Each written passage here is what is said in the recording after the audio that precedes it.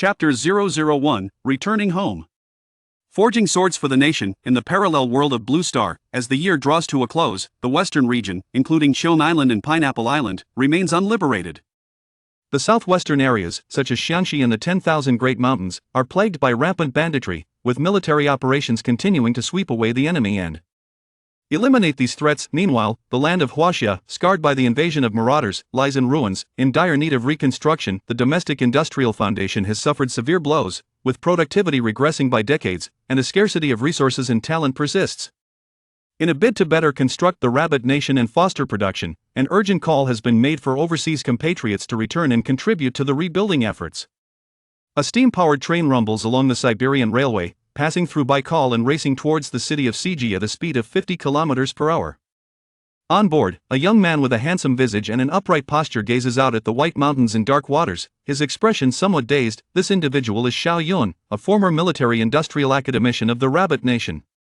Renowned for his accomplishments across various industrial fields, he was dubbed a genius anomaly within the nation's Industrial Research Institute. 3 years ago, he traversed into this parallel world, where his formidable military-industrial capabilities caught the attention of leadership.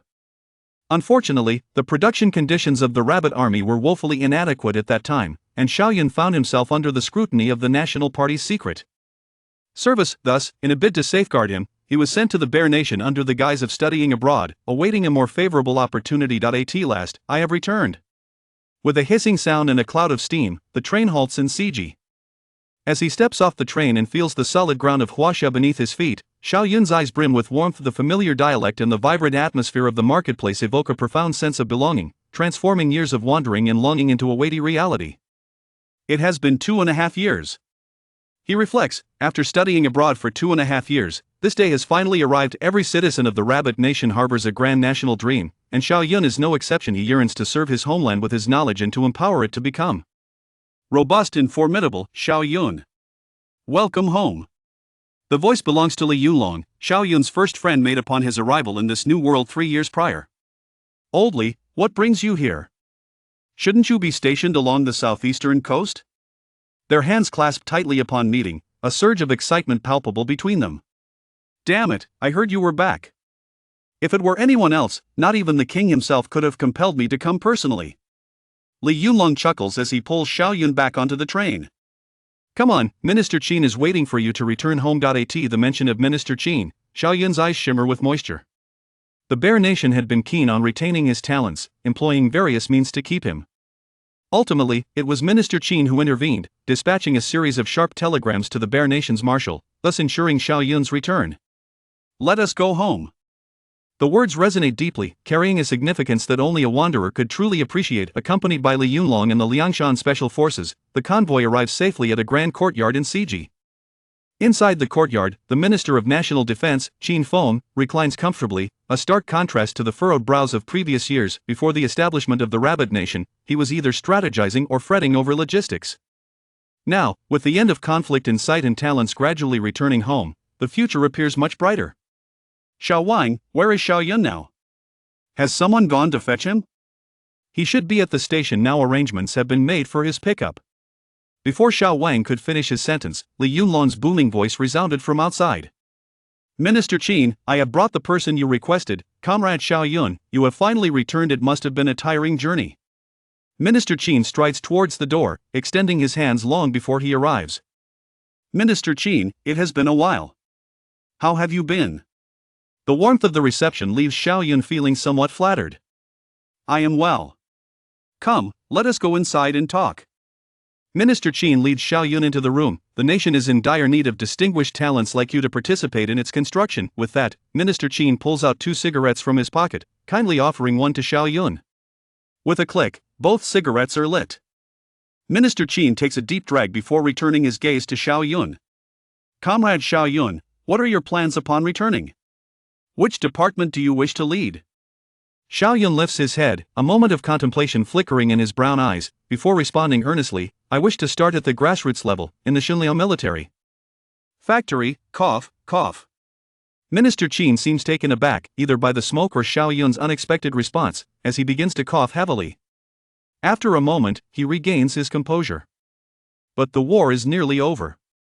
If it were still ongoing, I would certainly not dissuade you from going to the military factory. With your abilities, you could choose any leadership position in the Ministry of Industry or the Ministry of Defense. Why confine yourself to a factory? Moreover, even if we lack weapons, we can always procure them from our elder brother in the future. At that moment, Minister Qin's eyes reflect confusion as he gazes at Xiao Yun. Just days prior, he had reserved a position for Xiao Yun, eagerly awaiting his selection. Minister Qin, there are no eternal enemies, nor eternal friends.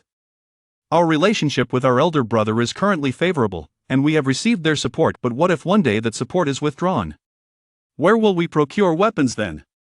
Though Minister Qin ponders this, he struggles to believe that two nations, currently on amicable terms, would suddenly become adversaries. Observing this, Xiao Yun retrieves a proposal from his bag, presenting it to Minister Qin. This is a plan I have drafted concerning the defense construction of the Rabbit Nation. The proposal outlines the modernization of military equipment, ranging from grenades and handguns to missile vehicles, tanks, aircraft, and warships, encompassing the overall equipment concept across land, sea, and air forces. As Minister Qin peruses the document, his hands tremble slightly, excitement evident on his face. With this plan, you could easily serve as a defense construction advisor. Alas! Minister Qin remains convinced that Xiao Yun's talents would be underutilized in a factory setting. Minister Qin, for the Rabbit Nation to possess a comprehensive modern defense, relying on foreign assistance is not a viable solution. Our industrial system is virtually non-existent. Genuine development cannot be achieved through superficial research dictated from above. To realize the goals outlined in the proposal, one must be rooted in the grassroots, striving on the front lines to initiate change from the ground up. Xiao Yun understands that without a robust defense, the Rabbit Nation will face immense challenges in the current international landscape, fraught with adversaries. The remnants of hostile forces continue to linger, and the internal banditry and border instability pose significant threats, with the impending Peninsula campaign set to erupt within a year. A battle marked by stark disparities in strength and weaponry, leading to devastating casualties. The specter of astronomical debts left behind after the elder brother withdraws support looms large. Xiao Yun is a staunch patriot, having envisioned numerous scenarios for confronting such predicaments. Now that the opportunity has arrived, he is determined to exert his utmost effort. Moreover, as a traveler, he has awakened a golden finger, one pertaining to military industry. Indeed, true development can only be achieved through our own efforts. Minister Qin recognizes the incisiveness of Xiao Yun's analysis. However, the Rabbit Nation's military industry is nearly non-existent. You, a young lad, aim to revitalize it from the grassroots level. Minister Qin chuckles wryly, momentarily at a loss for words. You young people certainly have your own ideas, enough. Since you are determined to go, just give it your all. I will ensure that you receive full support. A smile finally graced Xiao Yun's face. Leader, I am not afraid of hardship. I will strive diligently. The grassroots level is not an easy place to stay. If you find it unbearable, do let me know early. I will not hold it against you. Minister Qin looked at Xiao Yun's resolute demeanor and felt an inexplicable pang of sympathy. Rest assured, for the benefit of the nation, we should not shy away from life and death, nor should we seek to evade fortune and misfortune. Crafting weapons for the country is my lifelong pursuit, alas, you young lad. But your words are indeed uplifting. Minister Qin laughed heartily. As he sent Xiao Yun off, considering the rampant activities of spies at present, Minister Qin deliberately assigned Li Yunlong and the Liangshan Special Forces to Xiao Yun as a temporary security team. Li Yunlong, since Xiao Yun has decided to develop well in the military factory, you will provide him with 24-hour protection. Protecting Xiao Yun's safety? Li Yunlong's eyes rolled as he thought, this is quite the lucrative assignment. If one special forces team is insufficient, I can assign a security regiment. What? Didn't we just issue orders? Why are they considering replacing me again? Li Yunlong hastily tugged at Xiao Yun's sleeve. That's enough. A security regiment seems a bit excessive. Safety is of utmost importance. A security regiment feels somewhat inadequate. Rest assured, Minister Qin, I will take good care of Xiao Yun. Fearing that Minister Qin might change his mind again, Li Yunlong hurriedly pulled Xiao Yun out of the compound. Chapter 2, to be dismissed upon arrival at the military factory. After bidding farewell to Minister Qin, Xiao Yun did not linger and directly boarded the special vehicle heading to the Xinliao military factory. In 10 months, the Rabbit Army would be entering the peninsula. Nearly 200,000 fallen soldiers and hundreds of thousands of unnamed heroes wounded. Perhaps due to his efforts a minute earlier, another soldier could return home with pride. With this thought, a chord within Xiao Yun was deeply struck. The string of casualty figures weighed heavily on him. Glancing out the window, he dispelled the thoughts swirling in his mind and silently recited, "System? Here, host. Open the system panel." Immediately, a pale blue orb of light appeared in Xiao Yun's mind. As a standard feature for traversers, Xiao Yun had awakened his system 3 years prior. After 3 years of familiarity, he had comprehended the system thoroughly. It resided as a pale blue, god-level research brain within his mind, linked to his own brain in an unknown manner. The information contained within this research brain encapsulated the crystallization of human wisdom from the 21st century. This is no exaggeration. All production technologies, as well as the materials and techniques required for production, could be accessed through this brain. However, each technology comes with a time lock. The more complex the technology, the longer the unlocking time required. As for the speed of unlocking, Xiao Yun was still uncertain, as he had not had the conditions or opportunities to use the system's technological capabilities to produce equipment. In the past 3 years, or for now, he would let these technologies rest quietly within the system orb. Of course, having technology also necessitates production conditions. Thus, Xiao Yun came to the Xinliao military factory with 3 objectives: development, production, and strengthening. As long as he could develop the Xinliao military factory, enhance production conditions, and mass-produce equipment, he could accelerate the technology unlocking process.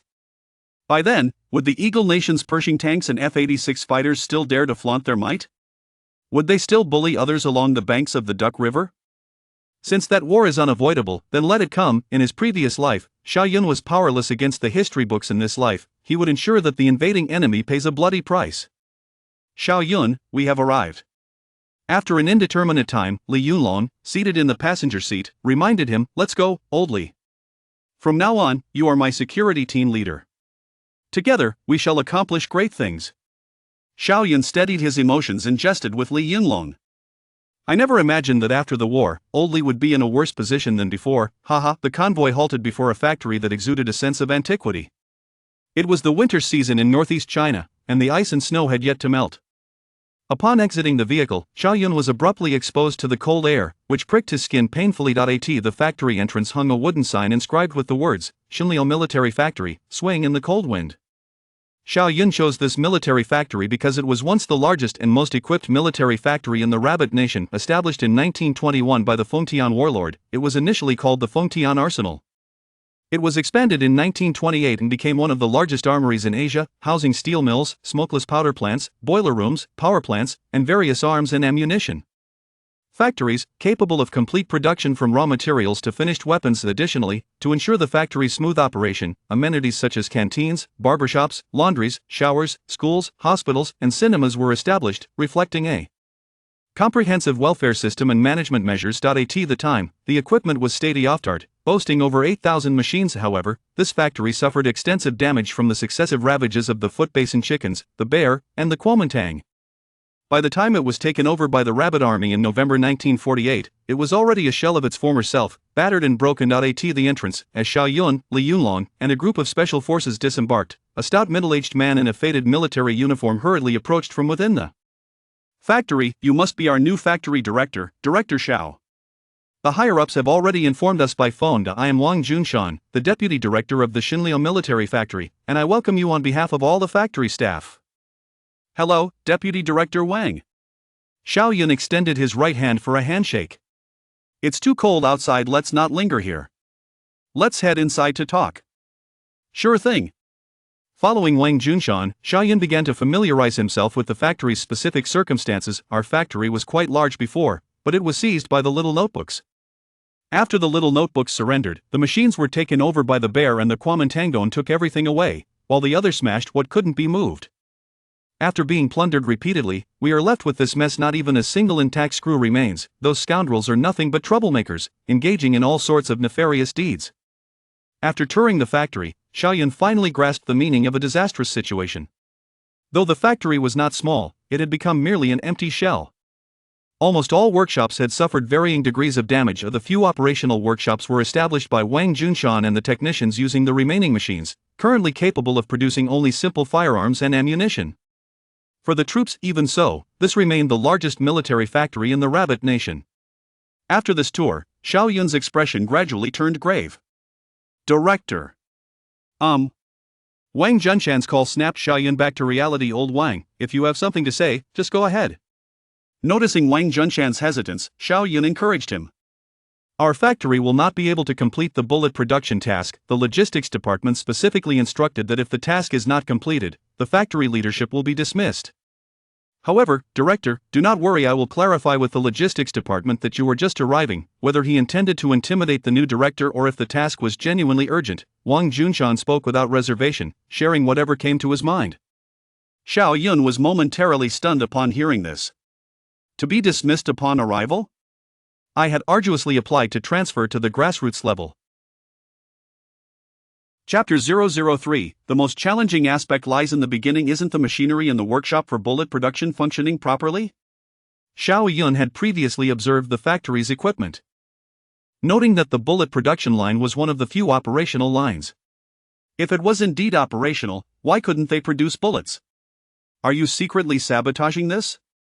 Li Yunlong was about to confront Wang Junshan, ready to give him a stern reprimand, but Xiao Yun quickly intervened.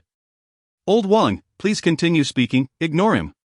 With a sigh, Wang Junshan's expression reflected his helplessness. Our supply of copper ore for bullet production has been persistently inadequate. I have urged the higher-ups several times, but we still cannot secure the ore. To make matters worse, our smelting furnace is also out of commission. Despite several repairs, it remains broken. And even if we receive copper ore now, we cannot refine it. For the past half-month, Wang Junshan had lost sleep over the bullet production issues. The higher-ups provided no assistance, and he could not afford to offend the logistics department, leaving him caught in a difficult position. He was eager to voice these concerns, primarily because he noticed Xiao Yun had come from the capital, accompanied by guards, suggesting a remarkable status. With a few connections, it would likely be far easier for him to resolve the raw material issues than for someone like him, a locally born deputy director. Insufficient supply of copper materials? A broken smelting furnace? How on earth are we supposed to produce bullets? Li Yunlong's fierce voice echoed through the empty factory area. Upon arriving, the harsh environment of the Shenyang military factory had already put him in a foul mood. Yet, he had been patient, following Xiao Yun without complaint until now, when the demand for bullet production ignited his temper. It's all right, old Li. The front lines require bullets, and it is the military factory's duty to provide them. Let's first visit the smelting factory and see if we can find a way to overcome these challenges. Xiao Yun was acutely aware of the dire situation facing the nation, so he refrained from complaining. With a shortage of raw materials and malfunctioning equipment, they would address the problem step by step. After all, he aimed to forge the strongest defense equipment for his homeland, and no minor obstacles would deter him. Moreover, every towering structure begins with a single brick. The most challenging aspect indeed lies in the beginning. Moments later, under Wang Junshan's guidance, they arrived at the smelting factory, where they were greeted by the factory director, Sun Gangtai. After a brief introduction from Wang Junshan, Sun Gangtai quickly grasped the purpose of Xiao Yun's visit and promptly led them to the production workshop to assess the situation. Director Sun, how is our steel output? Xiao Yun inquired as they walked toward the production area. The steel output was a primary concern for him, as the military factory would require substantial steel for future weaponry, including aircraft and tanks, with an even greater demand for specialized steel. Furthermore, during this period of national construction, a vast array of products, utensils, vehicles, railways required significant steel. Thus, the output of steel was a determinant of the nation's industrial level. Sun Gangtai explained, this region is rich in high-quality iron ore, and the supply of raw materials for steel production is abundant. If the furnaces were functioning properly, the military factory would have no issues with supply. As they spoke, they arrived at the production workshop, where currently 4 furnaces stood, 3 of which were damaged, and the last one had also broken down just days prior. Sun Gangtai exchanged glances with technician Meng Qing, signaling him to continue the explanation. Meng Qing elaborated. The 3 damaged furnaces were intentionally destroyed during the retreat of the Nationalist Party, and the blueprints were burned, so we have no means to repair them. The last furnace broke down recently, but I am working diligently to fix it. Once repaired, we will prioritize refining copper to ensure the supply of raw materials for bullet production. Refining copper is not urgent, take me to see the recently broken furnace first. Xiao Yun remarked, indicating he had his own plans and was not in a hurry regarding the copper issue. Certainly, this way, please. Meng Qing guided Xiao Yun to the broken furnace. Upon arrival, Xiao Yun commenced a thorough inspection of the furnace. Director, who is this expert you've brought in? Is he even old enough? Meng Qing expressed skepticism, as he was not fully aware of Xiao Yun's identity. I previously mentioned that even if this furnace is repaired, it will frequently malfunction. It would be better to replace it sooner rather than later to avoid delays in production. Wang Junshan, who had some sense of the situation, noted. He was sent from the capital. He sensed Li Yunlong's fierce gaze directed at the two men and quickly whispered a warning. However, after doing so, he furrowed his brow. This new director did not strike him as an ordinary individual, but he was still uncertain of his technical capabilities. I have identified the cause of the malfunction. Xiao Yun exclaimed, his excitement palpable. The others looked on in surprise, seemingly incredulous. Did you really find the problem after just a few glances? Director Xiao. Have you truly identified the issue? Wang Junshan's disbelief was evident. The furnaces from this production era are outdated, and the design of their shapes and dimensions is somewhat unreasonable, leading to uneven circulation of molten steel and slag, which has clogged the outlet. Xiao Yun confidently brushed the dust from his hands. During the steel-making process, impurities such as silicon, manganese, and phosphorus in pig iron react chemically with oxygen in high-temperature environments, generating corresponding oxides. These oxides, under high temperatures, react with the furnace lining and solvents added to the furnace, forming slag. Slag plays a crucial role in the steelmaking process, aiding in the separation of impurities from the molten steel and effectively enhancing the steel's quality. However, over time, the slag gradually accumulates, ultimately sealing the outlet and preventing the smooth flow of molten iron. Meng Qing nodded in agreement. Indeed, that's the issue I suspected as well. However, the inlet valve is too small, and we can only clear it gradually with tools, which is inefficient. It can only be cleaned a little at a time. And within a few days, it will be blocked again. Even if we identify the problem, we cannot resolve it, which is why I suggested replacing the furnace. Meng Qing's words shifted the perception of Xiao Yun among the group. They were surprised to find that the new director possessed knowledge of smelting.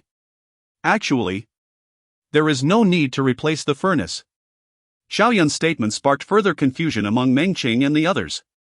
What? Are you serious? It can still be repaired?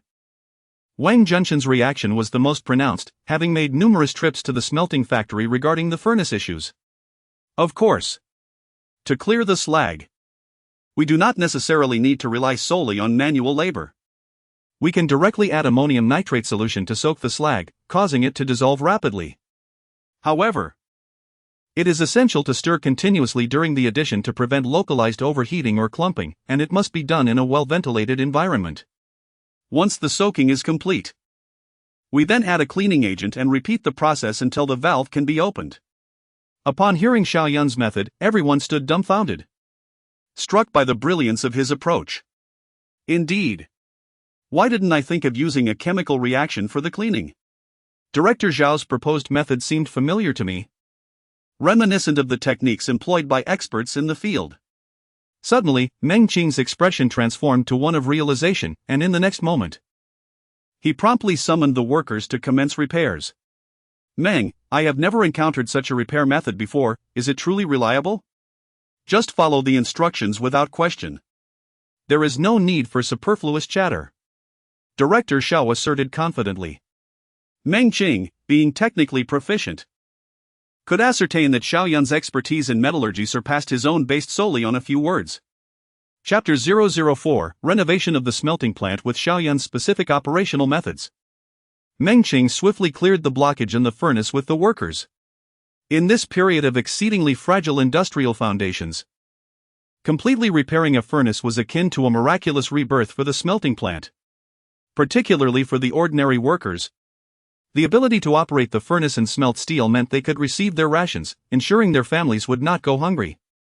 Director Xiao, the issue that has troubled us for so long has been resolved by you in a mere moment. I, Meng Qing, am utterly in awe of you. I bow to you.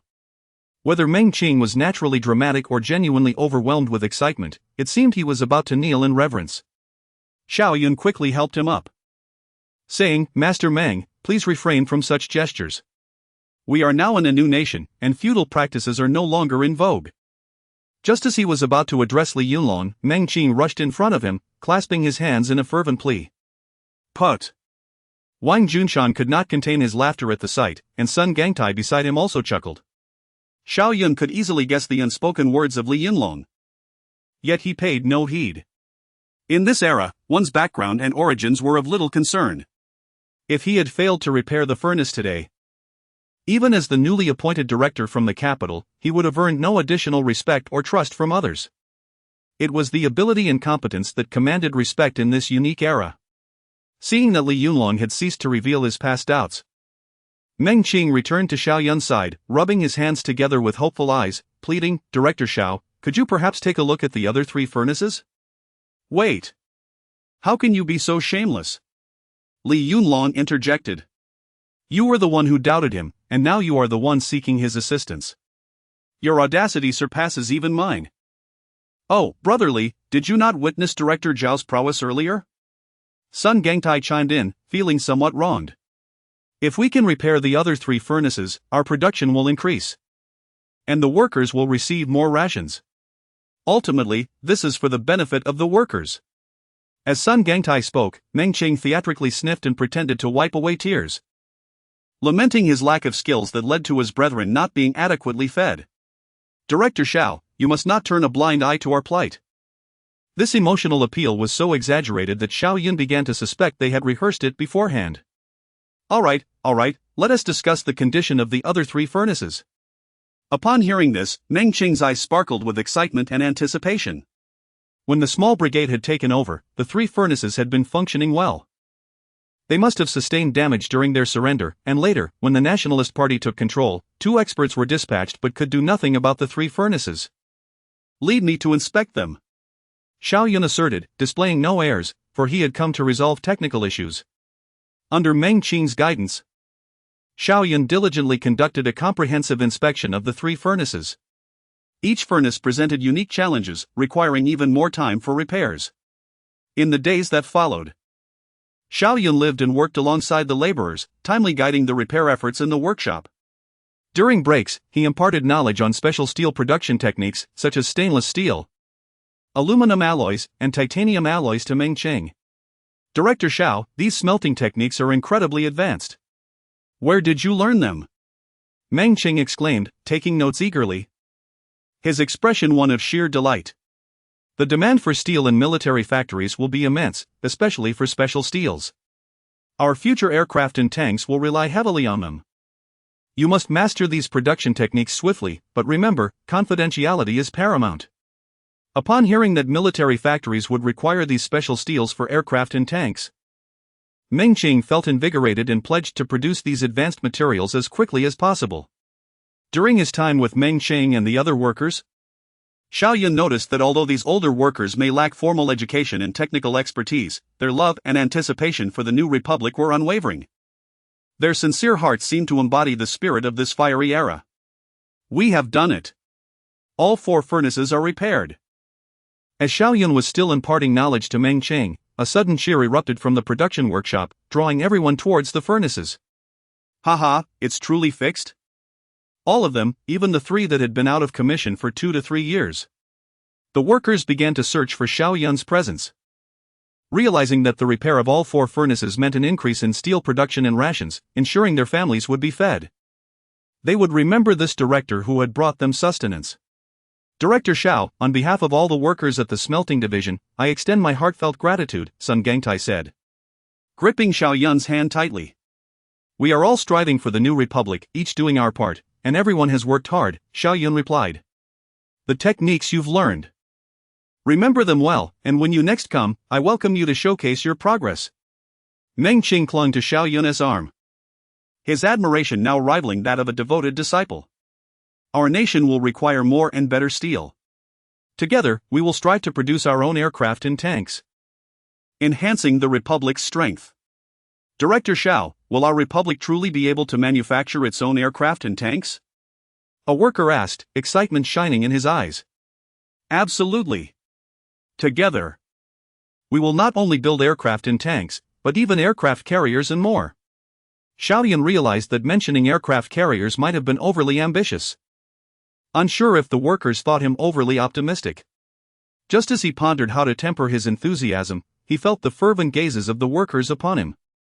Director Xiao, we believe in you. We will certainly put forth our utmost effort. With you leading us, we trust that our republic will see that day. The workers engaged in animated discussions, their faces alight with hope and anticipation for the future.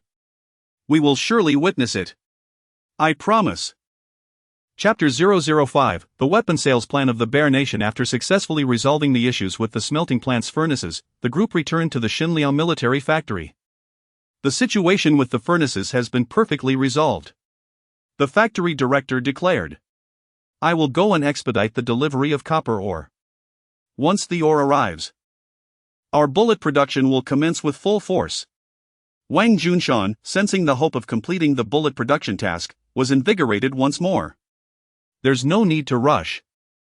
Deputy Director Wang, please gather the technicians. I would like to meet everyone and convene a meeting first. Understood, I will do that right away. Wang Junshan hurried off to gather the personnel. In the conference room, only Xiao Yun remained, sitting calmly in his chair. The issue of copper material shortage for bullet production did not concern him. System? Here. Host.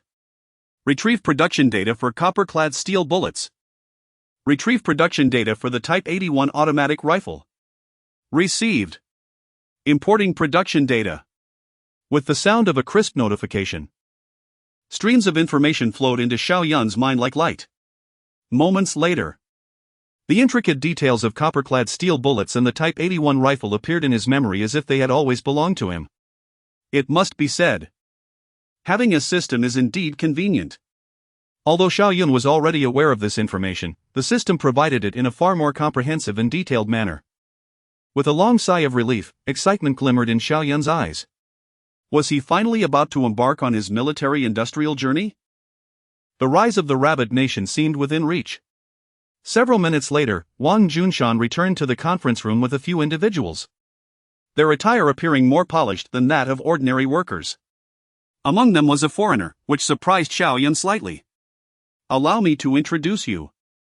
This is our new factory director assigned by the higher-ups, Xiao Yun. Director, this is our technical department head, Hao Ming, a well-known materials expert in the country. This is Ilya, a weapons expert sent by the Bear Nation, who also represents their arms trade. Greetings, Director. After Wang Junshan's introductions, everyone greeted Xiao Yun in unison. Hello. Xiao Yun stood and shook hands in response. Each of these individuals had gathered here with sincere hearts for the Rabbit Nation, traveling great distances. And each one deserved his respect. Director, we just heard you have repaired the 4 furnaces of the smelting plant. Those iron relics had not been touched for years. Yet you managed to fix them upon your arrival. Director, your expertise must be in metallurgy. As they settled around the table, the affable Hao Ming inquired with admiration about Xiao Yun's background. I am not particularly skilled in metallurgy, I merely possess some relevant knowledge. My true expertise lies in weapon development. Weapon development? Hao Ming exchanged a knowing glance with Ilya. It seems our director shares your specialty, Ilya. You may find yourself less favored now. However, Ilya appeared unfazed. You should focus on the development of the military factory. If you cannot even manage bullet production, discussing anything further is futile. Ilya's remark left Hao Ming momentarily speechless. The Rabbit Nation had long suffered from a lack of copper ore. If they could not resolve the copper material issue for bullet production, even creating firearms would be pointless.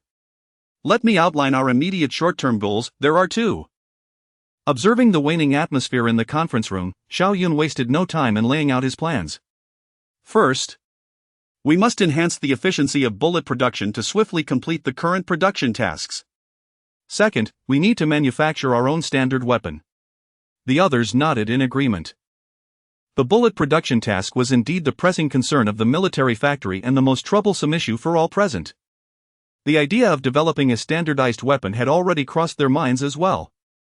Currently, the rifles used by the Rabbit military were all foreign-made, with inconsistent calibers and incompatible spare parts. This discrepancy made the logistics department's lists of maintenance parts and required bullet calibers appear chaotic, posing significant supply challenges. It was not only the military factory that struggled, soldiers on the front lines also felt the discomfort of using weapons that varied greatly from their comrades. The power and performance of these firearms differed widely. Many weapons had become designated for specific individuals. In some instances, when ammunition ran out, they were unable to procure replacements even from their teammates. Director, our bullet production processes are not fundamentally different from those of other countries. Where should we focus our improvements? Hao Ming pondered deeply.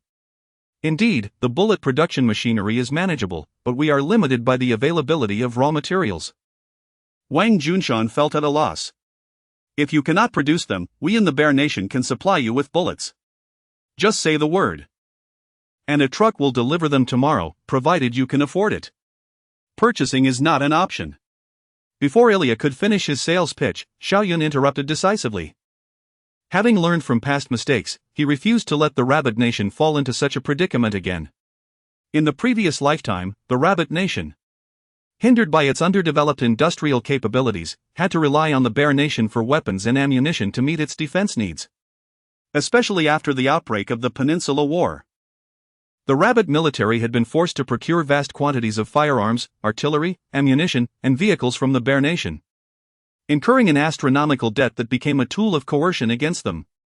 Ultimately, the resolute leadership of the Rabbit Nation chose to tighten their belts rather than remain subservient to the Bear Nation, vowing to repay their debts within 5 years through exports of agricultural and mineral resources.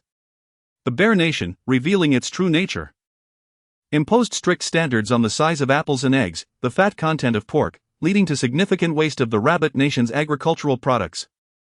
It is unimaginable what hardships our ancestors endured in that impoverished era to repay such a staggering debt. Once was enough, this time, Xiao Yun would not allow the Rabbit Nation to bear such a heavy financial burden. Even without the Bear Nation's weaponry and industrial assistance, the Rabbit Nation could thrive. Chapter 006, ready to begin. Brass, owing to its commendable malleability and other advantageous properties, stands as a favored choice for ammunition. Thus, most nations opt for this metal as the primary material for bullet casings.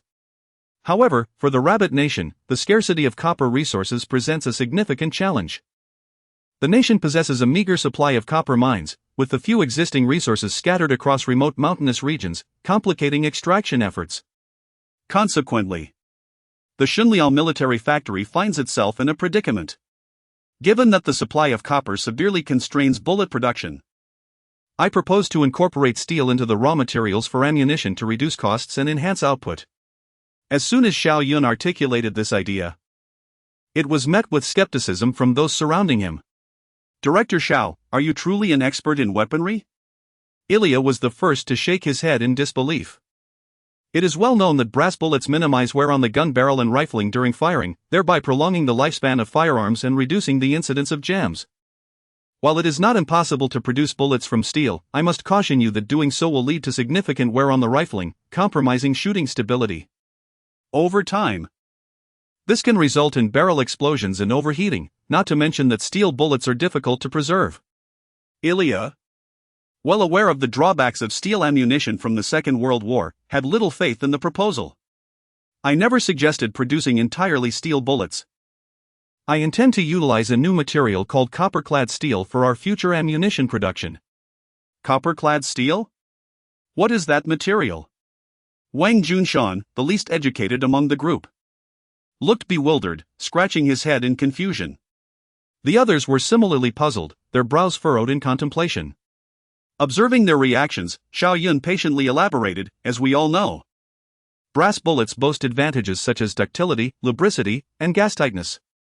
Meanwhile, steel bullets ensure stability and penetrative power during flight, all at a remarkably low cost. If we encase steel bullets with a layer of copper, combining the benefits of both materials, could this not resolve the production dilemma faced by our Rabbit Nation? Ah, that seems to make sense. The expressions of those previously lost in thought brightened with newfound clarity. Do not indulge in fanciful ideas. Copper-clad bullets were attempted in our bare nation back in the 1930s and were fraught with alarming failure rates. It simply cannot be achieved, Ilya scoffed. If anyone could master the technology of copper-clad steel, they would undoubtedly be hailed as a genius in the military industry. Our bare nation has already experimented with this proposal, utilizing simple chemical plating methods on steel shell bullets, only to abandon it due to issues with reliability. What cannot be accomplished? Just because you cannot achieve it does not mean our rabbit nation cannot. Xiao Yun's voice rang out with calm assurance. Ha ha ha. You sound like you've just shared the most ludicrous joke in the world. Ilya erupted into laughter, leaning against his waist as he regarded Xiao Yun. Technological development is not merely a matter of words. The technology for copper-clad steel bullets has been a focal point of research in our military sector since before the Second World War, and even now. With advancements in nuclear technology, we have yet to conquer this challenge. Xiao Yun, intrigued, raised his head with a smile directed at Ilya. Shall we strike a deal? He distinctly recalled that in his previous life, the production technique for copper-clad steel bullets was shortly thereafter mastered by the bare nation. Since they were on the verge of a breakthrough, he thought it prudent to negotiate with Ilya. If our factory manages to fabricate this type of bullet, how about trading this technology for 2 trainloads of machinery? Done. It's just machinery, and the factory in Khabarovsk has plenty of equipment, Ilya replied without hesitation. Not considering the implications of the deal. With eager anticipation from those around him, Xiao Yun wasted no time. He recounted in detail the copper-clad steel bullet production process as transmitted by the system, covering everything from material preparation to the electroplating process, leaving no detail overlooked. This production scheme could potentially double the current output of the military factory. The expressions of Ilya and the other technicians widened in astonishment, frozen in place. Particularly, Ilya's demeanor starkly contrasted with his earlier skepticism. Meanwhile, Wang Junshan, puffed up with pride, declared, "Did you see that, Ilya? Our director is remarkable. You, who often boast so grandly, could not even resolve a bullet issue without relying on our director." As Hao Ming pondered, he cautiously glanced at the other technicians. Electroplating a layer of copper onto the steel, it seems feasible. Ilya, lost in thought, muttered incredulously, "Is it really that simple to solve this problem? The process appears correct at every step." His voice dwindled as doubts began to creep in. "I genuinely thought the new production process for bullets would be intricately complex, filled with endless tedious steps, yet it turns out to be so straightforward. Director, you are nothing short of a genius," Wang Junshan declared, giving Xiao Yun an enthusiastic thumbs up. Convinced that the method he had just proposed was nothing short of miraculous. "This is merely an idea I pondered out of boredom, its practicality remains to be tested," Xiao Yun replied, raising an eyebrow, feigning uncertainty despite his inner confidence. "It will surely work." Wang Junshan, having fretted over the bullet production task for several days, finally glimpsed a ray of hope, his tone brimming with conviction. Additionally, he recognized the feasibility of copper-clad steel bullets from Ilya's astonished expression. "All technical personnel, follow me. Prepare to commence work," Wang Junshan exclaimed, abruptly standing, accidentally knocking over his chair in the process. However, his eagerness overshadowed any concern for the chair as he beckoned the others and strode out of the conference room. This technology effectively addressed the rabbit nation's copper resource deficit. "A remarkable feat. Deputy Director Wang, wait for us." As Wang Junshan left, Hao Ming and several technicians quickly rose to follow suit. Ilya also stood, casting a glance at Xiao Yun before joining the others in the workshop, his demeanor even more anxious than that of Wang Junshan and his team. For Wang Junshan, the successful production of copper-coated steel bullets may merely signify the completion of an order for the military factory. However, Ilya understands that if these advanced bullets are indeed manufactured, it will undoubtedly create a significant stir within the military industry. Merely having superior ammunition is insufficient, one must also possess a fine firearm to discharge the bullets. Seizing the moment while others are preoccupied with the bullet workshop's trial production, Xiao Yun stands up to right the chair on the floor, then retrieves a sheet of paper and resumes his seat at the table, sketching the design blueprint of the Type 81 automatic rifle. Chapter 007, Technological Exchange and Equipment. Within the bullet workshop, workers were fervently engaged in their tasks. The cacophony of machinery and the clashing of metals resonated throughout the facility. Upon his arrival, Wang Junshan immediately commanded the workers to halt the deafening machines. In the next moment, several technicians promptly retrieved brass and steel from the material rack, commencing the fabrication of bullets as instructed by Xiao Yun. Old Wang, are we beginning to produce steel bullets? Steel bullets are unsuitable for the soldiers. The workshop director, witnessing the technicians using steel, assumed that the task had pressured them into a hasty decision and hurriedly approached to dissuade them. Who told you we are manufacturing steel bullets? Focus on learning from behind. Once the technicians successfully create a prototype, we will transfer the technology to the workers for mass production. Furthermore, the efficiency of the bullet production line must be enhanced. Wang Junshan thoroughly explained the methods to improve efficiency that Xiao Yun had taught him to the workshop director. Do you understand the methods? By implementing these changes, we could potentially double the production speed. The workshop director felt perplexed, unsure how merely adjusting a few processes could lead to such a significant increase in speed. Nevertheless, he nodded in agreement, deciding to follow the instructions as outlined. Meanwhile, several technicians operated machines to mold, spray, and electroplate, subsequently loading gunpowder into the shells. Within a mere hour, a batch of golden-hued bullets materialized before them. As the bullets tumbled from the conveyor belt, an air of tension enveloped everyone present. Hao Ming picked up a fallen bullet, examining it closely. After a brief moment, he exhaled deeply and handed the bullet to Wang Junshan. Phew! It worked! As Wang Junshan took the bullet, his hands trembled with excitement. I can't believe it, the copper-clad steel technology has truly been realized. Copper-clad steel bullets have been produced. Our factory director is incredible. Ilya, incredulous, compared the copper-clad steel bullet with the brass bullet. Being well acquainted with ammunition, he even felt that the bullets produced by this new technology had a superior feel. Witnessing Ilya's astonishment as he held the new bullet, Wang Junshan felt a surge of pride. Traditionally reliant on techniques imparted by the Russians, he now had the opportunity to display his own accomplishments. Ilya, the bullets have been successfully produced. Indeed, they have been produced with exceptional quality and craftsmanship. Ilya clutched the new bullet tightly, reluctant to let it go. Shall we conduct a test? Little did Ilya know that Xiao Yun had genuinely resolved the long-standing issue of producing copper-clad steel bullets that had plagued the Russians for years. However, the true measure of the bullet's performance would only be ascertained through testing. All right. Wang Junshan initially intended to show the copper-clad steel bullet to Xiao Yun. But after hearing Ilya's suggestion, he nodded in agreement, indicating his support. Let us wait until the bullet testing is successful before delivering the good news to Xiao Yun. The shooting range of the Xinliao military factory lay behind the facility. The group, armed with a submachine gun, excitedly made their way to the range. Given the extraordinary nature of the bullets being tested, Wang Junshan's hands trembled slightly as he loaded the magazine. After considerable effort, he filled it. With a steady hand, he pulled the safety and aimed the submachine gun at the target, the tension palpable among the group. Tat tat tat. The bullets erupted from the muzzle and struck the target seamlessly, without a single jam.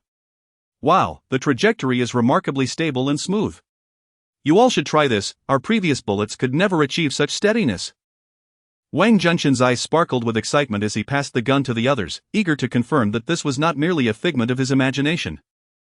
Hao Ming took the gun, reloaded the magazine, and only released the trigger upon hearing the satisfying click. Wow! This is impressive. The performance of these bullets is undeniable. Our factory director is amazing. In just a few minutes, the submachine gun's barrel was smoking, and the group had not encountered any deviation, jams, or misfires. These bullets are superb. I never expected the copper-clad steel technology to have been successfully developed by Director Xiao. At this moment, Ilya appeared even more exhilarated than Wang Junshan and the others. Excitedly brandishing the submachine gun and clutching the remaining bullets as he rushed to the conference room to find Xiao Yun. Upon seeing Ilya enter the conference room, armed with a submachine gun and bullets, Li Yunlong felt an uneasy apprehension and followed him in. Ilya, noticing Li Yunlong's wide-eyed expression, immediately placed the submachine gun onto the table. Then, with a thick northeastern accent, he approached Xiao Yun and forced a warm and friendly smile onto his face. Director Xiao. These are the copper-clad steel bullets just produced in the workshop. I am willing to wager that 2 trains laden with machine tools will depart from Khabarovsk tomorrow. As Ilya spoke, he presented the bullet to Xiao Yun, his demeanor entirely sincere. There was no denying that a mere bullet had won over this weapons expert. If he could bring the copper-clad steel technology back to Russia, it would significantly reduce production costs for bullets in his homeland, marking a monumental achievement for Ilya. So, whether it was 2 trains of equipment or even more, it was worth it. Observing Ilya's eagerness, Xiao Yun suddenly felt he might have been too modest in his demands. Regret flickered within him. He realized that this technological exchange had not maximized potential benefits. Had he known, he would have requested 2 more trains of equipment. If there were a next time, he must ensure to make Ilya concede more. Old Wang, if the bullets are satisfactory, expedite mass production in the workshop. Especially for the 7.62mm caliber bullets. Remember to produce them in abundance. Additionally, make sure to report the copper-clad steel bullet technology. It would be best to disseminate this foundational bullet technology across all military factories in Rabbit Country so that soldiers nationwide can access an unlimited supply of ammunition as soon as possible. Xiao Yun understood well that relying solely on the Xunliao military factory could not genuinely transform the military industry of Rabbit Country. The true path to revitalizing Rabbit Country required collective effort. Understood, Director. I will ensure that the production experience of copper-clad steel bullets is reported comprehensively. Wang Junshan assured with a firm slap on his chest. Cough, cough. The forceful assurance caused him to cough violently. Hey, Director. Are you designing weapons? It looks quite elaborate. In the middle of his coughing fit, Wang Junshan noticed what appeared to be a weapon blueprint resting before Xiao Yun and inquired with a puzzled expression. Chapter 008, We are no inferior to the bear. It appears that the blueprints indeed pertain to weaponry. Following Wang Junshan's gaze, the others finally noticed the designs laid out on the table. Ah! This is the rifle I just designed, intended for production as our standard weapon, said Xiao Yun, lifting the blueprint of the Ba-E rifle to showcase it to the group. Director, which foreign weapon does this resemble? It looks quite impressive. I've never seen anything like it before. Ilya remarked, unable to resist inching closer, though the spots beside Xiao Yun were firmly occupied by Wang Junshan and Hao Ming. Not having seen it before is precisely the point. If we are to manufacture, then let it be our own rifle. Why replicate? Xiao Yun's lips curled upward. His voice tinged with pride. The Ba-E rifle is renowned for its reliability and ease of maintenance. Having excelled in a foreign war in the later years of the Rabbit Nation, earning its reputation as a distinguished rifle. But why design our own weapon? The production cycle for an excellent standard weapon is quite lengthy, Ilya cautioned. As a weapon designer, he understood the considerable human, material, and financial resources required from development to final production, which the Shenyang military factory could not bear at present. It would be more prudent to purchase weapons from our bear nation. Our arms are more advanced, of superior quality, and in case of financial constraints, we can even secure loans. Hearing Ilya's words, Xiao Yun could not suppress a laugh. Come now. I am preparing to produce the Ba-E rifle. What more advanced firearms could your bear nation possibly offer? Even if you presented your prized AK-47, I would not be interested. I am merely offering a friendly reminder. Research and development are indeed costly. Just look at this conceptual drawing you've created. Mass production would still require extensive testing and refinement, Ilya remarked, albeit with an underlying desire to sell arms to the Rabbit Nation. But could research and mass production not occur simultaneously? Xiao Yun replied with a bemused smile. To expect mass production based solely on a conceptual drawing is utterly implausible. There is no military factory or weapons development expert in the world capable of such efficiency. As Ilya's words resonated, the conference room fell into a profound silence, all eyes now fixated on Xiao Yun. Was he truly challenging their fundamental understanding? Alas! The new director is indeed too young. If he could cultivate patience, with the capabilities he has shown, his future would be promising, several thought. Just as everyone awaited Xiao Yun's acknowledgement of jest, he stated with utmost seriousness, this is a military factory, not an animation studio. If we cannot achieve mass production, what purpose does my design serve? This declaration left those around him feeling uncertain. Could it indeed be possible for him to produce it? Sensing the doubt in their gazes, Xiao Yun continued to elaborate on his rifle design. This is an automatic assault rifle, utilizing 7.62 39mm ammunition, with a magazine capacity of 30 rounds. An effective range of 400 meters, exceptional reliability, formidable firepower, ease of operation, and high precision. Li Yunlong, listening intently, felt a jolt of realization. Having spent much of his life using bolt-action and semi-automatic rifles, he had longed to equip his troops with automatic rifles. Automatic? Assault rifle? Xiao Yun, are you sure? Absolutely. Xiao Yun replied with a grin. Director Xiao, I underestimated you as a mere attention seeker, Elia said, feeling insulted by Xiao Yun's confidence. There are only 2 models of automatic assault rifles in the world, the most advanced being your bare nation's AK-47. To claim that you are developing an automatic assault rifle with superior performance compared to the AK-47 is utterly ludicrous.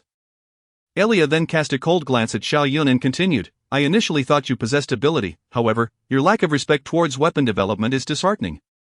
We are not on the same path. With that, he huffed disdainfully and exited the conference room without a backward glance. Director. Wang Junshan hesitated, sensing Xiao Yun's desire to avoid offending the Bear Nation's weapon expert. It is merely a rifle, what the bear can accomplish. We in the Rabbit Nation can achieve as well, and even surpass. Xiao Yun thought, feeling relieved by Elia's abrupt departure. Can we truly produce automatic rifles ourselves? Wang Junshan asked, swallowing hard, his expression grave.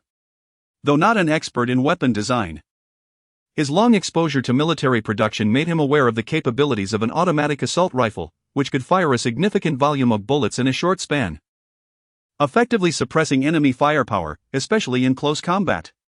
If the rifle Xiao Yun designed could fire, it would place them ahead of many countries worldwide.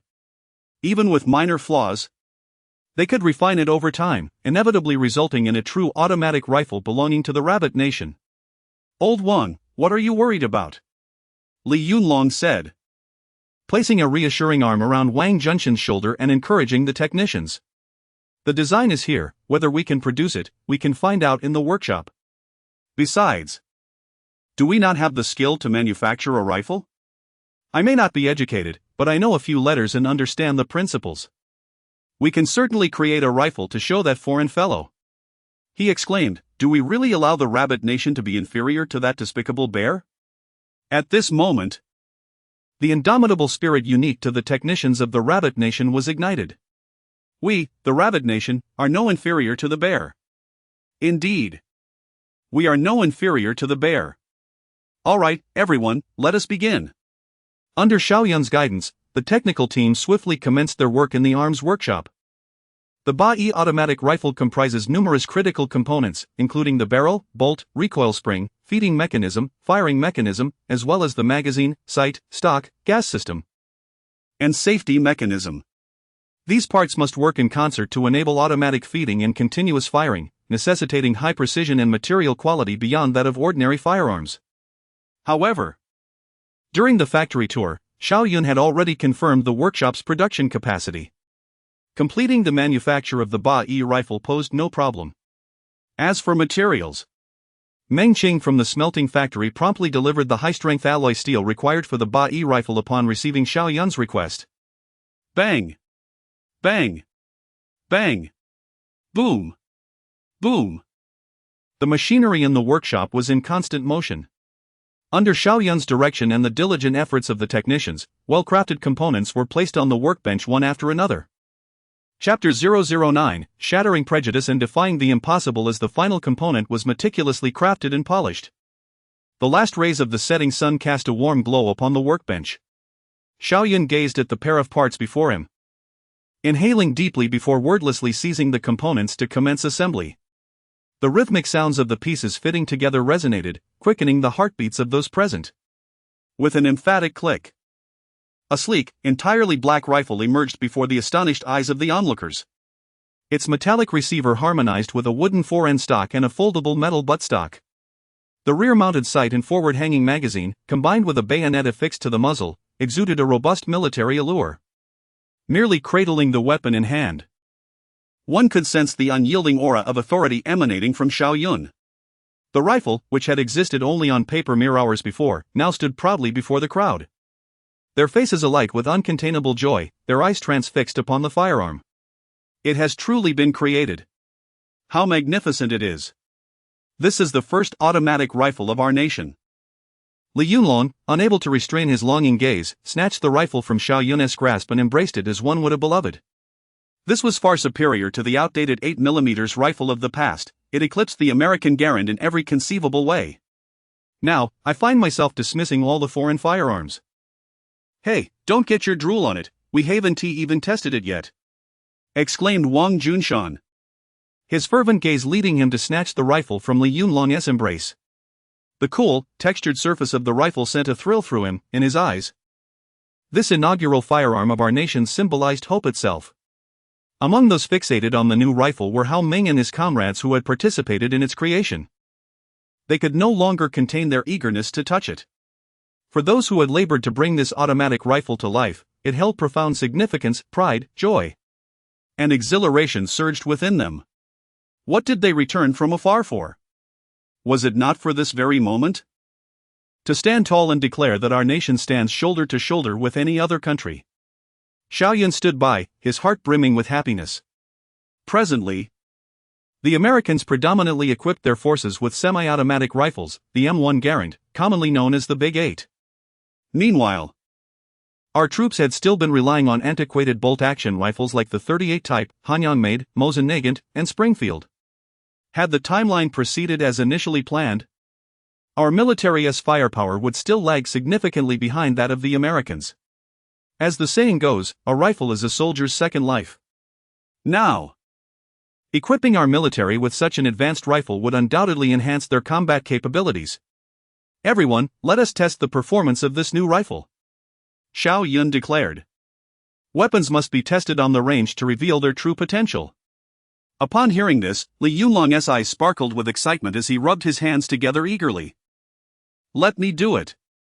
This is the kind of rough work that suits a man like me. He snatched the rifle back from Wang Junshan and dashed out of the workshop, his heart racing to ensure no one would take his cherished firearm. Old Li, you shoot first, and I'll follow. Feigning calmness, Xiao Yun pondered for a moment before addressing the crowd. Let us head to the range and witness this together. Onward. Just then, as they passed the workshop, they caught sight of Ilya, who noticed Li Yunlong sprinting ahead with the rifle, followed closely by Xiao Yun and the others. Curious, Ilya stopped a worker trailing behind to inquire, "Comrade, you all seem in quite a hurry. Has something significant occurred? Our factory chief's new rifle has been completed. We're headed to the testing grounds now." The worker's words sent Ilya into a frenzy. No. This cannot be. You must be joking. Just half a day ago, we decided to develop the rifle, didn't we? As he spoke, his jaw nearly dropped in disbelief. I'm not joking. I even participated in crafting the magazine. The worker's pride was evident, leaving no room for doubt. Ilya felt a wave of embarrassment wash over him. He had just dismissed Xiao Yun's claims as mere nonsense, and now, here was undeniable proof. The fool was indeed myself. I am a weapons development expert. You cannot deceive me. Are you saying that you merely replicated or plagiarized? Even if it were imitation. There is no way you could complete all production stages in half a day. Observing the furrowed brow and puzzled expression of Ilya, the worker felt perplexed by the foreigner's intentions. Expert Ilya, shall we go to the testing grounds together? Very well. I must see what Xiao Yun has managed to create in half a day. Half a day, I would believe if you said you produced something from Moscow to Berlin. But to claim you designed and manufactured a rifle in that time? That is beyond belief. Ilya, filled with an air of superiority, strode toward the testing grounds, determined to expose Xiao Yun's ruse. Upon arriving, Ilya overheard the crowd buzzing with excitement. This rifle feels incredible. If we had this weapon back when we faced the Japanese, we would have routed them effortlessly. Pushing through the throng, Ilya caught sight of Li Yunlong with the rifle, and his heart raced. Years of experience in weapon design allowed him to immediately recognize that this rifle was exceptional, distinctly different from any currently on the market. Especially when he saw Li Yunlong loading the magazine, he was astounded. This was indeed a fully automatic rifle. With a mix of astonishment and skepticism, Ilya asked, "Father, is this rifle your design?" Xiao Yun nodded, then earnestly began to explain the specifications of the new rifle. It weighed 3.5 kilograms, measured 1 meter in length, and with a bayonet attached, extended to 110 centimeters. It fired 7.62mm caliber ammunition, with a 30-round magazine, a theoretical firing rate of 600 to 750 rounds per minute, a combat rate of 90 to 100 rounds per minute, and a single-shot rate of 40 rounds per minute. The accuracy was high, the operation reliable, and it maintained exceptional stability during sustained fire under extreme conditions, including deserts, rainforests, swamps, and frigid climates. Furthermore, this rifle could penetrate an 8mm steel plate at 400 meters and remained lethal at 2,000 meters. These technical terms felt familiar to Ilya. Yet, why did they sound so foreign when Xiao Yun described them in relation to our nation's rifle? If what Xiao Yun claimed was true, what then of his country's AK-47, which had consumed 3 years of genius labor from Kalashnikov? Ilya's expression morphed from astonishment and confusion to shock and bewilderment. This cannot be. How can this be impossible? I must convey to you, Ilya, that all impossibilities stem from prejudice. In this world, many nations have long accustomed themselves to viewing our rabid nation as merely an agricultural country, an Eastern Asian invalid, a barren land devoid of technological advancement. However, I am here to enlighten you. Our rabid nation is far from such a depiction, from laborers and farmers to researchers. They are diligently striving to dismantle your biases and to shatter the notion of impossibility that you hold. If you wish to engage with the people of the rabid nation in the future, you must reconsider your perceptions, lest you forfeit numerous opportunities. Xiao Yun's words left Ilya in astonishment and caused a pang of hurt among the rabid nation representatives present. All eyes turned towards Xiao Yun, each gaze shimmering with excitement and fervor. Director, please share more, your words are truly invigorating. Chapter 010, Testing the Type 81 Rifle. Director Xiao. Dispelling prejudice is not merely a matter of words. After a brief moment of astonishment, Ilya's expression remained one of disbelief. Even the Sten submachine gun, nicknamed the water pipe gun, took 36 days from task assignment to successful development. The adage "you get what you pay for" holds true. A weapon hastily produced in half a day is unlikely to be of high quality. Old Li, test the rifle. Xiao Yun called out to Li Yunlong, who was already prepared. No amount of explanation could replace the efficacy of action. Firing the weapon would speak volumes. All right. Li Yunlong immediately sprang into action, shouldering the rifle at the firing position. This rifle could operate in both semi-automatic and fully automatic modes. The selector lever on the left side of the receiver indicated 0-4 safety, 1-4 single fire, and 2-4 continuous fire. For precision shooting, one could opt for single fire. For suppressive fire or close-quarters combat, continuous fire was preferable. Furthermore, the rifle exhibited significant recoil during automatic firing. One had to remember to lower the muzzle slightly during sustained fire. Xiao Yun provided a thorough explanation, concerned that Li Yunlong, unfamiliar with the weapon, might not achieve the desired results. Remarkable. It can cater to both long-range precision shots and suppressive fire. Li Yunlong gazed at the exquisitely designed rifle, his heart racing with excitement as he switched the firing mode to single fire. Under the watchful eyes of the spectators, he rested the stock against his shoulder, chambered around, and aimed at a target 400 meters away, focusing intently. Aiming at such a distant target, Li Yunlong was brimming with confidence in his new weapon. Observing his poised stance, the tension among the onlookers was palpable. If he could hit a target at 400 meters with a single shot, the bolt-action rifles currently in use by the rabid nation would surely be rendered obsolete. Bang! Bang! The crisp sound of gunfire echoed as bullets erupted from the muzzle. Bang! Bang! For more shots rang out, the muzzle rising slightly but not affecting accuracy in the least.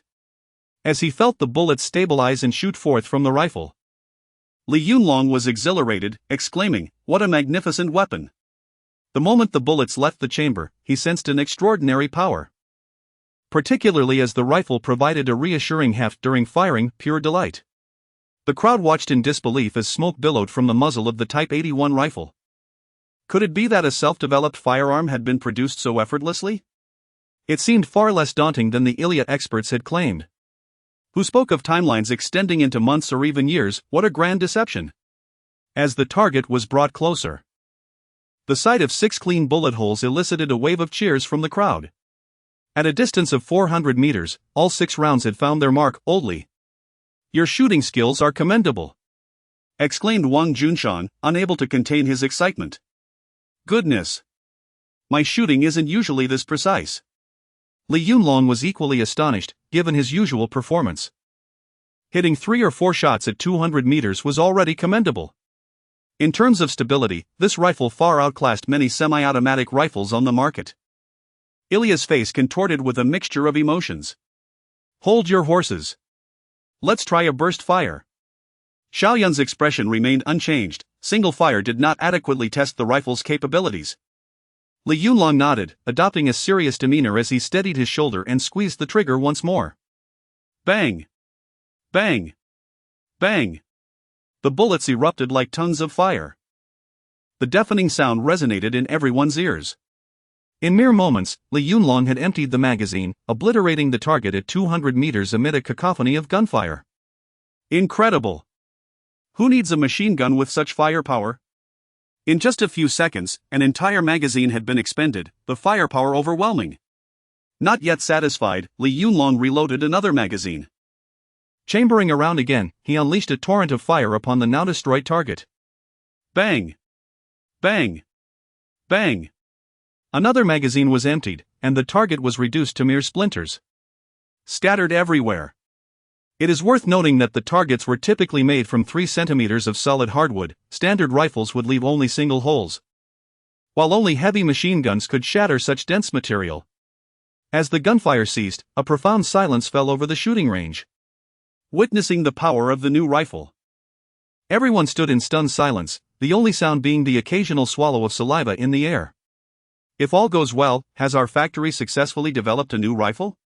Moreover, it seems exceedingly powerful. Xiao Yun, your design for this new rifle is phenomenal. Rapid fire, high accuracy, and capable of suppressive fire, especially easy to handle. Truly a genius creation. I have never experienced such exhilaration while firing a weapon. Li Yunlong's expression was filled with excitement, captivated by the astonishment brought forth by the Type 81 rifle. The ease of use stemmed from its design, tailored to the shooting habits of our Rabbit Nation soldiers. Furthermore, given our military's penchant for close-quarters combat, this rifle could also accommodate a triangular bayonet. Naturally, a weapon produced for the Rabbit Nation would not be complete without a bayonet, ready for combat. With Xiao Yun's explanation, the crowd finally believed in the successful development of the new rifle, their joy bubbling to the surface as they erupted into jubilant cheers. Aha! We did it! We can develop automatic rifles ourselves. The cheers echoed throughout the testing grounds. At this moment, the most astonished was Ilya, his mouth agape, as if 2 light bulbs could fit side by side. The Rabbit Nation's first standard-issue rifle had indeed been created, and it appeared to outperform the AK-47 in several aspects. Who exactly is this Xiao Yun? In such an underdeveloped military factory, he managed to produce one of the most formidable automatic rifles on Blue Star in a mere half-day. At this juncture, Ilya struggled to articulate his feelings, his mind buzzing. Having witnessed the performance tests, everyone understood that the rifle could endure various environments. As I had previously asserted, durability is a critical factor affecting combat effectiveness. After all, rifles accompany soldiers at all times, and their ability to function in diverse conditions is paramount. Listening to Xiao Yun's analysis, Li Yunlong nodded emphatically, that is indeed true. On the battlefield, the greatest fear is a weapon malfunctioning mid-operation. However, Xiao Yun, how do you plan to test its durability?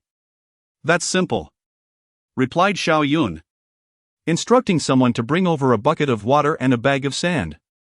Given our factory's limited resources, we can soak the rifle in water and then bury it in sand for environmental testing.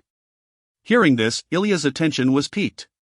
Such testing would only be passed by the AK-47 even in the Bear Nation. Seeing Li Yunlong's reluctant expression, Xiao Yun took the Type 81 rifle from him. First throwing it to the ground, then jumping on it and stomping a few times before unceremoniously tossing it into the water. Li Yunlong had never witnessed such a testing method, but as Xiao Yun insisted, he could only watch with tears in his eyes, feeling despondent. "Can we take it out now?" he implored. "Not yet. A brief contact with water won't yield significant results, let it soak a little longer." After a few minutes. Feeling the time was right, Xiao Yun retrieved the Type 81 rifle from the bucket. Without even shaking off the water. As soon as the crowd realized and prepared to offer a warning, he had already pulled the trigger. Bang, bang, bang. A magazine was emptied without a hitch. This scene left those present with a modicum of firearms knowledge utterly astounded. The density of water is 800 times that of air.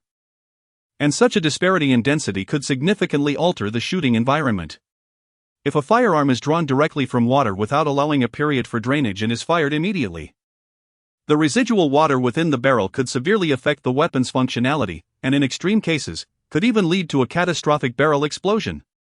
Remarkable. I can only express my admiration. Ilya raised his thumb, completely awestruck. After the shooting concluded, Xiao Yun tossed the weapon into a pile of sand, further burying the Type 81 rifle beneath the grains. Is this ever going to end? At this point, Li Yunlong had lost the desire to speak. Who on the battlefield would bury their weapon in sand for no reason? This test is exceedingly extreme. The expressions of the crowd mirrored the gravity of the situation. While it is understandable that a firearm could still function after being submerged in water, the ingress of sand into the mechanism is an entirely different matter. Fine sand entering a firearm can easily obstruct the barrel and hinder the movement of mechanical components, potentially leading to a jam or even a disastrous explosion. At this rate, no matter how superior the weapon's performance, it would inevitably be rendered utterly useless. Chapter 011, The Heist of Zhang Wanhe moments later. Xiao Yun retrieved the firearm from the sand and handed it to Li Yunlong. Li Yunlong vehemently shook his head, exclaiming, "I won't risk it. If this gun doesn't explode, I might as well swallow it." "Who would have thought you, old Li, would ever show signs of cowardice?" Xiao Yun chuckled, pulling the bolt back with a couple of clicks, raising the gun once more to aim at the target. Those of a timid disposition had already shielded their eyes at the sight of Xiao Yun brandishing the rifle.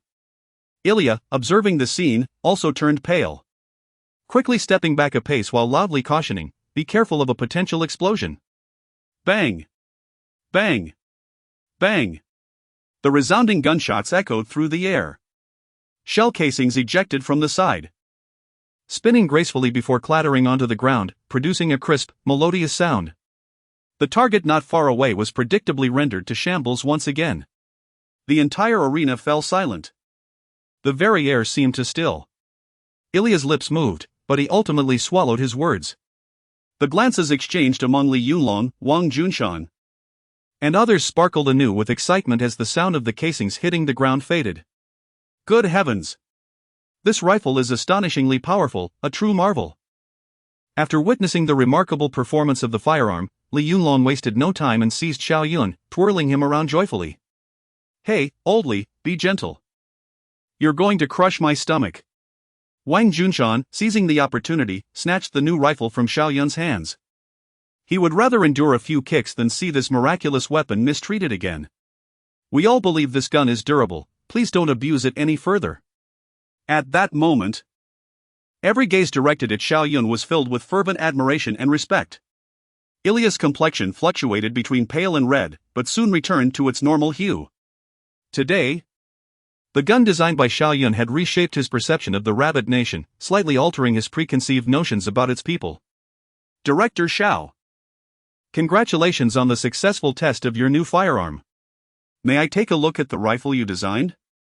In such a brief span, to conceive and manufacture a rifle that rivals the AK-47, Ilya, who already admired Xiao Yun's capabilities, was now utterly captivated.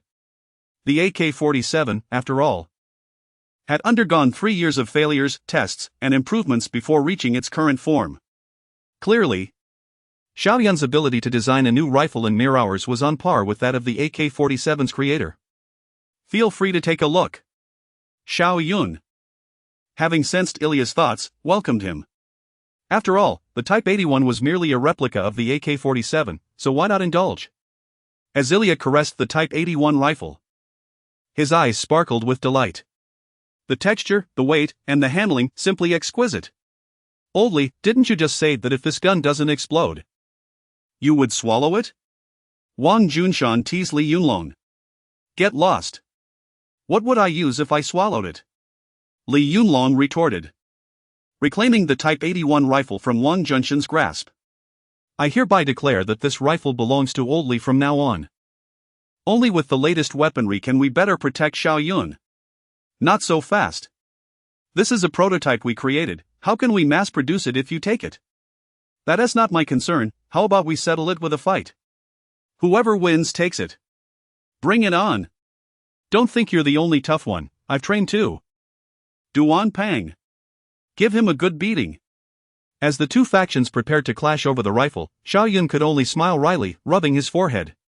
After all, one was the deputy director of a military factory, and the other a veteran with commendable achievements.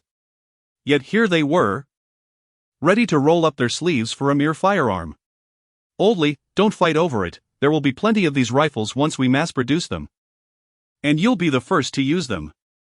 In the blink of an eye, the fierce-looking Li Yunlong transformed into a docile cat. That is what you said. The new rifle should be equipped first to me and the Liangshan Special Operations Team. Old Li. No wonder Commander Chen always says you're not one to suffer losses. Xiao Yun noted with a grin, feeling somewhat schemed against. Director. I finally found you. Just as everyone was fervently testing the rifle, the director of the ammunition workshop rushed over in a flurry. What is going on, Director Chen? Is there an issue with production? Xiao Yun inquired with concern. Director. Everything is running smoothly, but the logistics department has come to collect ammunition. Director Chen panted, indicating that the situation was more complicated than it seemed. But wasn't the ammunition handover scheduled for tomorrow? Why are they here today? Wang Junshan questioned, puzzled. I don't know. The personnel come to collect the ammunition insist on seeing the director. They threatened to dismantle our factory gate if they couldn't meet him. Damn it. They're here to cause trouble. I'll see who dares to stir things up at the Shenyang military factory. Li Yunlong interjected, grabbing the Type 81 and striding purposefully towards the ammunition workshop. Xiao Yun and the others hurriedly followed suit. Moments later, with a resounding kick, Li Yunlong burst through the door of the ammunition workshop. Who dares to cause a ruckus at the Shenyang military factory? Don't you know this is my territory? As Xiao Yun prepared to intervene and halt the impending conflict, Li Yunlong's tirade abruptly ceased, his face adorned with a series of question marks. Upon seeing the individuals inside the workshop, he instantly understood everything. Xiao Yun. Come quickly. The logistics minister, Zhang Wanhe, is here. Li Yunlong, with the Type 81 slung over his shoulder, approached Zhang Wanhe with a broad smile. Old Zhang, what brings you here? It's been ages since we last met. Hey. Old Li. Zhang Wanhe replied, equally surprised upon seeing Li Yunlong. How did you end up here with Xiao Yun? If you dare to take advantage of him, I'll be sure to report you to Commander Chen. Alright, old Zhang, don't be peering through the cracks at others. We're good comrades upholding discipline now. Besides, the Shenyang military factory is practically my own home, how can I be accused of taking advantage? Li Yunlong sported a proud expression. Almost as if he were afraid Zhang Wanhe wouldn't be envious of him. Being a mere guard has made you quite the big shot.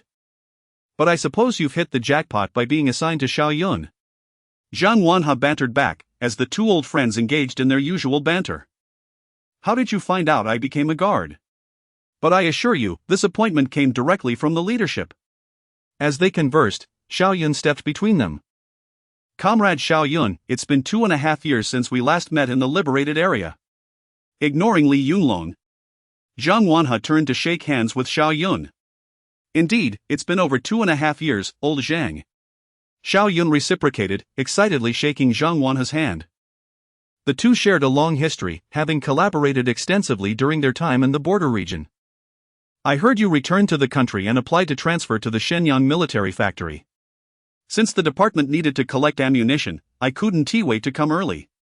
How is production capacity at the military factory now? That brat Ding Wei is currently in Shigue province hunting bandits and keeps pestering me for ammunition. Reuniting with two old friends brought Zhang Wanha great joy, yet he did not forget his mission for the day. Isn't it interesting how fortunes shift? Li Yunlong, who was beside me, seemed to have a realization and chuckled unexpectedly. Remember when I asked you for 20 boxes of grenades, which I exchanged for a major's sword? Now you're here asking for so many bullets, aren't you planning to leave something behind? However, considering that you are supplying ammunition to Ding Wei, I may offer you a discount this time. At this moment, Li Yunlong regarded Zhang Wanhao with an air of calculated scrutiny. Xiao Yun, just look at this. After all these years, this fellow still behaves like a bandit. I believe we ought to deal with the old Li before tackling the bandits. After Zhang Wanhao spoke, he observed Xiao Yun's seemingly unperturbed demeanor. What on earth? You two aren't truly planning to rob me, are you? Chapter 012, do not hesitate to express your needs. Robbery? Our nation is one that upholds discipline and the rule of law. How could we resort to such acts? Zhang Wanha, with an affectionate arm around Xiao Yun's shoulder, let out a sigh of relief. Now I can rest easy. I knew you were different from that brutish old Li. However, old Zhang, you see, while you requested 200,000 rounds of ammunition, our factory inadvertently produced 500,000. Xiao Yun casually glanced at the inventory list beside him. With an excess of 300,000 rounds, might you consider rewarding our factory with some supplies? Furthermore, our military factory is so impoverished that even a mouse would shed tears upon entering. Zhang Wanha, noticing the unwelcoming demeanor of Xiao Yun, quickly shifted the topic. I have another important matter to discuss with you regarding the military factory. Considering the current situation of the Rabbit Army, the Ministry of Defense is contemplating the production of a standard-issue rifle. The leaders are debating whether to replicate the SKS rifle or opt for another model. Since you are an expert in military technology, Minister Li specifically asked me to seek your opinion. Fearing interruption from Xiao Yun, Zhang Wanha spoke rapidly, barely pausing for breath. Ha ha ha. Why replicate anything? We've already developed our own rifles. Before Xiao Yun could respond, Li Yunlong interjected with exuberance. Go on, what do you know, you layman? Zhang Wanha replied dismissively, I am referring to a standard-issue rifle. Do you even understand what that entails? It's nothing like the antique you once carried. Li Yunlong, with his robust physique, was hardly an authority on standard weapons. That type of weaponry is sophisticated, certainly more formidable than the one I carry, he said, brandishing the Ba-E rifle he had slung over his shoulder and polishing it with his sleeve. Wow! What is this? How could such a magnificent rifle exist? Old Li, where did you acquire it? Zhang Wanha was irresistibly drawn to the firearm in Li Yunlong's hands, captivated by its allure. Old Li, let me take a look. Please. Zhang Wanha's eyes gleamed with longing as he practically pressed his gaze against the rifle. Just remember to return it after. Zhang Wanha took the rifle, unable to resist aiming it forward, exclaiming, what a fine weapon. Where did it come from? It's been developed by Xiao Yun. Every component was produced on the assembly line at the Shenyang military factory. Upon hearing this, Zhang Wanha felt a surge of emotion, as if his heart were gripped tightly, rendering him breathless. Developed? This is our own creation? He looked at Xiao Yun with a mix of disbelief and curiosity, though it was fleeting. Anything associated with Xiao Yun was conceivable, having known him for quite some time. Well, old Zhang, do you want it? Xiao Yun inquired playfully. Zhang Wanha's eyes lit up as he responded, of course. If Minister Li knew that the standard weapon had been completed, he would be overjoyed. Yet, Li Yunlong was less than pleased. Xiao Yun, you're not planning to give this rifle to old Zhang, are you? You promised to equip the Liangshan Special Operations Team first. Old Li, you're hoarding this treasure trove that is Xiao Yun. Does your division really need more equipment? Zhang Wanhe interjected, eager to claim the rifle for himself. With Li Yunlong also coveting the rifle, it was clear that it was indeed a prized possession. Zhang Wanhe's anticipation grew, and he rubbed his hands together in excitement. His gaze fixed ardently on Xiao Yun. "Old Zhang, our factory is devoid of personnel and equipment, even the mice would weep dry tears." Xiao Yun lamented, dramatically squeezing his eyes, though no tears fell. Zhang Wanhe waved a hand, interrupting, "Whatever the issue may be, feel free to express your requests. As long as the technology is sound, other concerns are trifles. I, Old Zhang, am the logistics minister of the Rabbit Army. Mobilizing resources is a trivial matter." Old Zhang. "I have 2 requests," Xiao Yun stated, gesturing to Zhang Wanhe. "Forget 2, 100 would be manageable. I would even pluck the stars from the sky for you," Zhang Wanhe declared, thumping his chest. "Then I shall not hold back. First, procure a batch of new equipment from the Bear Nation in the shortest possible time. And also expand our workshop. Second, swiftly recruit top-tier talent in military technology and experienced workers in machinery, and significantly increase our personnel." The Shenyang military factory, once vast, had been reduced to a mere shell after years of exploitation. To rapidly develop military capabilities, it was essential to restore and even expand the former scale of the factory.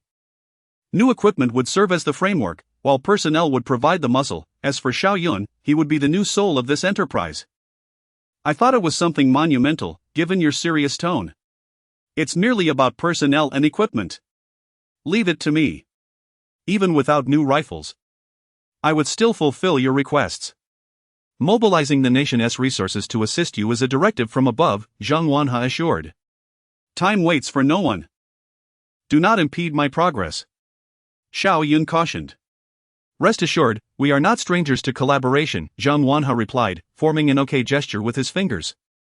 Li Yunlong mimicked the gesture, grinning. "Come, Old Zhang, let me take you to the shooting range to experience the new rifle. I guarantee you'll fall in love with it." As Li Yunlong and Zhang Wanhe walked away, jovially draping their arms around each other, Xiao Yun could not share in their mirth. With fewer than 10 months until the Rabbit Army's deployment to the peninsula, mere abundance of ammunition and Ba-E rifles would surely be inadequate. A significant investment of manpower, materials, and finances was imperative. More advanced weaponry must be developed to fully arm the Rabbit Army, from top to bottom. While personnel and materials could be arranged through Zhang Wanhe, securing financial resources posed a greater challenge. Even appealing to higher authorities might be futile. In the wake of a newly established nation, ravaged by years of warfare, foreign exchange reserves were critically low. Yet, the technological development of the Rabbit Nation lagged behind. Without funds, how could materials be procured from abroad to develop new equipment? This was indeed a vexing dilemma. The urgency of securing foreign exchange was paramount. Chapter 013, Oldly, do you want mushroom eggs? The shooting test with the Type 81 rifle naturally left Zhang Wanhe and the others satisfied. Soon, Xiao Yun and Li Yunlong accompanied Zhang Wanhe to the military factory warehouse to inspect the ammunition. As he weighed the bullets in the box, Zhang Wanhe wore a puzzled expression. These bullets seemed different from the previous ones, heavier, perhaps. Of course they're different. Li Yunlong picked up a bullet and explained gravely. This is a copper-coated steel bullet, with a layer of copper ions electroplated onto the steel shell. With this technology, we can overcome the shortcomings of insufficient copper materials. In the future, our Rabbit Army might no longer suffer from a shortage of ammunition. Alright, Oldly, stop pretending to be cultured with your glasses. Zhang Wanhe laughed, teasingly continuing, what is electroplating? What are copper ions? If you can explain one, I'll fetch you a little notebook and a lady. Internally, Li Yunlong thought, oh no. I forgot to study more. Ammunition shortages. If only our troops had these conditions back then. Zhang Wanhe grasped a handful of bullets and let them slip slowly from his palm.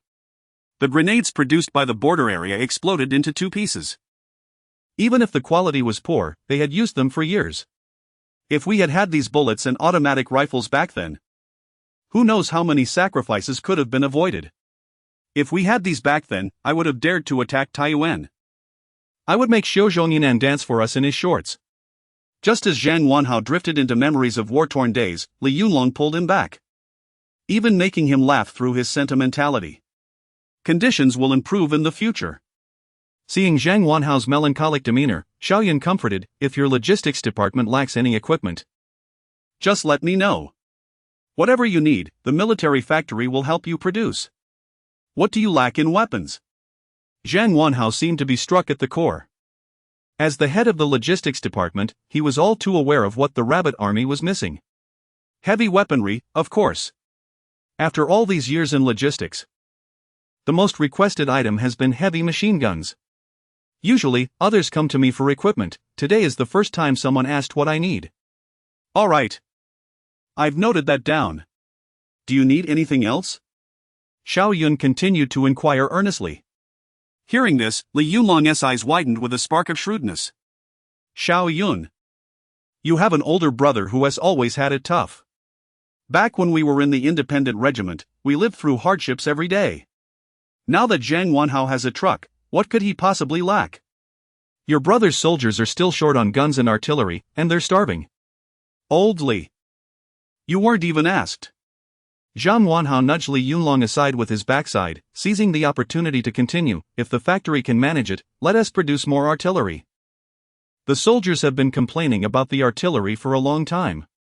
The captured 92 type infantry gun is too weak, while the American 105 and 155 mm howitzers are too cumbersome and inconvenient to move. Of course, artillery might be a bit challenging. No problem. I've got all of this noted down. Leave it to me. Without waiting for Zhang Wanhao to finish, Xiao Yun readily agreed. Okay. Zhang Wanhao nodded vigorously, expressing his satisfaction with a thumbs-up gesture. Director Xiao, Brother Xiao. Li Yunlong leaned in with a mischievous grin. What equipment do you need? Can you make an aircraft carrier? I want to go across the sea to confront Xu Yunfei. Get lost. Why don't you just fly to the sky? An airplane would do. It could also fly across the sea. Do you think I'm a sky lantern or a wishing tree? Would you like a mushroom egg? Well, that's acceptable. Xiao Yun thought the technology for mushroom eggs was not particularly difficult, but the production of raw materials posed a significant challenge. Furthermore, given the current international climate, neither the Russians nor the Americans would allow a third country to possess mushroom eggs. It would be best to focus on enhancing basic military equipment for now. Brother, I was just joking earlier. How could I really ask you for an aircraft carrier? Sensing that his request was excessive, Li Yunlong's eyes darted around before he continued, just reserve 300 to 500 machine guns for me when you produce them. You know I have many brothers under my command. Alright, Old Li, just take good care of Xiao Yun. In the future, if you want any equipment, you'll be able to get it easily. Zhang Wanhao reassured him, looking quite pleased with himself. With these two around, Xiao Yun was momentarily at a loss for words. Only able to smile wryly. Seeing Zhang Wanhao so happy, as if he had consumed something delightful, Li Yunlong pulled him aside. After some hushed conversation, both seemed quite satisfied. Then, after exchanging pleasantries, Zhang Wanhao left in a truck loaded with bullets. Once the transport truck departed, the Xinliao military factory returned to its usual state. Xiao Yun and Li Yunlong returned to their office. Rest assured, Old Li, producing machine guns is straightforward. You can take as many as you want. You could even give each of your soldiers one. Just now, Zhang Wanhao was here, he asked the logistics minister. So I couldn't let you take equipment in front of him. Upon hearing this, Li Yunlong nearly leaped 3 feet into the air with joy. Brother, I knew I didn't misjudge you. Our years of brotherhood were not in vain. Having you as my bodyguard is the best decision of my life. But don't try to fool me with those inferior weapons. I'm no longer interested in that. The waste gun was a lightweight machine gun produced by the small factory, designed poorly and known for its high rate of malfunction, considered the worst of the worst. However, during the war, having a Type 38 rifle was a luxury for soldiers in the Rabbit Nation, making the waste gun seem valuable. Back then, having one waste gun per squad was considered heavy firepower. Now that Li Yunlong had experienced the power of the Type 81 rifle, it was understandable that he no longer valued the waste gun. Don't worry, compared to the new style rifle, it'll be superior.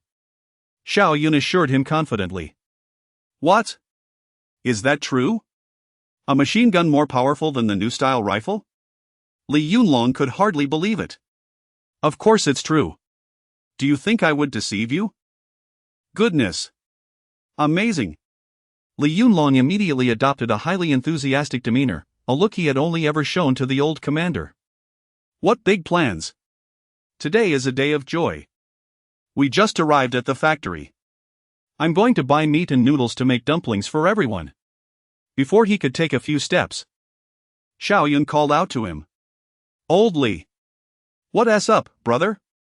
Li Yunlong abruptly stopped and turned around to ask. Where did you get the money to treat the whole factory to dumplings? Li Yunlong paused, then quickly realized, a cunning smile spreading across his face. I extorted it from Zhang Wanhao. I told him you wanted to eat dumplings. He waved his hand and allocated a budget for it. As Li Yunlong burst into laughter, he dashed out of the office. Chapter 014, The King of Machine Guns. Gatling. As the footsteps of Li Yunlong faded away from the office, Xiao Yun, seated at his desk, gazed at the golden hues of the setting sun casting their glow upon the floor, feeling a profound sense of calm wash over him. Uncertain of how many resources Zhang Wanhao could allocate for his needs, he mused that even with the full might of the nation, the expanded Shenyang military factory would still pale in comparison to the formidable industrial capacity of the Eagle Nation. With decades of industrialization under its belt, the Eagle Nation stands as a singular powerhouse on Blue Star. To think one could conquer such a behemoth with mere firearms is akin to dreaming foolishly. To avert the catastrophic losses experienced in his previous life, there remains much for him to accomplish. Yet, progress is made step by step. Though simple firearms may not suffice against the Eagle Nation, it is imperative to commence from the basics. The armament of the Rabbit Army is woefully inadequate. A fully mechanized modern military with an integrated combat system across land, sea, and air can only be realized once the production capabilities of the military factory gradually expand. With his legs propped on the desk, Xiao Yun rhythmically tapped his fingers on the surface, lost in thought. Moments later, he shook his head gently, dispelling the distractions. Machine guns? Artillery? From Zhang Wanhao's tone, it appeared the Rabbit Army yearned for heavy firepower. It seems the fear of inadequate firepower permeates every generation of the Rabbit populace.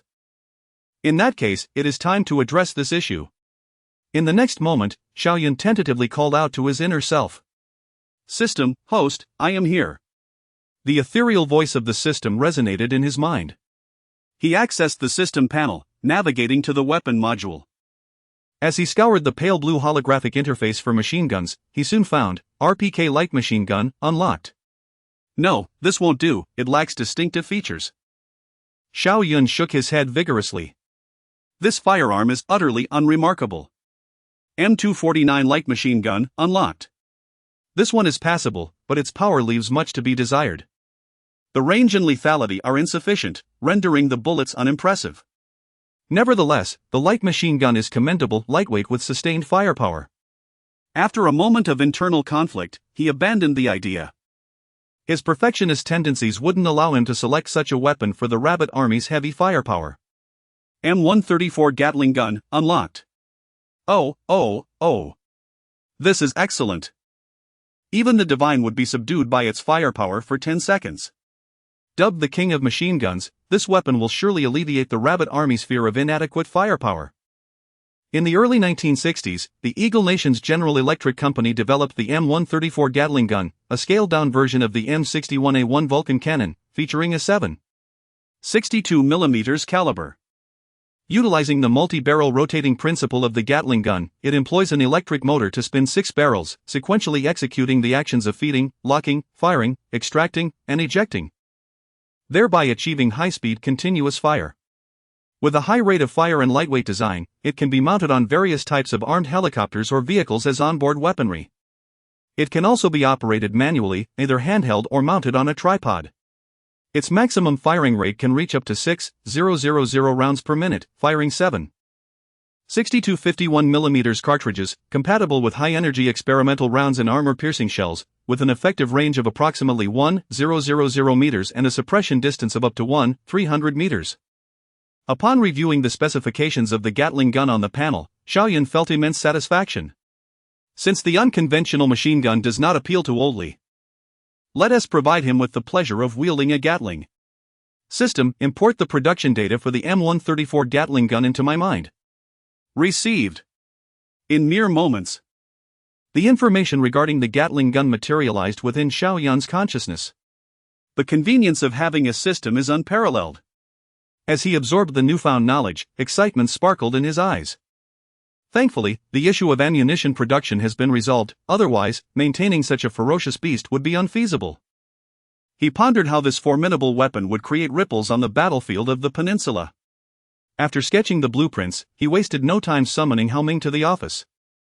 The logistics department head reported that our military is currently lacking in both light and heavy machine guns and requested assistance in production. This design is a new model of machine gun I created based on Minister Zheng's requirements. Please expedite the prototype production and notify me upon assembly completion.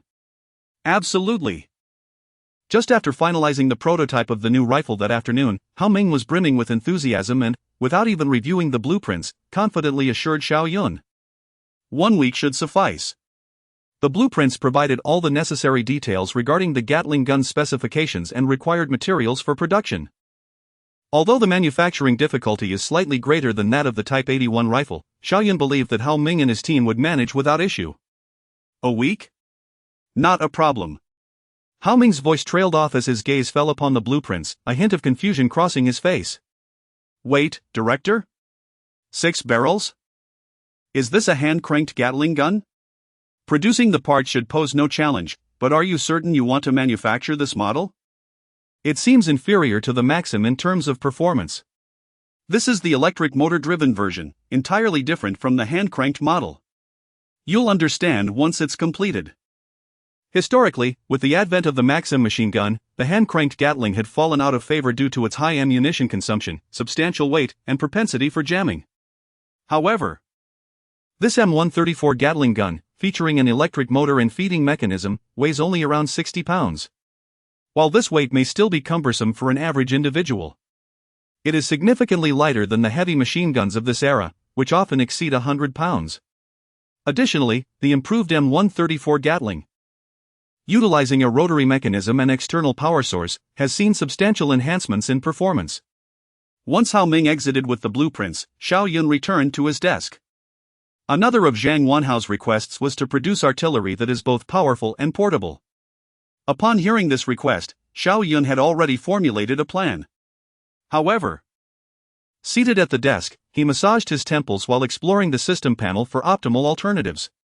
After all, Xiao Yun is a perfectionist. After a brief moment, he ceased his massage and, upon reopening his eyes, they sparkled with clarity. All right, this will do. One of the 3 great guerrilla weapons of the world. System. Import the production data for the 107 rocket launcher into my mind. Received. Meeting the requirement for substantial firepower is straightforward, but ensuring portability remained a consideration. After much contemplation, Xiao Yun chose to pursue his initial idea, the domestic pioneer of rocket artillery, the foremost among the world's 3 great guerrilla weapons, the 107 rocket launcher. With a simultaneous launch of 12 107mm rockets, who could withstand such firepower? Its potency is unquestionable. Moreover, this rocket launcher features 2 wheels, making it considerably lighter than a howitzer. Even in the absence of vehicles, it can be drawn by mules, facilitating ease of movement. Additionally, its 12 barrels can be disassembled for manual transport. Even in mountainous warfare, the utilization of this rocket artillery remains unimpeded. It is exceptionally suited to the guerrilla tactics employed by the Rabbit Army and is equally appropriate for the future battleground of the peninsula. According to the standard timeline, the Rabbit Army has historically employed the Katyusha rocket artillery on the peninsula. However, the Katyusha comes at an exorbitant cost, each shell priced at 6 taels of gold. And it is only applicable to frontal engagements. It is no wonder that the Rabbit Nation has accrued substantial debts to the Bear Nation after a single conflict. In stark contrast, the Type 107 rocket artillery boasts a straightforward production technology, low costs, and can be mass-produced and extensively deployed without excessive concern. Crucially, it can be disassembled and transported to higher ground for guerrilla operations. The more one contemplates, the more it appears to be ideally suited for the Rabbit Army. Chapter 15, The Three Great Guerrilla Artifacts, the 107 rocket launcher. The following morning, Xiao Yun diligently transcribed the production blueprints for the 107 rocket launcher onto paper. Rising early, he was determined not to waste a single moment. "Director, you're striding with purpose, where are you off to?" Wang Junshan, who had also risen early, intended to convene a meeting in the firearms workshop to rally the workers for the mass production of the new rifles. However, upon entering the factory gates, he was surprised to find Xiao Yun had arrived even earlier. "Good morning, Lao Wang. I'm heading to the artillery workshop to prototype a new cannon." "What? A new cannon? That's astonishingly swift. Don't tell me you've skipped the research phase, my friend." Wang Junshan was taken aback. Considering that he had yet to finalize the mass production of the new rifles, while Xiao Yun was already embarking on the development of a new artillery piece. Feeling deflated. Much like a punctured balloon, Wang Junshan reflected on Xiao Yun's unparalleled work efficiency, something he could hardly match. Xiao Yun merely smiled, choosing to remain silent. He too wished for a day of respite, but he understood that a single day of idleness would delay the arrival of numerous weapons. In the event of war, countless brave soldiers might lose their lives due to this lost time. Thus, every minute was precious, and he must seize each one to prepare unexpected surprises for his country. "Director, you are the talent behind the designs, you shouldn't be burdened with heavy lifting." "I'll call Hao Ming and the others, delegate any tasks to them." Wang Junshan intended to head towards the technical department, but Xiao Yun quickly called him back. "I've assigned them other tasks. Time is of the essence and the workload is substantial. I can manage the new cannon myself." "What? Besides the new artillery, there are other assignments?" Wang Junshan was astonished, his eyes shining with anticipation. Since Xiao Yun's arrival, he had repaired 4 furnaces at the smelting plant and introduced innovative ammunition and rifles in a breathtaking manner. These achievements had fostered a growing expectation of what surprises Xiao Yun would unveil next. Hao Ming and his team will be responsible for producing the new machine guns in the upcoming week. "Did you draw up the blueprints?" Wang Junshan questioned, puzzled. He was well aware of Hao Ming's capabilities. While they could assemble, designing weapons might be asking too much of them. Indeed, Xiao Yun nodded lightly. "Good heavens! Don't you ever rest? Our factory isn't a sweatshop. If you need assistance, just tell me directly, don't shoulder everything alone." Though Wang Junshan wasn't versed in weapon development, he knew the challenges it entailed.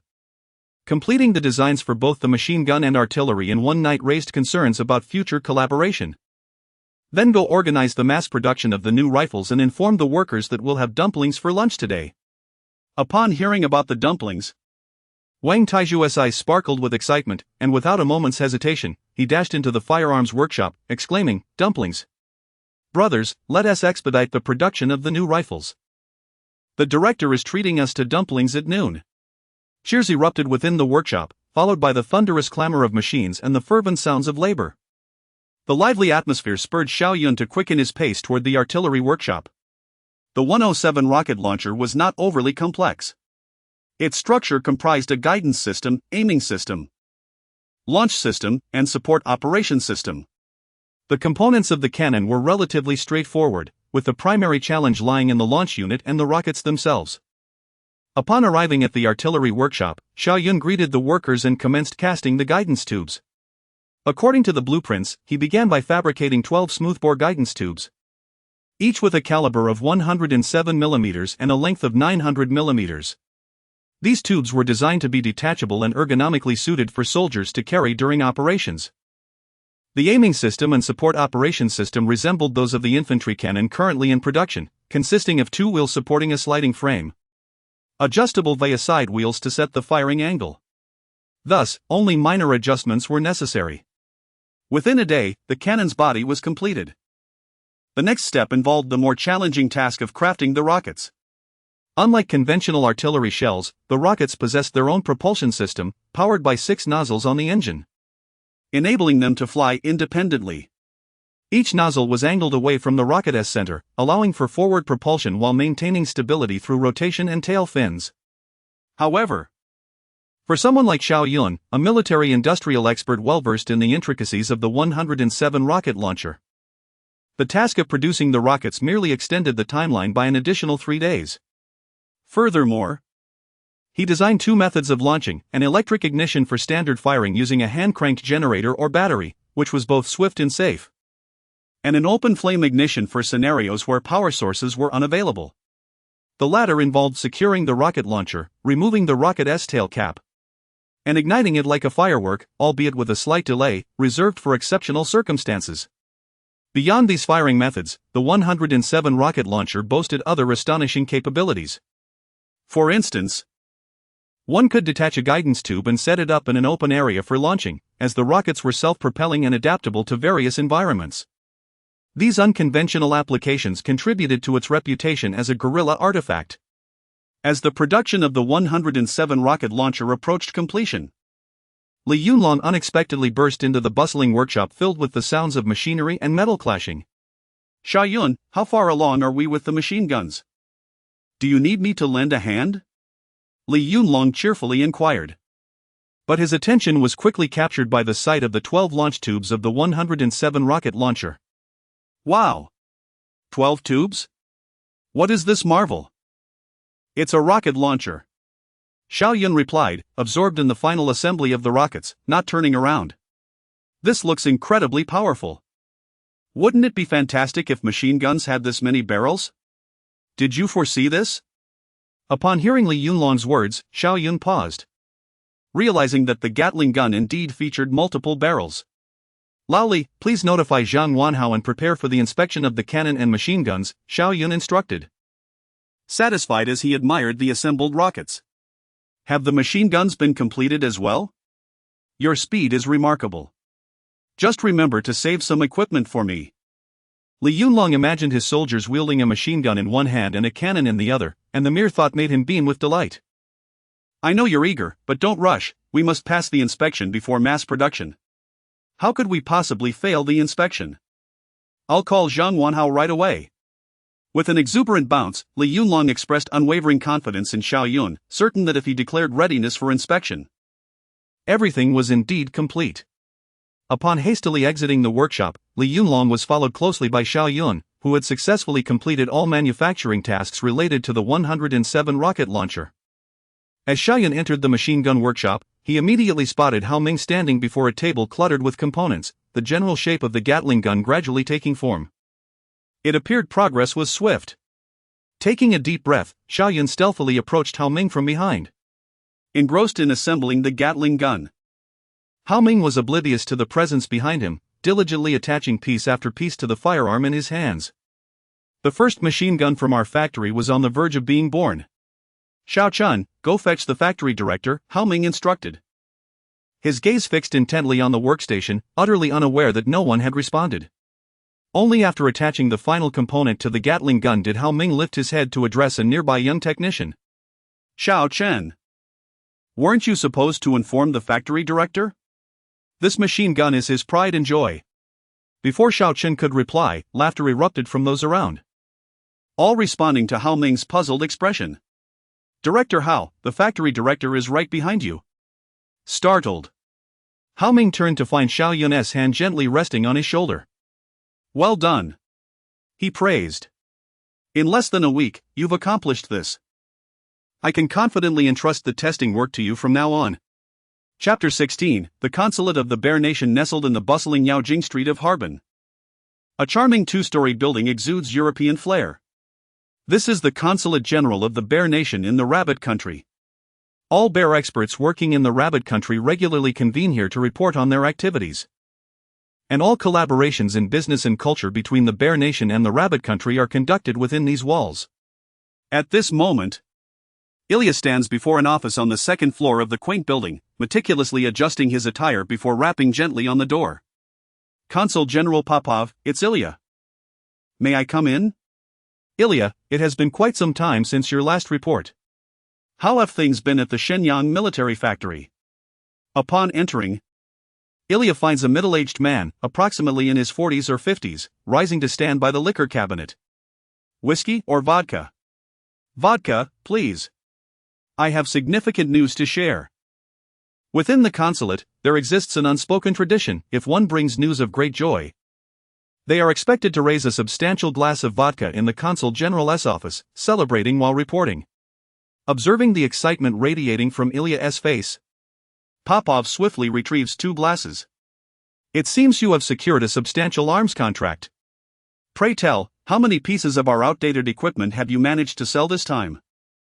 As Ilya takes the vodka from Popov's hands, his enthusiasm remains unabated. Not a single gun sold. Popov's expression falters, unable to fully process the statement. Ilya continues. The Shenyang military factory has developed their own automatic rifle, which rivals our AK-47 in performance. Therefore, the rifle business may become quite challenging in the future. What jest is this? With the technological prowess of the rabbit country, it would take them a decade or 2 to grasp the intricacies of automatic rifles. Popov, with a scowl, returns to his chair, slamming his glass down on the desk as if feeling mocked by Ilya. I personally witnessed the automatic rifle being produced in merely half a day at the Shenyang military factory. Ilya, undeterred by Popov's incredulity, rises to place a golden bullet before him. This bullet is the crux of my report. Captivated, Popov gazes intently at the bullet. A bullet? What does this imply? Is the rabbit country seeking to purchase ammunition? Consul General, examine the bullet's composition closely. Despite being the Consul General, Popov is also a weapons designer for the Bear Nation. Upon Ilya's urging, he lazily picks up the bullet, scrutinizing it with newfound interest. In mere moments, his pupils dilate in astonishment, leaving him speechless for several seconds. This cannot be. This technology has been mastered? It's impossible, it's impossible. Popov jumps to his feet, muttering incessantly about its impossibility. Ilya, where did you acquire this bullet?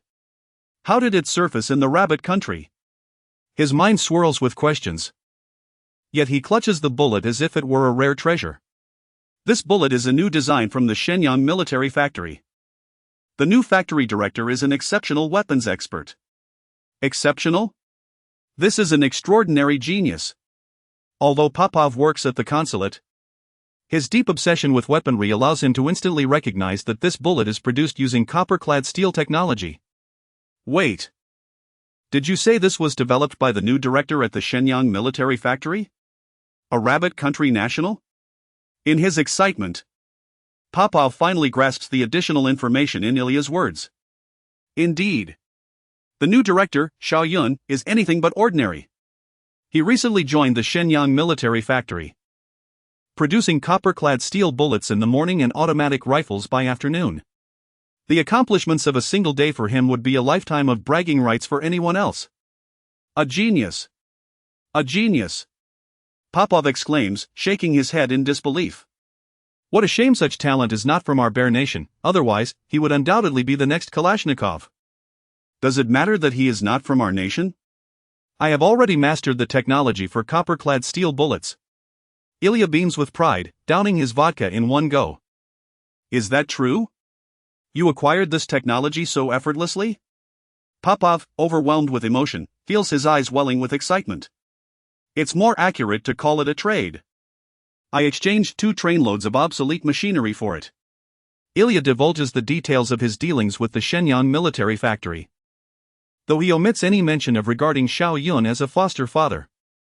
While he cannot comprehend how the rabbit country stumbled upon such fortune in developing copper-clad steel bullets and automatic rifles, he suspects they are a bunch of bookish individuals oblivious to the value of their technological advancements. With another shipment of machinery, I can take charge of this matter. Who knows, they might even exchange more valuable technologies with us in the future. With 400 million people, it's not impossible to uncover a few advanced technologies. As Popov grows increasingly animated, he pours more vodka for Ilya. The two share a grin, raising their glasses in a toast, their drinks clinking together with a hearty cheer. Has Nikolai returned recently? His mechanical equipment must be selling quite well. Given the industrial foundation of the rabbit country, any piece of machinery we offer would likely be treated as a prized possession. Just as Ilya finishes speaking, a knock echoes through the door. Consul General Popov. Pour me a large glass of vodka. I've just secured a major contract. Before the door even swings open, the voice calls from outside. Following closely is Nikolai, who, upon seeing Ilya, is taken aback. No way, brother, you also landed a big contract? I heard from Zhang Wanhe of the Rabbit Army's logistics department that they intend to produce their own bullets and rifles. Ilya and Nikolai exchange a glance, while friends. Each secretly relishes the thought of the other's misfortune. How trivial are the orders for bullets and rifles? I wouldn't even consider them. The true profits in armaments lie with contracts for artillery, machine guns, and tanks, much more lucrative than your mechanical equipment. Having downed a couple of drinks, Ilya continues boasting in front of Nikolai. Enough of this banter, Nikolai. What I brought back is the technology for producing copper-clad steel bullets, which is far more valuable than mere equipment. Popov then recounts Ilya's experiences to Nikolai. Observing Nikolai's increasingly darkening expression, Ilya's pride swells. Ah! You've certainly had a stroke of luck, but you cannot expect such fortune to last forever. Now, I must return to selling machine guns and artillery. Ilya, I shall accompany you. I too wish to witness the genius of the rabbit country. Popov declares eagerly, raising his glass of vodka and downing it in one gulp. Chapter 017, Lifelong Brotherhood. At the entrance of the Xinliao military factory, Xiao Yun, accompanied by Li Yunlong and Wang Junshan, awaited the arrival of their guests. Old Li, are you certain that Commander Fong from the Northeast Military District is personally coming to inspect? Li Yunlong had received a call early that morning from Zhang Wanhe, stating that this inspection of new weaponry would be led by Commander Fong himself. Wang Junshan found it hard to believe that such high-ranking officials would visit their modest military factory, leaving him to ponder whether Li Yunlong was boasting or if he were merely dreaming. Just then, a biting cold wind swept over them, nearly freezing Wang Junshan's nose, which served as a stark reminder that this was indeed reality. However, it seemed improbable that someone of such stature would come to a military factory. Old Wang, you've asked me the same question dozens of times this morning. How many more times do you need to ask? Li Yunlong's tone was tinged with impatience, as anyone would be exasperated by repeated inquiries. Enough with the chatter, the convoy is arriving. Xiao Yun interjected, stepping forward to greet the approaching American-style jeeps. Commander Fong, he called out, recognizing Zhou Jingchuan through the tinted car window, and eagerly opened the door for him. Xiao Yun, it has been quite a while, Commander Fong exclaimed as he descended from the vehicle, warmly grasping Xiao Yun's hand. We have some familiar faces with us today, look over there. Following Fong's gaze, before Xiao Yun could clearly identify the newcomer, the person called out, Xiao Yun, at last, I see you again. Hearing that familiar voice, Li Yunlong felt as if struck by lightning, akin to a mouse spotting a cat. Let me think, I don't believe I've done anything wrong recently. In a matter of seconds, Li Yunlong mentally reviewed his actions over the past year, confirming that he had been abiding by the rules. He then shouted, Hello, Commander Fong. Hello, Commander Chen. Afterward, he respectfully saluted both men, not daring to be negligent. Li Yunlong. Upon hearing Commander Chen call his name, Li Yunlong lost all his earlier bravado. His face contorted into a smile, his eyes squinting with delight as he approached Commander Chen. Old Commander, I heard you were coming. I've been here to welcome you since dawn. Old Li at the factory has always been well behaved, looking after Xiao Yun without a hint of negligence. Why are you making such a fuss? Are you feeling guilty? Wang Junshan's head buzzed with confusion as he observed the sudden change in Li Yunlong's demeanor and Xiao Yun shaking hands with Commander Fong. Wait a moment. So you two are already acquainted with such high-ranking officials? What is your actual standing? Wang Junshan felt like a clown in comparison to them, experiencing a profound sense of shock and helplessness. He raised his right arm to salute, mimicking Li Yunlong. Li Yunlong, I must warn you, Commander Chen interjected. Xiao Yun is undeniably a pillar of our nation, a person of exceptional talent, embodying the future of our country. You see how respectful Commander Fong is to him. You better not create any trouble, or I will have you return to your previous role as a cook. At these words, Li Yunlong felt a jolt of apprehension. Old Commander, I would never dream of disrespecting Xiao Yun. Don't think I don't know your character. You've already packed a new rifle, haven't you? You've certainly pocketed your fair share of the factory's treasures. Commander Chen's piercing gaze fixed on the rifle slung over Li Yunlong's shoulder, revealing a hint of fervor. Perhaps contemplating how to congratulate him on his fortune. Li Yunlong shot a pleading look at Xiao Yun. Brother, You need to say something. Commander Chen. Old Li is quite different from before, please don't scare him. Xiao Yun replied. Just 2 days after he arrived at the factory, He treated all the workers to dumplings. Upon hearing this, Li Yunlong cast a grateful glance at Xiao Yun and, not forgetting to thump his chest with his fist, pointed a straight finger at Xiao Yun. Good brother, in my heart. I knew you could be relied upon. Commander Chen's serious expression softened upon hearing this. Li Yunlong treating people to dumplings? That's quite a feat for him. Old Li, you mentioned. Zhang Wanhao began to speak but was swiftly silenced by Li Yunlong's hand clasping over his mouth. Fortunately, Xiao Yun had already accompanied Commander Fong and Commander Chen into the factory, unaware of this moment. Once the three men had moved further ahead, Zhang Wanhao managed to free himself from Li Yunlong's grasp. Old Li, didn't you say that Xiao Yun wanted to eat dumplings? Were you just pulling my leg? Did he even get to eat? Without answering, Li Yunlong dashed ahead to catch up with the others. Minister Zhang. It seems Old Li is particularly wary of that Commander Chen. Wang Junshan remarked to Zhang Wanhao as they followed behind, their curiosity bubbling to the surface. How could he not be afraid? Even if you gave him 100 times the courage, he wouldn't dare challenge Commander Chen. When Li Yunlong was officially issued a rifle, Commander Chen had already been armed with a rifle of his own. Wow, that's impressive. Wang Junshan could hardly fathom the caliber of the visitors. What about our factory director? Minister Zhang, do enlighten us. Our factory director is someone who has long been the object of Commander Chen's thoughts. Wang Junshan was no fool, from Zhang Wanhao's veiled references. He could easily discern that their factory director was indeed a significant figure in their nation. But why was he so low profile? Xiao Yun. I've heard about the new ammunition and rifles you've developed from Zhang Wanhao. You've greatly helped our military with the ammunition shortage. And with such powerful new rifles, our military's combat effectiveness will undoubtedly improve. Who would have thought your military research capabilities have surpassed those of the past? Hearing Fong's praise, Xiao Yun smiled and replied, in the past, our production conditions were poor, making it difficult to develop many things.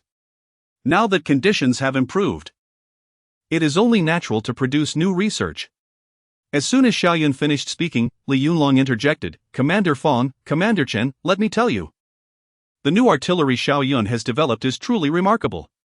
I saw his new artillery has 12 barrels. Absolutely incredible. 12 barrels? Commander Fong's eyes sparkled with excitement at Li Yunlong's description. The performance and power must be extraordinary. As one of the top leaders of the military, Commander Fong was keenly interested in the weaponry. In this era, firearms and heavy artillery could directly determine the outcome of warfare. The artillery and machine guns are already prepared at the testing ground, just waiting for your visit. Although he had already been informed of the successful development of the new machine guns and artillery, hearing it directly from Xiao Yun brought a renewed sense of excitement, evident in the gleam of his eyes. Then let us proceed swiftly. I can hardly contain my excitement. 12 barrels, how exhilarating. Typically stern, Commander Fong now displayed a rare sense of impatience and anticipation. The group fell into a shared silence, striding purposefully towards the testing ground, eager not to waste a moment with idle chatter. Director! Director! A group of individuals hurriedly made their way forward, when suddenly a worker rushed over in a flustered manner. Panting heavily, Wang Junshan intercepted him, and upon witnessing the worker's lack of composure, he could not refrain from delivering a reprimand. What is the rush? Can't you see the factory manager is accompanying the dignitaries on their inspection? Xiao Yun, concerned that there might be an urgent matter in the workshop, quickly inquired, Xiao Chen. Is there something wrong? Only then did the intercepted Xiao Chen notice the commanding presence of the factory manager alongside the officials and several guards. Feeling somewhat anxious, he replied. The manager. Ilya has brought 3 trains to the unloading platform, he wants you to go and inspect them now. Saying there are some excellent items for you. Chapter 18, The Testing Stone. Elijah, the weapon expert with a colonel's rank from the Bear Country, also serves as a representative arms dealer for his nation. Old Fong's eyes flickered, he recalled that Elijah had previously supplied firearms and ammunition to the Rabbit Army. alleviating their bullet shortages. They had crossed paths on multiple occasions. What treasures could he possibly deliver to us? Xiao Yun, let us go meet Elijah. Moments later, the group arrived at the unloading platform of the Xinliao military factory. A railway, constructed by the Zhang family, connected from the outside, offering a glimpse into the former grandeur of the Xinliao military factory. Old Fong, I've long heard of your esteemed reputation as a general. It is an honor to meet you. On the platform stood not only Elijah but also a middle-aged man with a bushy beard. Through Elijah's introduction, they learned that this was the Consul General from the Bear Country to the Rabbit Nation, Mr. Popov. Consul General Popov, it is likewise my honor to meet you. Your command of the Chinese language is impressively authentic. Standing at nearly 6 feet 3 inches, Popov exuded an air of superiority, his chin held high, which could be quite discomforting. Old Fong, since you're here, allow me to present the gifts I have brought for you. He gestured towards a multitude of freight cars filled with machine tools, offered as a complimentary gift. Old Fong's expression shifted, his gaze turning quizzical as he looked at Elijah. Machine tools? Free of charge? Indeed. These machine tools were exchanged for copper-clad steel technology from Xiao Yun, and upon hearing about this, Consul General Popov graciously added an extra shipment, Elijah explained with a smile, speaking fluently. Moreover, while the Rabbit Nation has resolved its production of ammunition and rifles, I surmise that machine guns and artillery remain in demand.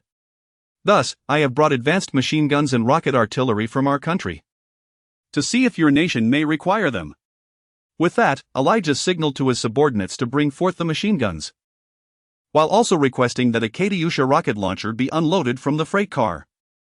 This machine gun is the Goryanov SG-43 heavy machine gun, which replaced our nation's Maxim water-cooled machine gun after its development.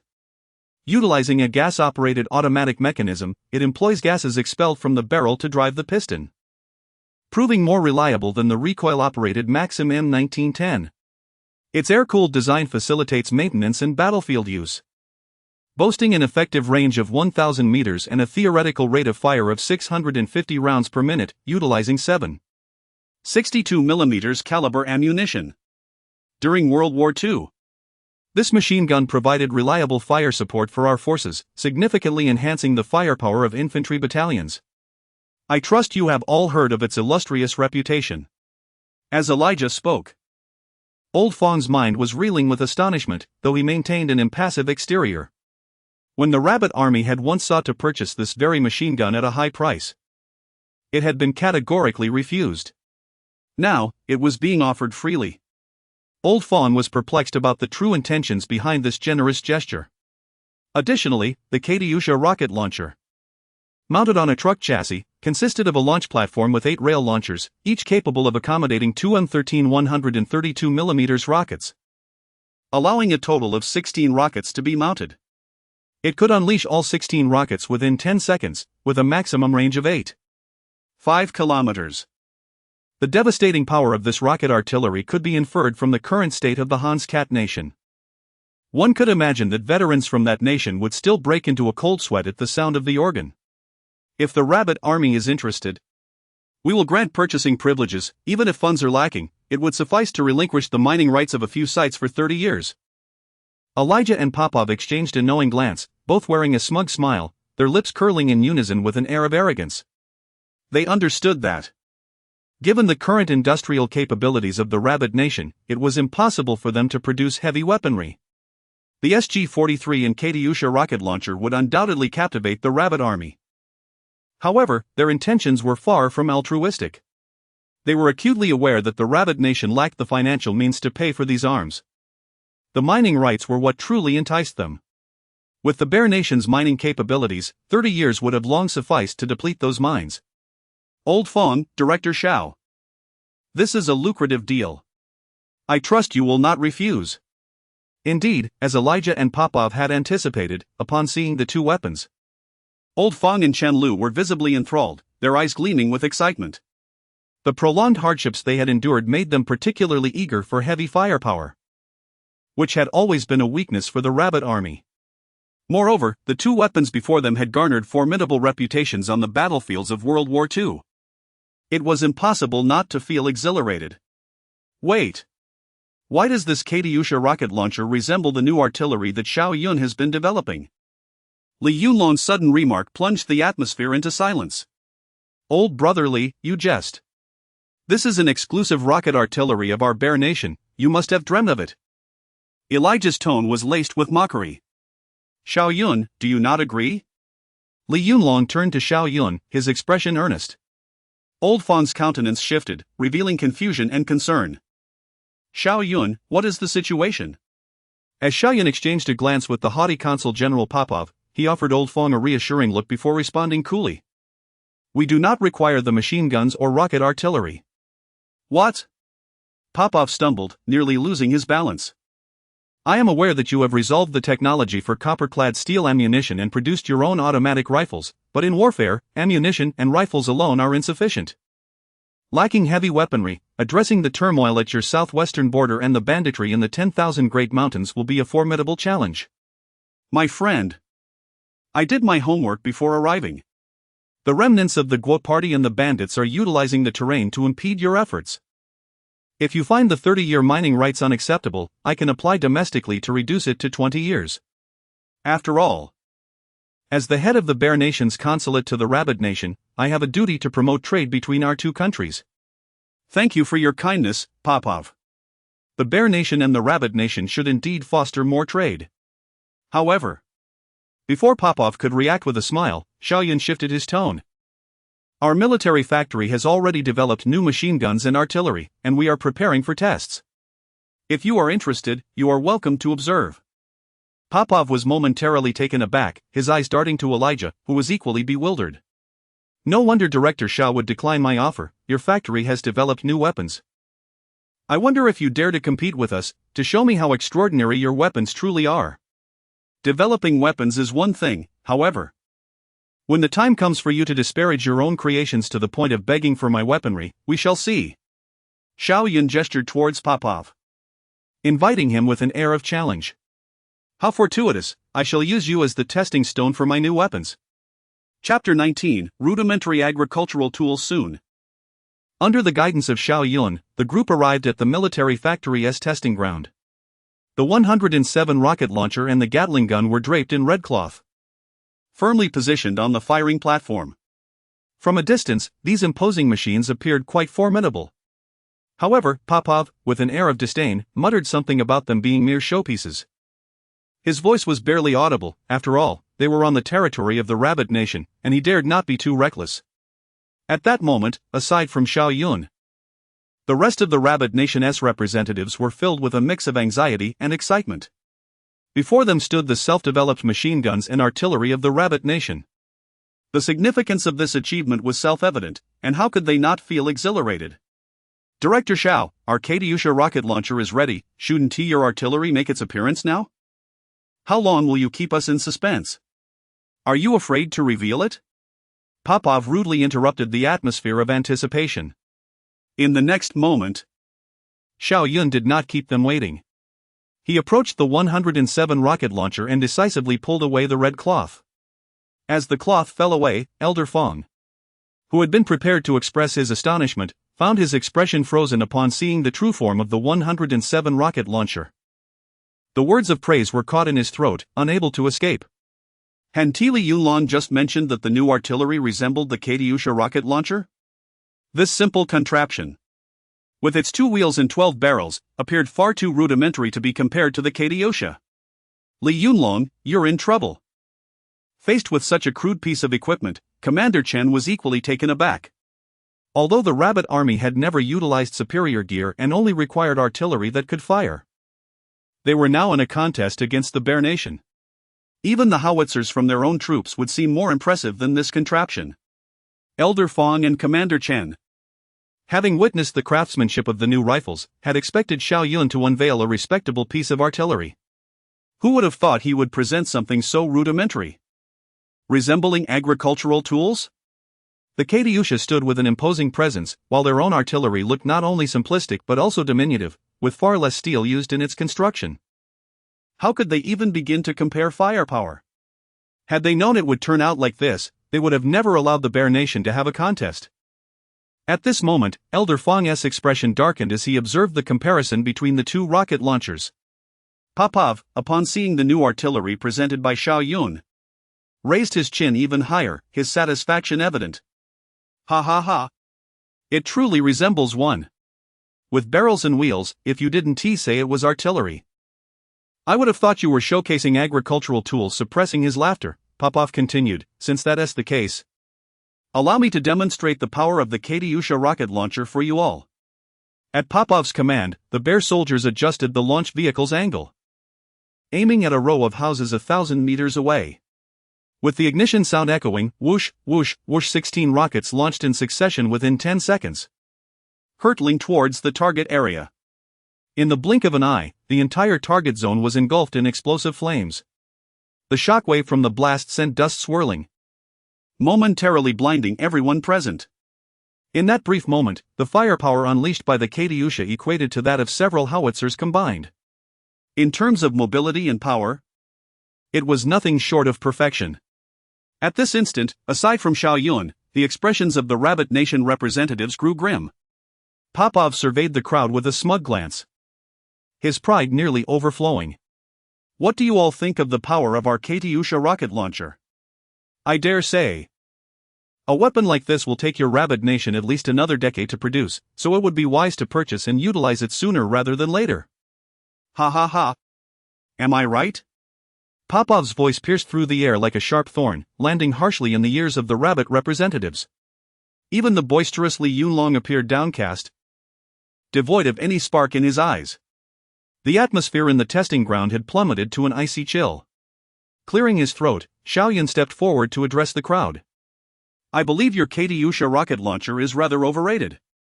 Li Yunlong quickly tugged at Xiao Yun's sleeve from behind, and even Elder Fong furrowed his brow at this moment. Now was not the time to belittle others. Your rocket launcher may seem formidable, with a large coverage area and impressive mobility mounted on a truck chassis. However, in reality, its accuracy is poor, making precise targeting extremely challenging. It is only suitable for widespread bombardment. Yet, for such extensive coverage, your rocket shells are prohibitively expensive. And the reloading time is lengthy. Even if you can afford it, your sustained operational capability is quite concerning.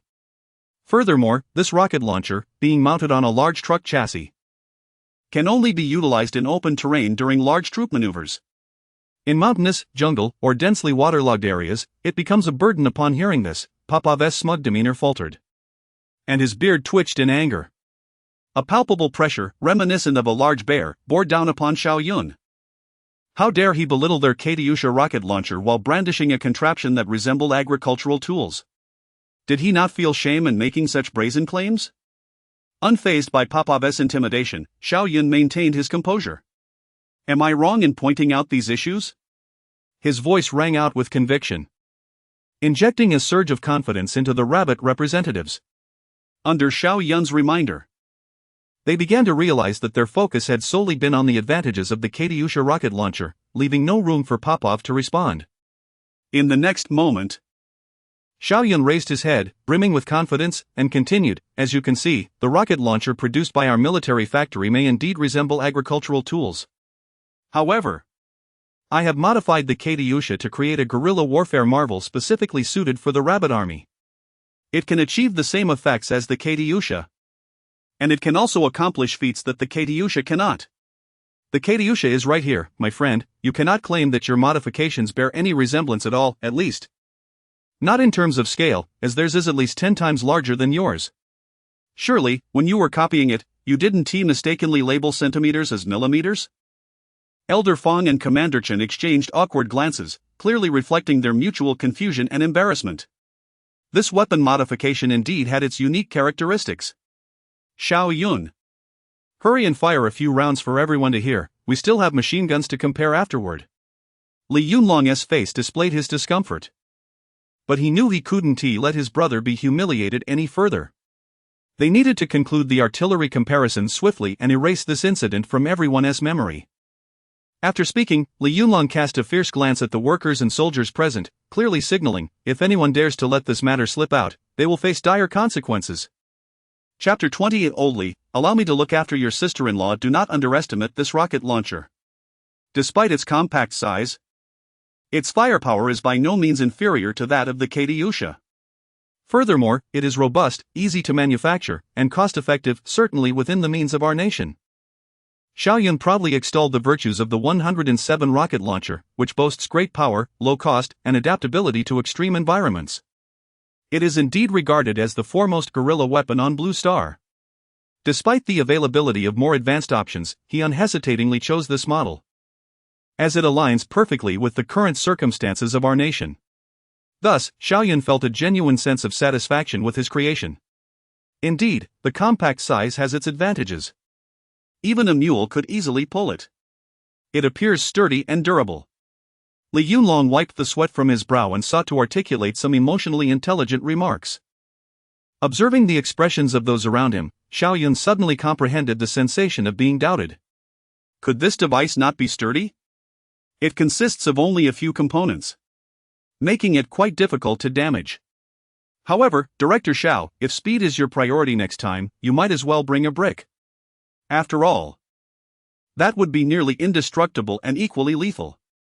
Popov's comment elicited raucous laughter from the soldiers of the Bear Nation. Can such a rudimentary device even fire? One scoffed. I reckon the Rabbit Nation would be better off constructing a catapult. Several Bear soldiers unabashedly mocked in their native tongue, as though the Rabbit Nation's artillery would explode upon test firing. Hearing these taunts, Elder Fong caressed the cold barrel, his demeanor growing more composed.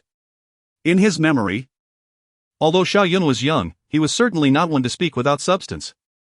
Since Xiao Yun was so resolute, perhaps this artillery truly possessed an unrecognized power. Reflecting on this, Elder Fong's previously disappointed gaze regained its clarity. Having known Xiao Yun for some time, he had never felt let down by him. Xiao Yun, we may not be well versed in military technology, but since you assert this artillery is capable, I shall place my faith in you. In my eyes, you epitomize the authority of our nation's military industry. Show us the firepower. Regardless of its might, your creation is a source of pride for our nation. As Elder Fong's words resonated, the testing ground fell into an anticipatory silence. Indeed, Xiao Yun represents the pinnacle of weapon research for the Rabbit Nation.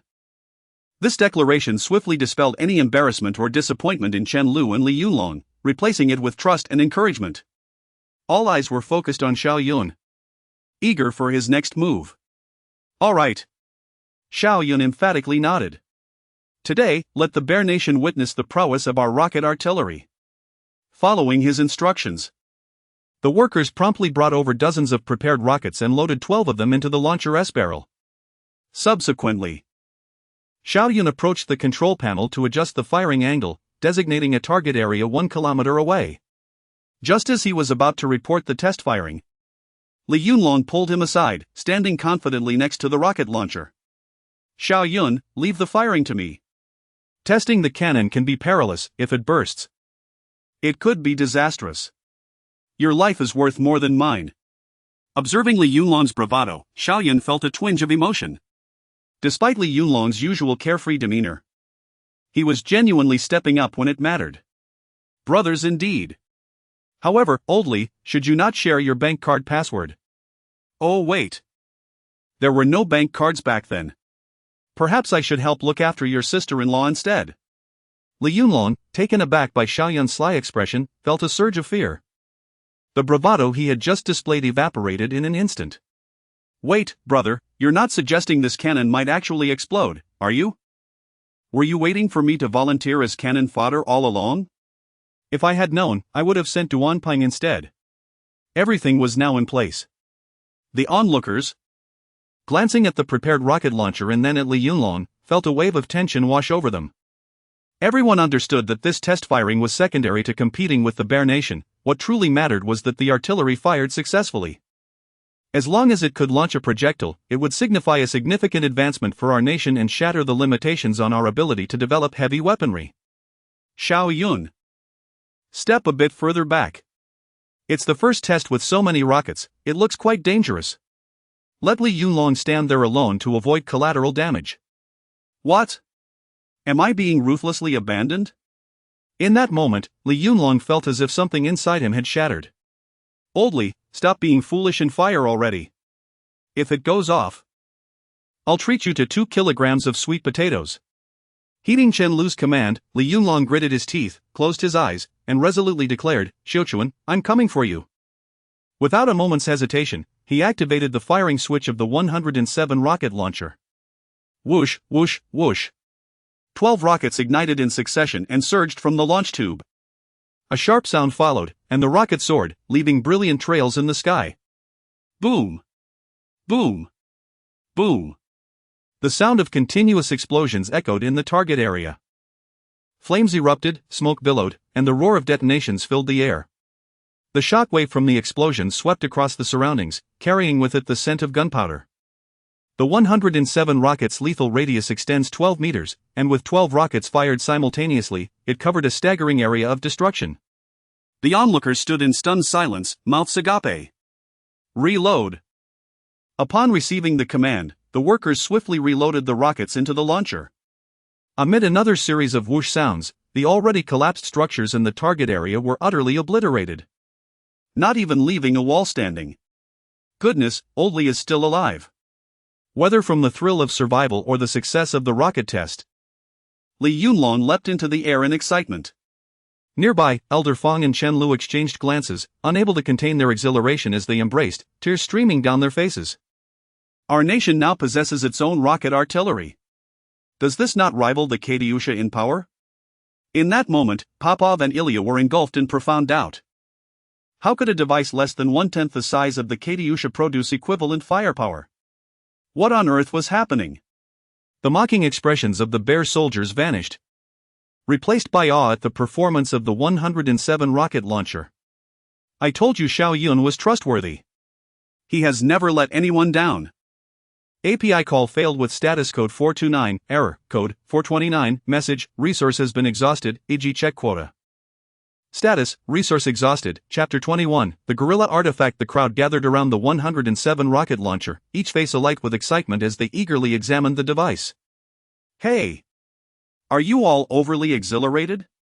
Is this not merely a rudimentary version of the Katyusha rocket launcher? Does it truly warrant such enthusiasm? Let us not forget that our Katyusha was merely a weapon of the Second World War, a relic from over a decade ago. Popov maintained his haughty demeanor. His implications unmistakable. The Katyusha rocket launcher, he asserted, represented technology from the motherland a decade prior, and the Rabbit Nation had only now managed to produce a crude imitation.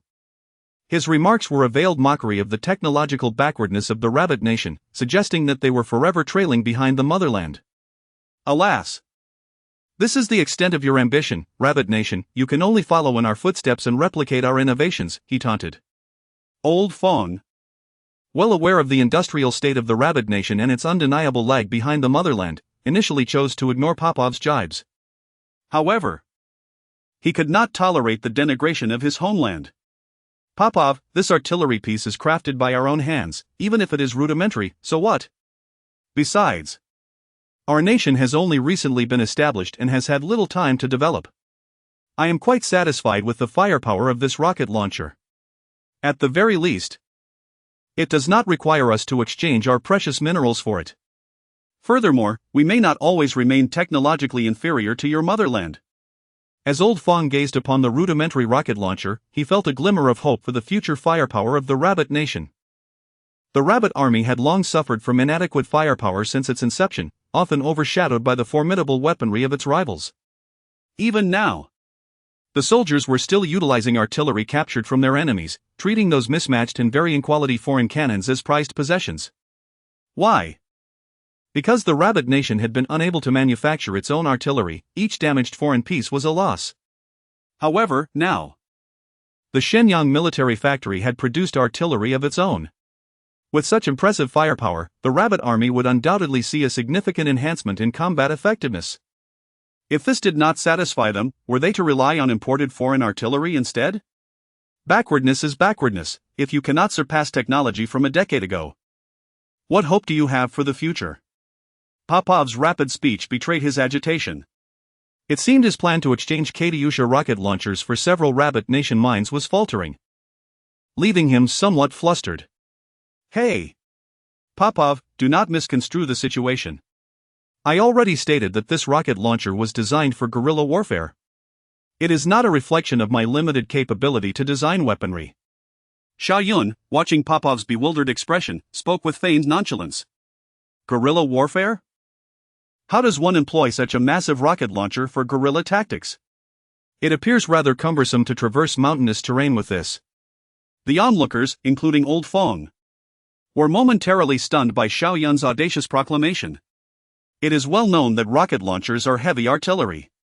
Even the motherland's rocket launcher, mounted on a truck chassis, could not navigate mountains or swamps with ease. Do not jest. A rocket launcher of this size must weigh at least 300 to 400 kilograms. Show me how you would carry it. Guerrilla tactics? Dragging this contraption would tire you out. I am not naive. I enlisted in the army after dropping out of art school and have participated in combat. Popov's astonishment quickly shifted to comprehension, as he realized Xiao Yun presumed he was unfamiliar with guerrilla tactics. Very well, allow me to demonstrate how to lift it. With that, Xiao Yun, accompanied by two workers wielding tools, approached the 107 rocket launcher. Ah! Why dismantle a perfectly good cannon? With deft movements, Xiao Yun ignored the crowd's protests, methodically disassembling the launcher. In a short while, the once intact rocket launcher lay in various components of similar weight, each no heavier than 30 kilograms. What is the purpose of this demonstration? Old Fong pondered, feeling increasingly anxious. Do not worry, Old Fong. This rocket launcher fires 107mm shells, hence its name. In travel mode, it weighs 385 kilograms, while in combat mode, it weighs 613 kilograms, with the rockets weighing 8 kilograms. I previously mentioned the Katyusha's mobility and adaptability issues, slow firing preparation, and high manufacturing costs. To address these shortcomings, I designed the 107 rocket launcher to be a modular structure. From the guiding tube to the mounting frame to the pulleys, each disassembled component is manageable in weight. At the mention of ergonomics, the crowd appeared bewildered, prompting Xiao Yun to clarify with a smile. In simpler terms, it is suitable for manual transport. Once disassembled, a dozen soldiers can easily maneuver this artillery across varied terrain. Moreover, I have optimized the rocket's design. The construction of both the cannon and the shells is simplified, and the manufacturing costs are significantly reduced compared to those of the Katyusha rockets, making it more feasible for mass production. Thus, what you perceive as simplicity is, in fact, one of its greatest advantages. Upon hearing this, not only Old Fong but even Popov and Ilya from the motherland were left agape. Imagining a squad of soldiers carrying a 12-barreled rocket launcher across mountainous terrain was a revolutionary concept in an era of mechanized warfare. Observing the profound impact on the crowd, Xiao Yun continued his exposition. Considering the unpredictable nature of battle and the soldier's manual dexterity, these components are designed for ease of assembly. Even those with no experience can reassemble this rocket launcher effortlessly. At that moment, Xiao Yun signaled to the two workers, who swiftly reassembled the 107 rocket launcher in mere moments. This artillery had been tested in the heat of battle on the Moon Monkey Nation's front lines, refined through the sacrifices of its soldiers, ensuring its efficacy. Furthermore, in urgent battlefield situations where assembly time is limited, the guiding tube can be directly fixed to the ground, and the rocket can be ignited with a match to launch it. With that, Xiao Yun detached a guiding tube, secured it to the ground, and, under the bewildered gazes of the onlookers, removed the rocket's tail cover to expose the fuse. Come on, Old Li, it's your turn to perform. Coming. Li Yunlong grinned. Isn't this just a larger version of a firework? I've done this before. With a fizz, the fuse ignited, and Li Yunlong quickly moved aside. The rocket soared into the air, leaving the crowd in stunned silence as it flew towards its target, followed by a resounding explosion. Chapter 22, The Best is What Suits You. Having witnessed the ingenious design of the 107 rocket launcher, the attendees could hardly contain their excitement, engaging in animated discussions. Traditional rocket launchers are predominantly vehicle-mounted, bulky, and easily detected by enemy reconnaissance aircraft, making them vulnerable to counterattacks due to their predictable ballistic trajectories. In contrast, the 107 rocket launcher imposes no such concerns regarding its firing environment. Moreover, with its towing rod, it weighs only 3 to 400 kilograms, allowing even a donkey to transport it effortlessly. What I find most remarkable is its disassemblable feature. It can be deployed wherever a person can reach. Imagine setting it up atop a mountain or amidst a pile of rocks, catching the enemy entirely off guard.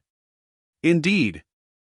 Striking unexpectedly for a devastating blow aligns perfectly with our guerrilla warfare tactics. I must say, its low production cost allows for mass deployment. Just envision the scene of hundreds or even thousands of these rocket launchers firing simultaneously. Those would not merely be rockets launched, but rather, a cascade of despair. Incredible. This concept is exceptional. As Elder Fong and Commander Chen exchanged glances, they recognized the shared excitement in each other's eyes. This device is undoubtedly a guerrilla warfare marvel, tailor-made for our forces. Xiao Yun, your design of this rocket launcher is astoundingly innovative. It stands apart from traditional rocket launchers entirely. In Bobov's perspective, rocket launchers are equipment meant for the frontal battlefield, akin to tanks, heavily constrained by terrain. However, listening to the discussions among the attendees from our nation, he internally marveled at the ingenuity. Bobov, I told you from the outset that the 107 rocket launcher was deliberately designed to suit our military's conditions. It's not that we couldn't produce a Katyusha, rather, the 107 offers a superior cost-performance ratio. Elder Fawn, at this moment, finally grasped Xiao Yun's thoughtful intentions. Our nation's current productivity has only recently addressed the ammunition crisis, barely a week past. Trying to produce a massive Katyusha would indeed be overreaching. Furthermore, for our forces, the 107 rocket launcher is far more practical than the Katyusha. Its mobility and durability evidently align better with our combat style. Weapons that resonate with our national circumstances and military characteristics are genuinely superior instruments. It is crucial to recognize that our forces have engaged in guerrilla warfare for decades. Ha ha ha. Grandeur does not equate to superiority. Only what is suited to our nation is truly the best. Xiao Yun, when it comes to weapon design, we have indeed been rather superficial in our considerations compared to your insights. Elder Fong's spirits soared to new heights, applauding while casting admiring glances at Xiao Yun. At this moment, Li Yunlong stood aside, his eyes sparkling with excitement. If Elder Fong deemed the 107 rocket launcher the best, he could not afford to miss out. Approaching the rocket launcher, Li Yunlong caressed its body, his grin stretching from ear to ear. Who would have thought that such a small rocket launcher could be so formidable? Now, it seems our old Li has struck gold. I said being Xiao Yun's bodyguard was a lucrative position. Ha! Any good things must come to our old Li first. However, with the old commander still present, how could he possibly pocket this cannon? Li Yunlong circled the cannon several times, occasionally touching the barrel or rubbing his hands together, utterly envious.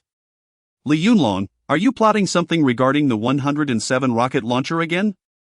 Ah, no, Commander Chen. Li Yunlong abruptly lifted his head, meeting Chen's gaze, instantly feeling uneasy.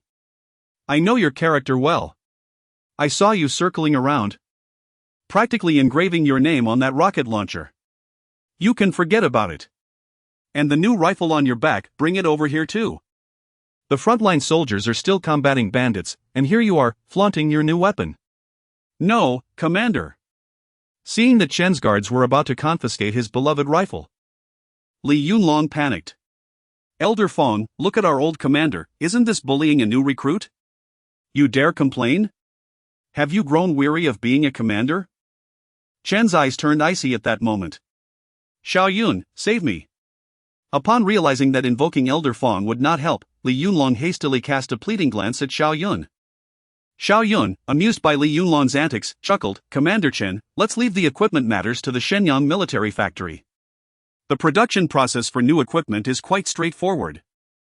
Once old Zhang's support arrives, we can surely meet your needs in no time.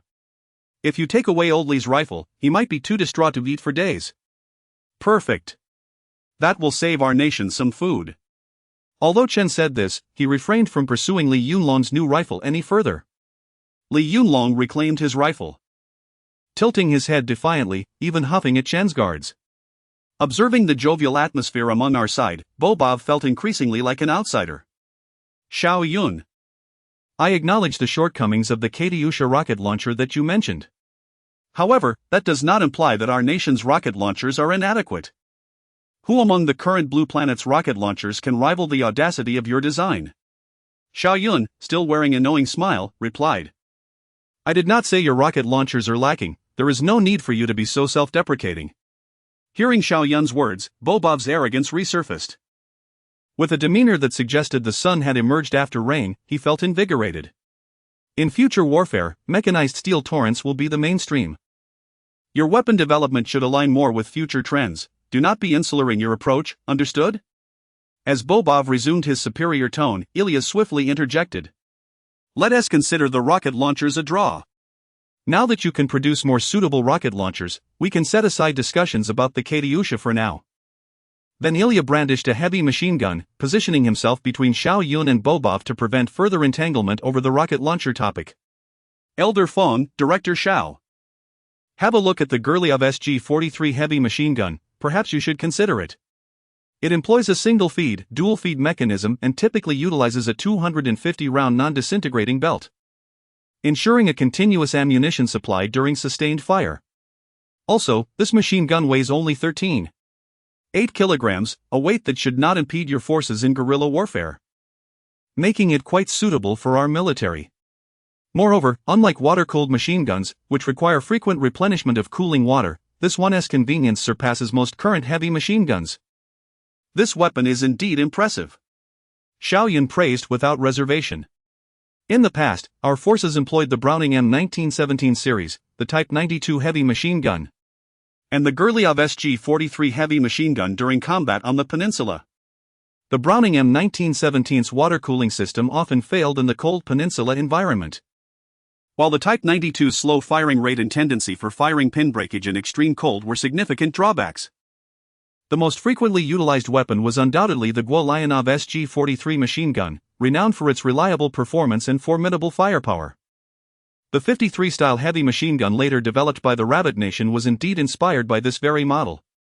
With this thought in mind, Xiao Yun smiled subtly and cast a glance at Ilya. Had he not interfered in this world, perhaps Ilya's two arms deals would have been triumphantly accomplished today. Alas! Fate had intertwined their paths. If Ilya's military sales endeavors continue to be thwarted by him in the future, would he not become the eternal nemesis of Ilya? Chapter 023, Obsolete Artifacts of the Last Century. Your machine guns are indeed impressive. However, as Xiao Yun approached another unopened red cloth, he declared, Our Rabbit Nation possesses an even better alternative. In the next moment, he dramatically unveiled the cloth. As it fell away, the eyes of everyone in attendance sparkled with excitement. Devoid of the confusion that had accompanied the appearance of the 107 rocket launcher. A pitch-black machine gun, equipped with 6 barrels and mounted on a metallic tripod, forcefully seized the attention of all. Simply standing there, it radiated an aura of unyielding authority. Even Ilya felt a tightening in his chest, his lips twitching as he glanced involuntarily at Xiao Yun. For a young man in his 20s to have crafted copper-coated steel bullets is already a stroke of genius, yet it appeared that this talent was merely the beginning for him. With automatic rifles, the 107 rocket launcher, and now this formidable machine gun before them, it was clear that he was either successful in his research or well on his way to achieving it. Although the performance of these weapons did not overshadow that of the Bear Nation's armaments by much, the presence of this individual was undeniably extraordinary.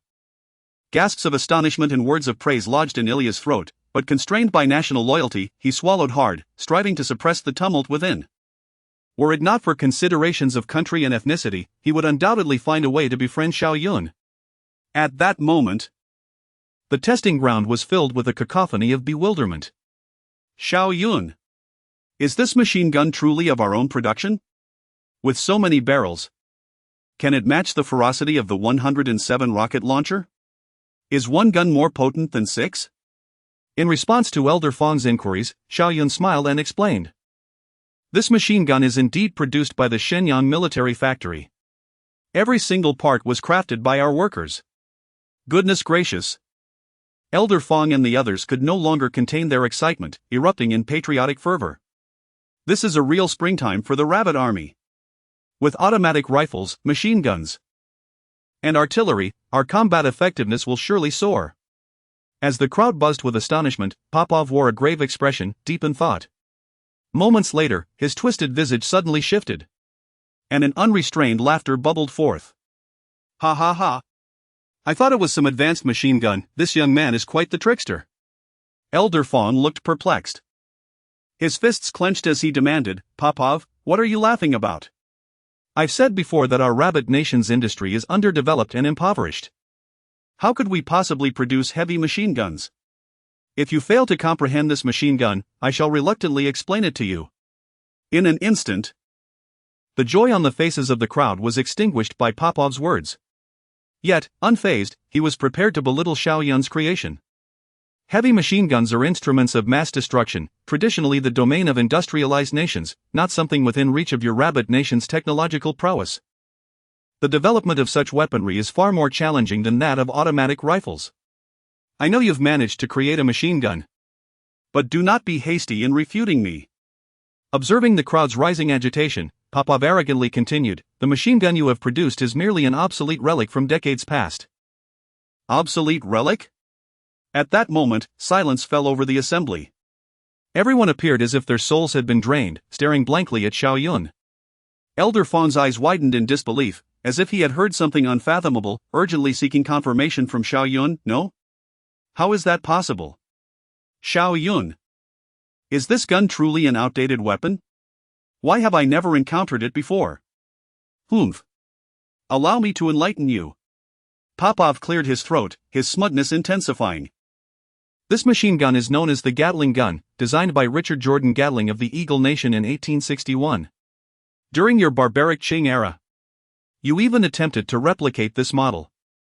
As for why you have never seen it, it is because it was supplanted by the Maxim gun before the First World War. The Maxim gun employs the energy from gunpowder gases for automatic loading and firing, making it easy to operate and highly reliable. In contrast, the hand-cranked Gatling gun has too many evident disadvantages. The shooter becomes fatigued easily, it is bulky and heavy, with poor maneuverability. Popov continued to enumerate the shortcomings of the hand-cranked Gatling, clearly seeking revenge for Xiao Yun's earlier disparagement of the Katyusha rocket launcher. I never imagined you would resurrect such a neglected artifact. I told you, no one can craft a heavy machine gun in just a few days. Director Xiao is merely deceiving you with last century's discarded technology. The atmosphere grew eerily quiet. Li Yunlong felt a staggering blow, almost losing his balance. Fortunately, Xiao Yun was swift, supporting him. Old Li, what's wrong? If you can't even stand, how will you test the gun later? Xiao Yun. There must be some misunderstanding. Perhaps you've mixed up the blueprints for the machine gun, or that lad Hao Ming made a mistake, right? I'll fetch Hao Ming immediately for a thorough interrogation. He is far too careless to misplace production blueprints. Popov coldly observed Li Yunlong's performance. Had I not spent the better part of my life studying firearms, I might have been fooled by your antics. However, I must say, this hand-cranked Gatling is quite suitable for your rabbit nation. With a firing rate exceeding 200 rounds per minute, it matches the firepower of your 92 type heavy machine gun. The key is that it can be manufactured in a country with a non-existent military-industrial base. The fact that you can produce the Gatling implies you've reached the industrial level of last century's Qing, so your regression isn't too grave, ha ha ha. As the crowd hesitated, struggling to find words, Popov lifted his chin higher. The Bear Nation and the Rabbit Nation share a friendly bond, and as an elder brother, we ought to extend our assistance to you in your time of need. Director Xiao, why not demonstrate your Gatling machine gun? Should any questions arise, you may consult me right here. This is a rare opportunity, do not miss it out of embarrassment. At this moment, the atmosphere in the testing ground plummeted to its lowest point. Elder Fong turned his gaze toward Xiao Yun, though his expression was one of forced consolation. He understood that youth often comes with impetuosity. As long as Xiao Yun maintains composure and steadies his approach, his evident talent will surely lead to great accomplishments in the future. This minor setback pales in comparison, and perhaps this experience will solidify Xiao Yun's path ahead. After a moment of silence, Elder Fong prepared to conclude the demonstration. Feeling that Xiao Yun had already contributed significantly to the Rabbit Nation and should not be subjected to further ridicule by Popov. However, Xiao Yun spoke up before him. Since Consul Popov wishes to witness the performance of this machine gun, I shall oblige him. Do be sure to provide me with your discerning insights later. Chapter 024, Has the Peninsula Sniper arrived? Old Li, what are you waiting for? Begin the performance. In the next moment, Xiao Yun turned his head and shouted at Li Yunlong. Seriously, are we really going to try this, brother? Li Yunlong walked towards the machine gun, glancing back at Xiao Yun repeatedly, anxious that he might have misheard. Seeing Xiao Yun's confidence, it instead made Elder Fong beside him feel uncertain. Could it be? This machine gun is not, as Bobov claimed, a relic from the last century? Just moments ago, the 107 rocket launcher was dismissed by many, only to slap their faces resoundingly. But that seemed improbable. If the Gatling gun were truly formidable, why had he never encountered it on the battlefield? The weapons used by the Rabbit Army are said to be manufactured worldwide, with a plethora of varieties. If other countries utilized this machine gun, he surely would have seen it. If no other country uses it, isn't it merely an obsolete model? Xiao Yun. Elder Fong was about to speak but swallowed his words. What if other countries didn't use it because it was too advanced to produce? Despite his rational mind suggesting that this was unlikely, Xiao Yun had repeatedly proven that he was no mere showman, spouting nonsense. He always managed to accomplish feats that others could not. In the next moment, Elder Fong's clear yet authoritative voice rang out once more, Li Yunlong, hurry up, and do not bring shame to the Rabbit Nation. All right, Elder Fong. Li Yunlong instantly invigorated, rushing to the Gatling gun to study its operation. Xiao Yun instructed a nearby worker to bring over the prepared ammunition belt. He himself meticulously inspected the Gatling gun and found no issues. Clearly, Hao Ming and his team possessed commendable production skills. They had flawlessly constructed the weapon from just a single blueprint. He adjusted the machine gun's firing rate to maximum and secured the ammunition belt in place. At this moment, the nearly 1 meter long barrel resembled a poised black dragon, coiled upon the triangular stand, emanating a terrifying aura. Old Li, the target remains at the 1,000 meter mark. Are you ready? Li Yunlong's heart raced, his hands gripping the machine gun, sweating nervously, while the onlookers held their breath in anticipation. In such a tense atmosphere, who would expect Li Yunlong to utter, the target seems a bit distant, I can't see it clearly. In the next moment, the roar of Chen's brigade echoed as expected. Li Yunlong, you motherfucker. You're as useless as a donkey trying to lift tofu. Old brigade commander, I truly can't see. Li Yunlong hung his head, feeling instantly aggrieved. The low house at 1,000 meters, barely visible after the rocket attack, now appeared no larger than a fist. Zhang Yaofeng. You go. Elder Fong commanded a soldier beside him. Yes. A young soldier swiftly approached the machine gun. Elder Fong, what is this soldier's name? Xiao Yun hesitated, wondering if he had misheard. Zhang Yaofeng, do you know him? Not really. Xiao Yun scratched his head, uncertain. Wasn't that sniper on the peninsula supposed to enlist next year? Old man. At 1,000 meters, I truly can't see, even if you give me a rifle. I couldn't hit it. Li Yunlong retreated behind the machine gun, continually explaining to Chen. Stop making excuses. Put. Li Yunlong was about to continue when Bobov couldn't help but laugh. In such a setting, having laughed, Bobov disdainfully remarked, Director Xiao. This is like an old lady climbing into bed, you've really made me laugh. Do you think it matters how far the target is? Even if this machine gun can reach 1,000 meters, the recoil will send the bullets off course. What you call a target is, to me, a mere joke. After Bobov's remarks, everyone finally realized they were testing a machine gun. What need was there for precision at such distances? If a machine gun could accurately hit a target 1,000 meters away, it could only be attributed to luck. If this machine gun can knock down a wall 1,000 meters away, I'll lick your Gatling gun from top to bottom. Bobov mockingly extended his tongue and pretended to lick the air. Damn, that's disgusting. I might throw up last year's New Year's dinner. Xiao Yun quickly turned his head and commanded Zhang Yaofeng, fire. In an attempt to drown out the previous spectacle with the sound of the Gatling gun, Zhang Yaofeng, looking serious, decisively pressed the firing button upon receiving the command. Da.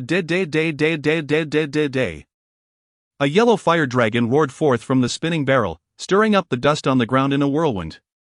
Looking back at the testing ground, the wall 1,000 meters away crumbled in less than 5 seconds.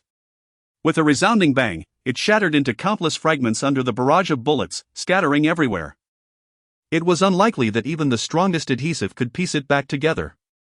The target had fallen, yet Zhang Yaofang showed no signs of stopping. Feeling the bullets surge from his hands, he became ecstatic. 20 seconds later, after exhausting the ammunition belt, the sound of the gun barrel spinning empty rang out. And Zhang Yaofang reluctantly released the trigger. Wow! This feels amazing. Now this is what a gun is. In stark contrast to the exuberant Zhang Yaofang, every onlooker wore a peculiar expression upon the cessation of gunfire. Is this really a gun? The sound of bullets leaving the chamber had become so dense that the distinct "da" was inaudible. In mere seconds, the wall 1,000 meters away had been reduced to rubble.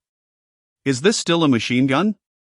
Observing the round mouths of the crowd, Xiao Yun felt an overwhelming urge to stuff an egg into each of their mouths. Moments later, Elder Fang's eyes finally flickered, his face flushed with excitement, breath quickening as he turned to Chen and asked, "Old Chen, am I dreaming?" Elder Fang. I feel like I'm still dreaming. Old Chen, why would such a powerful machine gun be discarded internationally? Is it too formidable? Elder Fang, that's absurd. Who wouldn't want such a powerful machine gun? The two turned to each other, exchanging a glance, their minds still buzzing. The surrealness of the moment prompted them to slap themselves to confirm they were not dreaming, and the sting confirmed their reality. Everything had unfolded too swiftly and was too astonishing. Beyond shock, both men simultaneously harbored a thought: a machine gun capable of toppling targets 1,000 meters away. It was hard to fathom what would transpire if the Rabbit Army equipped itself with such a weapon. At this moment, the individual most unable to accept the test results was undoubtedly Bobov. His face fluctuated between red and white, wishing fervently for a rope to hang himself from the beams. Before so many witnesses, he had boasted so grandly, and now faced monumental embarrassment. Consul Bobov, you mentioned providing guidance after the test. Now that the Gatling gun test has concluded, what insights do you have? Xiao Yun observed Bobov's tightly knit brows, his smile appearing remarkably innocent. You just claimed you'd lick Xiao Yun's gun from top to bottom. I wonder if you plan to do so while it's still hot or wait until it cools down. Li Yunlong stood proudly beside Xiao Yun, wearing a haughty expression, showing no intention of letting Bobov off the hook. What on earth was happening? At that moment, Bobov was on the verge of tears. The scene of the Gatling gun firing replayed incessantly in his mind. After much contemplation, he still could not fathom how such a powerful machine gun could exist. This was not the typical image associated with a hand-cranked Gatling gun. Chapter 025, Popov, I spoke without thinking just now. This is not the appearance one would expect from a hand-cranked Gatling gun. Observing Popov's nearly frantic expression, Ilya sighed and took a couple of steps forward. It's truly unwise to make casual wagers with Xiao Yun. Director Xiao, as far as I know, shouldn't the Gatling be hand-cranked? Yet, the shooting scene I just witnessed seemed to employ no such mechanism. Moreover, the Gatling gun, which should have been operated by 4 individuals, appears to be of a much smaller size compared to the outdated models of the last century that you constructed. And the firepower, I feel it exceeds my understanding of machine guns. Ilya's demeanor became noticeably more amiable, resembling a student seeking guidance from a teacher. Glancing at Popov beside him, Ilya's eyes held a hint of exasperation. In raising his queries, he thought, this ought to assist this fool in extricating himself from trouble. Why do you keep staring at Xiao Yun, hurling accusations? Indeed, wasn't it said to be hand-cranked? How, then, did pressing the launch button result in firing? With Ilya's reminder, Popov seemed to have finally grasped the crux of his confusion. Initially, he had merely cast a glance, assuming that the Gatling gun in question was merely a relic from the last century, without scrutinizing it closely. However, upon reflection, as he examined it with greater care, the expression on Popov's face shifted from bewilderment to outright disorientation, akin to a deflated balloon. Good heavens, aside from the 6 barrels, I can't comprehend anything else. The old Russian remarked, if you wish for your teacher to impart knowledge, there is a fee to be paid. Li Yunlong grinned broadly. The equipment Minister Wang purchased from us was at no charge. Popov waved his hand, which delighted Zhang Wan and Gao, who were at a loss regarding how to settle their payment for the equipment they had acquired. Cough, cough, let us discuss. Xiao Yun cleared his throat. Yes, quickly. Let us discuss. Li Yunlong exclaimed, pulling out a handful of sunflower seeds from his pocket, his face brimming with excitement. This machine gun employs the same structure as the hand-cranked Gatling. It is a multi-barreled rotary gun. 6.7. 62 mm caliber barrels are arranged in a circular formation, connected through a rotating mechanism. It utilizes a 28-volt direct current motor as its power source, linked to the barrel rotation mechanism via a complex transmission device, allowing the barrels to rotate at high speeds with remarkable stability. This electric drive not only significantly enhances the rate of fire but also renders operation far easier for the shooter compared to traditional hand-cranked Gatling guns.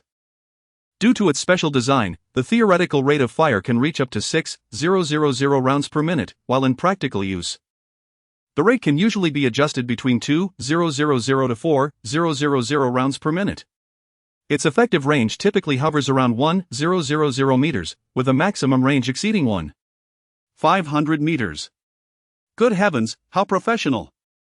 Incredible!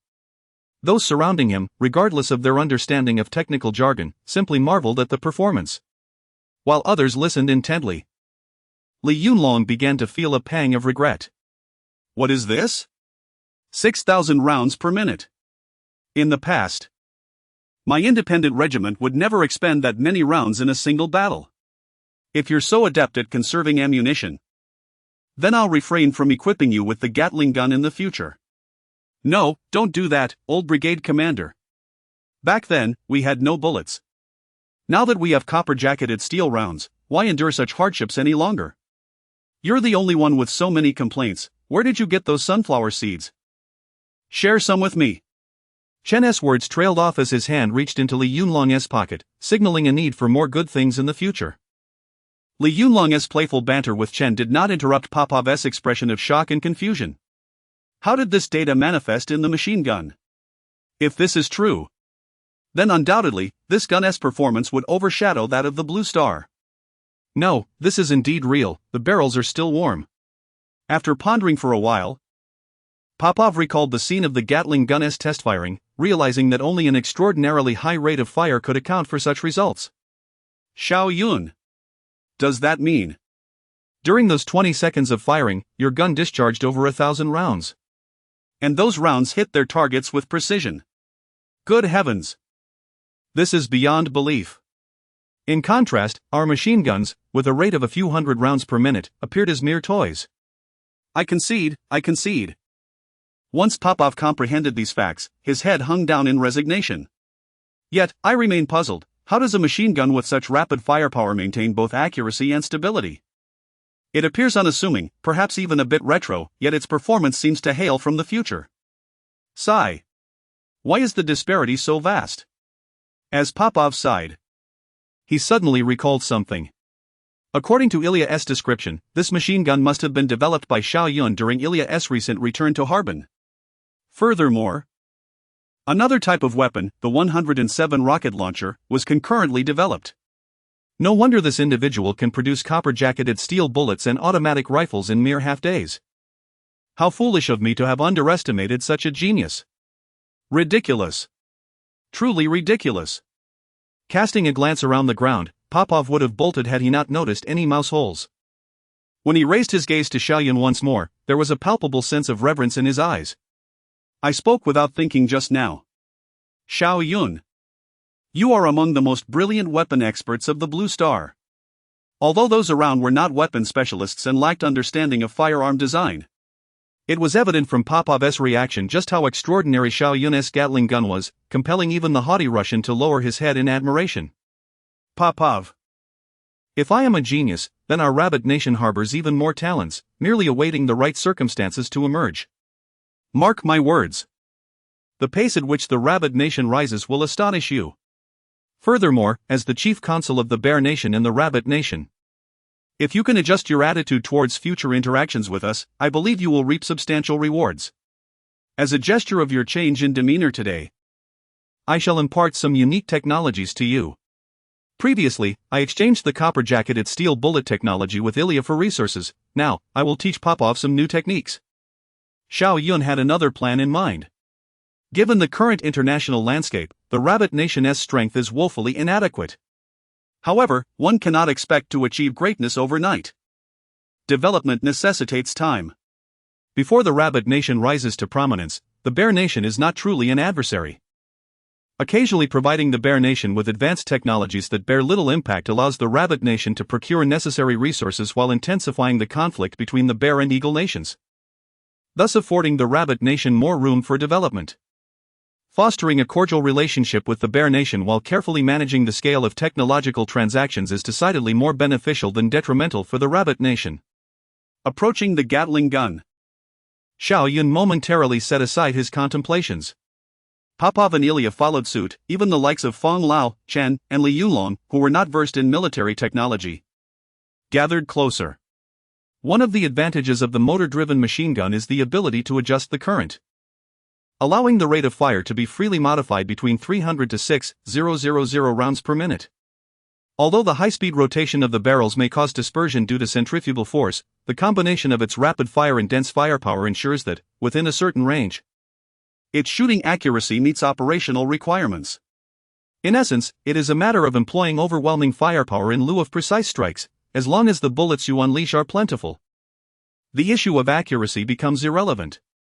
Furthermore, due to the adoption of a multi-barrel rotating mechanism, the recoil during the firing process somewhat offsets itself, thereby enhancing the weapon stability during discharge, a crucial factor in improving the accuracy of machine guns. Observing Xiao Yun passionately imparting knowledge to the old Russian on site, Fong felt an inexplicable surge of confidence regarding the prospects of the Rabbit Nation's development. A nation poised for revitalization, with a dilapidated arms factory, has remarkably unveiled a series of formidable weapons within mere days. Such occurrences seem to belong solely to the realm of fantastical fiction. It is truly unfathomable to consider the significant impact that a prodigy like Xiao Yun, with seemingly supernatural abilities, will have on the Rabbit Nation in the future. Chapter 026, the 50 Series Equipment. Li Yunlong. Put down my machine gun and step away from my precious. Chen Lu's heart raced as he noticed Li Yunlong's eyes gleaming with excitement, cradling a Gatling gun, with one hand gripping the weapon. Li Yunlong was about to turn around when Chen Lu's abrupt shout halted him. Upon raising his gaze, he found himself under the scrutinizing stares of a group of onlookers, which even Li Yunlong's thick skin could not withstand without feeling embarrassed. Well, I was just testing its weight. Old donkey, this gun is surprisingly light. You should give it a try. Get lost. Chen Lu retorted, snatching the Gatling gun away and sending Li Yunlong stumbling several meters with a swift kick. I know your intentions well, go stand somewhere cooler. Li Yunlong's lips moved as if to offer an explanation, but a cold glare from Chen Lu silenced him, leaving him as subdued as a wilted eggplant. Alas, poor old Li. Fearless in all matters, yet trembling like a chick before Chen Lu. Hey, old Chen. How come this machine gun is yours? The Ministry of Defense hasn't even spoken yet, and you've already claimed it. Is that fair? As Chen Lu prepared to carry away the Gatling gun, Elder Fong, too, began to feel anxious. Elder Fong, although you hold a high rank, you are my superior, and I acknowledge your authority. However, let me tell you, the effectiveness of this gun can only be maximized in my hands. Zhang Wanhua, the lowest in rank among them, also coveted the machine gun. Given his position in logistics, he thought to try his luck.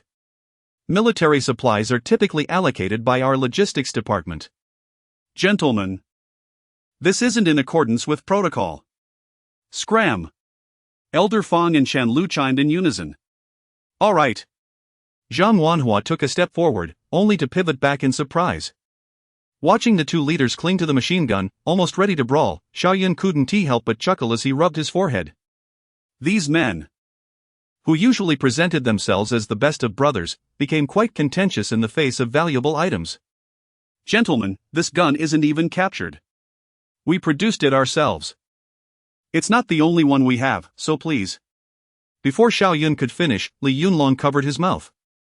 Li Yunlong cast furtive glances, blinking to send Xiao Yun a message. Little brother, you promised to leave me 300 to 500 pieces. Don't expose our bottom line. Chen Lu, who had been eavesdropping, suddenly looked taken aback before instantly adopting a cordial demeanor. Oh, Elder Fong, you are indeed the leader. I really shouldn't be vying with you for this gun. Saying this, Chen Lu thrust the machine gun into Elder Fong's arms and dusted off his clothes.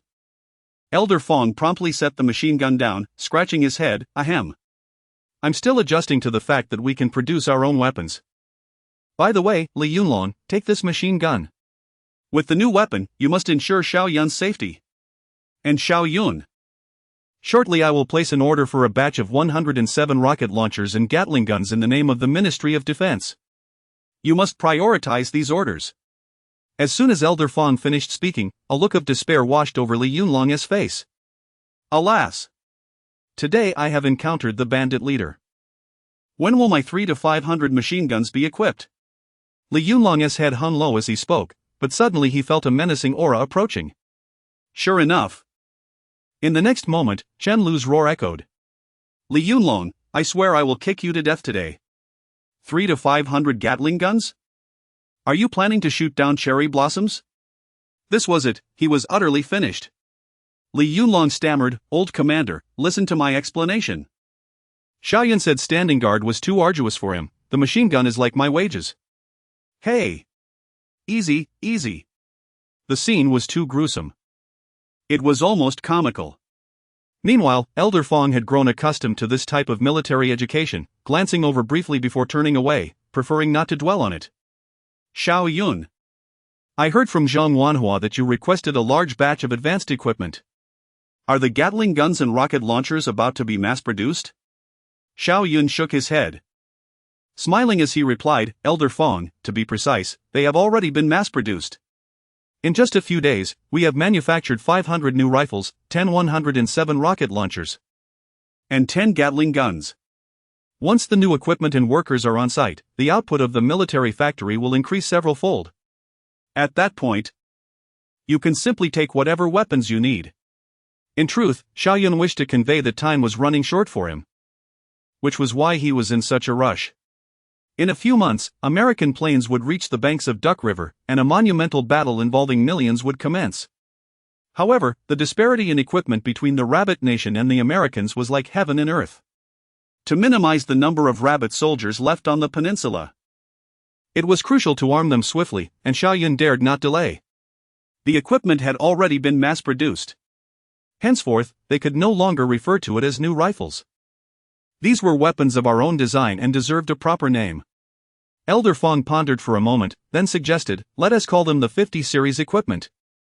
Based on the year of development. It sounds official, and we'll finally have a name for our equipment. Ha ha ha, splendid idea. Xiao Yun chuckled and nodded in agreement. I was just thinking the same. The 50 series rocket launcher, the 50 series machine gun. Ah, how delightful. Musing over the new names for the equipment, Xiao Yun's eyes sparkled with anticipation. One day, he would equip the Rabbit Army with a full set of the 50 series equipment. Besides the new equipment and workers, do you need any further assistance? Ha ha. With a genius like you, I feel that supporting you wholeheartedly will yield unimaginable returns. Elder Fong chuckled, unabashedly revealing his intentions before Xiao Yun. Supporting Xiao Yun was fundamentally about enhancing the combat capacity of the Rabbit Army. After all, what other motives could there be? Investing the limited support of the Rabbit Nation into Xiao Yun was the path to maximizing benefits. This was all for the sake of the Rabbit Nation. And stating it plainly was not out of line. Furthermore, there were others who sought their support without even earning it. Those lacking in competence would not even be welcomed, even if they were merely there to shine shoes. Speaking of support, there was indeed something that required Elder Fong's assistance. The already excited Elder Fong perked up at the mention of Xiao Yun needing support. Chapter 27, the plan to establish a branch factory in Yangqing. The already animated Elder Fong was galvanized upon hearing of Xiao Yun's need for support. Tell me what you require at once. Whatever difficulties you face, I will endeavor to resolve them. Upon learning that Xiao Yun had a request, Commander Chen urgently inquired. Speak freely, Xiao Yun. With your capabilities, no request is too much. I would even assign Li Yunlong as your cook without hesitation. Back during the Long March, He carried a massive iron pot on his back. After all these years, his culinary skills must have improved considerably. What? I am already serving as Xiao Yun's bodyguard. Do you expect me to cater to his every need? Can you not find someone else to torment? 3 In my youth, I was renowned as the most handsome lad for miles around. Now you want me to be both a bodyguard and a nanny? I will do it. I will do it, Commander. Please fasten your belt. If your trousers fall again, your underpants with the 2 holes will be exposed. Seeing that Commander Chen was about to undo his belt again, Li Yunlong hastily relented. Perhaps it is best if Elder Li does not cook for me. I fear that even without poisoning me, he might inadvertently cause my demise. I still have much to accomplish and am not yet ready to depart this world. Xiao Yun, sensing the concern in their gazes and the resentment in Li Yunlong's eyes, paused briefly before outlining his plan. Our nation has already provided nearly all the support it can to the Xinliang military factory. However, this falls far short of my actual needs, such as substantial foreign exchange and advanced materials. Upon hearing this, a shadow of disappointment fell over the faces of Elder Fong and Commander Chen. If Xiao Yun needed personnel, they had plenty at their disposal. Even if he needed equipment, they could unhesitatingly procure it from the Soviets on credit. But foreign exchange and advanced materials were a different matter altogether. First, tell us how much foreign exchange you require. I will see if we can scrape it together. Even if it means selling everything we own. Elder Fong declared earnestly. There is no need to sell everything we own. So many people in our country still need to eat. Xiao Yun said, scratching his head in embarrassment. I may need several hundred million, or even billions, of US dollars. Xiao Yun roughly calculated the cost of the materials he would require over the next few years, and even billions of dollars seemed like a conservative estimate. Why US dollars in particular? The answer was simple. The Americans were at the forefront of technological advancement and possessed vast quantities of advanced technology, materials, and scientists. One could criticize the Americans, but one could not accuse them of incompetence. Without secretly establishing back channels with the Americans, the nation's own resources, coupled with the ever-watchful and wary Soviets, would likely be insufficient to produce the weaponry needed to alter the course of the war before it ended. So much money? Even squeezing the country dry would not yield that much. Xiao Yun, you. Elder Fong frowned, his face etched with doubt. I am well aware of the nation's current situation. Asking the country to provide billions of US dollars is simply an impossible demand. Therefore, I only require Elder Fong to assist me in establishing a new branch factory in Yangchang. I will take care of everything else. Both Elder Fong and Commander Chen were taken aback by Xiao Yun's request. They had been prepared to exert every effort, even if it meant reducing military spending, to support Xiao Yun. Yet he had made such a simple request. Just a branch factory? Do not hesitate to ask for support. It is not as if everyone is capable of handling it. Even if the Xinliang military factory fails to achieve satisfactory results after receiving substantial support, I will not harbor any resentment. And anyone who dares to criticize you will be strapped to a rocket and launched into space. So, Xiao Yun, do not feel any pressure. Elder Fong pondered for a long time, unable to fathom why Xiao Yun would change his request to a branch factory. He could only offer reassurance from his own perspective. Xiao Yun glanced in the direction of Popov and Ilya before replying, "Rest assured, Elder Fong. I will resolve the other issues myself. As for the plan, I will prepare a report and present it to you and the senior leaders. Then, you will understand." Very well. Elder Fong was at a loss for words. However, he could tell from Xiao Yun's actions that he did not want the Soviets to hear too much, so he refrained from pressing further. Zhang Wanhe, expedite the arrangement of the equipment and personnel Xiao Yun requires. Do not delay the upcoming production. Yes, sir. Zhang Yaofeng, take a trip to Yangcheng on my behalf and assist Xiao Yun in resolving the branch factory matter. Yes, sir. Li Yunlong, guard Xiao Yun's safety at all times. If he loses so much as a hair, you will spend the rest of your days with an iron pot. Rest assured, Elder Fong, he is my brother. Hearing Elder Fong's arrangements, Xiao Yun felt a warmth in his heart, filled with contentment. In this new life, with the trust of the senior leaders, the support of Elder Fong, and the assistance of his comrades, he would accelerate the introduction of 21st century technology to the nation, enabling the nascent nation to stand tall on the world stage. Elder Fong, now that you have taken care of Xiao Yun's affairs, allow me to arrange the distribution of the latest weaponry produced by the military factory. Commander Chen revealed his avarice without reservation. I have been waiting for this moment. Ding Wei's troops have encountered considerable difficulties in suppressing bandits in the southwest. So I intend to transport this batch of weapons to them to help them stabilize the situation as quickly as possible. Having witnessed the power of the Gatling gun and the guerrilla warfare tactics of the Type 63 multiple rocket launcher, Commander Chen could already envision the awe-inspiring scene of these weapons being deployed to capture cities and conquer territories. The banditry issue was indeed a major problem facing the nation, severely affecting the stability of the surrounding areas. Therefore, even though Elder Fong's eyes burned with desire, he did not object to Commander Chen's allocation.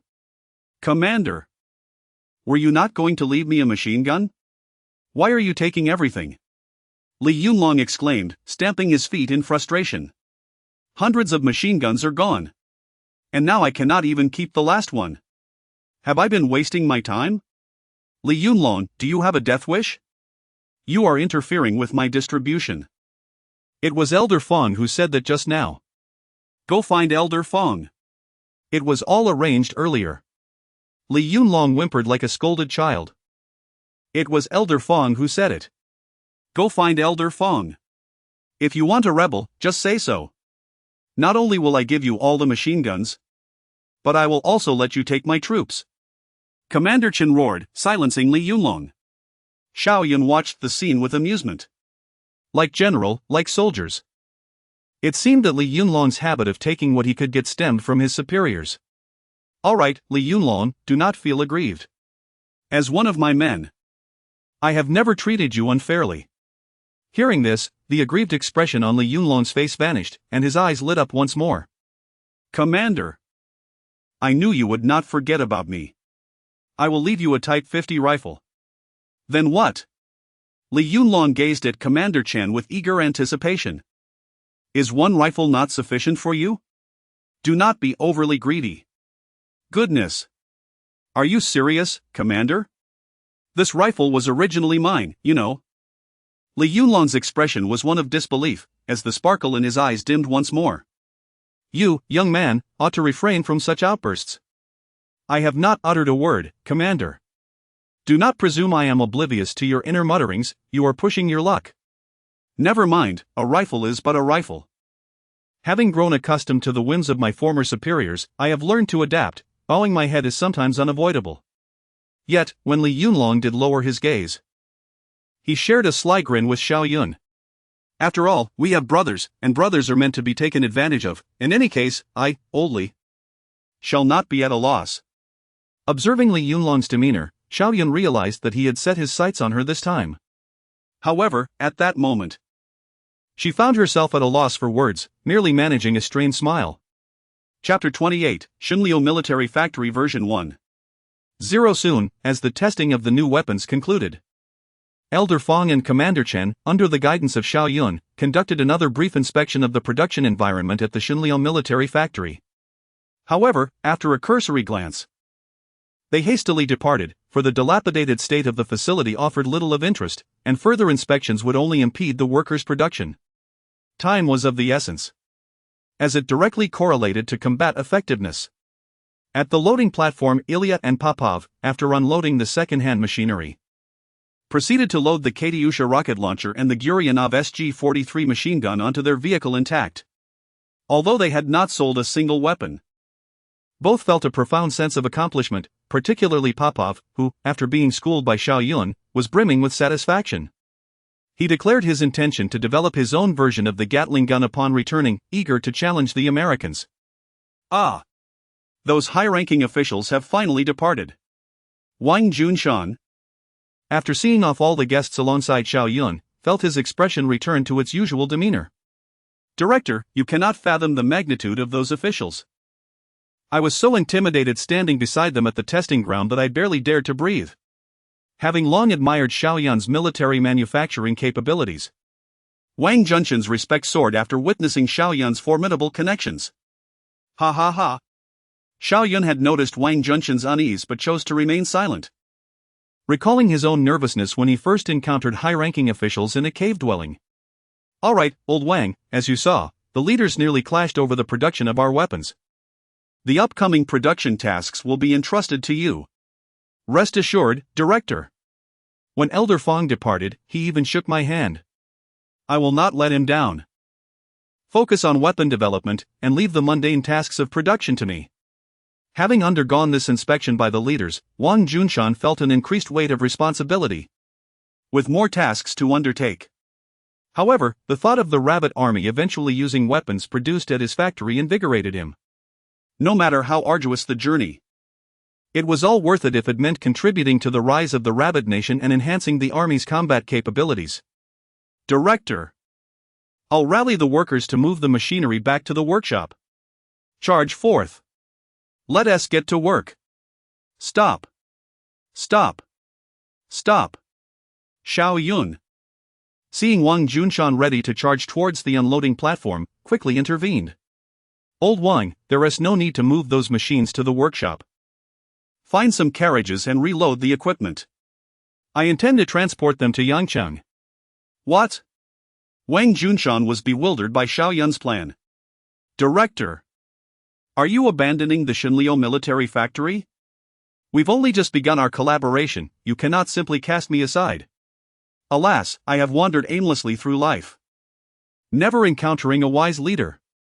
If you do not forsake me, wherever you go, please take me along.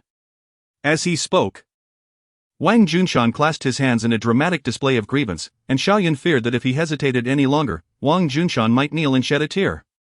Enough with the theatrics. I am not leaving for good. I will return. Return? What a farce. Wang Junshan rolled his eyes, swiftly regaining his composure. Those machines can function perfectly well in our factory, why transport them so far south? Old Wang, have you ever farmed? Xiao Yun inquired, placing a hand on Wang Junshan's shoulder. Farmed? I understand the intricacies of planting wheat or rice, knowing precisely when to sow seeds, water them, and weed. Director, just say the word, and I will have the workers plant whatever you desire tonight. Stop. Stop. I am not seeking your farming wisdom. Xiao Yun was exasperated. Transporting the machinery to Yangcheng is akin to planting seeds. In due time, we shall reap advanced equipment.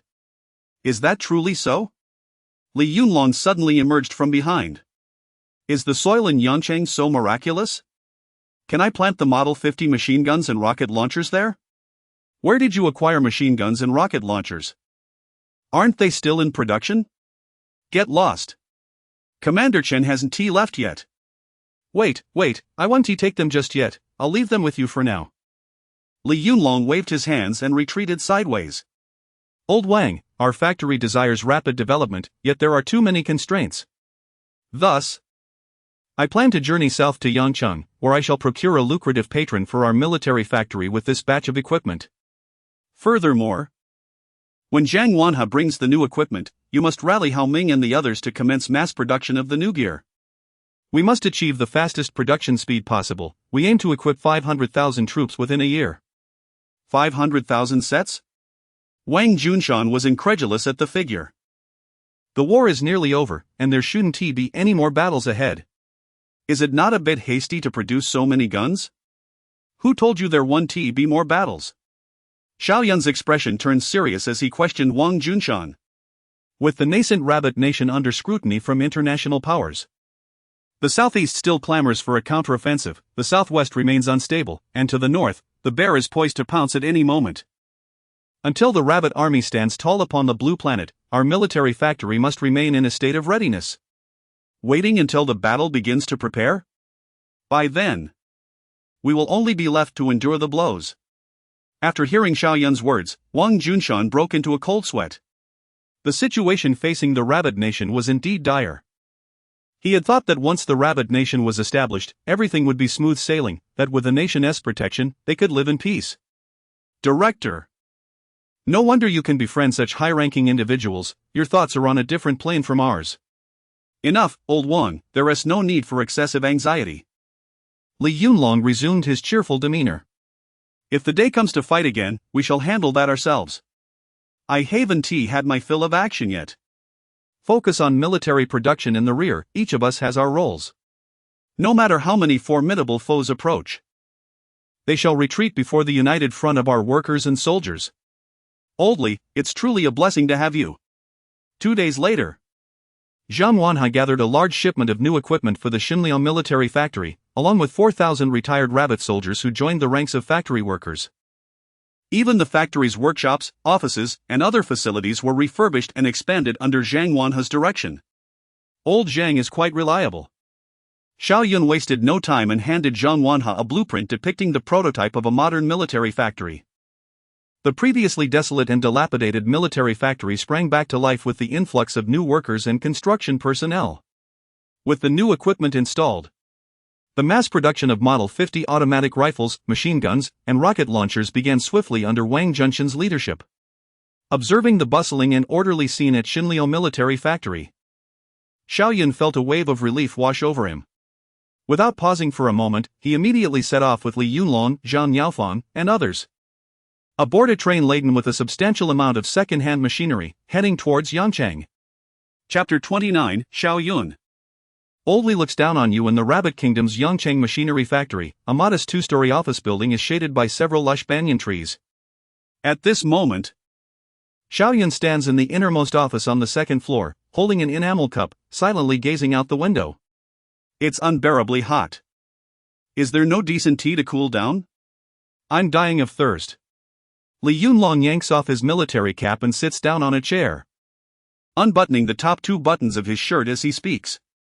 The cool tea is prepared for you. Xiao Yun gestures toward the enamel cup on the table, his gaze still fixed outside. The shouts of 1, 2, heave can be heard clearly even from a distance. Although the Rabbit Kingdom lags behind in industrial development, its workers' diligence and efficiency are unmatched across the Blue Star. Observing the workers' fervent enthusiasm for labor from the window fills Xiao Yun with hope for the future. Just half a month ago, he was freezing in the northeast, and now he finds himself in the midst of summer. It's truly a tale of 2 extremes. After taking several large gulps of the cool tea from the table, he finally alleviates the heat that had been weighing on his mind. For the past half-month, the Yangchang branch has been tirelessly engaged in renovation work. Under Xiao Yun's planning, the construction of the entire branch has now entered its final phase. Xiao Yun, why did we choose to build a branch in such a place? Shenyang has such a solid industrial foundation, with over half of the Rabbit Kingdom's heavy industry located in the northeast. Yet, you opted for this location. Aside from avoiding the cold, I can't think of any other benefits. Setting down the enamel cup and fanning himself with his hat, Li Yunlong, feeling a moment of relief, is soon clouded by a look of confusion. The industrial conditions here in Yangchang are quite decent. We have ready-made factories, available workers, and with the machinery we've brought, we can start production immediately. In the past half-month, aside from planning the Yangchang branch, Xiao Yun also visited the Yangchang steel plant, the Yangchang rubber factory, and the Yangchang weaving factory, guiding these enterprises in a wave of technological upgrades to adequately prepare for the upcoming construction of the Yangchang branch. I almost forgot about that. Li Yunlong perked up. Are we finally starting production? What are we going to make? During his days in Yangchang, Li Yunlong had been so busy clearing land and constructing factories that he had forgotten what kind of factory they were actually building. You have no idea. My mind has been consumed with the production lines of the Shenyang military factory. I know they are producing machine guns and rocket launchers, but I can't see or touch them. It drives me mad. However, thankfully, we can start production here soon. Once the factory is up and running, will the guns and ammunition be delivered to me? I've worked so hard these days, and you've been watching. For Li Yunlong, working for Xiao Yun without receiving machine guns and artillery in return felt akin to a farmer toiling for a landlord without pay. Xiao Yun, tell me, are we producing machine guns or rocket launchers this time? Or have you developed some new weapon? Seeing Li Yunlong's eager expression, Xiao Yun decided to reveal the answer without hesitation. This time, we are not making guns or cannons. We are producing motorcycles. The most durable, resilient, and stylish motorcycles in the entire Blue Star. Whoa! Upon hearing this, Li Yunlong could hardly contain his excitement, his eyes lighting up instantly. Is that true? Don't tease me. You can actually manufacture motorcycles? In the next moment, Li Yunlong's mind sparked with ideas. He recalled the time when a small notebook had a machine gun mounted on a sidecar motorcycle, advancing while firing. Who would have thought that one day the Rabbit Army could mount a self-produced 6,000 rounds per minute machine gun on motorcycles of our own making? However, Li Yunlong soon sensed something was amiss. If we are making motorcycles, can't we do that in Shenyang? The production conditions there are far superior.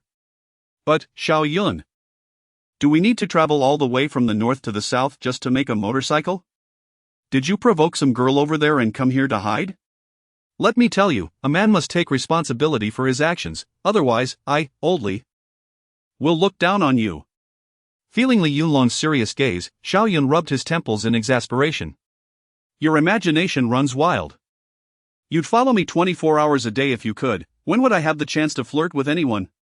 As for the purpose of coming to Yangchang, Li Yunlong, scratching his nose, grew suspicious again. Do you have someone special here? You should really consider writing novels, Old Li. Xiao Yun closed his eyes and organized his thoughts. It's simply because Yangchang is close to the Hong Kong island. I mentioned before that our military factory needs to develop. Our greatest shortage is not manpower or materials, but rather advanced tools and materials. Hong Kong Island, being the most developed area closest to the mainland and the only place in the Rabbit Kingdom able to engage with Western nations, is the only region that can meet the future development needs of our military factory. Yangchang, as the largest city nearest to Hong Kong Island with a certain industrial base, is why I chose to establish the branch here. After Xiao Yun explained, Li Yunlong did not show the enlightened expression one might expect. Instead, he paused for a moment and then became somewhat agitated. You plan to sell motorcycles to Hong Kong Island? We don't even have motorcycles ourselves. Yet you would mobilize the working class to build them for the capitalists? Why do the nationalists dare to shout for a counteroffensive across the strait? Isn't it because they are backed by the capitalists? If you manufacture motorcycles for Western countries, you're just a lackey for the capitalists. Old Li will look down on you. Li Yunlong, who usually held Xiao Yun in high regard, displayed a disdainful attitude upon hearing his plans. Chapter 030, Establishing Foreign Channels. Li Yunlong, who had always held Xiao Yun in high regard, displayed a dismissive attitude upon hearing Xiao Yun's plan. Old Li, you actually doubt my commitment. Xiao Yun set down his enamel cup and gazed earnestly at Li Yunlong. Do you not wish to operate a tank in the future? Do you not desire to see our nation possess its own fighter jets? Under Xiao Yun's intense scrutiny, Li Yunlong turned his head away, his expression stern as he replied. If we had tanks and planes, we wouldn't have had to sacrifice so many brothers when faced with the Japanese and the Kuomintang. Without establishing connections abroad, remaining stagnant and confined to our own world, where will our materials for constructing tanks come from? Where will we source the materials for aircraft? We can smelt steel ourselves, manufacture engines, and produce shells. But tell me, which factory in our nation can produce the electronic devices and fire control systems for tanks and planes? Do you think a tank is merely a metal shell mounted on 2 tracks with a cannon?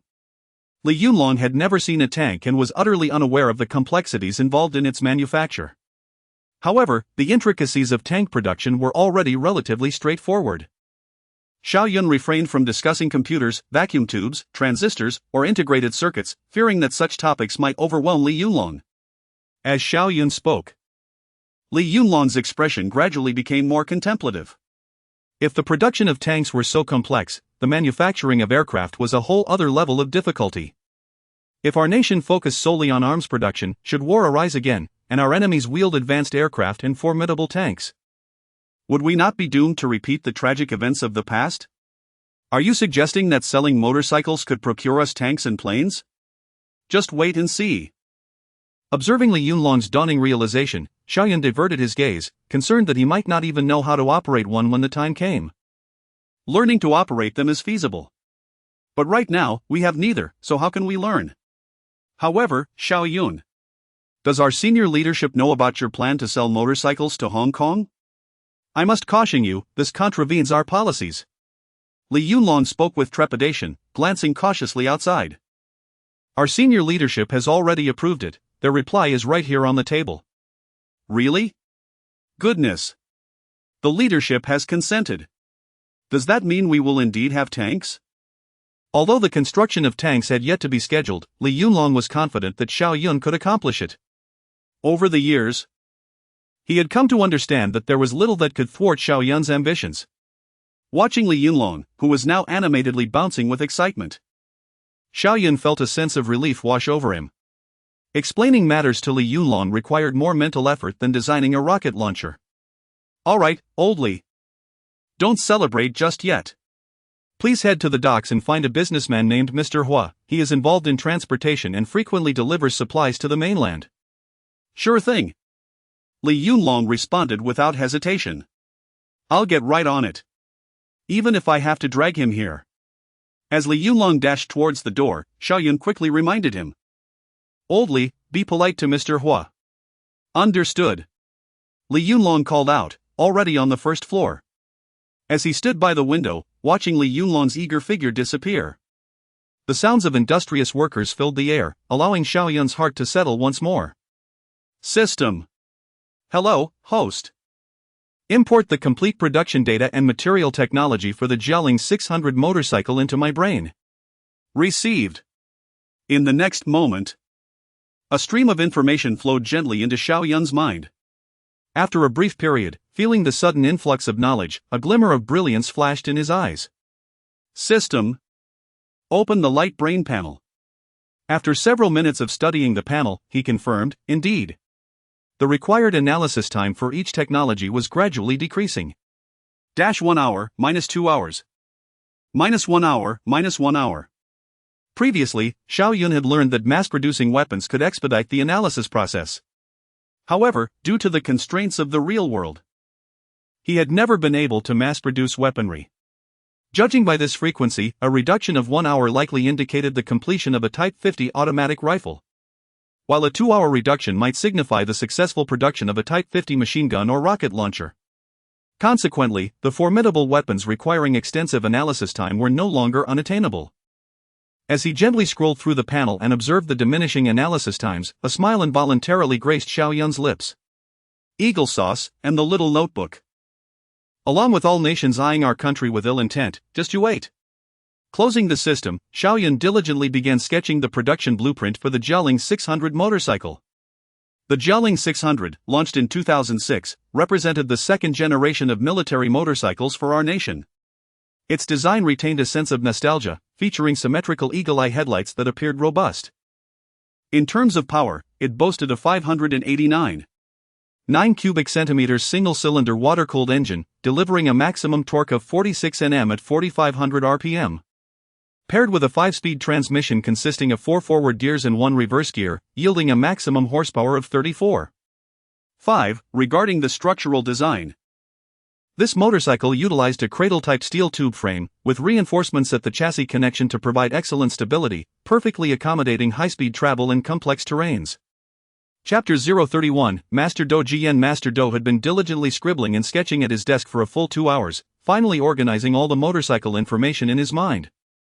Naturally, the name of the motorcycle had transitioned from Jialing 600 to Red Star motorcycle. Haoming. With a languid stretch, Xiao Yun called out towards the door. However, after a long pause, the only response was the echo of silence. It suddenly dawned on Xiao Yun that he was in Yangcheng while Haoming was in Shenyang. Sighing softly, he gathered the blueprints and made his way downstairs. Perhaps it was best to take matters into his own hands. Over the course of a fortnight, the Yangcheng machinery factory had expanded its grounds several-fold, thanks to the workers' efforts. The sign at the entrance had been replaced with a lengthier title, Shenyang Military Factory Yangcheng Branch. The transformation within the factory was nothing short of astonishing. Once a place so impoverished that even mice would weep at the sight of 2 bags of rice, it now bore the semblance of a large automotive manufacturing plant from the future. The workshops were brimming with equipment brought by Xiao Yun, and the walls were adorned with slogans reflective of the era. Even the longtime employees felt as though they were dreaming amidst the stark contrast of the factory as past and present. Director Xiao. The construction of the branch is nearing completion. Please let me know if there is anything you find unsatisfactory. Zhang Yaofeng stood beside Xiao Yun, providing him with an update on the factory's progress. Everything appears satisfactory. The workers are exceptionally motivated. Let us add some meat to their meals tonight. In this era, there was no greater comfort than the inclusion of meat in one's meal. If anything could surpass that, it would be an ample serving of fatty meat. By the way, Yaofeng, how is your marksmanship? Marksmanship? Zhang Yaofeng looked at Xiao Yun with a puzzled expression. Why do you ask? Before I joined the army, I lived off hunting. I cannot say how I compare to the sharpshooters in the army, but among the hunters in our village, none can rival me. Is that so? Ha ha. Xiao Yun chuckled, patting Zhang Yaofeng on the shoulder. I'll gift you a sniper rifle when I get the chance. Excitement glimmered in Zhang Yaofeng's eyes, though he rested his chin on his hand in contemplation. For an exceptional marksman, nothing could be more alluring than a sniper rifle. If there were something more enticing, it would be a sniper rifle equipped with a scope. Nevertheless, he found it perplexing why Director Xiao would suddenly offer him such a gift. However, let us set aside the matter of the sniper rifle for now. I need you to gather the technical workers. I am preparing to assign the next tasks. Xiao Yun could sense Zhang Yaofeng's enthusiasm, which mirrored his own. The thought of a sniper god wielding a 12.7 mm caliber rifle on the battlefield was exhilarating. Do not worry, Director. Zhang Yaofeng, invigorated by the mention of the sniper rifle, dashed out to summon the workers. Afterward, Xiao Yun took a moment to inspect the equipment he had exchanged with Ilya, a comprehensive collection of lathes, drill presses, milling machines, and other machinery. The production of motorcycles was intricate, particularly concerning the gearbox and engine, which demanded high standards in both materials and technological processes. Fortunately, the quality and precision of the equipment provided by Ilya were impeccable, albeit somewhat aged. It seemed the Russians had maintained them well. All the necessary equipment for motorcycle production was at hand, and Xiao Yun was confident he could resolve issues related to materials and technology. The next step depended on the skills of the workers at the factory. Director Xiao, all the technical workers have assembled. As soon as he heard footsteps, Zhang Yaofeng's voice resonated from outside. Xiao Yun inhaled deeply, steeling himself as he approached the source of the sound. Greetings, new director. Zhang Soldier has just informed us about you. I am Dou Jian, formerly the head of the technical department at the machinery factory. Xiao Yun observed the tall, slender man before him, whose shabby attire, though somewhat tattered, remained relatively clean. However, Dou Jian's eyes were strikingly peculiar, resembling a pair of cross-eyed orbs. Stifling a laugh, Xiao Yun extended his hands to shake Dou Jian's. Greetings, Master Dou. May I ask, does your vision ever lead to errors or discrepancies in your work? Dou Jian blinked his cross-eyed gaze, seemingly unfazed by the remarks about his appearance. Not at all. Director Xiao, my father named me after my eyes when I was born. Growing up, I was often teased for my sight, so I decided to prove my vision was normal by becoming a factory worker. Over the years, I even earned the title of an 8th-level fitter. Xiao Yun regarded Dou Jian once more, realizing that aside from his unusual eyes, he bore the hallmark of an experienced technician. It was surprising to discover that Dou Jian's journey was quite inspiring. He. Dou Jian scratched his head bashfully. Director, let me introduce you to the other colleagues in the technical department. With that, Dou Jian gestured towards the 8 workers nearby. Minutes later, Dou Jian recounted the backgrounds, experiences, and family situations of several technical workers in great detail, even sharing the history of the Yangcheng machinery factory from its inception to the present. Xiao Yun found himself stifling yawns as the information flowed forth. Is that all, Director? Do you wish to know more about the other workers? Old Wang at the gate just became a grandfather yesterday. Let me tell you about his grandson's nickname. Enough, Master Dou. We can learn more later. We have tasks to complete, so let us focus on our work, Xiao Yun said with a wry smile, urging them to get back on track. Chapter 032, engine number 001, we have a task ahead of us, so let us get to work promptly. Upon hearing Xiao Yun mention a task, Dou Jian and the 8 technicians immediately adopted a serious demeanor, their eyes gleaming with unparalleled determination as they responded loudly. Director, please assign us whatever task you have. There is nothing we cannot accomplish.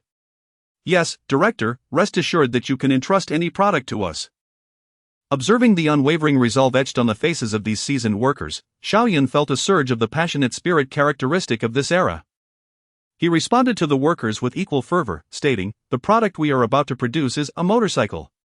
The result was an overwhelming silence in the workshop.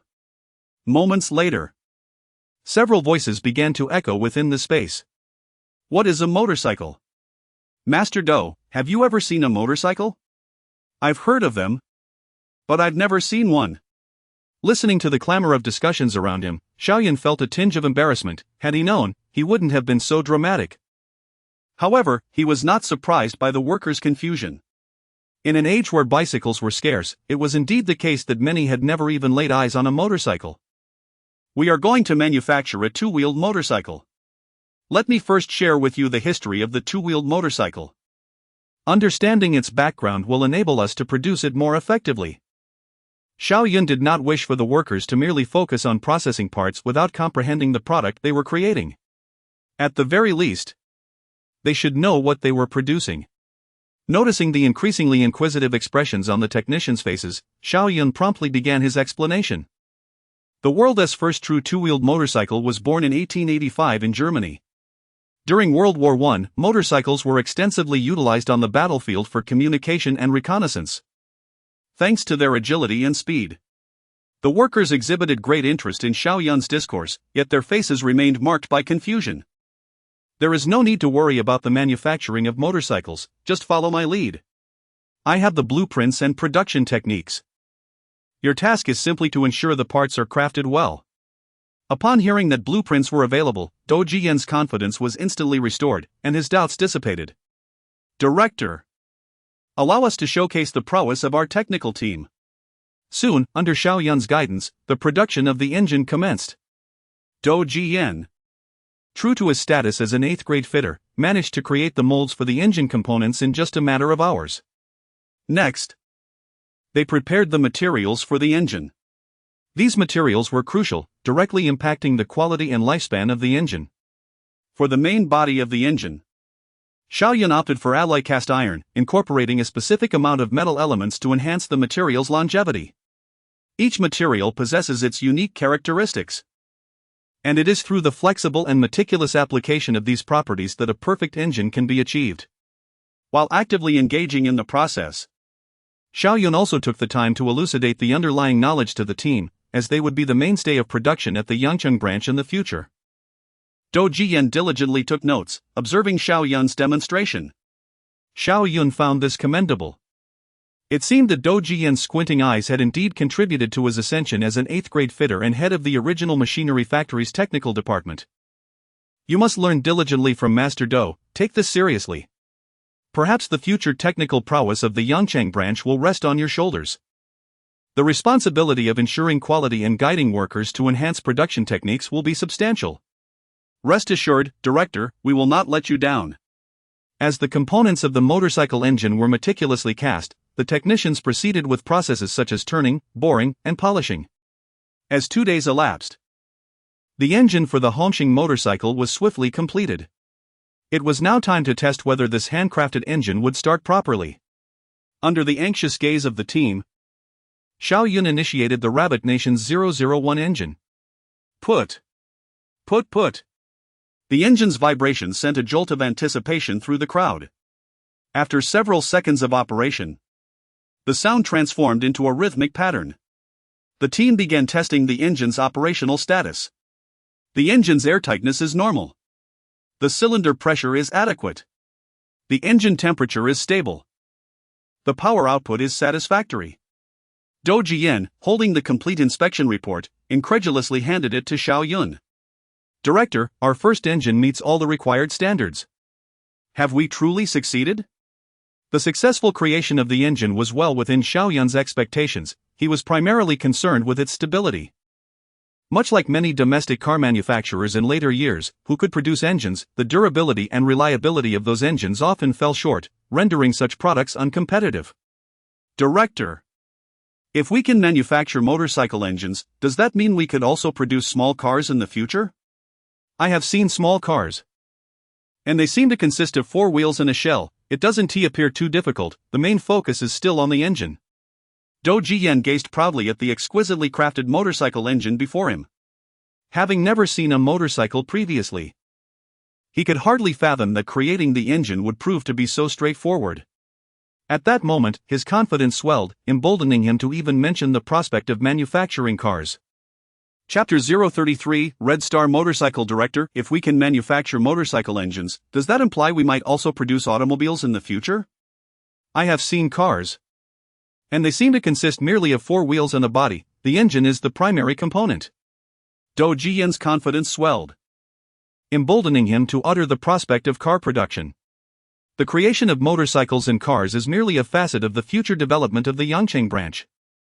With improved and more engines at our disposal, our capabilities will expand significantly. The Yangcheng branch is destined for comprehensive growth, establishing a research and development center to innovate new technologies.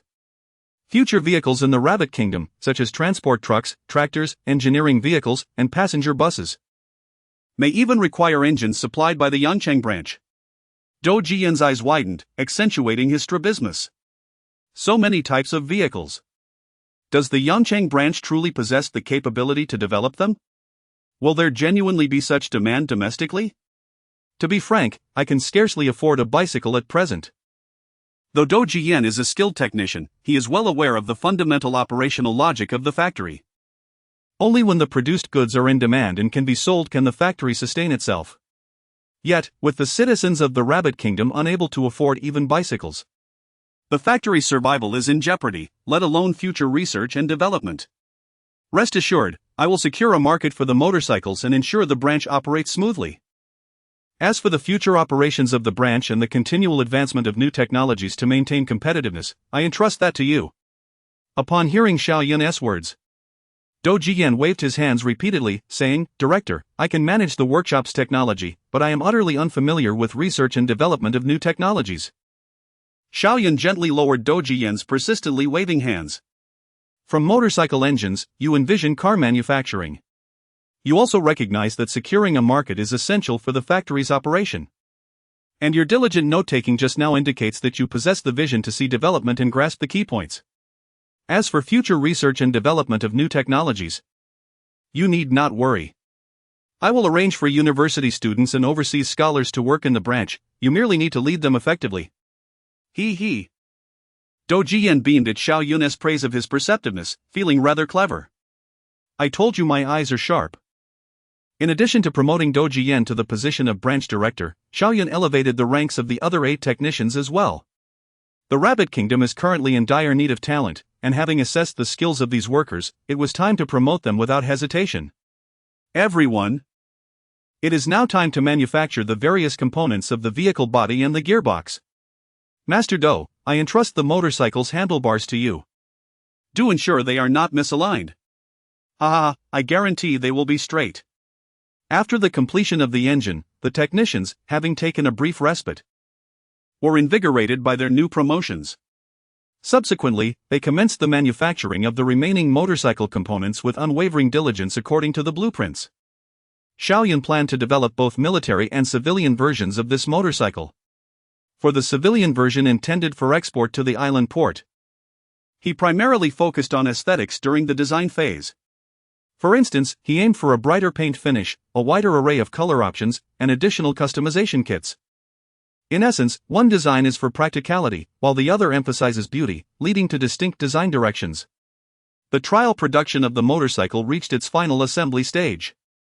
Before long, the prototype number 001 Red Star motorcycle was unveiled before everyone. Is this truly a 2-wheeled motorcycle? Have we managed to create it so effortlessly? Dou Jiyan and Zhang Yaofeng wore expressions of disbelief. Director, can we take this vehicle for a test ride? Xiao Yun nodded in approval, saying, "Go ahead. But do remember to address any issues that arise and expedite mass production afterward." Do Jian led the way, with several workers trailing behind him as they swiftly exited the workshop. Xiao Yun returned to his office, instinctively pouring 2 cups of tea. It has been a few days. Old Li should be returning soon, I presume. Standing by the window for quite some time, he noticed that aside from the workers testing the motorcycle below, there was no sign of Li Yunlong. Surely, this fellow isn't causing trouble again. Never mind, I shouldn't dwell on it, he is an adult after all. After sipping his tea, Xiao Yun set the cup down and dismissed any lingering negative thoughts from his mind. Sitting back at his desk, he took out pen and paper once more. I ought to hasten the preparation of gifts for Boss Hua. Chapter 034, The Smuggler on the Bustling Docks of the Island. A young man and a middle-aged man wore expressions of deep concern as they surveyed the boats lining the harbor. Boss, what should we do? The middle-aged man exclaimed, urgency lacing his voice. Ever since the establishment of the Rabbit Kingdom, the island authorities had imposed a strict ban on the movement of residents and goods between the island and the mainland. This decree had dealt a severe blow to merchants who relied on this trade. Mr. Hua, one of these merchants, observed his boats being sealed with a heavy heart, though he masked his anxiety well. It's all right, Uncle Zhao. Let them seal it, we could use a break anyway. The authorities are simply envious of the profits here. We can always provide them with a little incentive later. During this period, due to the low productivity in the Rabbit Kingdom, many commodities were scarce, commanding prices far exceeding those on the international market. Take penicillin, for instance, it was being mass-produced abroad, yet within the Rabbit Kingdom, it was priced higher than gold, indeed. Possessing gold wound tea guarantee one could acquire it. Similar disparities existed for rubber, gasoline, diesel, and bandages, each reflecting a significant price gap. This vast difference naturally attracted a multitude of smugglers. While these individuals profited immensely, they also played a crucial role in supporting the Rabbit Kingdom during wartime. Boss, should we also consider raising our prices for supplies sent to the mainland, like everyone else? We've incurred losses selling to the Military several times. After being taxed by the island authorities, what profit is left for us? Uncle Zhao hesitated for a long moment before voicing his concerns. Uncle Zhao, let us not dwell on this matter any further. I've said before, business should not solely revolve around profits, it ought to hold greater meaning. Now, let us go. I still need to negotiate with the island authorities later. These foreigners only understand money, but at least they are willing to provide services. Determined, Mr. Hua decided against lingering at the docks and instead made his way towards a local grocery shop in the city. As night fell, the moon shone brightly, illuminating the vast, cloudless sky. Disguised, Li Yunlong and Duan Peng found themselves aboard a small iron boat setting out to sea. This boat is nauseating, I never want to ride it again. Duan Peng lamented, leaning over the side, unable to straighten his back from seasickness. Having grown up in northwest Shaanxi, he had never been on a boat, let alone ventured out to sea. Li Yunlong, too, was feeling quite unwell, his eyes rolling as he struggled to speak. The boat captain, observing their plight, chuckled while taking a drag from his cigarette. Our vessel is small, and with tonight's rough seas, it's bound to sway quite a bit. If you ever get the chance to ride on a larger ship, you probably won't feel as dizzy. I've heard that foreign ships can even accommodate airplanes. They are stable like the land. Forget it, I never want to set foot on a boat again. I prefer the solid ground, Li Yunlong replied. Finally finding a comfortable position, taking a moment to regain his composure and surveying the surroundings. However, all he could see was the dark expanse of the ocean. Apart from the moonlight and its reflection, there was no other light to be seen. Can you truly lead us to Mr. Hua? Li Yunlong inquired. Initially, he and Duan Peng had been searching for Mr. Hua at the docks for several days without success. Just as they were about to give up and return to their factory in Yangchang, they encountered the boat captain, who claimed to frequently conduct business with Mr. Hua. Desperate not to return empty-handed, Li Yunlong decided to board the boat bound for the island with Duan Peng. Rest assured, my journey to the island is solely to purchase penicillin from Mr. Hua. My child has a high fever that won't subside. And he is the only one whose penicillin I can afford, so I am even more anxious to meet him than you are. He hasn't shown up lately. Likely due to the stricter inspections on the island. After drifting at sea for a while, they caught sight of some lights as midnight approached. The captain expertly navigated the boat to the shore, advising them, "Brothers, we'll take the back roads, avoid the main paths. Stay alert, or else we'll accomplish nothing if we're spotted by the island soldiers." Li Yunlong and Duan Pang obediently followed the captain, feeling utterly unfamiliar with their surroundings. Initially, the area had appeared desolate, but as they ventured further, the number of electric lights increased, and soon tall buildings came into view, glowing as if there was no concern for wasting electricity, illuminating the night. Even Li Yunlong, who had visited major cities like Beijing, couldn't help but marvel at how this place felt like an entirely different world. As they followed the captain, their pace quickened involuntarily, anxious not to be left behind on the island. The captain, sensing their apprehension, reassured them, "Mr. Hua is just like a grocery shop. We'll reach him in about 20 minutes. While the captain did not inquire about Li Yunlong and Duan Peng's identities, he surmised from their demeanor and conversation that they were likely military personnel, and in such situations, it was best not to pry. Nestled amidst the vibrant thoroughfare of Hong Kong, the general store stood as a repository of sundry goods. It was well into the witching hour, with only a smattering of pedestrians weaving their way through the nocturnal cityscape. Knock, knock. 3 furtive figures loomed before the store's facade, casting glances about as they rapped gingerly on the door. Their clandestine demeanor would arouse suspicion in even the most benevolent observer. After a brief interlude, a sliver of light emanated from the portal, accompanied by a gruff query, "Who is it, disturbing the peace at this ungodly hour?" The boatman, eager to state his purpose, took the lead. "Uncle Xiao, is Mr. Hua available? I wish to procure some penicillin." These 2 brethren at the docks expressed a desire to seek out Mr. Hua, so I escorted them hither. Li Yunlong and Duan Pang remained stationary as Uncle Xiao scrutinized them from head to toe, his gaze akin to a customs inspection. "From whence do you hail, and what is your designation?" he inquired. Li Yunlong and Duan Pang exchanged glances. Times had changed, and Xiao Yun had urged Li Yunlong to treat Mr. Hua with deference. Thus, Li Yunlong opted for candor. "Li Yunlong, commander of the 118th Division of the People's Liberation Army, seeks an audience with Mr. Hua to discuss matters of commerce." "Good heavens, you're a division commander?" The boatman's eyes widened in astonishment as he fixated on Li Yunlong. Uncle Zhao mirrored the boatman's expression, casting a sidelong glance at the latter before refocusing his attention on Li Yunlong. After a moment of contemplation, Uncle Zhao scurried upstairs, exclaiming, "Boss! Boss! We have a high-ranking officer in the store."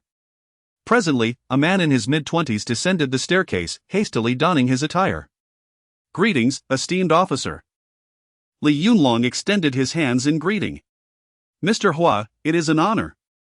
I have long admired your reputation. Please, address me as Lao Li." "Officer sounds rather formal," Li Yunlong responded, secretly reveling in the recognition. Mr. Hua bowed deferentially, ushering Li Yunlong upstairs. Duan Pang trailed behind. The boatman and Uncle Zhao remained on the ground floor, cognizant that their place was to wait patiently below. "Please, be seated."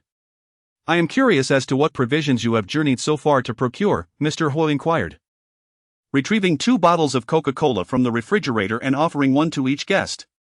"We are not here to procure provisions," Li Yunlong declared, accepting the cooled glass bottle with curiosity. Thirst gnawed at his parched throat. Without hesitation, he tilted the bottle and gulped down a generous portion. Glug, glug. Li Yunlong's countenance contorted in surprise, then blossomed into an expression of pure delight. He drained half the bottle in one go, reluctant to relinquish his grasp. Ahem! A satisfied belch escaped Li Yunlong's lips as he scrutinized the transparent bottle. "By Jove, this concoction is delectable.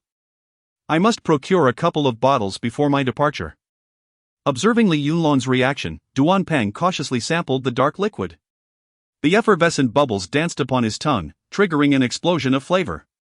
His face mirrored Li Yunlong's, radiating unconcealed pleasure. "Ah, this is Coca-Cola, a carbonated beverage."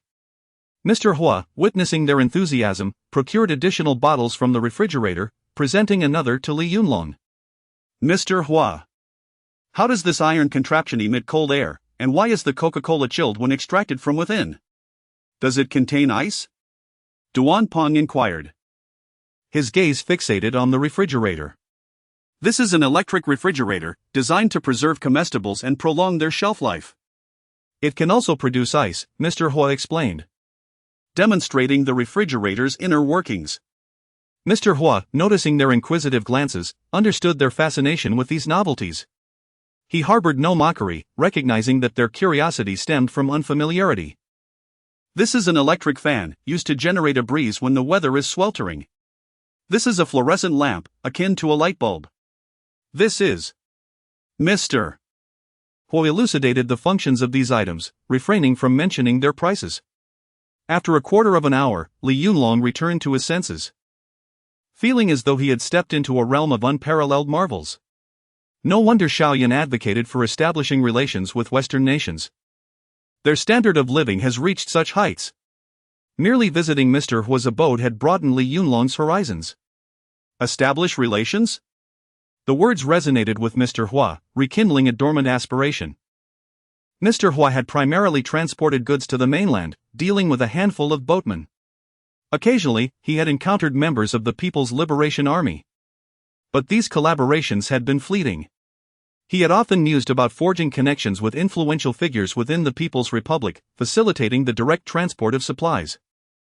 This would not only fulfill his entrepreneurial ambitions but also potentially expand his business empire. Precisely. To establish relations and escort you back to the Yangcheng branch factory.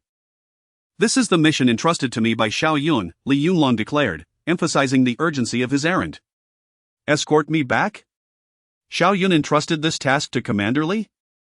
Mr. Hua's voice was a mixture of incredulity and astonishment. Affirmative. Li Yunlong affirmed. A question mark materialized above Mr. Hua's head. The individual who can issue orders to someone of Lao Li's stature wishes to meet me in person? How can this be? I am merely a humble businessman from Hong Kong. The upper echelons of the People's Liberation Army desire to establish relations with me. Is this a dream? Mr. Hua gently shook his head, fixing his gaze upon Li Yunlong. Lao Li, who exactly is this Xiao Yun? Ah, so you are curious about Xiao Yun. He is young, handsome, beloved by all, and a veritable expert in military technology. Oh, and he is the director of the Xinliao military factory. Mr. Hua was taken aback. Young? He holds the position of military factory director at such a tender age and can command a division commander? Could his father be? After a moment, Li Yunlong waved his hand in front of Mr. Hua's face. Awakened from his reverie, Boss Hua finally realized he had been staring at Li Yunlong's face, which indeed felt rather awkward. My apologies. I'm truly sorry, I was taken aback just now. I never imagined that Director Zhao's status could compel Colonel Li to run errands for him. Boss Hua hastily opened a bottle of cola and gulped down a few sips to steady his nerves. What's the big deal? Serving as a bodyguard for Xiao Yun inevitably involves running errands. Li Yunlong's casual remark once again sent Boss Hua's mind into a whirl. Being a bodyguard? Wait a minute. Is your position as a colonel legitimate? Or do you hold some leverage over him?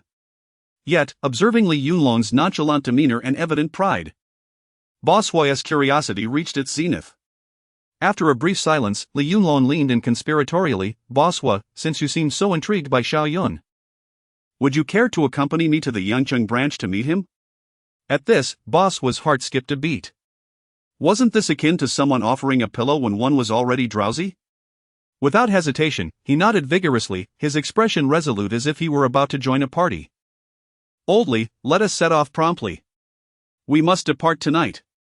For reasons unknown, Boss Hua felt an exhilarating thrill coursing through him, accompanied by an insatiable curiosity. Chapter 036, Mr. Hui, Xiao Yun definitely has a background the following morning in Guangzhou. Last night, Li Yunlong and his companions wasted no time. Embarking on an overnight journey from Hong Kong, taking a freighter back to a pier in Bowen County. Upon disembarkation, they promptly switched to a Willis Jeep, heading towards the Guangzhou branch factory. Inside the vehicle, Mr. Hui gazed at the scenery blurring past the window, his thoughts swirling with complexity. He couldn't deny the inherent beauty of the landscapes within the mainland. The countryside was embraced by expansive farmlands, with meandering rivers where women could be seen washing clothes and vegetables, and children frolicking in playful pursuit. The raw, rustic charm was ubiquitous. Mr. Hua had only encountered such scenes in his mother's nostalgic reminiscences of her homeland. However, this pristine beauty also symbolized the relative backwardness of the nation to some extent. As a Chinese man, witnessing these scenes only intensified Mr. Hua's desire to contribute to the nation's progress. After a swift journey, the jeep finally came to a steady halt at the entrance of the Guangzhou branch factory. Within a mere few days, Li Yunlong felt a sense of unfamiliarity as he stepped into the Guangzhou branch factory once more. The factory had undergone a complete transformation. Newly constructed workshops of varying sizes had been completed, and the exterior walls were adorned with striking slogans. The workers, dressed in uniform attire, exuded a palpable sense of joy. Their spirited demeanor clearly reflected a sense of conviction and unwavering determination. The resounding roar of machinery emanated from the workshops. In the open space outside, dozens of newly manufactured Hongqing motorcycles were neatly arranged. Mr. Hua, trailing behind Li Yunlong, was equally engrossed in observing his surroundings. Indeed, the factory grounds were impeccably clean and orderly, and the workers displayed exceptional morale. The scale appeared to be substantial, even surpassing that of the Hong Kong factory in terms of advancement. Mr. Hua's perception of the mainland seemed to have been somewhat limited. A sudden realization struck Mr. Hua. Were those motorcycles? Wasn't the mainland supposed to be an industrially underdeveloped region? Hadn't it just emerged from years of conflict, facing a state of impoverishment and needing to rebuild? How could these newly produced motorcycles exist? In the blink of an eye, Mr. Hua, overwhelmed with bewilderment, hurried towards the area where the motorcycles were parked. Duan Peng, inform Xiao Yun that his guest has arrived. I'll accompany Mr. Hua on a tour of the factory grounds first. Subsequently, Li Yunlong, his eyes gleaming with excitement, gleefully made his way towards the motorcycles. Soon after, guided by Duan Peng, Xiao Yun approached Mr. Hua. Factory director, this is Mr. Hua from Hong Kong. Li Yunlong, astride a motorcycle, was joyously revving the engine on the factory roads. Duan Peng, standing beside Xiao Yun, continued the introduction. Mr. Hua, this is Xiao Yun, the director of Shenyang Military Factory. Upon hearing this, Xiao Yun promptly extended his hands towards Mr. Hua. Mr. Hua, it's a pleasure to meet you. I've heard so much about you.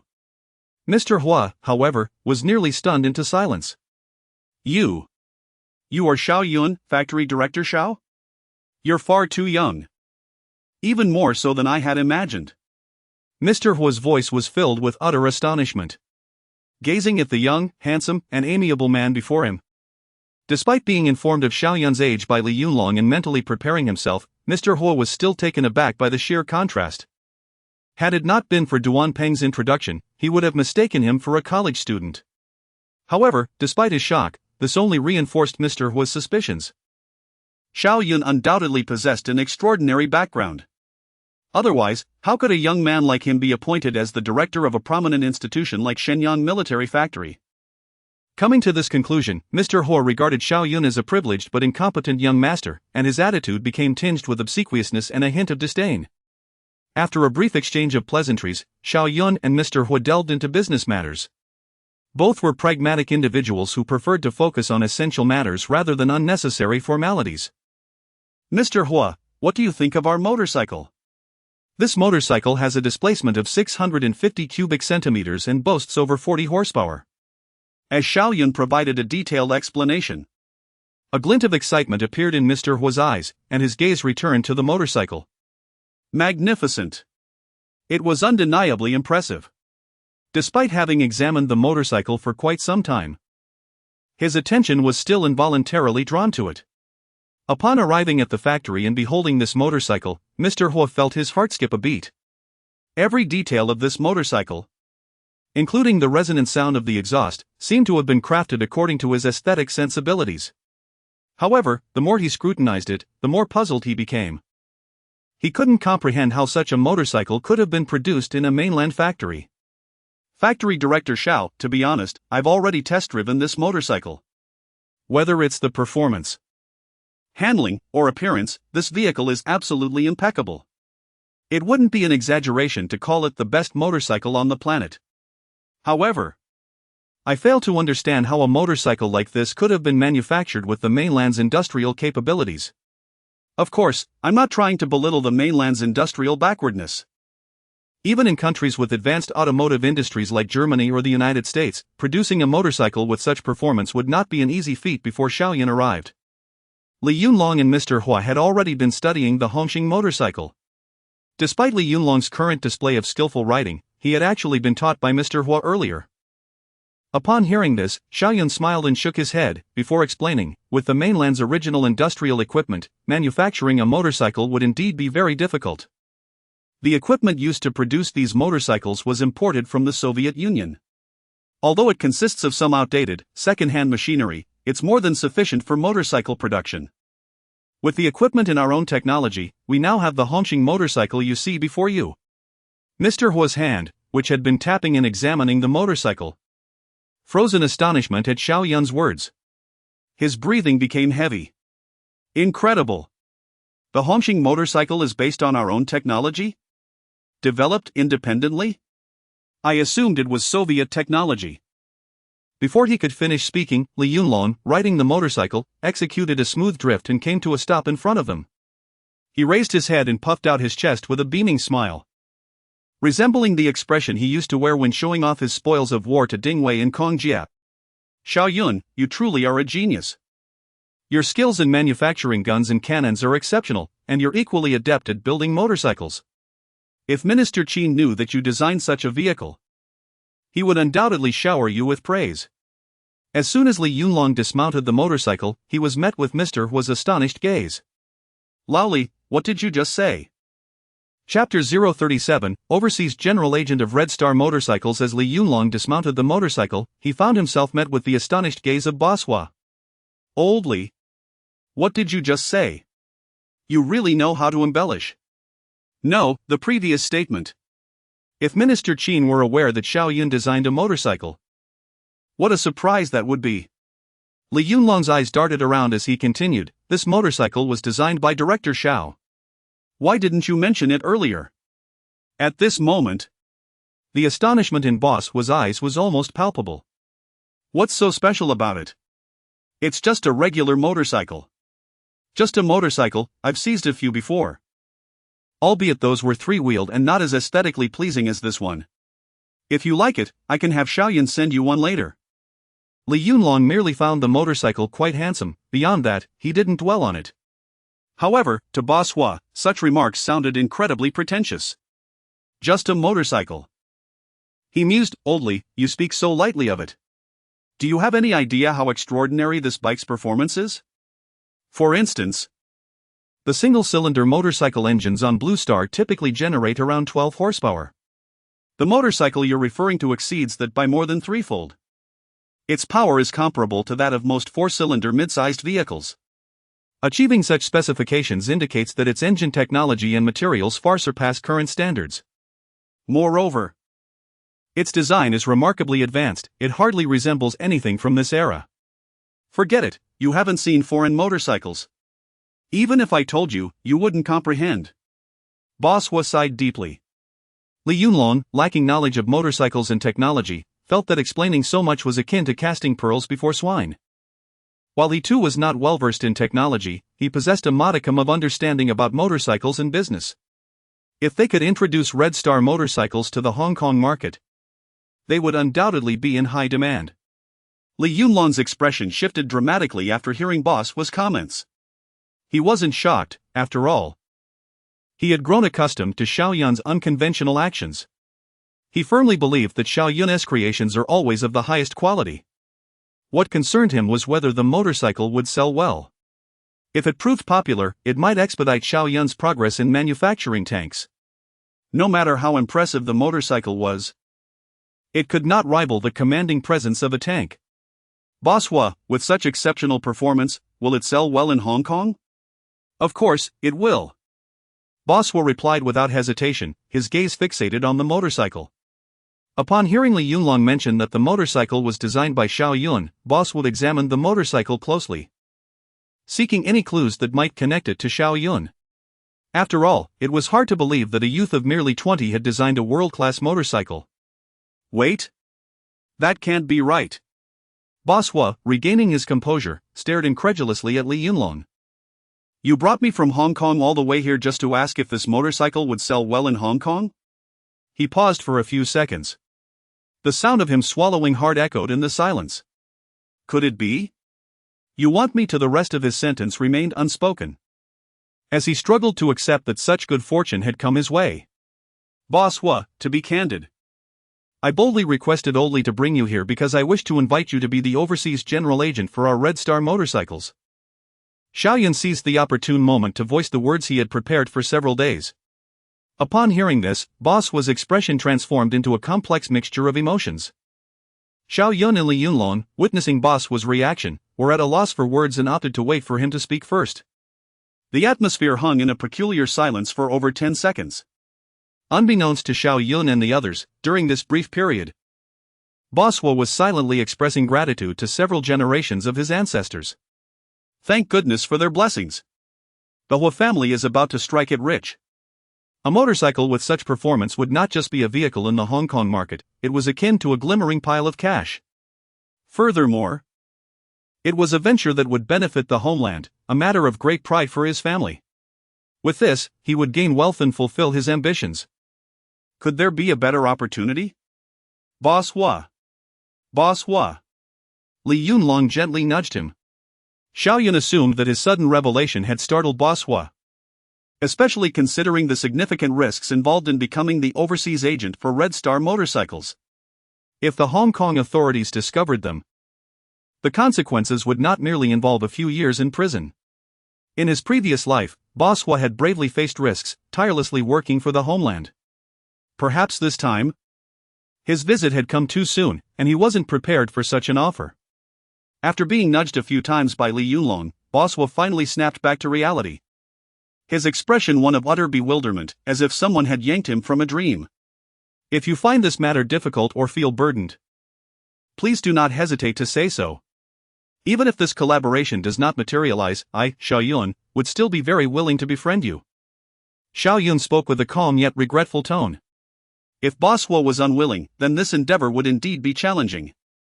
Although there were many capable businessmen in Hong Kong, most had yet to establish themselves. However, an overseas agent must be someone utterly trustworthy. Individuals like Li Yunlong's family would not suffice. Apologies. Boss Hua, realizing his rudeness, quickly grasped Xiao Yun's hand warmly, laughing heartily. Helping the mainland is not something I would find troublesome. To be frank, this opportunity came so unexpectedly. I was momentarily taken aback. Honestly, having the chance to work with Director Xiao was something I could not have hoped for. From now on, if you say east, I will not go west. If you say do this, I will not hesitate. Boss Hua did not conceal his overwhelming joy, understanding the importance of expressing his stance. The best way to do so was to voice his true feelings. Please, Mr. Hua, you are being overly formal. We are partners, equal partners. Xiao Yun emphasized their collaborative relationship. Although he was facing a younger Boss Hua, he recognized the respect and equality owed to someone who had contributed significantly to the homeland. In business, you earn your rightful profit. However, there may be matters overseas that require your assistance, so I hope you won't find it bothersome. While respecting him, Xiao Yun also did not forget that dealing with businessmen necessitated a discussion of profits first. Ah! You are too formal, Director Xiao, we are all on the same side. Boss Hua felt a bit embarrassed at Xiao Yun's politeness. Initially, he had thought Xiao Yun was merely the son of a prominent figure, only to discover that he was a factory director with substantial technical knowledge. At just around 20 years of age, Xiao Yun spoke with a courtesy and sophistication that surpassed his own. In a matter of minutes after their first encounter, Boss Hua had already changed his perception of Xiao Yun from the depths of his heart. Chapter 38, Trademarks and Patents. As guests arrived, the atmosphere was lively and engaging. Naturally, Xiao Yun could not allow Mr. Hua to linger outside for a chat. Before long, they found themselves in Xiao Yun's office. After pouring tea into enamel cups, they gathered around the sofa, exuding an air of serious discussion. Mr. Hua, let us first address the pricing of the motorcycles. What do you believe is an appropriate market price for our Hongqing motorcycle? Xiao Yun inquired candidly. His understanding of pricing in this era was akin to a blank slate, especially regarding overseas markets, where he had no insight whatsoever. After a moment of contemplation, Mr. Hua replied slowly, currently, the manufacturing cost of an ordinary motorcycle hovers around $500, with retail prices ranging from the high hundreds. A better quality motorcycle may cost around $1,200, with a corresponding increase in manufacturing costs. For a motorcycle with the performance of the Hongqing, a price point of $1,200 poses no issue. I am even confident that it could sell for $1,300. What price do you find suitable, Director Xiao? Mr. Hua's tone was sincere. In my opinion, let us not settle at $1,300 or even $1,200, let us launch it at $999. Allowing Western countries to experience the manufacturing prowess of our nation. Xiao Yun declared with a grand gesture, nearly exclaiming it aloud. Li Yunlong, seated nearby, was taken aback by the proposed price. His mind raced, pondering why $999 felt cheaper than $1,000, despite the mere $1 difference. He recalled how Zhang Wanha and others had remarked that he was like a businessman, but now he saw Xiao Yun embodying that spirit even more vividly. Director Xiao. Your pricing logic is quite intriguing, Mr. Hua remarked, his expression mirroring that of Li Yunlong, deep in thought. If it were not for the pressing matters at hand, Mr. Hua would have been inclined to take notes on Xiao Yun's pricing strategies. Xiao Yun continued, delving into marketing knowledge related to pricing. Setting the price at $999 means the factory's ex-factory price is $700. Mr. Hua, already bewildered, widened his eyes further upon hearing the cost of the Hongqing motorcycle. This is utterly outrageous. Is the price difference not excessive? Will the factory still yield a profit? He questioned, shaking his head insistently, indicating that too much profit was being reserved for himself. Do not fret about the profits. My intention is to aid the factory's development by generating foreign exchange, and naturally, sufficient profit will remain, Xiao Yun reassured him. Xiao Yun had calculated that due to the low labor and material costs in his country, alongside the elimination of expenses for research and testing, the cost of producing a Hongqing motorcycle was approximately $100. He also had reasons for leaving Mr. Hua with profits far exceeding the norm. I am aware of the situation in Hong Kong. Expenses related to transportation and store operations require considerable investment. Hence, I have ensured ample profit margins for you. However, I have a suggestion for an alternative business strategy. Xiao Yun lifted his enamel cup to moisten his throat. You might consider opening several motorcycle sales outlets and granting a portion of the shares of these outlets to key personnel within the Hong Kong authorities for free. With a stake in the business, they will treat it with the same care as their own venture, which is far superior to merely handing them money. Additionally, a portion of the profit should be allocated for after-sales service, as even the finest product will not garner a good reputation without proper support. For our long-term development, reputation and branding are paramount. After sharing a multitude of advanced business operations and logic, Xiao Yun observed Mr. Hua, who seemed to have returned to his student days, diligently recording every word and phrase spoken by Xiao Yun with his pen. Whenever a point eluded him, he would raise his hand to seek clarification. As this enlightening session drew to a close, beads of sweat appeared on Mr. Hua's forehead. Many of Xiao Yun's insights sparked a sense of enlightenment within him, resolving several long-standing queries. Yet, there remained other concepts that he would need to ponder and study further. The advanced business knowledge imparted to him by Xiao Yun would keep him occupied for quite some time. Additionally, Mr. Hua, there are two matters that require your attention, as they pertain to our forthcoming collaboration. Xiao Yun's demeanor shifted to one of seriousness. Observing this, Mr. Hua quickly put away his paper and pen, sitting upright, mimicking Xiao Yun's posture while holding the large enamel cup, nodding attentively as he awaited further instruction. The first matter is to arrange for a lawyer to register the trademark and technological patents of Xingho motorcycles in the United Kingdom. At this time, Hong Kong still falls under British jurisdiction. It should not be a challenging task for you to arrange for a lawyer to handle the registration of trademarks and patents in the UK. Director Zhao's careful consideration left no room for doubt. Absolutely, I can manage that. Mr. Hua responded, casting an appreciative glance at Xiao Yun. Li Yunlong, holding his enamel cup with one hand while scratching his head with the other, interjected, "Aren't we discussing business? Why are we suddenly talking about patents? And what do you mean by trademarks and patents?" Xiao Yun merely smiled at Li Yunlong's confusion, choosing not to elaborate, as he knew explaining such concepts to him would be quite a challenge. Brotherly. Trademarks and technological patents are concepts utilized in Western countries, which we in our camp do not typically engage with. A trademark, essentially, is the name of a product. Once we register it, others can no longer use it. Similarly, a technological patent protects our developed technology, preventing others from using it without our authorization unless they pay us a patent licensing fee. Mr. Hua animatedly explained to Li Yunlong, believing that this would suffice to keep him quiet for a while. However, to his surprise, Li Yunlong had several new questions immediately. What if others see our motorcycles selling well and steal our technology? What if Western countries, envious of our technology, alter patent regulations? I feel like patents are merely a tool for Western nations to exploit us, using their advanced technology to take advantage of our developing countries. They are utterly shameless. Confronted with Li Yunlong's barrage of questions, Mr. Hua found himself at a loss for how to respond. Brother Li, you are correct. Patents are indeed tools for Western capitalists to exploit the common people. Xiao Yun joined in, expressing indignation alongside Li Yunlong. However, if we wish to profit from them, we must temporarily adhere to their rules.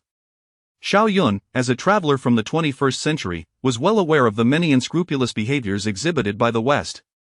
Yet, in this lifetime, he would not merely harbor resentment. One day in the future, when the West discovered that their crucial technological patents were consistently being registered by our nation ahead of time, it would be intriguing to witness their shameless reactions. However, by that time, our country should have grown robust and steadfast, fiercely committed to our values. Chapter 39, Outboard Motor. Seeing Li Yunlong brimming with curiosity, ready to continue his inquiries, Xiao Yun hastily gestured for him to pause, then turned to Boss Huo and continued, in addition to patents, I hope you can explore the Blue Star market beyond the island, particularly the market in Eagle Sauce country. It would be ideal to enlist the aid of the John Bull nationals for this venture, as Eagle Sauce tends to be less wary of them. Upon hearing this, Boss Huo couldn't help but give Xiao Yun a thumbs up. The John Bull Nation harbors grievances about Eagle Sauce usurping their position as number one on Blue Star, and they would likely be quite willing to engage in such endeavors. With a shared adversary, collaboration becomes considerably easier. However, Xiao Yun elaborated. Expanding into the Eagle Sauce market is not solely about its vast potential. It would be prudent to gain insight into some of their underground trading channels, or even to place informants in critical laboratories. In the future, the development of tanks and aircraft will necessitate a significant amount of advanced materials from Eagle Sauce. Good heavens! Boss Huo's heart raced at this revelation. It became clear that Director Zhao's ambitions were centered on foreign resources. To be precise, his aspirations lay in the creation of advanced weaponry, with motorcycle exports being merely a small segment of this grand vision. The admiration in Boss Huo's eyes sparkled with a pure reverence for the young Xiao Yun, whose lofty aspirations and meticulous planning were nothing short of remarkable. The thought of developing tanks and aircraft for Rabbit Country was something he had never dared to imagine. Director Xiao, if it weren't for you, I wouldn't even have the chance to contribute to such monumental endeavors for Rabbit Country. Just thinking about it fills me with fervor. Whatever you need me to do in the future, just say the word. Boss Huo's expression was resolute and filled with excitement, akin to a fervent aspirant eager to join a cause. In the face of Boss Huo's enthusiasm, Xiao Yun pondered for a moment and then smiled, shaking his head. We still have a critical issue to resolve, the bottleneck problem. Boss Huo's heart skipped a beat at this mention, and his expression turned tense. He was now acutely aware of the weight of each word Xiao Yun spoke. A bottleneck issue? Li Yunlong appeared puzzled. Xiao Yun, I feel your plans are quite comprehensive. What are we missing? Xiao Yun paused, then slowly uttered two words, transportation. Are you referring to the transportation from the mainland to the island? Boss Huo's heart sank as he began to analyze the gravity of the situation. The authorities on the island had already severed connections with the mainland. Even if one could maneuver relationships to allow for some leeway, transporting large items like motorcycles in bulk to the island was indeed a formidable challenge. If we cannot resolve the transportation issue, all that we discussed becomes mere theoretical musings indeed. Upon hearing Boss Hua's words, Li Yunlong quickly regained his clarity. Having recently visited the island, he understood the complexities involved. Even moving a few individuals to the island required stealth, under the cover of darkness, with no one around. Moreover, the prospect of transporting thousands of motorcycles in the future posed a tangible and serious bottleneck issue. In our own territory, why must we be beholden to others? Perhaps I should lead a force to reclaim the island. This is utterly frustrating. Hearing Li Yunlong's outburst, Boss Hua's brows furrowed deeply. But he refrained from voicing his opinion, knowing he lacked the authority to do so. Old Li, you mustn't act impulsively. War is no trivial matter. You would only create trouble for the higher-ups. Once we develop and strengthen ourselves, you can do as you please. The previously jovial atmosphere dissipated as the gravity of the transportation issue loomed over them. Li Yunlong fell silent. Understanding that the consequences of war were too severe to be trifled with, he had merely spoken out of frustration. Meanwhile, countless thoughts raced through Boss Hua's mind. Yet he dismissed each one he conjured, ultimately unable to formulate a coherent plan. Cough, cough. Xiao Yun's deliberate throat-clearing echoed in the office, instantly drawing the attention of both Li Yunlong and Boss Hua. As for the transportation issue, let us not take it so seriously. You two seem to treat it as if we're facing an insurmountable obstacle. HM? Upon hearing this, Li Yunlong broke into a grin, an uncontrollable joy lighting up his face as he looked at Xiao Yun with fervent anticipation. I knew you had a solution. Please, share it. Li Yunlong firmly believed that no matter how challenging a situation, if it fell into Xiao Yun's hands, it would surely be resolved. Director Xiao? Boss Hua, equally eager, rubbed his hands together, his gaze fixed intently on Xiao Yun. Have you already devised a solution? How do you plan to address this issue? Xiao Yun deliberately lifted his enamel cup and savored a sip of tea. Just as he prepared to take another sip, Li Yunlong could no longer contain himself. He snatched the cup and placed it on the table. Speak before you sip. Hurry, hurry. With both men as urgent gazes upon him, Xiao Yun finally spoke, his voice calm yet deliberate. If large item transportation is problematic, then we can disassemble the motorcycles into parts, transport them to the island, and reassemble them there. As for the island as sailors who enjoy pursuing, we'll ensure our ships are quick enough that they cannot catch up. Li Yunlong and Boss Hua stared at him in stunned silence. While the logic appeared sound, there was an inherent flaw: the sailors operated ships just as they did. What made them think they could outrun them? Was there some advanced technology at play? No, wait. Li Yunlong suddenly realized that Xiao Yun was not one to make frivolous claims. If he suggested this, it must mean he had devised something innovative. With wide eyes, he urged, quickly, tell us. What new invention do you have? Boss Hua, equally astonished, regarded Xiao Yun with incredulity, his eyes filled with curiosity. Director Xiao? Do you have a new invention? In response to Boss Hua's inquiry, Xiao Yun nodded, confirming their suspicions. Indeed. After the motorcycle was created, I immediately set to work on a new invention specifically for you, Boss Hua. Consider it a gift for our first meeting. It can elevate the speed of your metal boats to unimaginable levels. I call this new invention the outboard motor. Chapter 040, the speedy outboard motor. At this moment, both Li Yunlong and Boss Hua were left in a daze upon hearing the term. What on earth is that? Aside from the buzzing confusion about the outboard motor, Boss Hua was further astonished by Xiao Yun's efficiency. The motorcycle had barely been created, and now an outboard motor was being developed. Such speed is unbelievable.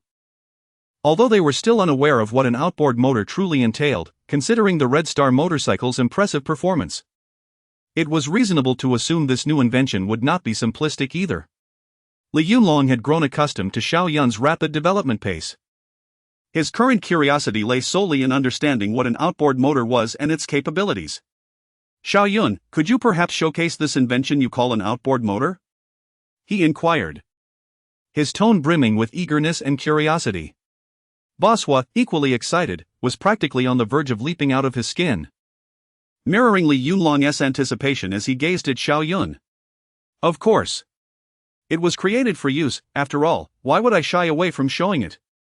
Without hesitation, Xiao Yun stood and headed towards the door. Let us proceed to the workshop. Li Yunlong grinned widely, his face alight with joy as he followed suit. Boss Hua, equally impatient, trailed closely behind. Before long, the trio arrived at the outboard motor workshop. A peculiar-looking contraption was soon presented before Li Yunlong and Boss Hua. They exchanged glances, a shared sense of disappointment evident in their eyes. This is the outboard motor you mentioned? It seems rather far from my expectations. Observing the oddly shaped, utilitarian object before him, Li Yunlong could not disguise his disillusionment. The device appeared excessively rudimentary, even more so than the 107 rocket launcher.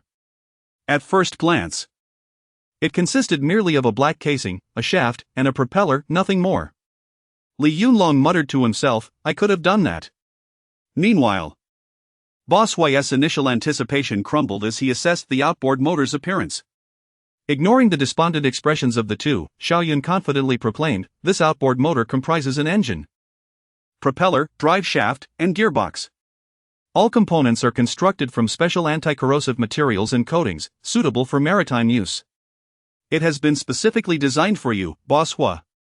Li Yunlong exchanged a knowing glance with Boss Hua, a smirk crossing his lips as he silently conveyed, this is your gift, not mine, huh?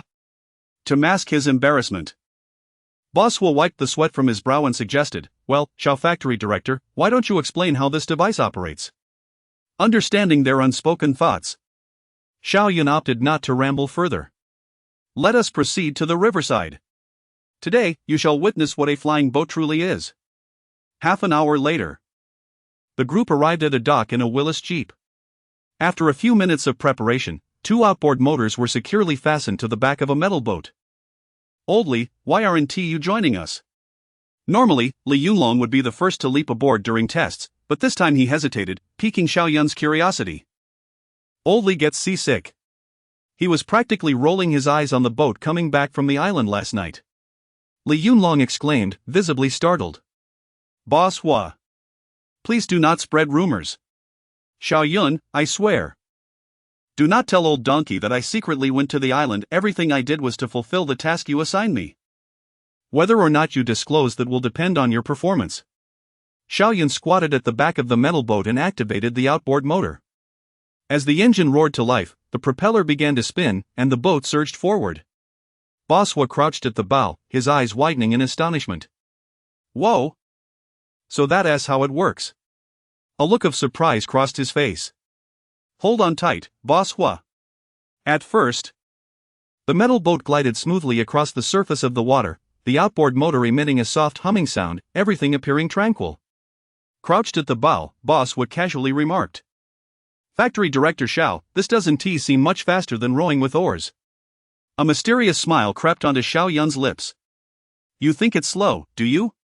With that, Xiao Yun promptly increased the throttle. The sound intensified, and as Boss Hua observed the splashing water at the bow and the rushing wind in his ears, he instinctively tightened his grip on the boat. Brace yourself, I'm about to accelerate. Having adapted to the outboard motor's operation, Xiao Yun twisted the throttle to its maximum. In an instant, the bow of the metal boat lifted dramatically, half the hull leaping from the water. Holy moly! The boat is flying. Boss Hua's jaw dropped, unable to close as the wind rushed past him. From the shore, Li Yunlong had an even clearer view. The metal boat darted forward like an arrow, slicing through the waves, the water churning at the stern. The speed at which the boat traversed the water rivaled that of automobiles or motorcycles on land. Minutes later, as the boat returned to the dock, Boss Hua's heart raced, his elation lingering. Factory Director Xiao, you are truly remarkable. This outboard motor is quite the surprise. Its unassuming exterior belies the exhilarating speed it offers, truly astonishing. A look of satisfaction graced Xiao Yun's face. He had not anticipated the outboard motor, initially designed for smuggling pig's feet, would be so effective. No wonder it was said that the journey from the island to Pengcheng could be completed in merely 5 minutes, with profits soaring into the hundreds of thousands. Our speed just now was approximately 50 knots. Surely, you're no longer concerned about being pursued by the island's naval forces. Are you pleased with this bespoke maritime guerrilla device? If not, I can always attach a few more outboard motors at the back. At that time, the P-4 class torpedo boats from the Soviet Union could reach speeds of around 40 knots, while standard cargo vessels cruised at 20 knots, and even warships barely reached 30. At 50 knots, the naval forces would be rendered incapable of catching up. This is downright ingenious. This contraption is exceptionally practical. Boss was spirits soared as he clapped his hands in delight. One could envision a boat laden with motorcycle parts, the outboard motor in tow. Just as the island's naval forces approached to apprehend them, the boat could suddenly accelerate, leaving the sailors staring in disbelief at the waves left behind. What a thrilling image! Chapter 041, Black Cloud Fortress, Land of Rabbits. The bucolic village of Tuyao nestled in the Wulong Mountains of Xiangxi. Outside, a tempestuous spring storm raged. The sky punctuated by blinding flashes of lightning. Yet, within the confines of a humble dwelling, an unusual tranquility prevailed, broken only by the rhythmic tapping of a tobacco pipe. At this rate, a voice declared, it would take us another 2 years to subdue those bandits at Black Cloud Fortress. Ding Wei meticulously refilled his pipe with tobacco, igniting it with a flickering oil lamp. He exhaled a plume of smoke, his gaze unwavering. I'll lead another assault, a voice retorted, brimming with determination. Even if it costs me my life, I'll obliterate those bastards' bunkers. The speaker was Zhao Zhensheng, the commander of the 355th Regiment under Ding Wei's command. Ding Wei, remaining taciturn, gestured with his pipe for Zhao Zhensheng to be seated. He drew deeply from his pipe, his eyes fixed intently on a map adorning the wall. 4 months. He had led his troops in an arduous campaign to quell the bandits. While the subjugation of the preceding mountain strongholds had been met with some casualties, the advance had been relatively swift and unhindered. However, the Black Cloud Fortress on the Wulong Mountains proved to be an insurmountable obstacle. Exploiting the treacherous terrain, they had repelled several assaults by the Rabbit Army. A mere hour prior, a company of Zhao Gensheng's men had suffered devastating losses, failing to dismantle even a single fortress. Have the locals been questioned? Ding Wei inquired, his voice cutting through the silence. What is the true situation within Black Cloud Fortress? In response, Xiaoquan, the chief of staff, his countenance contorted with fury, declared, for over 2 decades, Black Cloud Fortress has been extorting the populace of this region. Within its walls, over 1,000 bandits and an immeasurable supply of provisions are amassed. The fortress is surrounded by precipitous cliffs, accessible only through a single path, which we have assaulted on numerous occasions. Even a reinforced regiment of the former nationalist army attempted to besiege it, only to retreat in defeat, abandoning the area. Emboldened by the nationalists' failure, the bandits have become even more ruthless in their persecution of the common folk. Xiaoquan paused, his voice heavy with somber reflection. According to reports from the villagers of Tuyao, Black Cloud Fortress recently abducted several dozen women, demanding exorbitant ransoms of grain and money for their release. I can only hope that our offensives have not jeopardized the safety of those held captive. Xiaoquan recounted the compiled intelligence on Black Cloud Fortress, detailing the heinous crimes committed by the bandits. As he concluded, a wave of indignation swept through the room. Those Black Cloud dogs! How could they commit such atrocities? They are beyond redemption. Mere beasts. Ding Wei, his brow furrowed in consternation, his expression hardening with grim resolve, remained silent. He had initially believed this to be merely another ordinary mountain stronghold, yet it proved to be far more formidable than anticipated. He puffed incessantly on his pipe, his gaze never wavering from the map, his mind racing with mounting unease. Black Cloud Fortress was shielded by towering cliffs, an impregnable natural defense. Moreover, the labyrinthine terrain of the region rendered the Rabbit Army's heavy artillery ineffective. Conversely, the bandits of Black Cloud Fortress, having fortified their position over many years, possessed an arsenal of heavy weaponry that defied enumeration. A direct assault would undoubtedly result in catastrophic casualties for his troops, with no guarantee of success. Ding Wei tapped his pipe against the table once more, turning to Xiaoquan. Is it possible to establish contact with the bandits of Black Cloud Fortress? Contact can be made, but are you contemplating negotiation? Xiaoquan questioned, a glint of steel in his eyes. Given their heinous transgressions, they are unlikely to surrender willingly. I believe they are beyond redemption. We must attempt negotiation first, and then explore alternative solutions, Ding Wei countered. The fortress's location is too precarious for a direct assault. And the safety of the captive civilians must be our paramount concern. Ding Wei extinguished his pipe, his gaze fixed resolutely towards the tempestuous outdoors. The storm continued unabated. The wind howling through the trees, yet the air remained devoid of rain. Several hundred meters from the gates of Black Cloud Fortress, Ding Wei stood behind a cluster of boulders, megaphone in hand. Every vantage point and concealed position within the fortress was manned. The chieftain, Shin Matsi, stood atop the wall tower, his countenance menacing. I understand your intentions, Commander Ding, Shin Matsi bellowed through his own megaphone. You wish us to release the hostages. Surrender the fortress, and descend the mountain, with the promise of leniency. However, I am but one voice among 1,000. Even if I desired to comply, my brethren may not share my sentiment. Shin Matsi was acutely aware of the gravity of the situation, and thus hesitated to adopt an overly aggressive stance. He knew that in the current climate, he could not afford to provoke the rabbit army. The current situation is undeniable, Chieftain Shin, Ding Wei responded, his voice carrying across the distance. If you persist in your defiance, the consequences are easily foreseeable.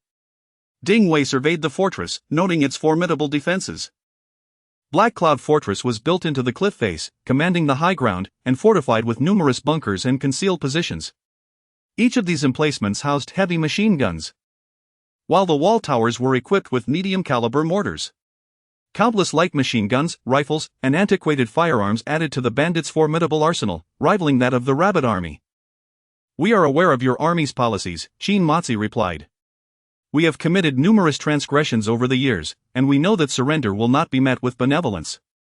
Therefore, we propose a truce. You withdraw your forces, and we will refrain from further transgressions.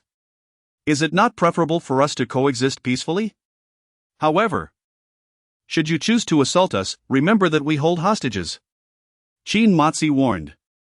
Alternatively, you could incorporate us into your ranks, granting us official status. In which case we may consider opening the gates. Before Shin Matsi could finish, one of his underlings interjected, his voice impatient. Brother, why are you wasting words with these Reds? They cannot breach our defenses. We have guns and women, wine and song. What do we care for them? Silence, you fool. Shin Matsi retorted. We must avoid confrontation with the rabbit army unless absolutely necessary. There is no merit in provoking them. Who desires death when life is an option? Shin Matsi knew that his past sins would condemn him upon surrender. However, he also recognized the futility of resisting the rabbit army. His only recourse was either incorporation or resistance to the bitter end. Incorporation is out of the question, Ding Wei declared, his voice hardening with indignation. Do you believe the rabbit army accepts just anyone? If you refuse to surrender, we can arrange for the collection of your corpses. The atrocities committed by Black Cloud Fortress rival those of the Japanese invaders. Ding Wei had never intended to grant them leniency. His attempted negotiation was merely a ploy to assess the fortress's defenses and gauge the safety of the hostages. With that, Ding Wei turned and departed, intent on devising a viable assault plan. Chapter 042, The Demise of Heiyun Stronghold. Within the command center of Tuyo Village, Ding Wei's fury was nearly overwhelming. These obstinate bandits, he vowed, would one day be crushed underfoot. The next moment, he slammed his fist onto the wooden table, which let out a distressing creak. Just then, a voice, familiar to Ding Wei, echoed from outside. Old Ding, come out and greet us. I've traversed numerous mountains to deliver new weapons. Ding Wei paused, his expression shifting. Jiang Wanhao? What brings him here at such a critical moment? Let us go see, he commanded, swiftly leading his officers outside. Upon stepping out, he beheld a throng of soldiers gathered in the courtyard, each seemingly burdened with various items. Come, place the new weapons on the ground for Commander Ding to inspect, Jiang Wanhao urged, directing the soldiers to unload the parts and weapons from their backs. Soon, the courtyard was filled with an impressive array of equipment. Is this a machine gun?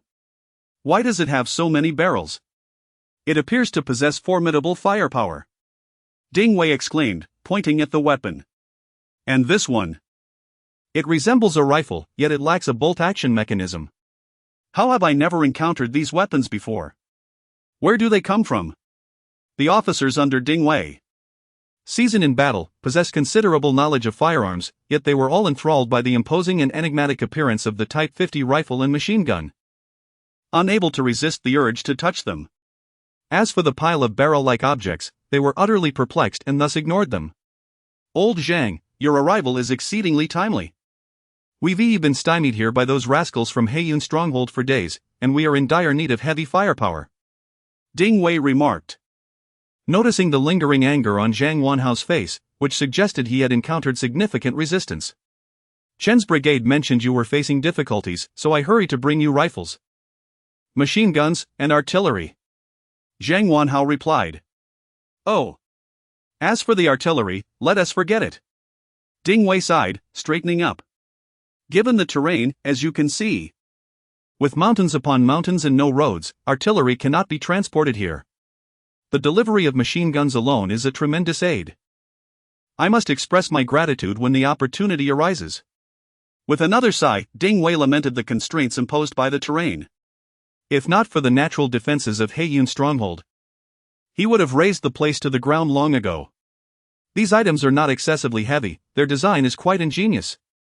We could have carried them without much difficulty. To disregard them would be a disservice to Xiao Yun's efforts in developing these weapons. Xiao Yun?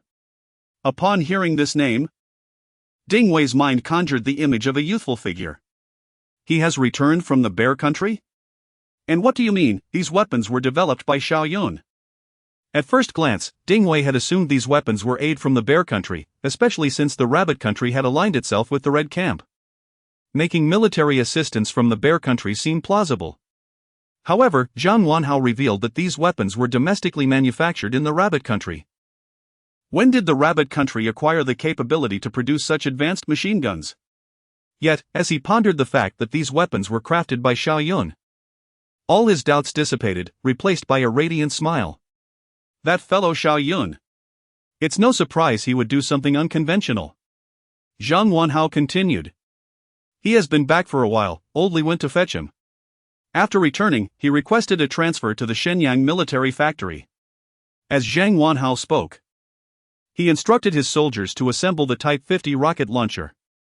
Old Ding, come see the rocket launcher designed by Xiao Yun, capable of guerrilla warfare. What? What kind of rocket launcher can engage in guerrilla tactics? Just then, an infantry cannon with 12 barrels manifested before Ding Wei's eyes. At that moment, he was rendered speechless. Disbelief etched across his face.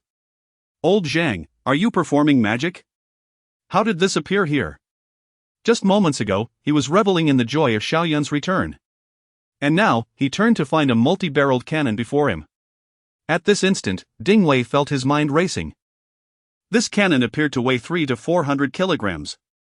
How did it come to be here, before him? In this rugged terrain, even cattle and horses could scarcely traverse these steep paths. Zhang Wanhao had anticipated Ding Wei's reaction. When he first saw this rapidly assembled rocket launcher at the Shenyang military factory, he had been equally bewildered. This is the rocket launcher Xiao Yun specifically designed for complex terrains. It can be disassembled into lightweight components, each weighing less than 20 kilograms, and can be assembled on-site when needed. As he spoke, Zhang Wanhao demonstrated the assembly of the rocket launcher before Ding Wei. Observing this paradigm-shifting scene, Ding Wei smacked his forehead and then let out a hearty laugh. Ha ha ha. This peculiar ingenuity is truly characteristic of Xiao Yun. Taking out a pipe, he lit it and circled the Type 50 rocket launcher, tapping and inspecting it from various angles. But how effective is this? The defenses of Xiao Yun stronghold are remarkably robust. After a moment of contemplation, Ding Wei finally voiced his concern. Despite the Type 50 rocket launcher's exquisite design and 12 barrels, its crude appearance and rough craftsmanship left him with a lingering doubt. To Ding Wei's inquiry, Zhang Wanhao shrugged helplessly. The Type 50 automatic rifle has a magazine capacity of 30 rounds, with both single-shot and fully automatic firing modes. The Type 50 rapid-fire machine gun can achieve a firing rate of 6,000 rounds per minute, with an effective range of 1,000 meters. The capabilities of these two weapons pale in comparison to the Type 50 rocket launcher. Old Ding, even if you find it hard to believe me, you should trust Xiao Yun. As long as Xiao Yun is here, there will be no mishaps. Ding Wei remained silent, listening to Zhang Wanhao's introduction of the weapons. As Zhang Wanhao spoke, Ding Wei pondered the phrase, as long as Xiao Yun is here, there will be no mishaps. It wasn't until the thunder rumbled ominously overhead that he finally lifted his chin, taking a drag from his pipe. Distribute the new equipment to the troops and ensure they familiarize themselves quickly. The storm is approaching. Heiyuan stronghold is about to meet its end. Chapter 043, let us gaze at the meteor shower. As dusk descended, the Black Wind village was illuminated by a multitude of torches, their flames swaying in the gusty winds, casting flickering light across the settlement. Hundreds of bandits, armed and vigilant, stood atop the several-meter-high walls, whispering amongst themselves while keeping a watchful eye on the outside movements. Ever since the nationalist troops were repelled, no one dared to challenge their stronghold. The audacity of these so-called rabbit soldiers was truly remarkable. Scarface, one of the bandits, remarked, "I've heard that the rabbit army now reigns supreme. Do you think we'll be in any danger? For some reason, my right eyelid has been twitching all day." On the wall, a slender bandit crouched, too fearful to extend his head beyond the barricade. The mere act of glancing outside sent shivers down his spine. "Skinny monkey. You're such a coward. What could possibly happen? The rabbit army is merely a group of inadequately equipped peasants. Didn't you see how they struggled during their daytime assault? They lack heavy weaponry, and their firepower pales in comparison to ours. Besides, we have plenty of fortifications." Skinny Monkey still appeared visibly anxious. "All right, Skinny Monkey, once the rabbit army retreats, I'll take you down to the earthen village. I've heard there are some lovely young women there, quite enticing, indeed." Upon hearing this, Skinny Monkey's mouth watered at the thought. "Scarface, you truly understand me." I can barely contain my excitement. "Shoo! Not a word more. The second in command is coming up." With the arrival of a robust figure, silence enveloped the wall. The crouching bandits straightened, rifles at the ready. The second in command stood with his hands clasped behind his back, his cold, piercing gaze sweeping over the assembled men. "Brothers, polish your rifles. These next few days, I want everyone on high alert. Once we drive off the rabbit army, I'll lead you down the mountain to enjoy the spoils. If anyone dares to falter." At this, the second in command brandished his shotgun, his bloodthirsty eyes scanning each face in turn. Bang! The unexpected gunshot shattered the stillness, rousing the bandits from their stupor. Anyone who dares to waver will find themselves on the receiving end of this. Fear washed over the faces of the assembled bandits. Their second in command was notorious for his ruthlessness, having taken countless lives in his past, and his very presence exuded an unsettling aura of menace. "Rest assured, second in command. If the rabbit army dares to approach, we shall show them our true strength." "Indeed." The other bandits echoed, their voices resolute. "Good. You shall all be celebrated as heroes of the village." The second in command was about to deliver further words of encouragement when Skinny Monkey exclaimed, "Look! What's that flying towards us?" Following Skinny Monkey's gaze, the others turned to the sky, where a dark shape trailed a bright light, hurtling towards their village at an alarming speed. "Scarface, you're well-traveled. Surely you can identify this phenomenon. Is it a meteor falling?" Scarface scratched his head. "It does resemble a meteor, but wait. It's a meteor shower." Skinny Monkey, spotting multiple meteors following the first, cried out, "Let us gaze at the meteor shower." "Good heavens! What kind of meteor shower is targeting our village?" The second in command scrutinized the luminous objects in the sky, a growing sense of foreboding creeping in. "The rabbit army is attacking. Take cover." Boom! Before he could finish, the first rocket landed with a deafening explosion. Moments later, a barrage of rockets rained down, shaking Black Wind Village with thunderous detonations. "Damn it! The thunder outside is excessive." Inside, Shin Matsi held his voluptuous wife, enjoying drinks with his men. "Chief, I believe I hear the sounds of cannon fire outside." Are you drunk, Xiaomei? Our village is impervious to bombardment, those mortars can't reach us, and artillery can't be transported here. Before Qin Matsi could finish his sentence, another explosion reverberated outside, unmistakably not thunder. Damn it! What trickery is the rabbit army playing? Brothers, let us confront these rabbit soldiers. Qin Matsi seized his shotgun, cursing as he stormed outside, his eyes fierce. Chief, it's bad.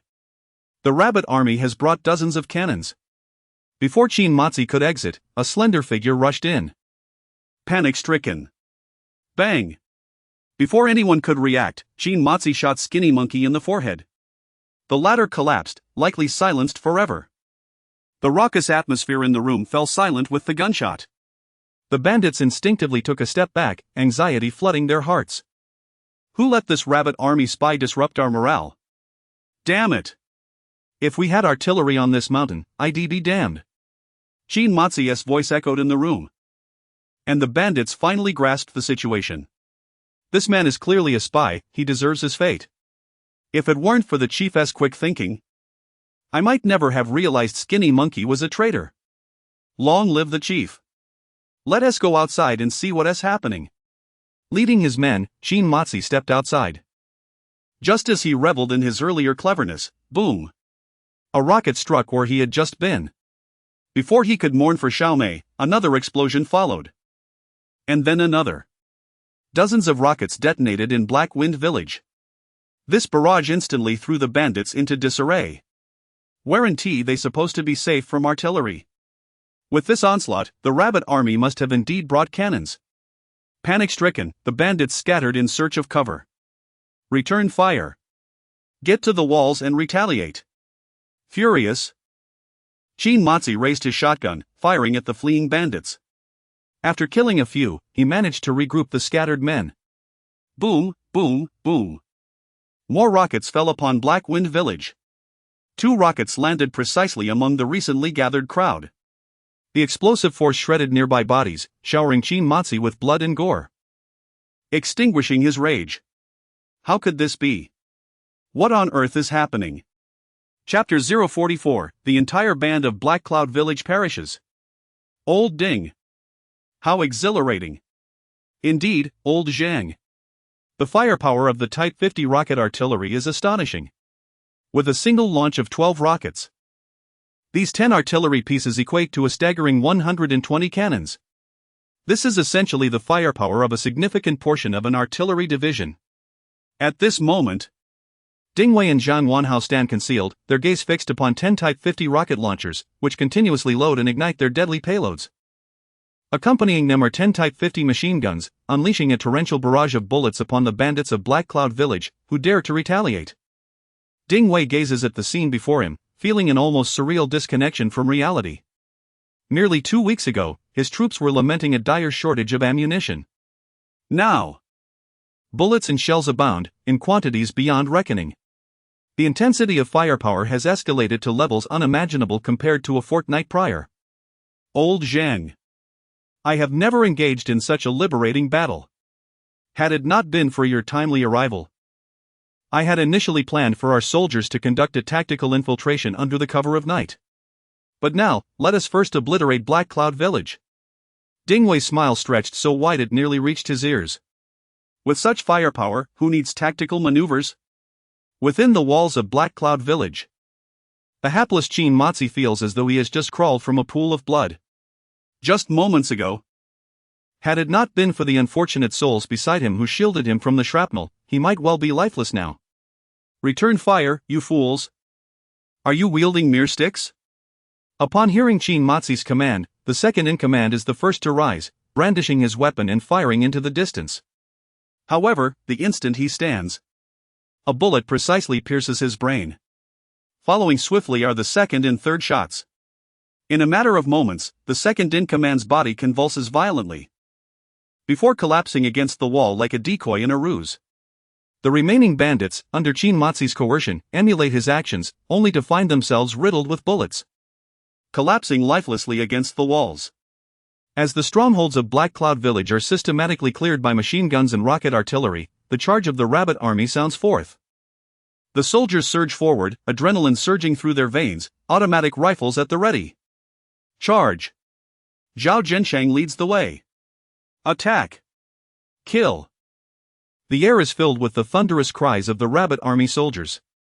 This time, the main force encounters minimal resistance from Black Wind Village. In the blink of an eye, the clamor of battle has penetrated the village's heart. Amidst the rolling thunder, a long-awaited spring rain begins to fall, nourishing the earth while washing away the bloodstains within Black Wind Village. The battle to seize Black Cloud Village may have appeared languid. Yet from the moment the first rocket fell to the full occupation of the village, nearly a few minutes elapsed. Crouch down. Keep still. Hands on your heads, quickly. As Ding Wei and Zhang Wanhao approach the entrance of the partially collapsed assembly hall, the sounds of rabbit soldiers counting prisoners echo from within. Report. Black Cloud Village has been completely taken. The battlefield is secured. The bandit leader Qin Matzi has been captured alive, along with over 200 of his men. 37 civilians have been rescued. Inside the assembly hall, Qin Matzi lies prostrate on the ground, his hands and feet bound by Zhao Zhensheng. The remaining bandits are encircled by rabbit soldiers, cowering beneath the ominous muzzles of guns. In one corner, over 30 figures huddle together, their tattered clothing and varying wounds silently narrating their tragic tales. Commander, we discovered over 10 corpses in the location where the hostages were held, all local women. Zhao Zhensheng gestures toward the bodies draped in white cloth on the ground. He refrains from finishing his sentence, wishing to preserve a shred of dignity for the deceased. As Ding Wei listens to Zhao Zhensheng's choked voice, he directs his gaze toward the group of hostages in the corner. The 30 or so individuals huddle closely, finding solace only in the wall behind them and the presence of others who share their plight. Upon sensing Ding Wei's gaze, they instinctively draw tighter together, their hollow eyes shedding tears of despair amid their sobs. Upon hearing Zhao Zhensheng utter Ding Wei's title, Qin Matzi rides toward Ding Wei like a worm, desperate for salvation. Chief, I was prepared to surrender after our negotiations this afternoon, but the second-in-command seized control. The order to resist was given by him, not me. I know where the treasures of Black Cloud Village are hidden, please grant me leniency. You wish for leniency? Ding Wei, suffused with an aura of murderous intent, draws his sidearm and fires 2 shots into Qin Matzi's head. In an instant, a pool of blood encircles his lifeless form. Such heinous deeds warrant no mercy. After the gunshots echo, Zhao Zhensheng and the soldiers inside do not turn to look at Ding Wei, they remain fixated on the trembling bandits before them, as if the events unfolding had never occurred. The sobbing from the corner pauses momentarily. Over 30 pairs of eyes gaze upon the lifeless body at Ding Wei's feet, tears inexplicably welling in their eyes, yet this time, the tears carry less despair, sparkling with a glimmer of hope. Zhao Zhensheng. Yes. Fetch clothing from the village for them to wear anew. Then, arrange for their safe return home. Let none of them speak of what they have witnessed here. With a wave of his hand, Zhao Zhensheng summons a new group of soldiers to escort the hostages away. As Ding Wei watches their departing figures, his expression is complex. Survive, and seek to reclaim a semblance of dignity. In the realm of immorality, the leaders of this gang of bandits rank second, while the true monsters rank first. Now, it is time to deal with these scoundrels.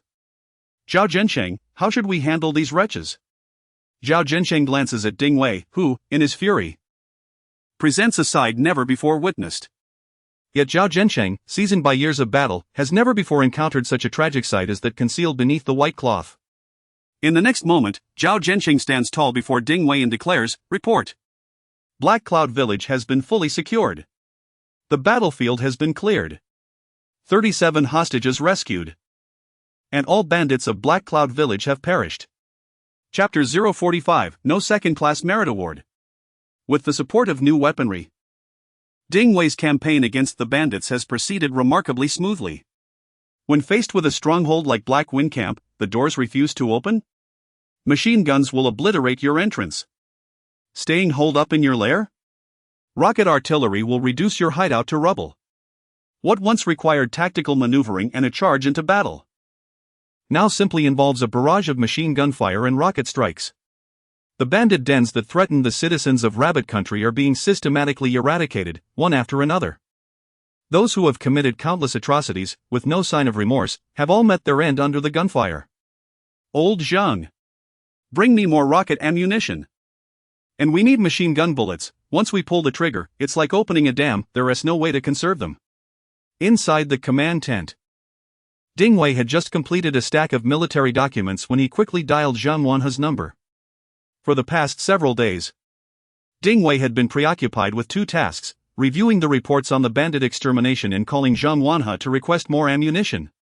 Judging by your tone, it seems those bandits in the mountains are having a tough time.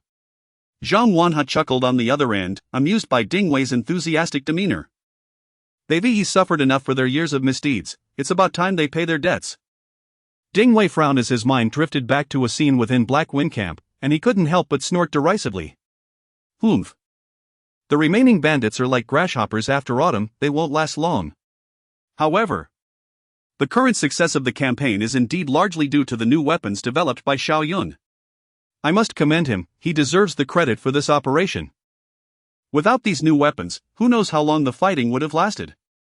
Ding Wei couldn't contain his elation, feeling a thrill he had never experienced before from the overwhelming firepower. Hey, old Zhang. When will the new weapons enter mass production? You only brought a limited supply. And the commanders under me are clamoring for more, it's simply insufficient. If only these new weapons could be widely distributed among our forces. How splendid that would be. In the next moment, Ding Wei envisioned a scenario where these new weapons were commonplace. With 50 machine guns deployed in units, he could even establish a rocket artillery battalion. At that point, the firepower of his troops would likely surpass that of an entire division. How terrifying would their combat capability be? Thinking of this, Ding Wei felt a shiver of excitement. Yet, regrettably, given Rabbit Country's industrial capacity, it would likely take considerable time to achieve widespread distribution. Oh, you mentioned mass production? That has already commenced. When I returned from your location, we had already produced a considerable number of rifles, machine guns, and rocket artillery. If you need more equipment, just let me know. Minister Qin has stated that frontline troops will be prioritized. Zhang Wanhe spoke with a sense of pride, knowing he had played a part in the mass production of these new weapons. He had led efforts to expand the Shenyang military factory, revitalizing dilapidated facilities and acquiring new equipment from abroad. Old Zhang, when did you start spinning tales? I was the one who captured the Shenyang military factory. And I know its condition far better than you do. All that remains is a heap of scrap metal. It hasn't been capable of mass production for a year and a half. Ding Wei, among the group, was one of the more educated individuals and had a degree of understanding regarding Rabbit Country's industrial situation. While Xiao Yun may have developed these weapons in a short time, the industrial environment would inevitably hinder large-scale production. Just considering the steel supply, he recalled that the steel works in Shenyang were nearly paralyzed and could not provide materials in bulk. Without steel, how could they produce weaponry? Old Ding, your understanding is out of touch with our current reality. Once you've finished the fighting, visit the Shenyang military factory yourself. And you'll see. Enough of this idle chatter, I must go assess the equipment. If you don't want the new gear, I'll allocate it to other units. Damn it, when did I say I didn't want it? Ding Wei quickly shouted into the phone before Zhang Wanhe hung up. Send me 50 more machine guns and 50 rocket launchers. Before he could finish, the sound of the line disconnecting reached his ears. That scoundrel Zhang Wanhe hung up rather swiftly. Just after ending his call with Zhang Wanhe, Ding Wei dialed the Ministry of Defense, keeping the receiver firmly in hand. Moments later, Minister Qin's voice echoed on the other end. Hello, this is Qin Feng. Minister Qin, it's me, Ding Wei. I wish to commend Xiao Yun. The weaponry he developed has proved invaluable in our recent campaign against the bandits. With these new supplies, our division's combat strength is at least equivalent to that of 5 divisions. I am requesting a second-class merit award for Xiao Yun.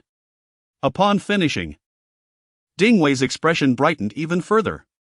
With the second-class merit, he could present something significant to Xiao Yun upon their next meeting. Minister Qin, however, did not seem particularly surprised by Ding Wei's report. The performance of the new equipment appeared to be well within his expectations. Your request for a second-class merit award seems a bit lacking. Ding Wei's heart sank at this. The principle of the Rabbit Army has always been to reward merit. Surely Minister Qin could not be dismissing Xiao Yun's contributions. Minister Qin, Xiao Yun absolutely deserves the second-class merit. Yu Haven T witnessed the sheer firepower of the new equipment. The bandits were utterly terrified, and our soldiers are enamored with the new weapons, even cradling them while they sleep. If you don't grant Xiao Yun this recognition, it will be impossible to lead the troops in the future. Ding Wei had already made up his mind. If Xiao Yun's achievements could not warrant even a second-class merit, he would return his own medals. Xiao Yun had contributed immeasurably to Rabbit Country. Each of the weapons he developed could stand alone as a lifetime of merit. To ultimately be denied even a second-class merit would leave Ding Wei unable to face his dear friend again. In the next moment, Minister Qin's voice came through again. Xiao Yun has also developed a motorcycle in Yang City and has completed the export arrangements. The ministry has decided to award him a first-class merit. Would it not be inappropriate to downgrade that to a second class? Ding Wei? At that moment, Ding Wei felt an overwhelming urge to find a hole to hide in. Minister Qin. My sow just gave birth to a litter. I need to attend to it. Goodbye. Chapter 046, Seizing a Little Life. A few days later, Xiao Yun finally boarded the train back to Shenyang City. The motorcycle export business at the Yangchang branch had commenced, and the production of outboard motors was also on track. Before leaving, Xiao Yun had entrusted Dou Jiyan with an extensive collection of design blueprints. Among these, there were over 10 production drawings for motorcycles alone, including small displacement scooters, three-wheeled cargo motorcycles, and cruising motorcycles, all classic models from later generations that Xiao Yun had revived. Once the patents for these motorcycles were registered and released one by one, their avant-garde designs and exceptional performance should keep the Yangcheng branch in Baswa occupied for quite some time, potentially allowing them to dominate the motorcycle market in Blue Star. In addition to the motorcycle blueprints, there were numerous designs for household appliances, such as rice cookers, microwaves, televisions, washing machines, and refrigerators. Over the past few days, Li Yunlong had been incessantly showcasing the rare goods he had encountered on Hong Kong Island, which prompted Xiao Yun to finally commit all the designs to paper. He thought to himself, let them see what a series of household appliances truly looks like. Of course, the intention behind illustrating these appliances was not solely to flaunt before Li Yunlong. It was indeed Li Yunlong's enthusiasm that reminded Xiao Yun of the staggering profits associated with household appliances during this era. Profits that were even more substantial than those from motorcycles. This was an opportunity too lucrative to ignore. After all, manufacturing household appliances was remarkably straightforward. With Xiao Yun's technical expertise and Boss's ability to smuggle in equipment from abroad, they could easily capitalize on this burgeoning market. The household appliance and motorcycle sectors were both beginning to develop during this period. The 1950s marked a phase of economic recovery for the small country, where they had amassed certain technological capabilities through military production for the occupying forces. Subsequently, they began to import foreign technology, ushering in the rise of their manufacturing industry. Companies like Shaosong, Niso, Tianfeng, Muling, and Tianben rapidly flourished during this time, with the automotive and household appliance industries becoming the backbone of the economy. However, with the advent of the Yangcheng branch, that rise might be jeopardized. When Xiao Yun, accompanied by Li Yunlong and a few others, returned to the Shenyang military factory, he was met with noticeable changes. In just a month, rows of spacious and bright new workshops had mysteriously appeared within the factory grounds. A three-story office building had also been erected at the center, serving as the administrative hub for the military factory. The main entrance had become far more grandiose than before. Now adorned with a newly constructed archway and 2 stone lions acquired from unknown sources, with guards standing vigil at the entrance. Anyone unfamiliar with the place would undoubtedly mistake it for a grand governmental institution. At that moment, Xiao Yun could not help but feel a sense of astonishment. It seemed that the construction fervor of the rabbits had begun in this era as well. Under the leadership of Wang Junshan, Xiao Yun ascended to his new office on the 3rd floor. Inside, Chen Lu was already waiting for him. I heard you were returning today, so I hurried over. Not expecting to beat you here. As he spoke, Chen Lu picked up an enamel cup and personally brewed tea for Xiao Yun. Observing Chen Lu's actions, Xiao Yun glanced around the new office, puzzled, and then shot a bewildered look at Wang Junshan. Wasn't this supposed to be my office? How does he seem more like the master of the office than I do? Come. Xiao Yun, have a seat, don't be shy. I just took a look at your warehouse. Hearing Chen Lu's words, Xiao Yun was momentarily taken aback. He had come straight from the warehouse. Indeed, as the saying goes, a crooked beam leads to a crooked Eve, a black master cannot teach a white apprentice. At that moment, just as Li Yunlong opened the warehouse door, he sneezed. It's still cold up north, I come back and I'm sneezing.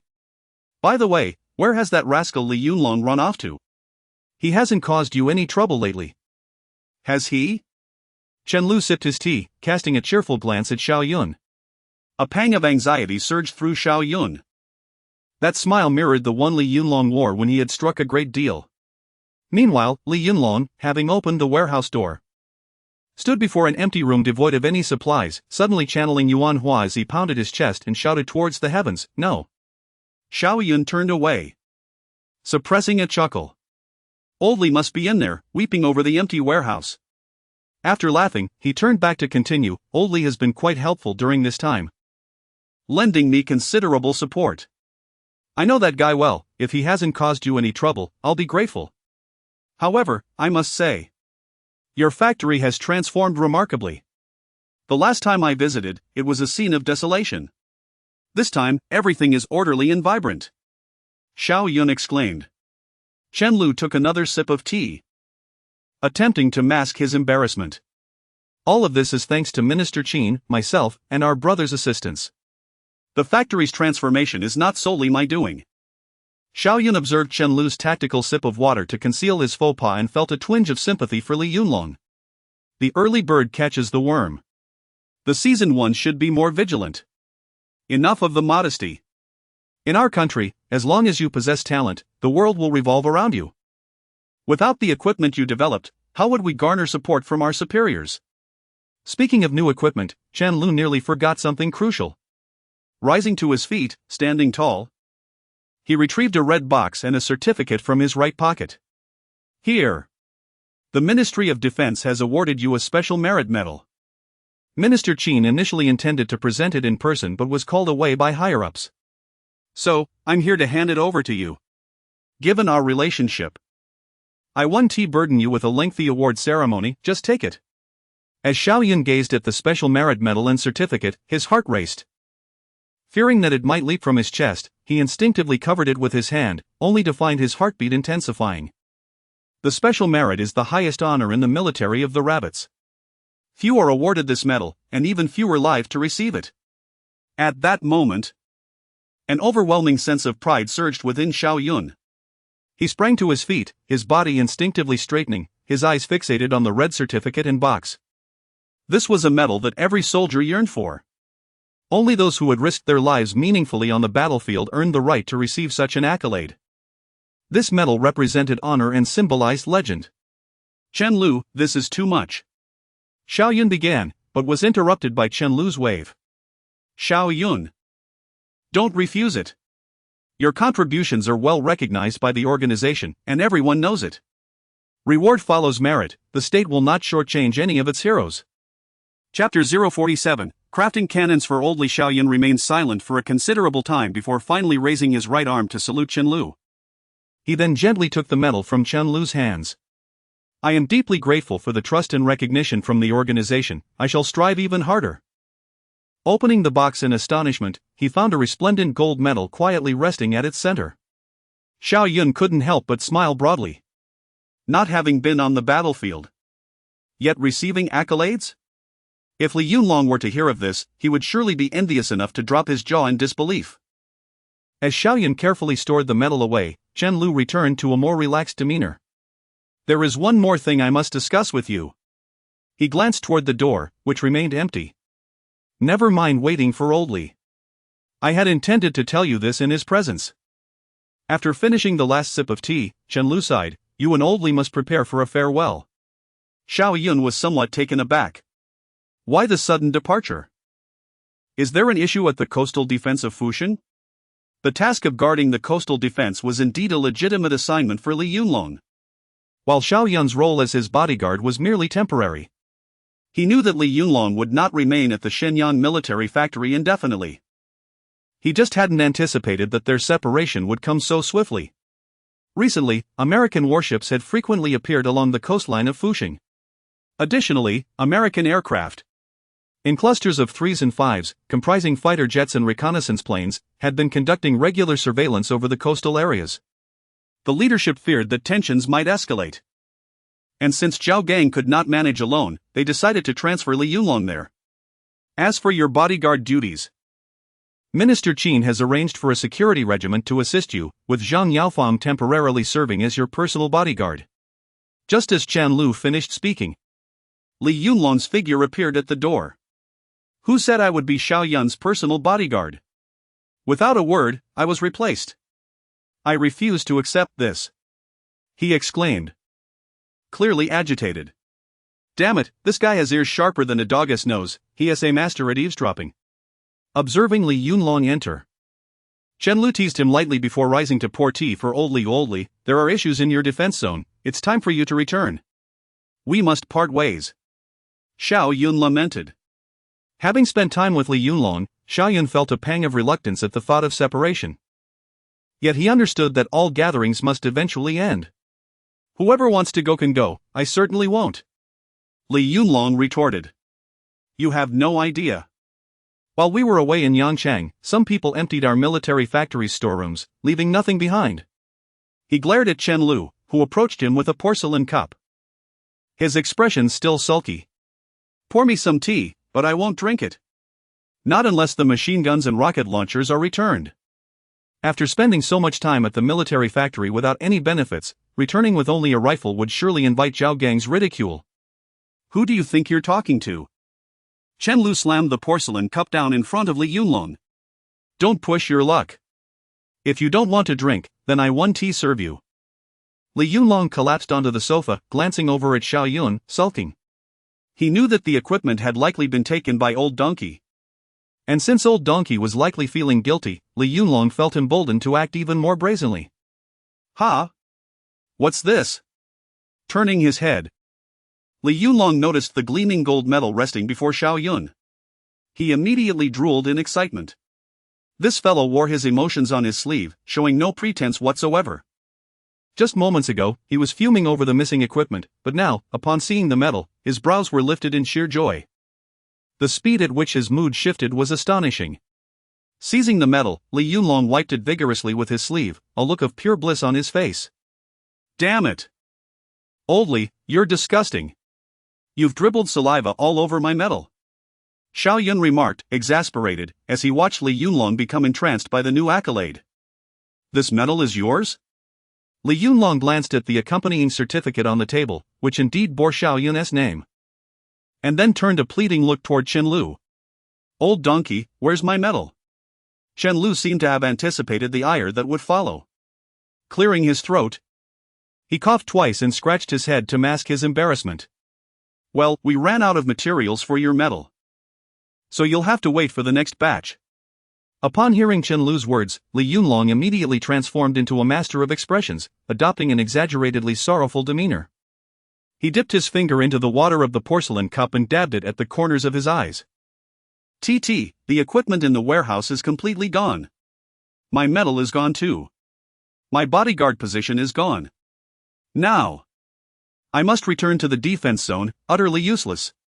Sigh, life feels so bleak, there seems to be no meaning in it anymore. Xiao Yun was at a loss as to where Li Yunlong had learned such theatrics, but his performance had softened the hearts of everyone in the office. Well, Old Li, there are still a few boxes of freshly produced bullets on the production line, why don't you take those? Wang Junshan was the first to crack. Sigh. Our Old Li works the hardest and fastest, yet he ends up being treated like this, Chen Lu added sympathetically. I'll give you 5 machine guns and 5 rocket launchers, please stop with the lamentations. You're driving me insane. Chen Lu's concession only encouraged Li Yunlong further. Honestly, I'm not envious at all. Really. It's just a medal, just some equipment. Once Old Li returns to the defense zone, he'll grab a Hanyang rifle and take down those American and Guo party planes. Who knows, I might even sacrifice my life to capture one. And then the organization will reward me with a medal. Sigh, even if old Li loses his life, at least he'll have what he deserves. Li Yunlong sighed dramatically, shaking his head slowly, resembling a character from a tragic play, leaving Xiao Yun feeling nauseated. Damn it, old Li, stop torturing us. I'll craft you some new equipment to take with you. For old Li, what could be more enticing than equipment? If there was anything, it was the new gear Xiao Yun was developing. Li Yunlong leapt up as if invigorated, bounding toward Xiao Yun. Xiao Yun, from now on, you are my brother. My dear elder brother. Quickly, tell me what new equipment you're going to make for me. With those American warships lurking outside my defense zone. Are you crafting a warship for me to take down those American bastards? If a warship takes too long, how about an aircraft? I'll go toe-to-toe with their reconnaissance planes. Li Yunlong gazed at Xiao Yun, his excitement palpable, his eyes sparkling with anticipation. Neither a warship nor an aircraft. Xiao Yun chuckled, shaking his head. I am preparing to craft a cannon for you to use against the planes. Chapter 048, Air Defense, often in vain. Intrigued, Chen Brigade Commander leaned closer to Li Yunlong, their gazes fixed on Xiao Yun, eager to hear more. The most pressing issue for the Rabbit country's coastal regions was the incessant harassment from the Kuomintang's aircraft. Yet, their anti-air capabilities were woefully inadequate. The Air Force was practically non-existent, with a mere handful of pilots. As for the anti-aircraft artillery regiments, their deficiencies were well known.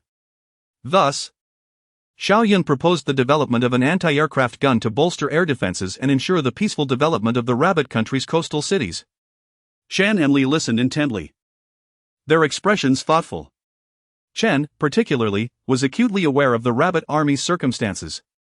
Historically, they had been the underdog, plagued by weak firepower and inferior equipment, constantly striving to compensate for their lack of firepower. Consequently, the enhancement of air defense had never been a priority. The Rabbit country possessed 8 anti-aircraft artillery regiments. But these were composed of captured or reorganized Kuomintang units, wielding a motley assortment of anti-aircraft guns, ranging from small-caliber guns below 60 mm to medium-caliber guns between 60 to 100 mm. However, the medium and large-caliber guns were slow to react, had a low rate of fire, and a negligible hit probability, rendering them virtually useless. The only system with any defensive capability was the M140mm anti-aircraft gun, a small-caliber anti-aircraft weapon developed by the Americans during the early stages of World War II. Utilizing 40mm tracer rounds, armor-piercing tracer rounds, and incendiary tracer rounds. While nimble and mobile, these small-caliber guns were only effective against low-altitude targets. Employing such outdated equipment to address the current situation was utterly insufficient. Xiao Yun's words jolted Chen awake, making him realize the gravity of the issue. No matter how formidable the Rabbit army's rifles, machine guns, and artillery, they were powerless against enemy aircraft. In modern warfare, any weakness would be exploited by the enemy and amplified to the fullest extent. The recent February 6 bombing of Shanghai was a stark reminder. 14 Kuomintang bombers and 3 fighter planes dropped 48 bombs on the city, destroying over 180 buildings and causing over 400 civilian casualties. 10 heavy bombs directly struck Shanghai's power plant, causing severe damage and shutting down all electricity and water facilities. The bombing resulted in significant loss of life and property, plunging the city into chaos and undermining its economic reconstruction. Capitalizing on the situation, Kuomintang agents spread rumors, further disrupting social order. The February 6 bombing was merely the tip of the iceberg in terms of the coastal city's suffering.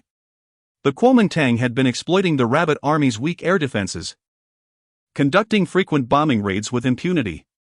The recollection filled Chen with helplessness, resentment, and a tinge of anger. They desperately needed to strengthen their air defenses. The coastal cities had endured too many bombings, and their anti-aircraft guns were proving ineffective against the advanced American-supplied fighters of the Kuomintang. Air defense, often in vain. Attacking advanced American aircraft with outdated American anti-aircraft weapons was a futile endeavor. However, the Rabbit country lacked new anti-aircraft guns, and their development was an exceedingly complex undertaking. Which was Chen's dilemma. Xiao Yun. While the military factory now has experience in developing rocket launchers, the manufacturing of anti-aircraft guns is no easy feat. Are you confident? Xiao Yun nodded. New anti-aircraft guns are indeed complex, requiring extensive preparation. That's why we need to act swiftly. The coastal people are counting on our anti-aircraft guns. Xiao Yun took a sip of tea, his demeanor turning serious. It wasn't just the coastal cities that needed air defense. When war broke out, the Rabbit Army on the peninsula would require even more anti-aircraft weapons. They would be facing not just a few dozen Kuomintang planes, but thousands of more advanced American aircraft. If they were ill-prepared and inadequately equipped, the American commanders would exploit their vulnerabilities, resulting in the deaths of hundreds, even thousands, of Rabbit soldiers, with potentially catastrophic consequences. The thought of the shattered families left behind by these fallen soldiers weighed heavily on Xiao Yun. Every minute had to be seized to bolster the Rabbit Army's capabilities, lest the situation spiral out of control. Xiao Yun, tell us what you need. If you give the word, I, Li Yunlong, will give you my life. Sensing the increasingly tense atmosphere, Li Yunlong became serious. Beneath his usual lightheartedness, Li Yunlong was a man of utmost dedication when it came to serious matters. I have no interest in your life. Just help me run errands and gather some missing materials. Xiao Yun handed Li Yunlong a pre-prepared list of materials. Chen's face lit up. You've already made preparations. He wasn't oblivious. The material list suggested that the design was complete and ready for the trial production phase. This was typical of Xiao Yun, who always anticipated and prepared for eventualities, ensuring that he was always in control. With Xiao Yun, there were no surprises. Yes, that's right. Xiao Yun confirmed with a nod. He had been reminded of the Rabbit Army's weak air defenses upon seeing the news reports of the February 6 bombing. He regretted not having taken preventative measures earlier. However, many things happened in the Rabbit country every day, and he couldn't possibly attend to every detail. Due to the limitations of our industrial base, the anti-aircraft gun I've designed may not be very advanced. I'll redesign it later when our industrial conditions improve. For now, this is all we have. But there's one advantage: it will be easy to manufacture and can be deployed quickly. Good. Good. Good. Chen exclaimed, rising to his feet, his face beaming with barely restrained elation. It doesn't have to be advanced, as long as we can produce it quickly. We can wait. But the millions of people in Shanghai can't. However, amidst his joy, Chen had a peculiar feeling. Xiao Yun's claim that it wouldn't be very advanced seemed too simplistic. Judging by Xiao Yun's previous weapons designs, a truly unremarkable and outdated weapon was simply not his style. Chapter 49, Prompting the Heavens to Reign in Peace and the Enemy to Surrender in War. Enough with the dilly-dallying, old Li. Hurry up and gather the materials as per the list. This is for constructing anti-aircraft guns for your defense zone. Upon hearing that Xiao Yun was truly going to build him a cannon, Li Yunlong felt an exhilarating jolt and sprang up from the sofa. Hee, Xiao Yun. I knew you held me in high regard. While Ding Wei was busy with anti-bandit operations and received machine guns and rocket launchers, here with me, old Li. You're directly providing anti-aircraft guns. When I achieve great merit with these guns, I'll ensure you get to savor some of the glory too. In the next moment, Li Yunlong patted his chest vigorously twice, then dragged Chen Lu out of the office without a backward glance. Brother, here are the materials. And look how clearly I've arranged everything for you. Observing Xiao Yun taking out paper and pen, Wang Junshan and Zhang Yaofang decided to leave the office. No longer wishing to intrude. Half reclining in his chair, legs resting on the table, Xiao Yun twirled a pencil in his hand, his thoughts racing. The anti-aircraft gun, being a crucial component of the air defense system, had garnered immense attention from various nations during World War II. However, with the advent of jet aircraft, the traditional anti-aircraft gun's firing rate, altitude reach, and response time could no longer meet the interception requirements for these new planes. Eventually, with the emergence of surface-to-air missiles, large-caliber anti-aircraft guns fell out of favor. Xiao Yun was eager to delve into the research of surface-to-air missiles, yet the current conditions were still not ripe for such endeavors. System. Here. A cold, emotionless prompt echoed in Xiao Yun's mind. Import the complete production data for the 74 Type 37mm double-barreled anti-aircraft gun into my brain. Received. The brain's interface was devoid of unnecessary chatter. Xiao Yun wished to engage in dialogue and learn about the system's origins. Yet there was no opportunity for such interaction. As the system's prompt faded, a stream of information surged into Xiao Yun's mind. This knowledge transfer took longer than previous instances, likely due to the complexity of producing anti-aircraft guns. The 74 Type double-barreled anti-aircraft gun was a deliberate choice by Xiao Yun, tailored to the current conditions of the Xinliao military factory. This piece of artillery was a towed anti-aircraft gun, an improvement based on the 65 Type 37mm double-barreled design of the Rabbit Nation. With a caliber of 37mm, its full weight in marching condition was 3,100 kilograms. Employing tracer fragmentation rounds and tracer armor-piercing rounds, it boasted a firing rate of 440 to 480 rounds per minute, a maximum range of 8,500 meters, and an effective altitude of 3,000 meters, with a vertical firing range of -10 degrees to 85 degrees and a horizontal firing range of 360 degrees. The gun utilized a wedge-type breech mechanism, fed by a magazine that could hold 5 rounds, with a total capacity of 10 rounds in the chamber. After installing a feeding funnel, it could achieve continuous feeding from multiple magazines. This anti-aircraft gun was characterized by its simple structure, ease of operation, high reliability, low cost, and straightforward maintenance. When engaged against low-altitude targets, its firing rate and fire density posed a significant threat to enemy aircraft. And it could also be used in direct fire scenarios on the battlefield. Though this anti-aircraft gun could not compete with the more advanced self-propelled artillery of later generations, it was relatively simple to produce. In the year 1950, jet aircraft had only just emerged, and their flying altitudes and speeds had not yet reached extreme levels. Thus, this anti-aircraft gun was indeed a commendable air defense weapon. Of course, Xiao Yun's selection of this anti-aircraft gun was not merely due to its simplicity in construction. It also served as the primary weapon for the meteorological department of the Rabbit Nation in later years.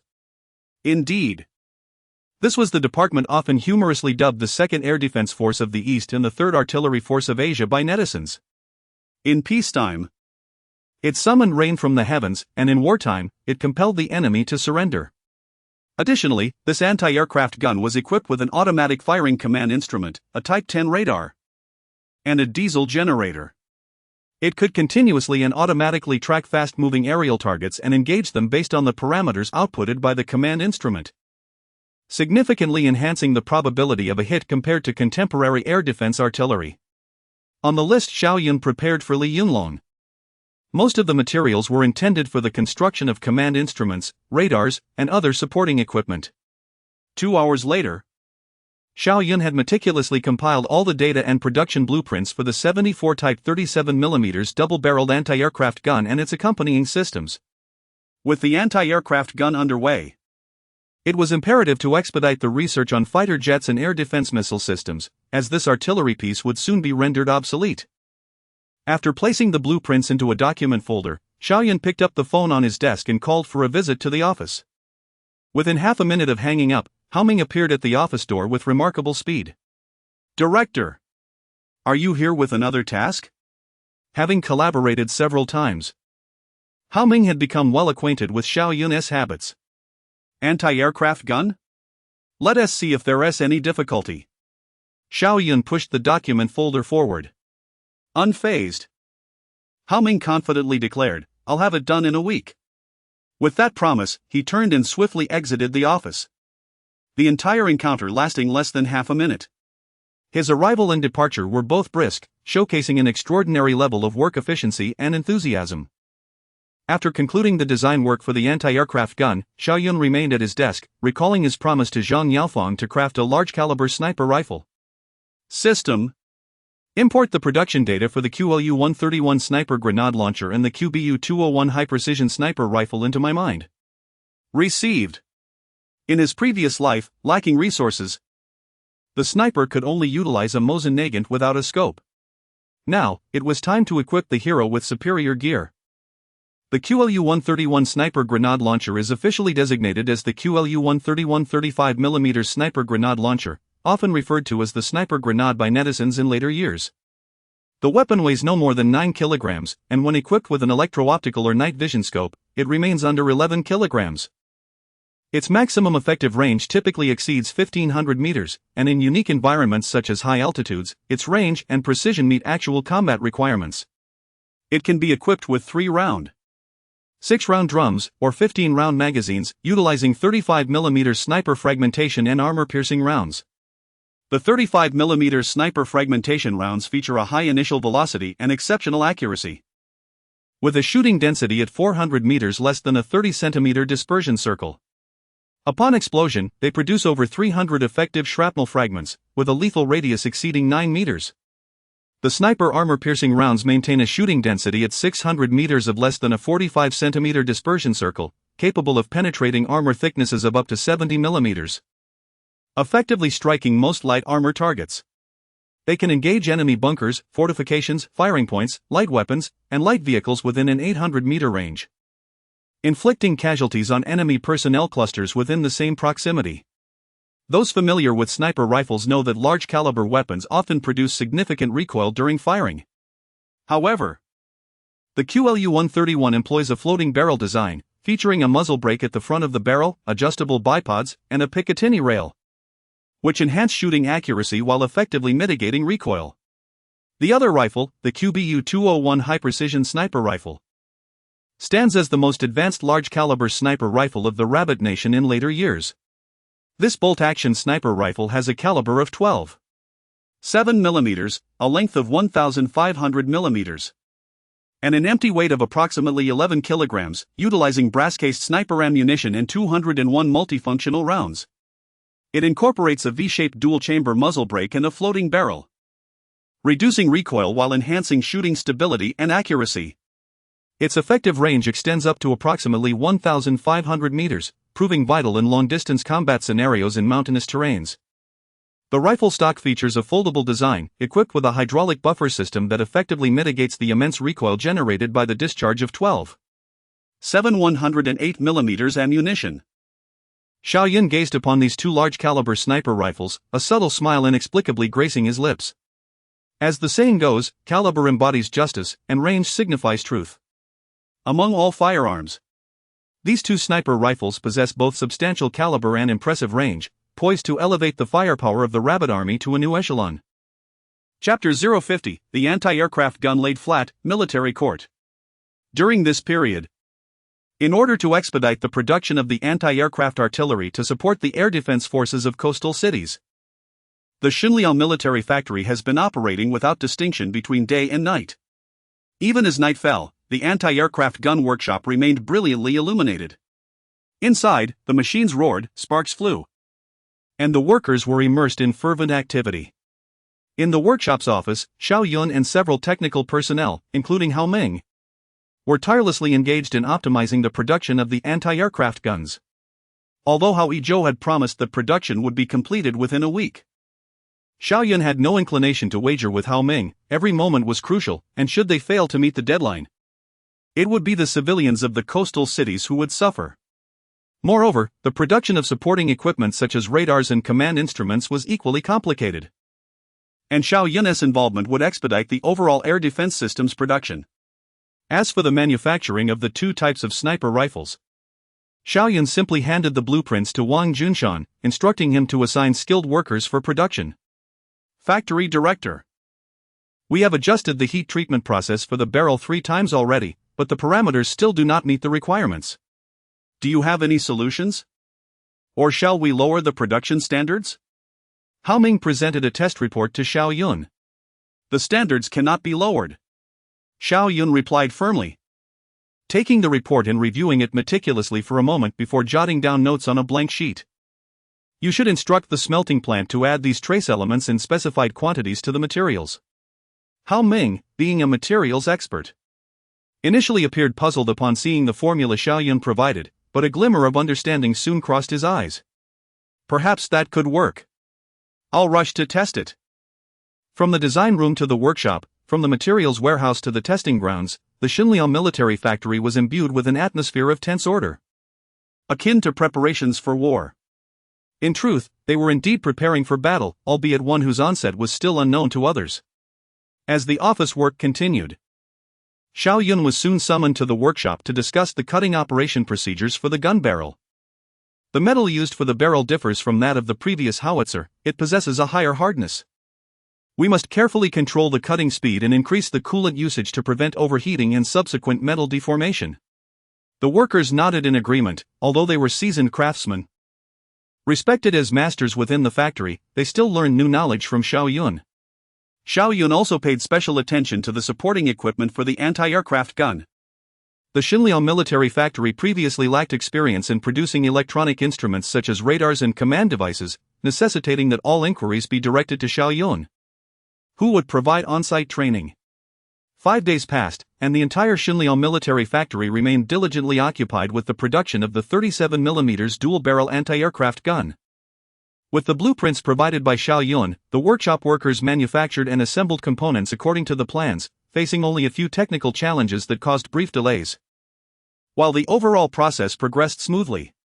Thanks to everyone's efforts, on the 6th day, the 37mm dual-barrel anti-aircraft gun finally entered the final assembly and debugging phase. Everyone, prepare for the assembly process. Ensure that every component is installed accurately, Xiao Yun instructed as he directed the workers to begin assembling the anti-aircraft gun. The turret's rotation mechanism must achieve zero error, even the slightest deviation could affect firing accuracy. And that, yes, a bit higher. Xiao Yun could have entrusted these tasks to Hao Ming, yet he remained tirelessly present on site, meticulously supervising and guiding the process. Seizing the opportunity, he aimed to elevate the workers' standards through attention to detail, setting a positive example for Hao Ming and the other technicians. This way, when more complex equipment arose in the future, he could confidently delegate production to them. As time ticked away, the anti-aircraft gun gradually took shape through the collective efforts of all. When the final component was installed, an explosive cheer erupted from the crowd. Xiao Yun gazed admiringly at the 37mm dual-barrel anti-aircraft gun, nodding in satisfaction. Li Yunlong eagerly approached, his eyes gleaming. What a beautiful anti-aircraft gun! A dual-barrel, specifically crafted for my defense area. No one will dare to contest it now. As he spoke, Li Yunlong climbed into the gunner's position, playfully rotating the barrel. Li Yunlong, get down! Do you even know how to operate that? Don't damage our treasure. Chen reprimanded, pulling a cigarette from his pocket, lighting it with a match, and simultaneously cautioning Li Yunlong to be careful while taking a puff. In such an exhilarating moment, a cigarette served as the perfect calming agent. Exhaling the smoke, Chen gazed at the anti-aircraft gun, his eyes glinting with excitement. This anti-aircraft gun far surpasses the M140mm anti-aircraft gun from the Eagle country. Especially those two barrels. They exude extraordinary power, beyond imagination. Hey, Xiao Yun, look. The gun barrels can be laid flat. When laid flat, can this thing fire like a machine gun? Li Yunlong adjusted the elevation dial, lowering the barrel further, suddenly struck by a peculiar idea. A large caliber machine gun? I suppose that's not entirely incorrect. Xiao Yun chuckled as he explained to Li Yunlong. This anti-aircraft gun employs a wedge breech and an automatic loading mechanism, allowing the breech to open and close rapidly during firing, facilitating the extraction of spent shells and loading of new rounds. It is also equipped with a feed funnel that ensures stable and swift delivery of shells to the chamber, achieving a firing rate of 440 to 480 rounds per minute, comparable to that of a standard machine gun. Not so, Li Yunlong. What on earth do you intend to do with such a large caliber machine gun? Chanel's hand holding the cigarette trembled slightly, clearly shocked by Li Yunlong's imaginative notion. Though he scolded Li Yunlong, curiosity flooded his mind. But Xiao Yun, can this anti-aircraft gun truly be laid flat for firing? I have never seen artillery capable of flat trajectory fire. Observing the excited expressions on their faces, Xiao Yun realized he had to clarify. Ordinary howitzer barrels are short, with low initial projectile velocity, resulting in a parabolic trajectory. Conversely, small-caliber anti-aircraft guns possess high initial velocity and penetration power, making them effective against ground targets as well. However, using anti-material weapons against humans, are you not concerned about facing a military tribunal? A military tribunal? I've never heard of such a thing. Li Yunlong rubbed his head, pondering seriously. Is the firepower of a military tribunal more formidable than this anti-aircraft gun? Whether it is or not, we shall see. The 37mm dual-barrel anti-aircraft gun had been developed, but its combat effectiveness still required verification. Chapter 051, Unremarkable, 37mm twin-barrel anti-aircraft gun at the military factory testing ground. The sky was a brilliant blue, and the sun shone radiantly. In the distance, a G5 truck approached, towing a new type of anti-aircraft gun. Its military green paint glimmering with a golden sheen under the sunlight. The barrel, strikingly cool, exuded an aesthetic of raw power, capturing the attention of everyone at the testing ground. Truly impressive. I have seen the anti-aircraft guns of the Bear Country before, and while they seemed formidable at the time, they now appear rather ordinary in comparison. Indeed, our anti-aircraft gun is far more stylish. As the anti-aircraft gun was finally secured, Li Yunlong could no longer contain his excitement and rushed towards it. Xiao Yun observed him as he excitedly circled the gun, tapping and hugging it as if it were a cherished bride rather than a mere hunk of metal. Moments later, the G5 returned with the accompanying equipment for the anti-aircraft gun. Commander, this is the supporting equipment for the 50-type anti-aircraft gun. With these, our gun will be capable of precise strikes against aerial targets, no longer relying on mere faith for accuracy. For convenience, Xiao Yun had decided to rename the 74 Type 37mm twin-barrel anti-aircraft gun to the 50 type. As Chen, the commander, emerged from the workshop, a radiant smile adorned his face. Upon seeing the truck deliver a load of equipment, he maintained his cheerful demeanor despite not fully understanding what it all entailed. There was simply no dampening his spirits. Ah! Truly astonishing. I wonder what else you are capable of creating. However, he inquired, Xiao Yun, what is the purpose of this supporting equipment? The anti-aircraft guns we previously used were not equipped with such devices. Is this yet another innovation of yours? Chen's gaze swept over the anti-aircraft gun and the array of equipment, his breath quickening with anticipation. Allow me to formally introduce our anti-aircraft gun. Upon hearing Xiao Yun's intent to present the weapon, Li Yunlong hurriedly joined in, eager to learn about the specifications of the gun he had commissioned, so he could boast to others later. Excellent. Chen quickly nodded in agreement, his curiosity about the gun's data and capabilities piqued. He was eager to discover just how not advanced Xiao Yun claimed it to be. In an instant, a multitude of eager eyes were fixed upon Xiao Yun. Clearing his throat to draw attention, he began, this anti-aircraft gun may seem unremarkable, utilizing twin 37mm grenades and armor-piercing shells, with a maximum range of 8,500 meters and a firing rate of 440 to 480 rounds per minute. Such unremarkable indeed. Hearing this, Chen felt an inexplicable tightening in his chest. The M140mm anti-aircraft gun captured by the Rabbit Army has a firing rate of only 60 rounds per minute, while the 37mm anti-aircraft gun supported by the Bear Country has a rate of 80 rounds per minute. This unremarkable gun already surpasses the current mainstream small-caliber anti-aircraft guns. However, Chen's expression quickly returned to normal. He had mentally prepared himself for Xiao Yun's earlier claim of not very advanced. After all, it had become a routine shock for him to witness the superior performance of Xiao Yun's weaponry compared to the mainstream equipment. Next, I would like to introduce the most crucial component of this anti-aircraft gun, the fire control system. For this truck, I have prepared an automatic firing command instrument, a targeting radar, a generator, and more.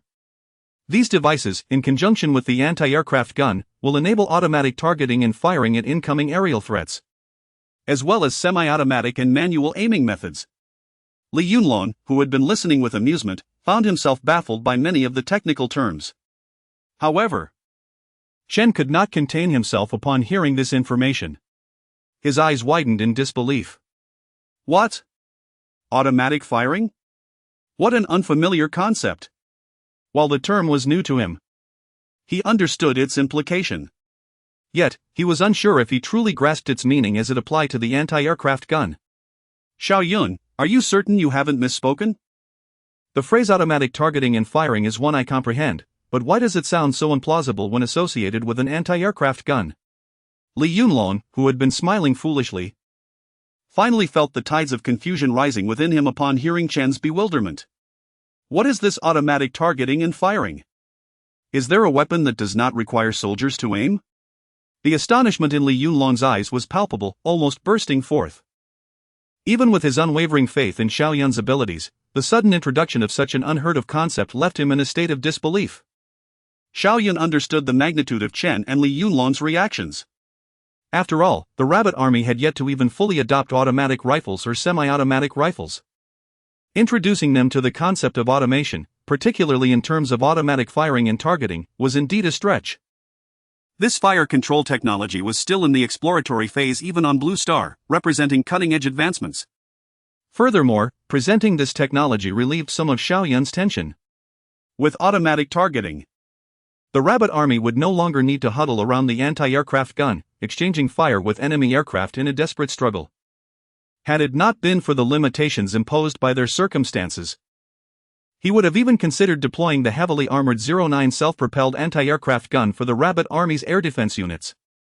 However, these constraints would eventually be lifted as development progressed, allowing him to equip the Rabbit Army with even more advanced air defense weapons. Turning to the still perplexed Chen and Li Yunlong, Xiao Yun spoke. We are here at the testing ground to evaluate the performance of this anti-aircraft gun.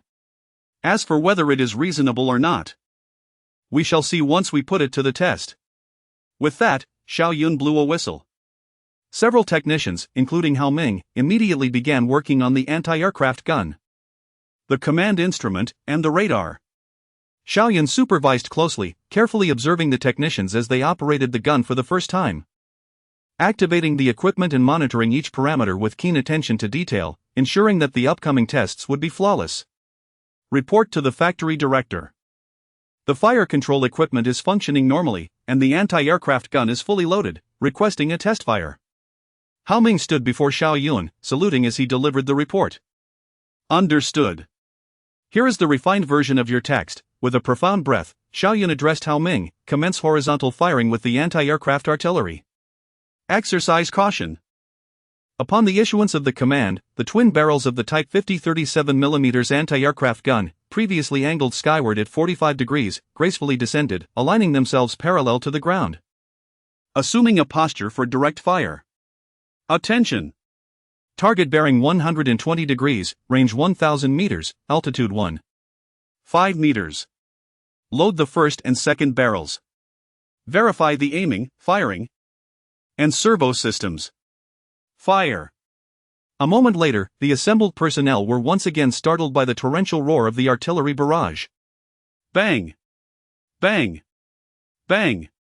With each muzzle flash, a high-velocity armor-piercing projectile hurtled towards the concrete bunker a kilometer distant.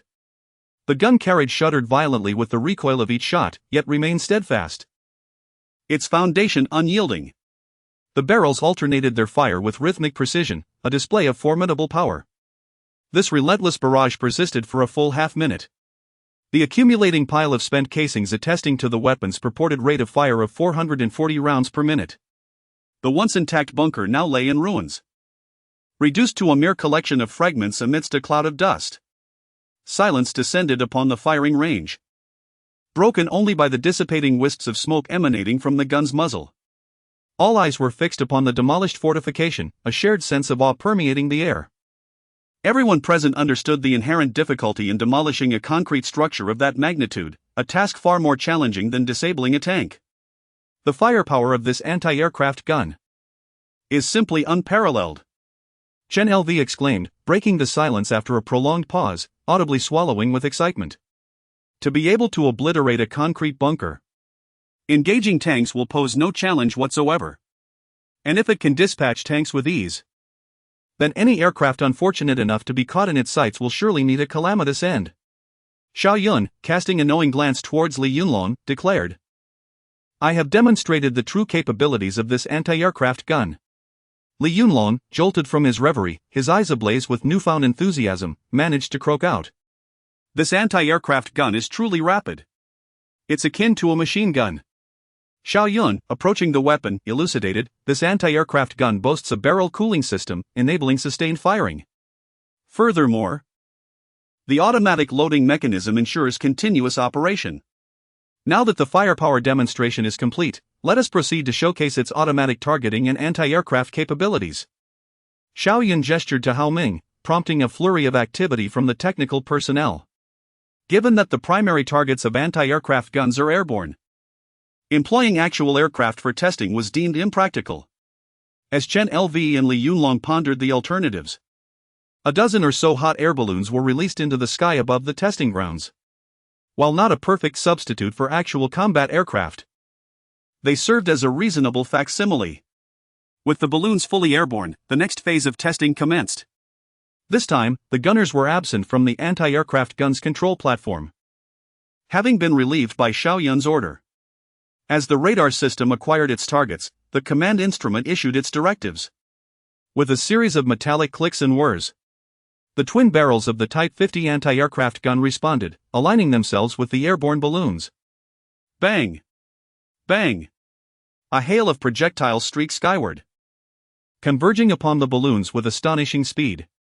Within mere seconds, each balloon was engulfed in flames, plummeting to earth.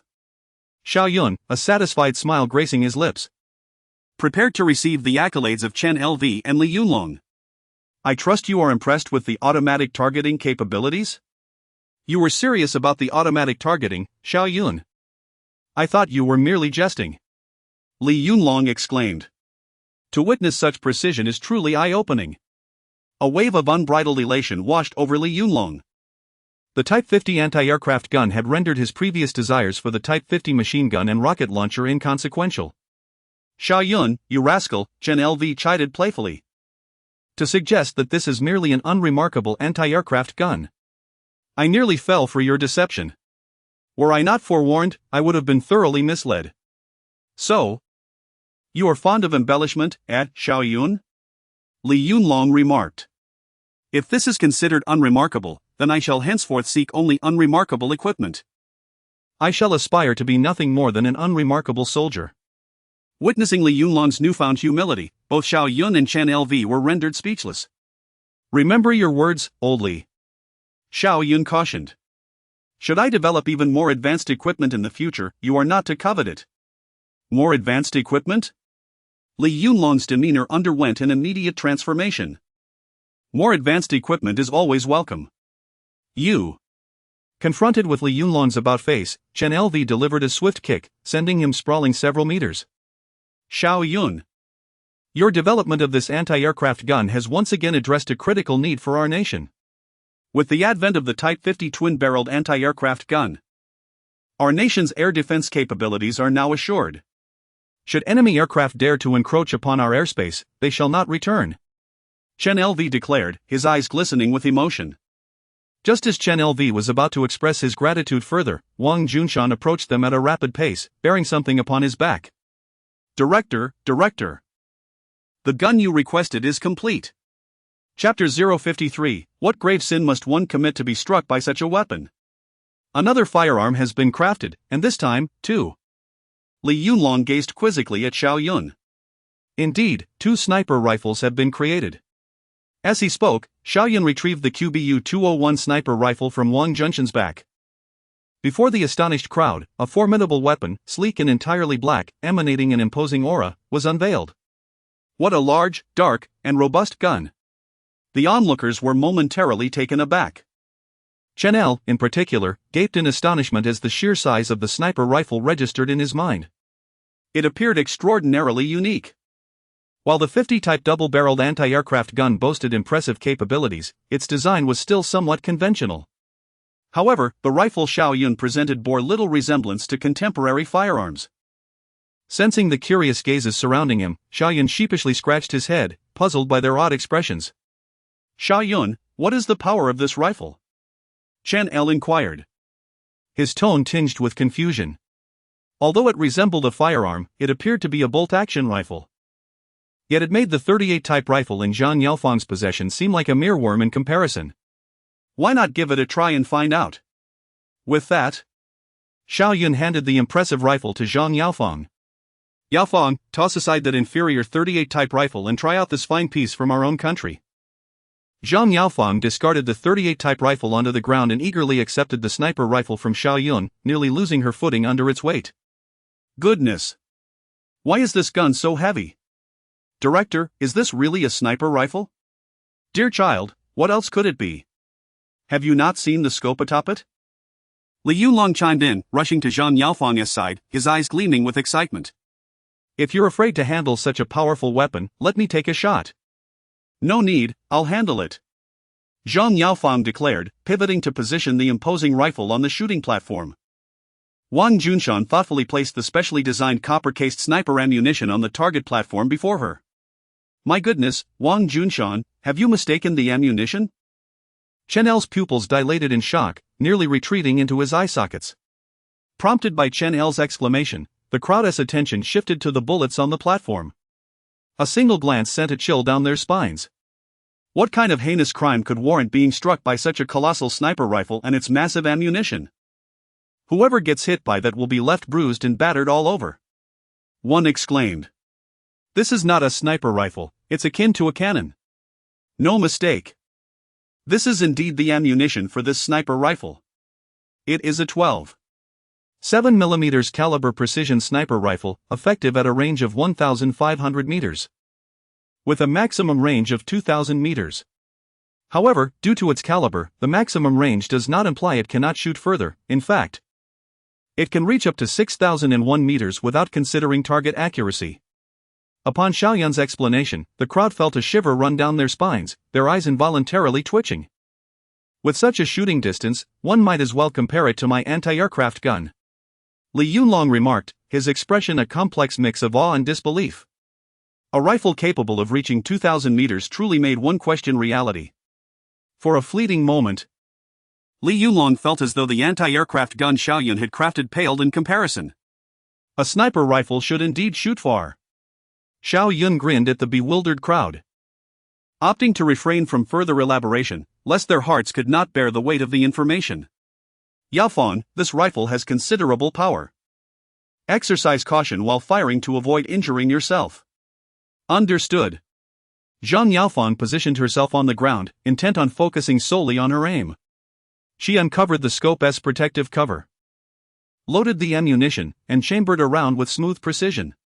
It was evident that she was a gifted marksman, as Xiao Yun observed her fluid movements, feeling as if she shared an intrinsic connection with the firearm. With a resounding bang, the trigger was pulled, unleashing a thunderous roar that reverberated from the shooting platform. The violent blast of air radiated outward in waves. Li Yunlong? Chen L? Wang Junshan, what have I produced? The onlookers were left in a state of shock. What appeared to be a gunshot was akin to cannon fire. As they turned to examine the target Zhang Yaofang had aimed at, they found nothing remaining of it, it had been reduced to mere dust. Zhang Yaofang gazed adoringly at her magnificent acquisition. At that moment, a singular thought consumed her, a true man should wield such an extraordinary weapon. Yet, after the trial shot, her curiosity only deepened. Director, with this caliber, the recoil seems less than you described, and it feels inexplicably comfortable to use. Xiao Yun chuckled. Feeling comfortable is precisely the point. This rifle has been designed with our soldiers' physiques in mind, tailored to our usage habits. Additionally, it features unique designs such as a cylindrical bolt tail, ambidextrous safety mechanisms, and a foldable stock with hydraulic support, all aimed at ensuring our soldiers can use it with ease. Moreover, it accommodates multifunctional ammunition, allowing for the selection of armor-piercing rounds, sniper rounds, incendiary shells, high-explosive shells, and more. A sniper rifle need not solely be employed for taking lives, you can use it against vehicles, radar stations, ammunition depots, armored vehicles, and so forth. Listening to Xiao Yun's description, Zhang Yaofang caressed the rifle with satisfaction, feeling an innate sense that, should war arise again, she and this weapon would forge a legendary tale together. This rifle can take down vehicles? I must have one too. Li Yunlong's eyes sparkled with excitement upon hearing Xiao Yun's elaboration.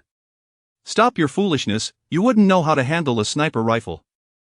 The complexity of producing one far exceeds that of a standard rifle, giving you one would be a waste. Just look at how precise Zhang Yaofang is. Chen L regarded Zhang Yaofang with admiration and appreciation. Indeed, it is a shame that old Li is not cut out to be a sniper. Observing Li Yunlong's forlorn expression, Xiao Yun placed a reassuring hand on his shoulder. No need for encouragement, Xiao Yun. I prefer firepower coverage over precision strikes. Just setting the 50 type double-barreled anti-aircraft gun to fire is enough for me. Li Yunlong forced himself to divert his gaze from the sniper rifle, fearing he might be tempted to seize it from Zhang Yaofeng. Who encouraged you?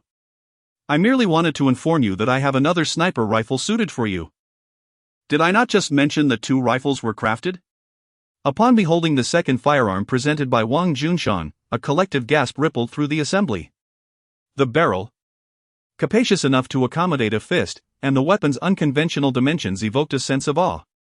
Gleaming with a frigid luster, this oversized sniper rifle, reminiscent of an untamed behemoth, left the onlookers momentarily speechless. Good heavens, that's a bazooka! Someone exclaimed from the crowd, voicing the sentiment that resonated with everyone present. Indeed. It defied categorization as a mere sniper rifle.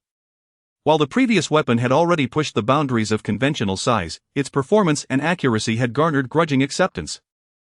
This latest offering, however, was in a league of its own. Li Yunlong, standing before the muzzle, felt a shiver crawl down his spine as he gazed into its inky depths. If struck by this, could one's remains even be pieced back together? He wondered. Xiao Yun. I may be unrefined, but don't attempt to deceive me, this is unequivocally not a sniper rifle. He then retrieved a discarded Type 38 rifle from the ground and juxtaposed it with the device Xiao Yun had designated as a sniper rifle. If the Type 38 was a mere earthworm compared to the Type 50 sniper rifle, it was reduced to a minuscule sprout beside this monstrous creation. But doesn't anything with a scope qualify as a sniper rifle? Observe the sizable scope atop it. Xiao Yun retorted, gesturing towards the 131 Type sniper grenade launcher's prominent sighting apparatus. Scope or not, it's still a cannon. Li Yunlong countered, lamenting the apparent dalliance between sniper rifle and artillery piece. He found himself increasingly bewildered by the weaponry emerging from Xiao Yun's workshop. The weapon is here, test it for yourself. Xiao Yun retorted, wearied by the exchange. He accepted a peculiar-looking round from Wang Junshan and presented it to Li Yunlong. Good heavens, are you handing me a hand grenade? Don't tell me this is the ammunition for your sniper rifle. Li Yunlong exclaimed in disbelief. Xiao Yun simply shrugged, offering no further explanation. Resigned, Li Yunlong positioned himself to wield the sniper rifle, determined to ascertain the nature of this projectile. Mimicking Zhang Yaofeng's posture, he lay prone and inserted the palm-sized bullet into the magazine. I'm ready, he announced, adjusting the weapon's sights towards a target several hundred meters distant. Old Li. Select a different target. Xiao Yun interjected, handing Li Yunlong a 35mm armor-piercing incendiary round. Its design enabled it to penetrate light armor through metallic jets, followed by an internal explosion that dispersed shrapnel, inflicting damage upon personnel and equipment within or near the armored target. Employing such a bullet against a mere target was an extravagant waste. Xiao Yun surveyed the surroundings before settling upon a small, dark speck in a remote corner of the testing ground. Oldly, target that tank, he instructed, pointing towards a dilapidated Type 94 tank, a relic of the past. Li Yunlong squinted, gauging the distance with his thumb. That's nearly a kilometer away, he remarked. And it's a tank, even if we hit it, the impact will be negligible. If you're hesitant, just admit it, and I'll have Zhang Yaofeng. Xiao Yun began, but Li Yunlong had already assumed a prone position and commenced manipulating the bolt. Let's see if we can even reach that far. Li Yunlong muttered, taking aim with practiced efficiency. Bang! The sound was surprisingly crisp, devoid of the thunderous roar one might expect. Instead, a muffled groan escaped Li Yunlong's lips as the weapon discharged. Boom! In an instant, a violent conflagration erupted on the diminutive tank, igniting it as if struck by a mortar round. Li Yunlong, momentarily forgetting the throbbing in his shoulder, stared in disbelief, alternating between the sniper rifle before him and the distant, burning tank. Good heavens! When did I become such a crack shot? He exclaimed. And with a single shot, I've obliterated a Japanese tank, despite its diminutive size and meager 12mm armor. The Type 94 tank had been a formidable adversary for the ill-equipped Rabbit Army during the War of Resistance. If only I had possessed such a weapon back then, I would have planted the red flag atop Mount Fuji long ago. He mused. The ability to penetrate a tank with a single shot and detonate it from within was astonishing. Chen Lu, scarcely believing his eyes, borrowed a pair of binoculars from a guard and scrutinized the target once more. What manner of weapon is this? He pondered. How can a rifle possess such terrifying power? Even a marksman like Li Yunlong can obliterate a tank from a kilometer away. Its power and precision far exceed my expectations. Chen Lu's gaze, now fixed upon Xiao Yun, was a mixture of admiration and bewilderment. The other onlookers shared his sentiments, their expressions a blend of awe and confusion. Observing their collective yearning for answers, Xiao Yun, his gaze fixed upon the distant inferno, began to elucidate. This weapon is formally known as a sniper grenade launcher. It discharged a 35mm armor-piercing incendiary grenade, hence the resulting devastation. However, it also possesses the attributes of a sniper rifle, hence my designation. Its maximum range extends to 3 kilometers, with an effective range of 2 kilometers. At a distance of 600 meters, it can precisely target a bunker's firing aperture, and at 1,000 meters, it can accurately launch a grenade through a window. It can also employ fragmentation grenades to engage exposed enemy formations and personnel outside fortifications, or utilize armor-piercing incendiary rounds to attack light armor or slow-moving aerial targets. Ah! The onlookers' confusion only deepened as Xiao Yun elaborated. How could power, precision, and range coalesce within a single weapon, each attribute elevated to its zenith? To claim that this isn't a cannon is preposterous. Li Yunlong exclaimed. At 35 millimeters, it's a mere 2 millimeters shy of my anti-aircraft gun's caliber. Despite his protestations, he clutched the Type 50 sniper grenade launcher even tighter. Xiao Yun, can this weapon be mass-produced expeditiously? Chen Lu inquired, his eagerness barely concealed. I am impatient to equip the Rabbit Army's soldiers with it. Both weapons had exceeded his expectations, so much so that his face was radiant. With such weapons, who needs rifles or machine guns? Rifles and machine guns require aiming. I can simply launch a hand grenade upon your head. Alas, mass production of these weapons presents significant challenges, Xiao Yun replied. The precision and cost of both the scopes and the rifle components are prohibitive for large-scale manufacturing at this time. Therefore, widespread deployment is currently infeasible. He, too, yearned to arm every Rabbit soldier with a sniper grenade launcher, but its complexity far surpassed that of the Type 81 assault rifle or the Gatling gun. Even the twin-barreled 37mm anti-aircraft gun, comprised of thousands of parts, was simpler to produce. Chen Lu's countenance momentarily fell upon hearing Xiao Yun's response, but he swiftly regained his composure. If such weapons were to be universally deployed, the consequences would be overwhelming, he mused. However, Chen Lu, do not despair entirely. Xiao Yun continued. While mass production is not yet possible, small-scale production remains an option. Moreover, I have devised a strategy to maximize the impact of even a limited deployment of these weapons. Upon hearing these words, Chen Lu, Li Yunlong, and all those present turned their gazes towards Xiao Yun. Each pair of eyes clearly reflected a sense of anticipation. Chapter 055, Tactical Assault Team. In the pursuit of enhancing the combat effectiveness of the Rabbit Army, it is evident that merely relying on advanced weaponry is insufficient. It is imperative to elevate the tactical proficiency of our soldiers as well. Take, for instance, the Guo Party forces, which, despite being equipped with a complete array of German and American weaponry, lacked an understanding of even the most fundamental infantry tank coordination tactics. During combat, their tanks would charge ahead alone, only to be swiftly destroyed by anti-material weapons, failing to fulfill their intended role. After a moment of contemplation, Xiao Yun addressed the assembly. We are now equipped with automatic rifles, machine guns, sniper rifles, and grenade launchers. While the variety of firearms within the Rabbit Army may not be exhaustive, we at least possess the essentials. However, I believe that possessing superior weapons is merely one aspect. Effectively utilizing these arms is crucial to enhancing our combat capabilities. Particularly, we must strategically employ our limited production of critical equipment to maximize its impact. As he spoke, images of modern special operations teams began to form in Xiao Yun's mind. He envisioned a small Rabbit Army unit airborne via helicopter, fully armed, parachuting behind enemy lines. This team, composed of members skilled in various combat disciplines, would unexpectedly emerge in pivotal locations, swiftly accomplishing their missions, all while their backs faced the explosions, departing via helicopter. Such a scenario is undeniably thrilling, isn't it? During routine training, conventional forces could practice triangular tactics, echelon formations, skirmisher lines, and flanking maneuvers, integrating appropriate firearms to enhance soldiers' training. This would effectively leverage the advantages of tactics and the diverse capabilities of different weapons. Furthermore, we could train specialized tactical assault teams, akin to special forces, composed of elite soldiers with collaborative combat skills, tasked with executing unique missions, much like the Liangshan Special Operations Team assembled by Old Li. However, the armament of the Liangshan team is rather monotonous, and their training programs lack variety, leaving ample room for improvement.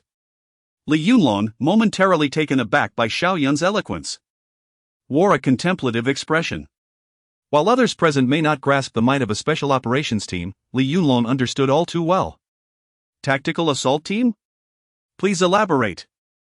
Although he had established the Liangshan Special Operations Team, Li Yunlong remained largely unaware of true special operations, often relying on his imagination to refine his approach. Listening to Xiao Yun discuss special operations, he found himself eager to learn. Certainly. Xiao Yun nodded at Old Li and continued. Personnel typically consist of several to dozens of rigorously selected and professionally trained members, each possessing multiple combat skills to play pivotal roles in various missions. These individuals specialize in shooting, hand-to-hand combat, reconnaissance, demolition, and communications, and they undergo extensive collaborative training to achieve seamless coordination. Moreover, team members primarily include assault soldiers, snipers, machine gunners, reconnaissance experts, demolitionists, and communication specialists. This compact combat unit executes missions or launches raids on critical enemy targets through coordinated firepower, equipment, and tactics, accomplishing tasks that conventional forces cannot. Clearly, for Xiao Yun, a research personnel, no one anticipated his profound military concepts and tactical acumen. Whether understanding or bewildered, all present regarded Xiao Yun with admiration. Those who comprehended his insights recognized his brilliance, while others marveled at the breadth of his knowledge. Remarkable. Truly remarkable. Li Yunlong pondered Xiao Yun's words. For the first time, he felt someone had neatly organized the chaotic thoughts swirling in his mind. Chen Lu also reflected deeply, soon realizing that Xiao Yun's ideas were impressively cohesive, as if they had been forged through countless battles. Xiao Yun, how is it that you possess such knowledge beyond my experience on the battlefield? Li Yunlong wholeheartedly endorsed Xiao Yun's assertions. Old Li, I will elaborate on the training requirements for the team members later, including physical conditioning, skill training, tactical training, and psychological training. Xiao Yun had also prepared a comprehensive suite of infantry tank coordination tactics, air-ground collaboration, maritime and aerial synergy, as well as the integration of special and conventional forces. However, these would be presented later when the Rabbit Nation has developed a complete array of naval, land, and aerial capabilities. Excellent. Warfare is my passion, and I will earnestly study this material, Li Yunlong chuckled, giving Xiao Yun an okay gesture. However, I must return to my sector, the situation is increasingly tense there. After spending time together, Xiao Yun felt a twinge of reluctance at Li Yunlong's impending departure. Nevertheless, organizational orders must be adhered to, even by Xiao Yun. Old Li, upon your return, ensure you follow the rules and heed the organization's directives. Avoid making minor errors that could escalate into major ones. In the past, during wartime, Li Yunlong's capability and valor, bolstered by Chen Lu's protection, allowed the organization to tolerate his occasional mistakes and disciplinary breaches. However, with his transfer to F Province, outside Chen Lu's jurisdiction, any further transgressions would yield far graver consequences. Xiao Yun contemplated that if the peninsula conflict were to commence, he would need to find a way to position Li Yunlong on the front lines. This individual thrived in the chaos of battle, where he could earn military accolades, perhaps even elevating Old Li's rank by 1955. I've heard enough about that old donkey leader. I'm more concerned about when you'll produce a batch of the 50 Type 37mm dual-barreled anti-aircraft guns for me. Li Yunlong exclaimed. By the way, I'm taking the sniper grenade launcher with me this time. I can't wait to showcase it. It's akin to a cannon, huh? Surprisingly, Chen Lu did not contest Li Yunlong's acquisition of the equipment. Rest assured, Old Li, the production of the 37mm anti-aircraft gun is not overly complex. Over the next 2 weeks, our factory will work tirelessly to produce several dozen anti-aircraft guns for you to safeguard the coast. The 37mm dual-barreled anti-aircraft gun has already undergone testing and has been finalized. Now, the focus shifts to expediting mass production. Well, Xiao Yun. As we are all men of honor, I shall refrain from prolonged farewells. We shall meet again. Li Yunlong gently patted Xiao Yun on the shoulder before striding towards the factory's entrance. All right, Xiao Yun, I am leaving now and won't interrupt your work any longer. I will thoroughly study the tactical assault team you mentioned. Take care. Chen Lu swiftly caught up with Li Yunlong, and neither turned back. Old Commander, Old Li. Do visit the military factory for tea when you have time. They called from a distance, waving their hands without glancing back. In the face of past national crises, the soldiers of the Rabbit Nation, who frequently ventured into battle, had long grown accustomed to such simple farewells. Chapter 056, Empowering Domestic Automobiles. Old Li has departed. And the atmosphere in the military factory has grown somewhat tranquil. Xiao Yun gazes at the workers present, his voice resonant and commanding as he issues a task. Comrades, our compatriots along the coast are striving to survive amidst the bombardment from the Nationalist Party's aircraft. It is imperative that we expedite the mass production of the 37mm dual-barrel anti-aircraft guns without delay. These guns will serve as the backbone of our nation's air defense forces, safeguarding our newly formed skies. As Xiao Yun's words resonate through the air, Wang Junshan is the first to step forward, surveying the crowd with determination. Comrades, the time has come to showcase the strength of our Xinliao military factory. Let us join hands, overcome all challenges, and ensure the successful completion of our mission. Together, we shall achieve our goals. The atmosphere in the testing grounds ignites once more. With the command given, the entire Xinliao military factory operates as if it has been set to fast forward. All machinery and workshops are in full swing, and the workers are particularly enthusiastic, laboring tirelessly to produce the latest model of anti-aircraft guns for the Rabbit Nation. In the blink of an eye, 3 days have passed. Old Wang, during this time, it is crucial to ensure that the workers' meals include meat every day, guaranteeing that everyone receives adequate rest and nutrition. We must also prioritize safety. The most valuable assets in our factory are not you or me, but these workers. We must care for them diligently. Furthermore, it is essential that everyone understands that we are not merely producing weapons, we are shaping the future of the Rabbit Nation. From top to bottom, we must maintain high morale. While the workers toil, Xiao Yun frequently visits the workshops, meticulously checking each process and promptly addressing any production issues that arise. After a few days, the production procedures for the anti-aircraft guns have been firmly established. When Xiao Yun finds himself with little to do in the workshop, he turns his attention to the well-being of the workers. Rest assured, Factory Director, these are your words, and I dare not take them lightly. Since Li Yunlong's departure, Wang Junshan has been shadowing Xiao Yun from dawn till dusk, gradually understanding the essence of a workaholic. In the deep of night, when the machines in the factory have ceased operation, Xiao Yun's office remains ablaze with light. Wang Junshan often sees Xiao Yun hunched over his desk, diligently writing and drawing. In the early morning, before the sun has even risen, Xiao Yun arrives at the workshop. Wang Junshan and Zhang Yaofeng follow behind, feeling weary yet inexplicably reassured. Director, our progress in parts production and assembly is commendable, though we have not yet reached optimal efficiency. However, the supply of steel and electricity is becoming increasingly strained. The workers at the steel mill and power plant have organized special task forces, yet they still face numerous challenges, Wang Junshan reports, handing Xiao Yun a document. Xiao Yun merely glances at the report. He had anticipated the strain on steel and electricity supplies. Last year, in 1949, the Rabbit Nation's annual steel production was a mere 158,000 tons, insufficient to match a single day's output from the Eagle Nation. Meanwhile, electricity generation stood at 43.1 billion kilowatt-hours, leaving many factories unable to operate due to power shortages. Given the unique nature of the Xinliao military factory, it has managed to maintain normal production, which is already quite remarkable. For the past few nights, Xiao Yun has been working late into the night to address these issues. However, The challenges surrounding steel and electricity supply represent a long-term strategic issue that Xiao Yun alone cannot easily rectify. He can only draft a comprehensive report for the higher-ups to resolve the matter. The issues of steel and electricity are long-term strategies that we cannot resolve in the short term. However, since there is little activity in the workshop now, let us visit the smelting plant and see if we can lend a hand. Rest is not an option. Although they have developed automatic rifles, machine guns, and rocket launchers, the Rabbit Army's strength will soon see a qualitative leap.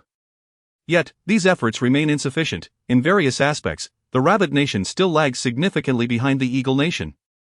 As the group arrives at the entrance of the smelting plant, they spot Sun Gangtai rushing towards the exit with a group of workers, each pushing a cart. Old Sun. Why the rush? Wang Junshan calls out as he strides forward. Sun Gangtai looks up, and upon seeing Xiao Yun, the panic in his eyes diminishes slightly, though he still appears flustered. Director, it's bad. Something has happened. What happened? The truck at the mine has broken down, and we can't transport the ore. I'm preparing to take the workers to transport it using carts. Sun Gangtai attempts to calm himself before continuing. Our factory has been producing anti-aircraft guns, and the steel supply is already tight. Now, it's even more strained. If this continues, the smelting plant might have to cease operations. The smelting plant cannot stop. If you stop, we will have to stop as well. Wang Junshan rolls up his sleeves as he speaks. Come, I will help you transport the ore. Yao Feng, you take the director back. As he speaks, the group prepares to rush forward. Wait. Using carts to transport ore, how long will that take? The workers push their carts with fervor, creating a scene of collective labor that is moving to behold. Yet, Xiao Yun reflects, the era of sheer physical labor has passed. What can we use instead of carts? We cannot afford imported trucks. The military factory does have an old jeep, used by the logistics department for transporting weapons and ammunition. But that vehicle seems ill-equipped to withstand the rugged terrain of the mine. Wang Junshan ponders for a moment, ultimately wearing a look of urgency and helplessness. I will have a truck built for you. A wave of astonishment sweeps through the crowd, with everyone wearing expressions of disbelief. Build one directly? Is the director's approach really so straightforward? Yet, Wang Junshan, still in shock, manages to muster the last shred of rationality to ask, Director, building a truck is no simple task, is it? Indeed, Director, automotive technology has been researched in Western countries for over half a century. And we are still in the dark in this field. Sun Gangtai is acutely aware that the engine and chassis of a truck are not something that can be fabricated easily. Although Xinliao City once had an automobile factory, it merely imported key components and assembled them domestically. After the surrender of the Xiaobans, that factory's assembly line was completely destroyed. What could possibly be so difficult? Once our truck is built, you will see that Western trucks are a mere joke. In later years, joint venture and imported vehicles became the favored choice for many families. The Rabbit Nation's automobile industry faced criticism for years due to issues with key components, until the rise of domestic new energy vehicles. Creating new energy vehicles now seems absurd. However, constructing a truck capable of transporting goods is not beyond Xiao Yun's capabilities. Moreover, it will provide a much-needed boost to the nascent domestic automobile industry. Chapter 057, the production of the first truck in the Rabbit Nation to solve transportation challenges. It was now March. The ice and snow had melted, and the weather was warming. By the time the next blanket of snow covered the land, the Rabbit Army should be making its presence felt on the battlefield. Without lingering at the smelting plant, Xiao Yun promptly returned to his office. The need for transport trucks extended beyond the industrial development of the Rabbit Nation. In fact, the logistical transport on the peninsula battlefield in a few months would also demand trucks. For any army, the supply line represents a lifeline. Once logistics are interrupted, frontline soldiers suffer from shortages in food and water, and even the most advanced equipment cannot energize them for battle. In a previous life, the soldiers of the Rabbit Army endured temperatures plunging to minus dozens of degrees, wearing only thin garments, gnawing on potatoes harder than bricks while stationed at their posts. Merely contemplating this evokes a deep sense of sorrow. Yet, was this tragedy caused by difficulties in material production? Clearly, it was not. With a territory of 9 6 million square kilometers and a population of hundreds of millions, the entire nation was mobilized to support the war. If the frontline soldiers could not be sustained, it would indeed be perplexing. The production of food, clothing, ammunition, and other supplies was merely the initial step. The true tragedy lay in the challenge of delivering these materials intact to the hands of the soldiers. At that time, by the banks of the Duck River, mountains of various supplies were piled high. However, due to the lack of air superiority, the logistics lines were subjected to relentless bombardment. And the already limited number of trucks were continuously destroyed. Of the 100 tons of materials produced, only 10 tons could cross the Duck River into the peninsula, with perhaps only 1 ton ultimately reaching the soldiers. Of course, the quantity of supplies is just an example. The daily consumption during wartime exceeded hundreds of tons. It can be said that the supply transport line is the lifeline of the frontline soldiers, with transport trucks being its most crucial component. The rabid nation could not afford to repeat the mistakes of the past. The lessons learned from previous experiences, coupled with the current predicament at the smelting plant, compelled Xiao Yun to expedite the manufacturing of transport trucks. What type of vehicle should be produced? Standing before the window of his office on the 3rd floor, deep in thought, he furrowed his brow. The transport semi-trailer of the future would certainly not suffice. The peninsula's terrain is intricate, comprising plateaus, mountains, rivers, and valleys. A transport semi-trailer could only operate on paved roads and would be ill-equipped to handle the rugged mountain paths. Furthermore, in light of potential bombardment by enemy forces, the transport trucks needed to possess a certain level of protective capability. System, upload the complete information of the 2190 military truck model from the equipment module into my mind. Transferring information now. In an instant, a torrent of information surged into Xiao Yun's mind. The Shaanxi Automobile 2190 model, developed in the Rabbit Nation during the 1980s, was a heavy-duty off-road vehicle employing a significant amount of stair technology, classified as a 7-ton class vehicle, 6.6. As the primary military model, it featured capabilities for missile towing, cargo transportation, and could be modified into an electronic command vehicle, anti-tank vehicle, battlefield ambulance, military engineering vehicle, among others.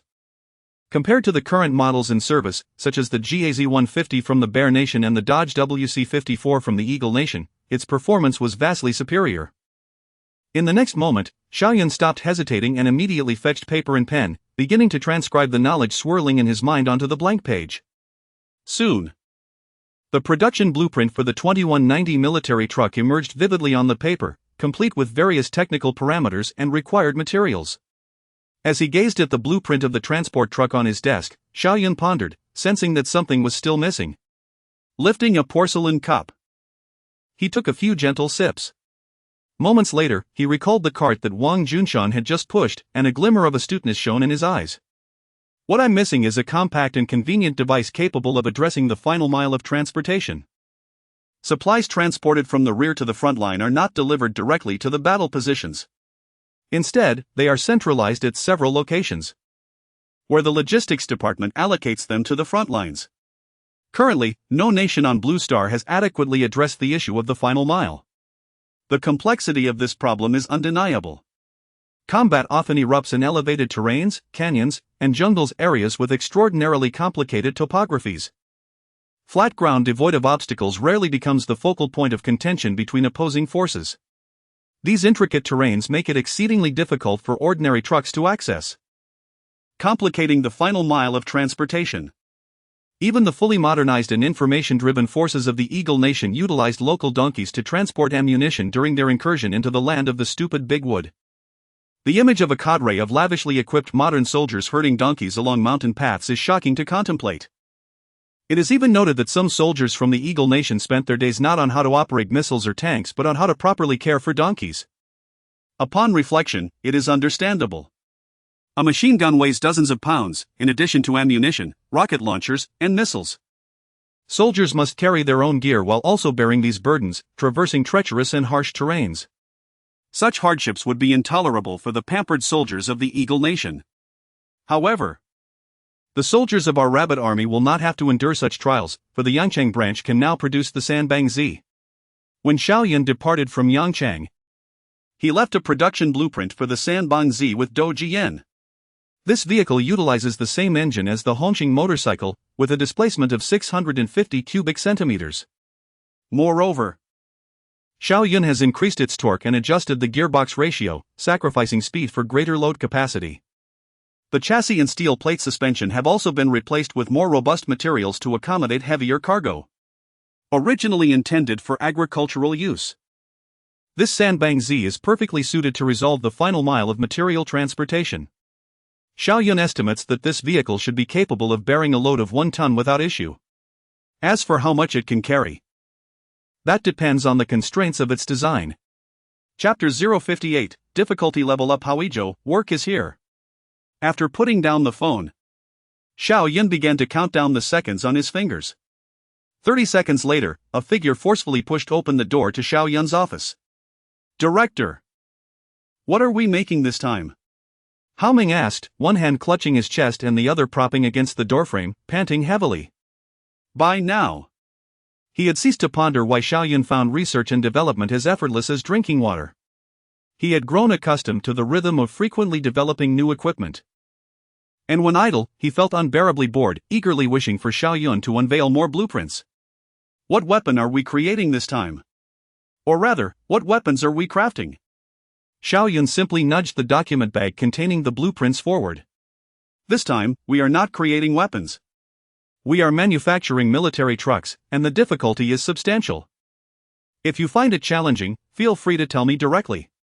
A look of skepticism soon appeared on Hao Ming's face.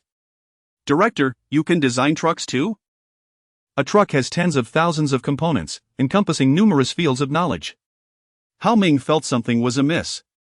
From bullets to rifles, then machine guns to sniper rifles, while these weapons were undeniably powerful, they seemed somewhat plausible upon reflection. Even the transition from rocket launchers to automatically targeting anti-aircraft guns felt bearable. Although he had heard that Xiao Yun had produced motorcycles at the Yangcheng branch, the leap seemed significant yet conceivable, given the relative simplicity of motorcycles. But now, Xiao Yun claimed he was going to make military trucks. The Rabbit Nation had heavy industry since the Ming dynasty, yet in the past half-century, while capable of manufacturing guns and artillery, no factory had reportedly managed to produce automobiles. This alone illustrated the manufacturing complexity of vehicles. Furthermore, initially, you claimed to be a weapons expert. Transitioning from weaponry to military truck development seems quite a leap, doesn't it? I can design.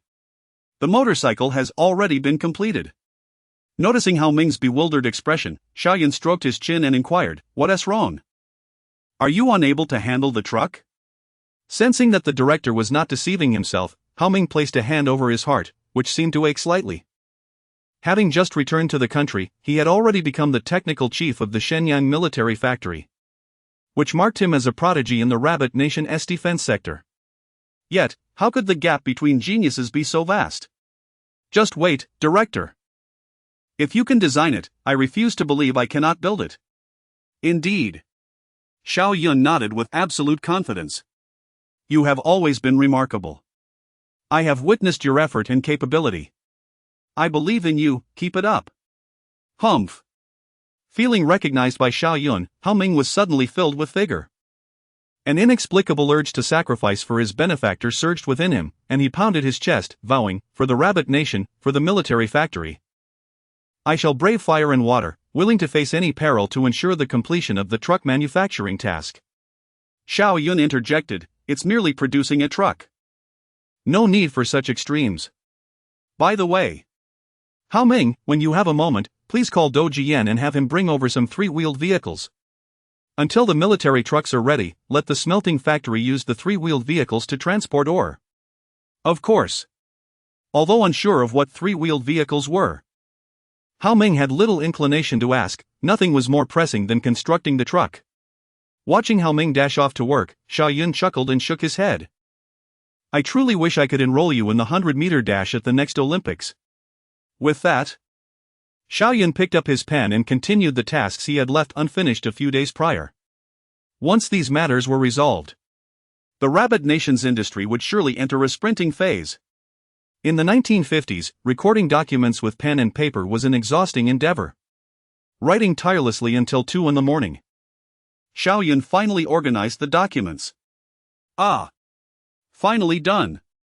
He wiped the sweat from his forehead, gazing at the towering stack of papers before him. Next. It would be challenging for Minister Qin, who would have to review such a substantial collection of documents. Just the thought of it was tiring. Sorting all the papers into file folders, he called out, "Old Li." Director, Li Shizhang left long ago. In the next moment, Zhang Yaofeng, carrying his 50-type sniper rifle, stood at the office door. It dawned on Xiao Yun that Li Yunlong had departed a few days prior. With Li Yunlong's absence, the office felt unexpectedly quiet. Then, "I kindly ask you to run this errand, Yaofeng. Deliver these documents to Minister Qin with the highest level of confidentiality." Understood. That thick stack of documents was promptly on its way from Shenyang Military Factory to Sijio City that very evening. The following noon, in Sijio City. Good. Good. Good. Indeed, Xiao Yun lives up to his name. In less than 3 hours, he has produced so much new equipment. Seated in the courtyard of the Ministry of Defense, Xin Feng's smile was insufficient to convey his excitement, prompting him to clap his hands. Initially, he had some reservations about applying to the military factory, concerned for him. Yet, it was evident now that gold will shine no matter where it is placed. It cannot be hidden. Although what Xiao Yun had accomplished over the past 2 months was somewhat astonishing, the results stood undeniably before them. The Rabbit Nation was truly fortunate to have a talent like Xiao Yun. He eagerly anticipated the surprises Xiao Yun would bring forth next. No sooner had Xin Feng finished speaking than a guard entered the courtyard, awkwardly balancing a mountain of documents in his arms. "Minister Qin. Here are the documents sent overnight from Shenyang Military Factory. I'll just place them in your office for you to review later." As he spoke, the guard sidestepped to navigate the door, for there was no other way to proceed due to the overwhelming quantity of documents obstructing his view. Chapter 59, Complete Steelmaking Materials from the Military Factory. Wait a moment. Are these documents all sent by Xiao Yun? Upon hearing this, the guard halted his steps towards the room. They were delivered by someone arranged by Factory Director Xiao. Have you forgotten? Only he possesses the authority to bring documents directly to your desk from the military factory. Just as I anticipated the surprises from Xiao Yun. An enormous stack of documents appeared before me. Is this truly the surprise? It arrived rather swiftly. With such a substantial collection of documents, what has Xiao Yun prepared? Frowning slightly, Xin Feng picked up the topmost file and began to read. What? Moments later, Xin Feng's pupils dilated in astonishment. Hearing Xin Feng's exclamation, Xiao Yun curiously leaned in. How steel is made. What is Xiao Yun playing at? Everyone has read that novel before. It can't be that simple. While speaking, Xin Feng had already flipped to the second page of the document. The preparation of steelmaking materials involves processes such as crushing, grinding, magnetic separation, and flotation. After perusing several pages, a look of delight emerged on Xin Feng's face. Indeed, it was an introduction to how steel is produced. This document meticulously detailed the stages of steel production, raw material preparation, ironmaking, steelmaking, secondary refining, continuous casting, rolling, and quality inspection. A comprehensive process, thoroughly detailed. If industrial vitality can be likened to blood, then steel production serves as the backbone. Undoubtedly, as the fundamental material of industry. Steel output influences the advancement of other industrial projects and serves as an absolute standard for gauging a nation's industrial prowess. Top-blown converter steelmaking, bottom-blown converter steelmaking. Electric furnace steelmaking technology, secondary refining technology. Xin Feng possessed limited knowledge regarding these technical aspects. He had heard of some steelmaking techniques, while others were entirely unfamiliar. Regardless of which, they were evidently essential for the Rabbit Nation, which had previously dispatched study groups to the Bear Nation to learn steelmaking techniques. Only to find that the advanced methods were not publicly shared. Recognizing the value of the documents, Xin Feng promptly called for his glasses and began to examine another file. The scientific development layout of steel. The more he read, the more astonished he became. His pace of flipping pages quickened. While he could not comprehend the previous technical document, this one, concerning the macro control and future layout of the steel industry, was crystal clear to him. Even Xin Feng, with his profound expertise in national strategic planning, couldn't help but express admiration after reviewing this document. It was as if he glimpsed the future development of the Rabbit Nation's steel industry over the coming decades. It seemed as though Xiao Yun could foresee the future, otherwise, he couldn't fathom how such a document could be crafted. Yet he wondered whether these steelmaking technologies would be viable. If they were, the technological and strategic value behind these two documents would be unimaginably significant. However, Qin Feng remained unhurried. He knew that consulting a few experts would provide clarity on these technologies. Thus, he turned his attention to the remaining documents. Upon opening another file, he found himself momentarily stunned again. He had initially assumed the remaining documents would further elaborate on steelmaking techniques. To his surprise, the establishment and planning of the national power grid. Wow! The national power grid, indeed. If oil is the lifeblood of industry and steel is its backbone, then the power grid could certainly be regarded as the nervous system of industry. With a slight tremor in his gaze, Qin Feng gathered his focus and continued to read. Ultra-high voltage transmission technology, flexible direct current transmission technology, smart grid technology. Wow, Xiao Wang, look here. Xiao Yun claims that one day, wind and solar power will generate electricity. This child's imagination is boundless, and he has even organized his thoughts coherently. As he examined the technologies he had never heard of before, Qin Feng's hands trembled with excitement. Minister Qin, look at the latter part. Electricity will reach every household in the Rabbit Nation, illuminating countless homes. Can the land of the divine land truly become a place of radiant light, where every home is aglow? If that day truly arrives, our past sacrifices and present efforts will be immensely worthwhile. At this moment, a gleam sparkled in Xiao Wang's eyes. Xiao Wang, as long as we spare no effort and go to any lengths to ensure every household in the Rabbit Nation has access to electricity, that day will surely come. Wouldn't that be the brightness we once envisioned? Having spoken, Qin Feng removed his glasses and gazed into the distance. In his mind's eye, he could envision a future Rabbit Nation where everyone has shelter, electricity, and a bright, joyous celebration. Xiao Wang, go summon all the experts. I need to ascertain whether the technologies presented here are feasible. Xiao Wang, equally astounded by the scenarios described in the documents, hurriedly nodded in response to Qin Feng's command, I'm on it right away. In the next moment, Xiao Wang dashed out of the courtyard. Who wouldn't rush forward upon encountering such a vision? Steel. Electricity. These are undeniably the cornerstones of the industrial rise of the Rabbit Nation. Qin Feng lit another cigarette. Reflecting on the past century, no nation aspiring for greatness on Blue Star could overlook the importance of industrial strength. Why were the great powers able to target the Rabbit Nation repeatedly? Was it due to their smaller territory? Their fewer population? Their shorter history? It was none other than their rapid industrial ascent in a short span. A great power lacking an industrial foundation is ultimately a giant too weak to rise. With steel and electricity resolved, the rise of the Rabbit Nation's industry is within reach. Chapter 060, A Polymath in the Scientific Realm in the Stillness of the Night. The bright moon cast its serene light upon the ground, creating an atmosphere of tranquility and chill. Yet, within a spacious conference room, an entirely different scene unfolded. At the long conference table, invited by Qin Feng, a cadre of the foremost scientific luminaries from the Rabbit Nation's research institutes gathered, their faces betraying no sign of fatigue. Only excitement and astonishment. Minister Qin, I have thoroughly examined this steelmaking technology. The techniques documented herein are remarkably comprehensive and reliable, once implemented. They will undoubtedly enhance our nation's steelmaking capabilities in no time. Indeed, it may even elevate our steel technology to the pinnacle of Blue Star. The speaker was Yi Xin, the director of the Rabbit Nation's Metallurgical Research Institute. Excellent.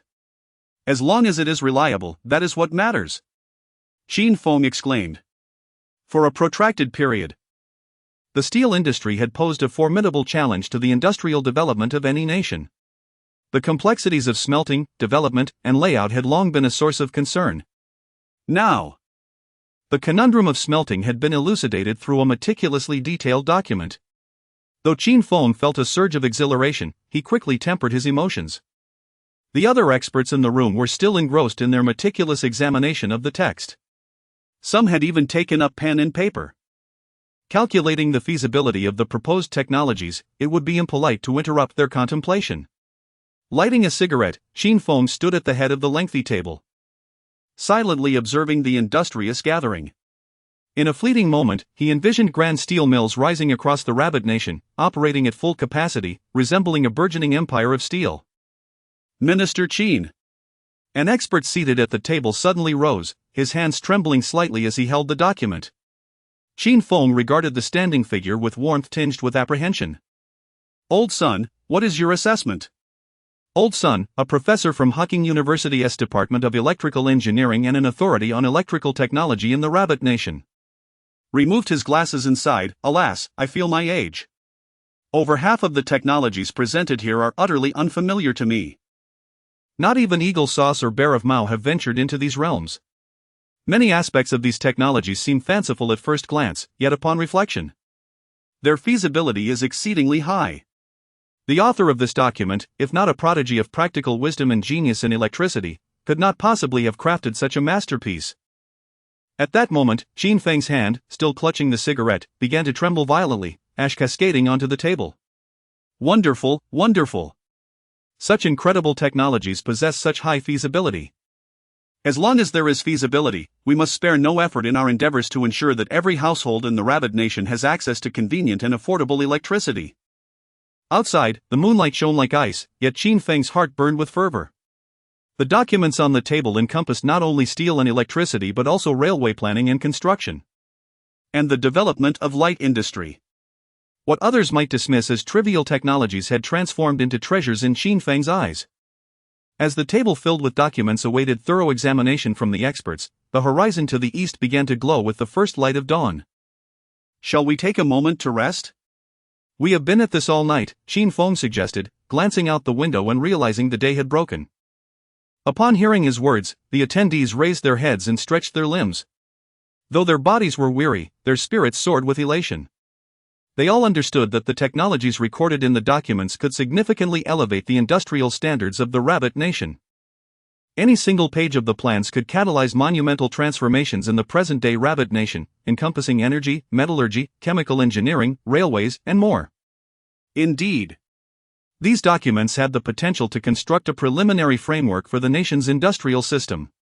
If they diligently followed the proposed development directions, every household could enjoy electricity. Roads and railways would blanket the Rabbit Nation, and factories would be scattered throughout every township. These seemingly impossible aspirations would soon become reality. The collective dream of providing a prosperous life for the people had always driven their efforts. At this moment, they felt closer to their dreams than ever before. Minister Qin. Where did these materials originate? The individuals who compiled this data are nothing short of geniuses. Yi Xian raised his head, his eyes ablaze with unmasked enthusiasm as he inquired. Indeed, it is astonishing that our Rabbit Nation possesses such a wealth of talent.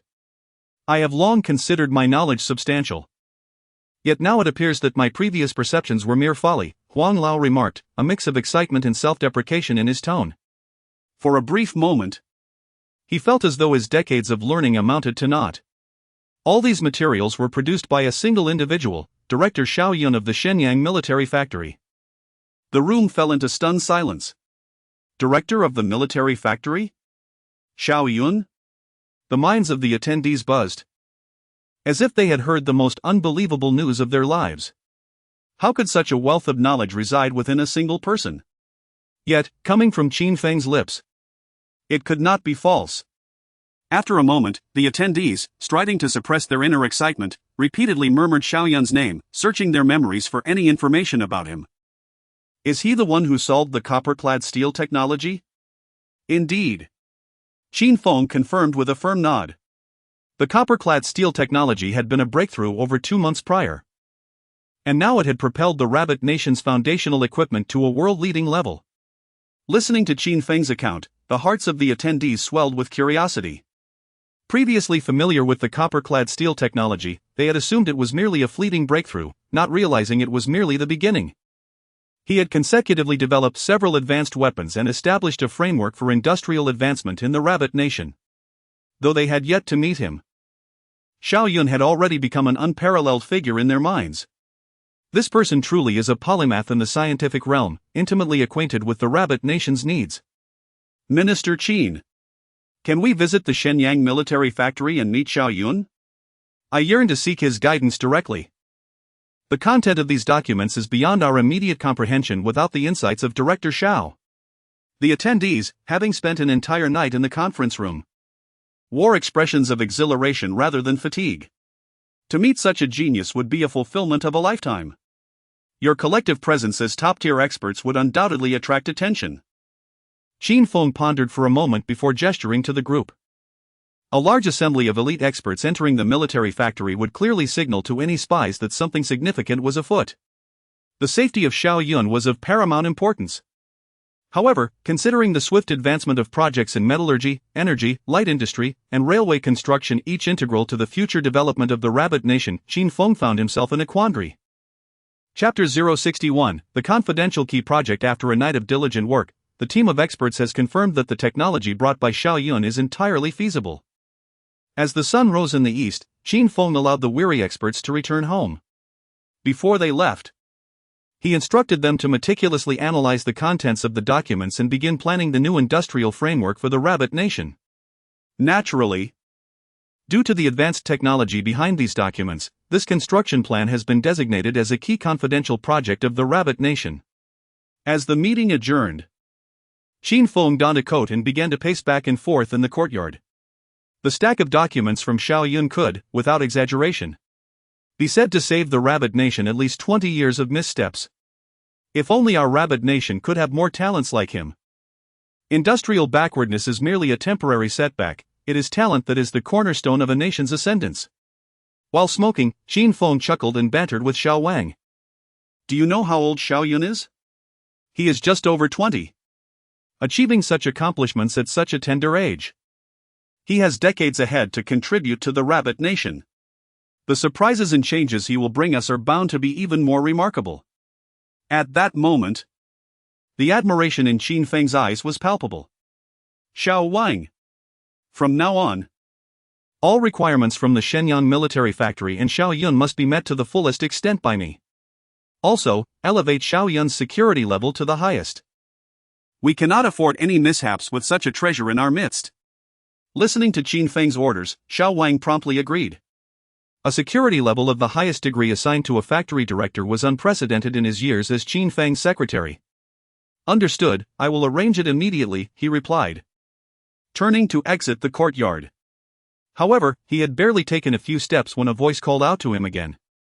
Ah, Xiao Li.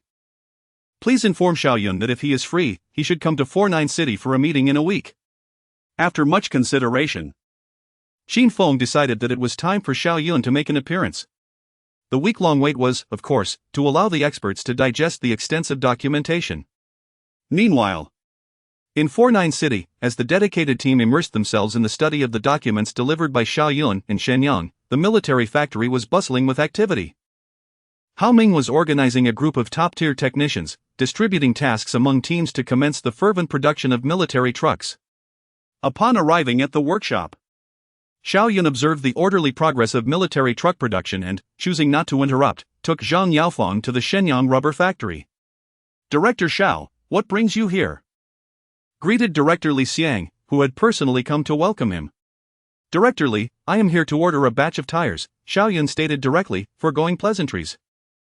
Whatever tires you need, the rubber factory will fully cooperate. Li Xiang responded eagerly. However, Director Xiao, you need only call with the specifications. There's no need for you to come in person. The logistics department of the Rabbit military had previously communicated with surrounding factories to ensure complete support for the military factory's production needs. So Li Xiang was more than willing to accommodate Xiao Yun's tire request. Thank you for your support of our military factory's work. But the tires I require are not ordinary ones. As Xiao Yun continued walking, he elaborated, the components of the military trucks can be produced in-house. But items such as tires and glass need to be custom-made from surrounding factories. For standard orders, I would not require a personal visit. However, the tires for the military trucks will be explosion-proof. In this era of the Rabbit Nation, there was likely no one besides Xiao Yun capable of producing such tires. What kind of tires could possibly necessitate your personal involvement, Director Xiao? Li Xiang asked, puzzled. He had heard of Xiao Yun's expertise from Zhang Wanhe, who frequently visited the factory. All-terrain explosion-proof tires. Xiao Yun smiled at Li Xiang's bewildered expression. These tires will provide enhanced protection for the trucks, allowing them to run even when deflated, and improving off-road performance. Since we aim to enhance the military trucks' protection and off-road capabilities, tires are a vital consideration. How can tires run even when deflated? Li Xiang, a technical director in the chemical industry, racked his brain but couldn't fathom any technology that could enable such a feature. These tires require high-strength rubber and special high-strength steel wireframes. I have already arranged for the wireframes to be resolved by the smelting factory. So today I am here to address the synthesis of high-strength rubber. After hearing all this, although Li Xiang could not grasp the technology, he realized something significant. Director Xiao, you can resolve the synthesis of high-strength rubber? To be honest, our factory has been researching synthetic rubber recently, but it has proven too complex. And our experiments have continually failed. Rubber is classified into natural and synthetic types, and due to the rabbit nation's scarcity of rubber, there was a push to develop synthetic alternatives. Noticing Li Xiang's dejection, Xiao Yun quickened his pace. Rubber is an indispensable strategic material and industrial raw material, and it cannot hinder the industrial advancement of the rabbit nation. Come, take me to the laboratory.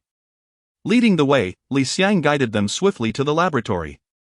Upon entering, they were met with researchers who appeared troubled over a table of materials.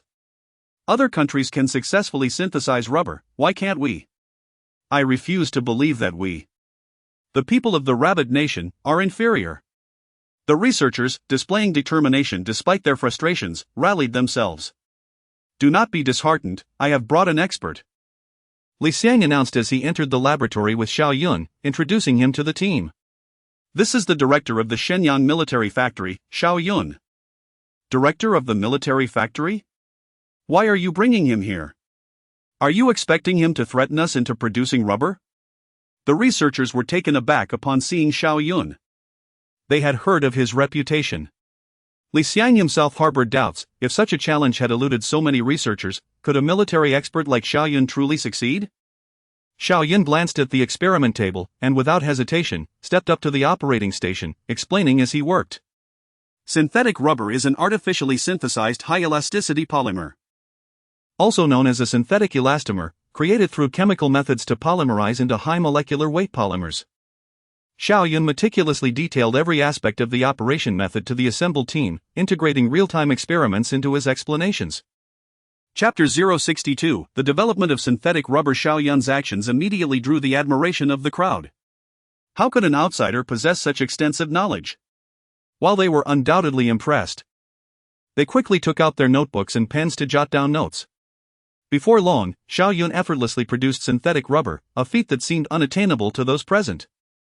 Noticing their rapt attention, he seized the opportunity to share further insights about synthetic rubber. The applications of synthetic rubber are vast, spanning industries such as tires, electrical wiring, medicine, transportation, and construction, promising to permeate every aspect of our lives in the future. Additionally, there exists a plethora of synthetic rubber varieties, including styrene butadiene rubber, cis-butadiene rubber, isoprene rubber, ethylene propylene rubber, nitrile rubber, and silicone rubber, each distinguished by its unique properties and specific usage scenarios.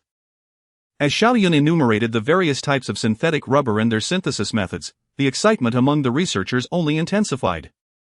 They were still grappling with one type of synthetic rubber when Xiao Yun generously imparted an array of synthesis techniques. Everyone, the future applications of synthetic rubber will only continue to expand. Abroad, the consumption of synthetic rubber has already surpassed that of natural rubber. You must diligently study these techniques. We, as citizens of our great nation, are no less capable than those overseas. The future of our rubber industry depends on your efforts. The researchers were deeply inspired by Xiao Yun's words, their admiration for him growing stronger, to the point where they began addressing him as Teacher Xiao. The methods you have taught us are far more advanced than our previous experimental approaches. Even the techniques used abroad seem inferior by comparison. We will strive diligently to elevate the standards of our nation's synthetic rubber industry, and we will not let you down. Soon, the researchers began to practically apply the methods Xiao Yun had shared. Upon exiting the laboratory, Xiao Yun handed a blueprint for an all-terrain explosion-proof tire to Li Xiang. This all-terrain explosion-proof tire is now your responsibility, Director Li. Once the raw material issues are resolved, your factory should have no problem producing this tire with your equipment. Li Xiang accepted the blueprint, nearly forgetting that Xiao Yun had come to the factory for the tire project. Leave the explosion-proof tire to us. We will ensure the finished product reaches the military factory promptly. Indeed. Xiao Yun nodded. The fully realized process for the all-terrain explosion-proof tire includes ballistic protection by integrating Kevlar fiber material into the sidewalls. However, as Kevlar fibers have yet to be developed and their production is quite challenging, Xiao Yun contemplated for a moment before deciding to share the Kevlar production method with the rubber factory. Knowing that his military factory would require a substantial amount of this material in the future. After all, this was a chemical unit, making research and production exceedingly convenient.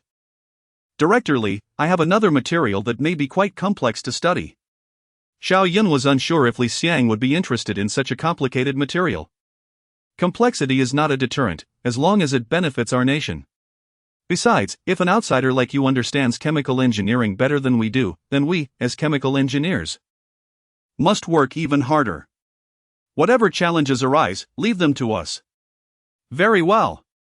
With that, Xiao Yun took out paper and pen and wrote down the method for producing Kevlar. Now it's up to you. I look forward to your good news. Rest assured, I will deliver a pleasant surprise. After bidding farewell to Li Xiang at the rubber factory, Xiao Yun and Zhang Yaofang returned to the military factory, where the engine of a military truck had successfully started. Director, all engine data is functioning normally. How's our speed?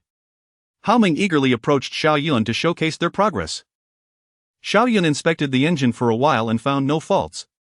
It was evident that the production capabilities of the Xinliao military factory had significantly improved. Able to independently produce even a precision inline 6-cylinder diesel engine.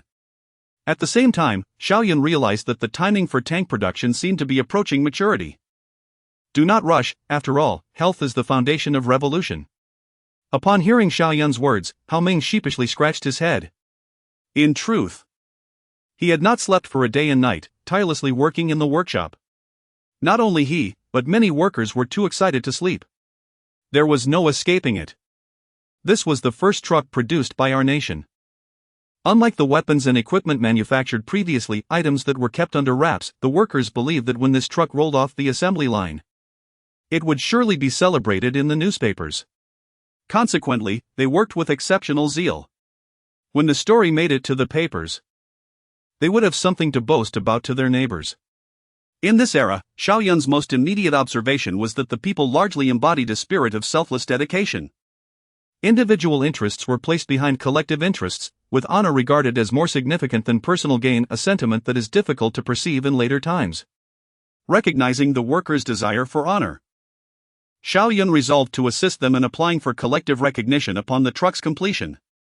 Having received a first-class merit medal himself, he felt a pang of guilt knowing that, while he was the researcher, the production workers had contributed significantly.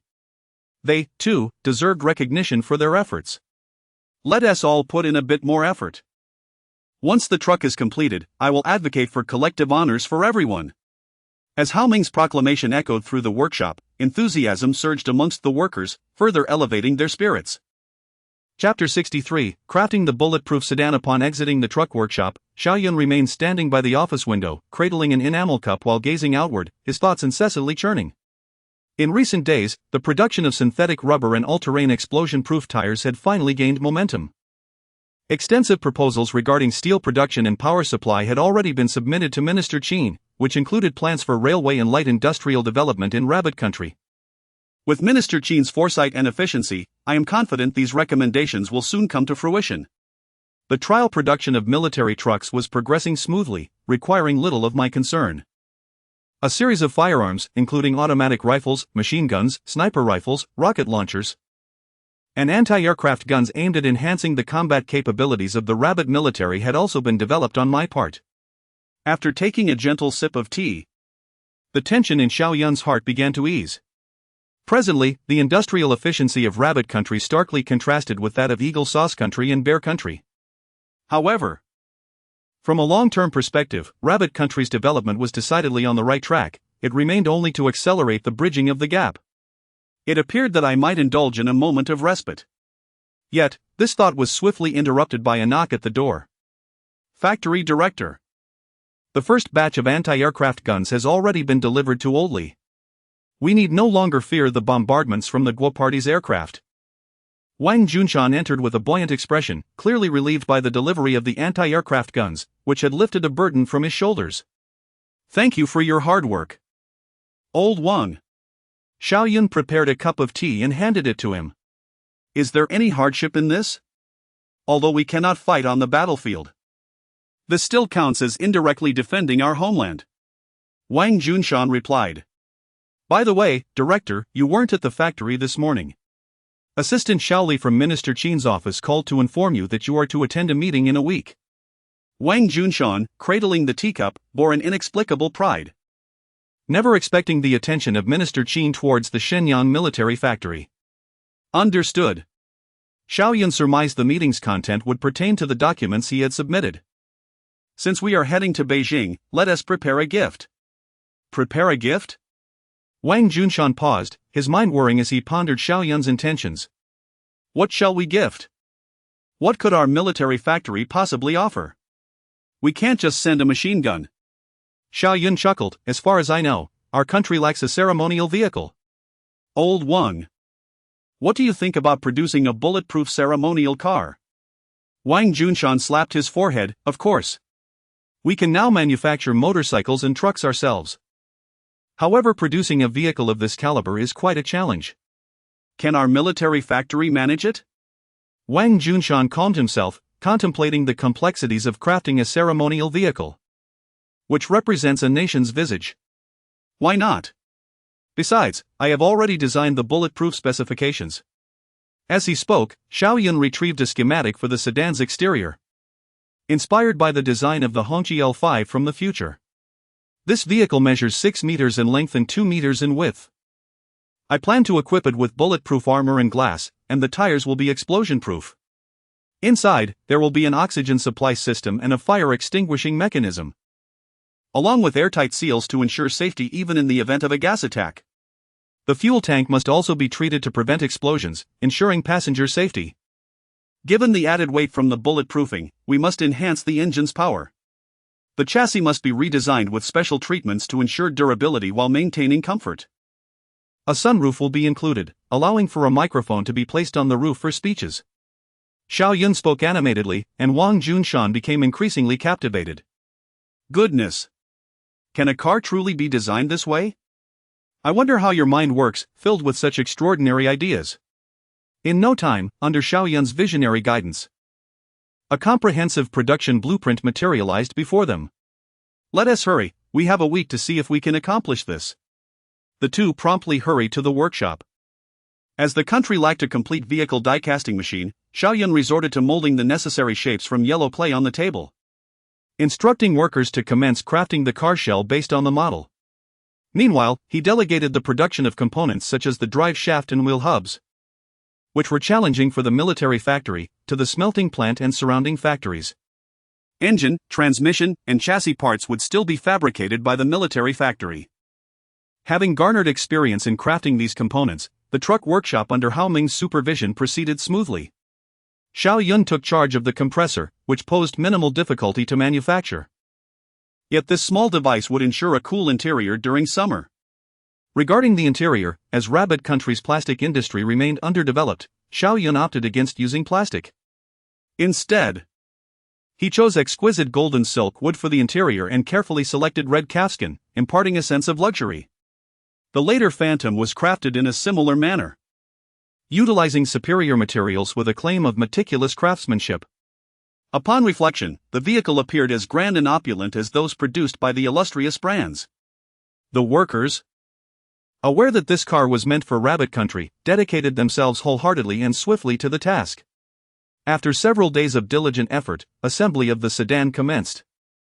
With red Kaskin seats, a crystal gearshift, and a golden emblem, the workbench and door panels harmoniously combine golden silk wood with red Kaskin, exuding a lavish aura. Electric windows, powered seats with heating and ventilation, and electric sunroof. And a radio were complemented by a small refrigerator integrated into the rear armrest. The paint gleamed with a deep black luster, accented by gold-plated trim, while two electric retractable small red flags adorned the front. Observing the vehicle's grandeur and dignity, Xiao Yun began to worry that such opulence might displease the higher-ups. Chapter 064, The Invasion of Rabbit Nation's Airspace by Eagle Nation on the coastline of Fujian Province. Rabbit Nation is no longer the defenseless entity it once was in the skies. However, the ruling party in Eagle Nation have yet to receive any news regarding the successful development of Rabbit Nation's anti-aircraft artillery. Four F-86 fighters and two B-25 bombers are taking off from the military airport of the Guo Party, preparing to penetrate deep into Rabbit Nation for reconnaissance and bombing missions. At this moment, Li Yunlong has just completed the deployment of the newly delivered anti-aircraft guns and radar from the Shenyang military factory. Ha ha ha. Xiao Yun is indeed efficient, so quickly have so many anti-aircraft guns been delivered. Moreover, he has thoughtfully equipped each anti-aircraft gun with a command communication system, truly considerate. As he spoke, Li picked up the microphone and pretended to command into the communication system. All anti-aircraft battalions, respond upon receipt.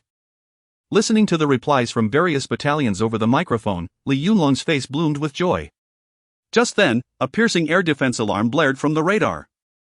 The jovial atmosphere that had filled Li Yunlong's face vanished in an instant. Air defense alarm. Another damned air raid. Do these dogs truly believe Rabbit Nation's air defense capabilities are non-existent? They dare to barge in so brazenly.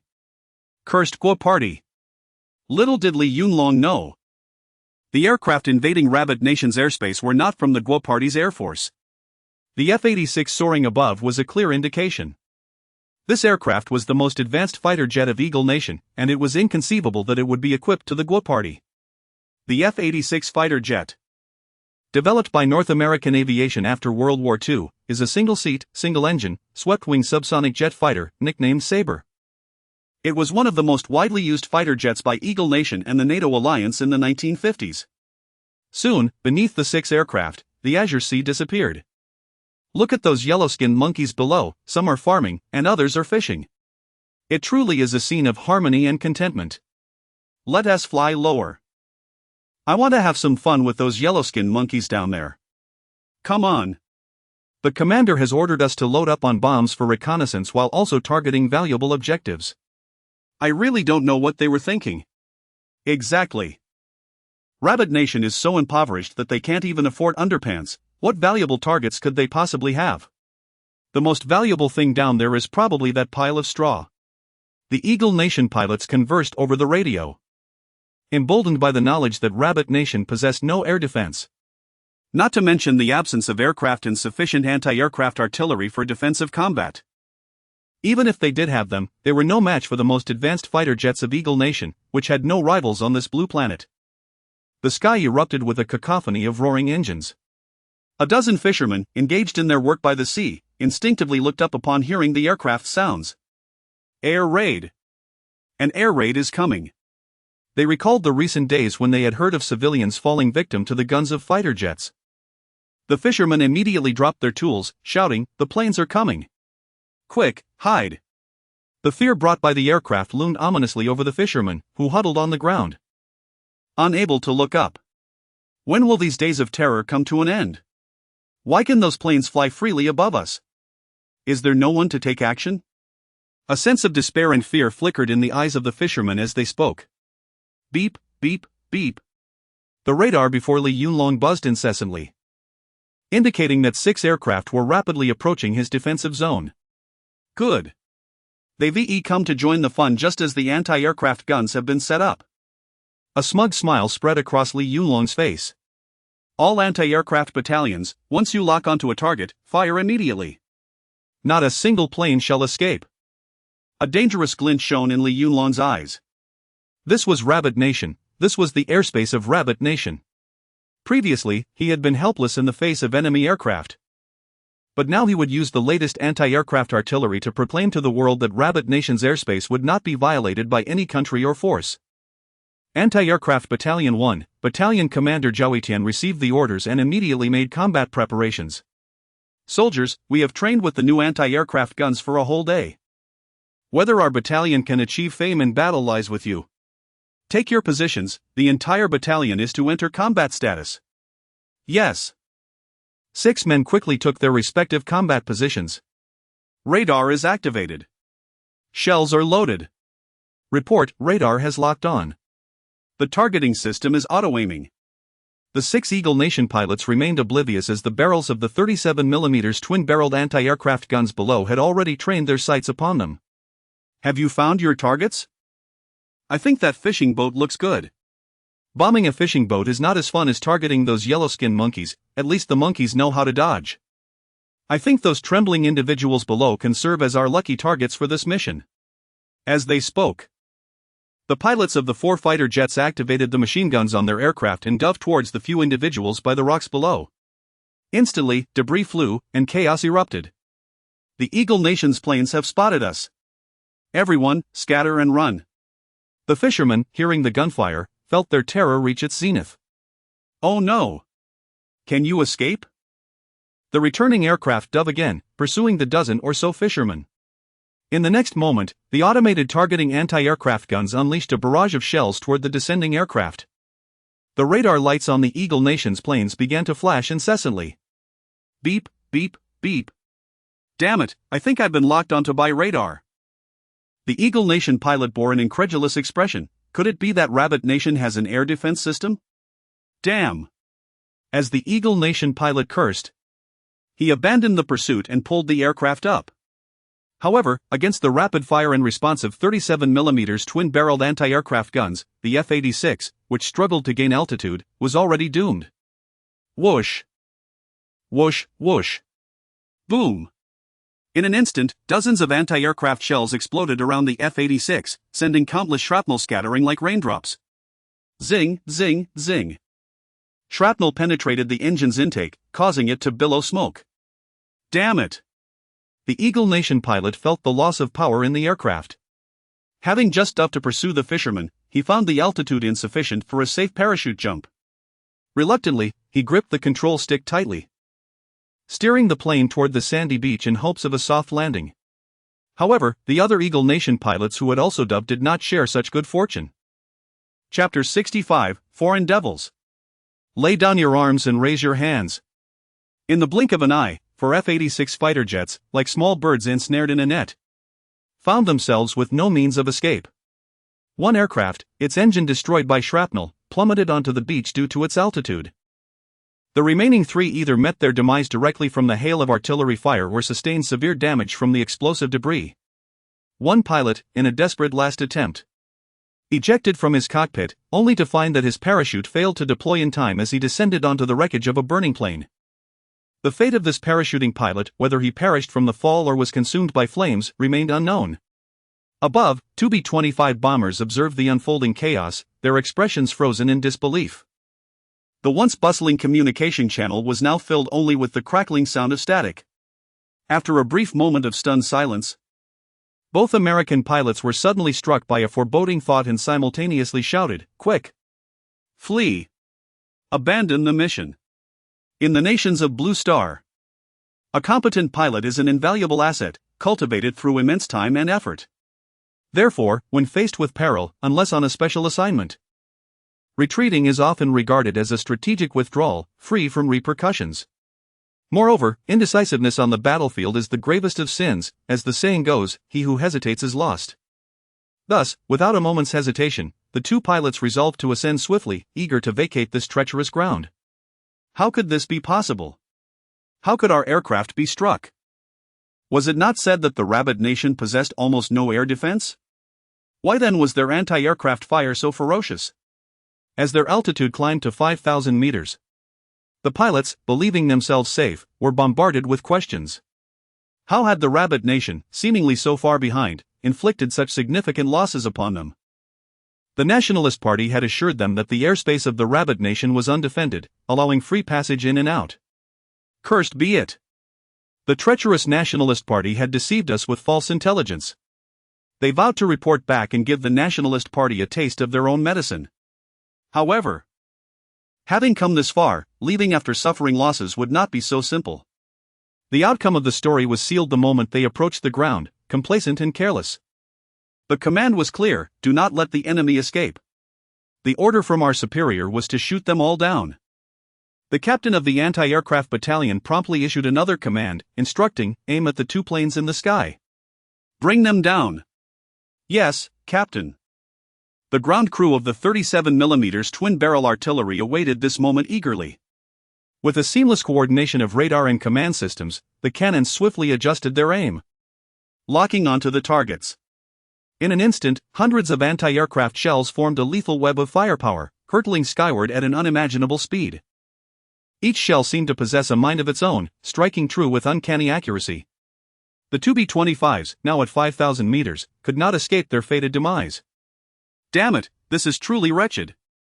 Here come the shells. A suffocating dread enveloped the 2 pilots.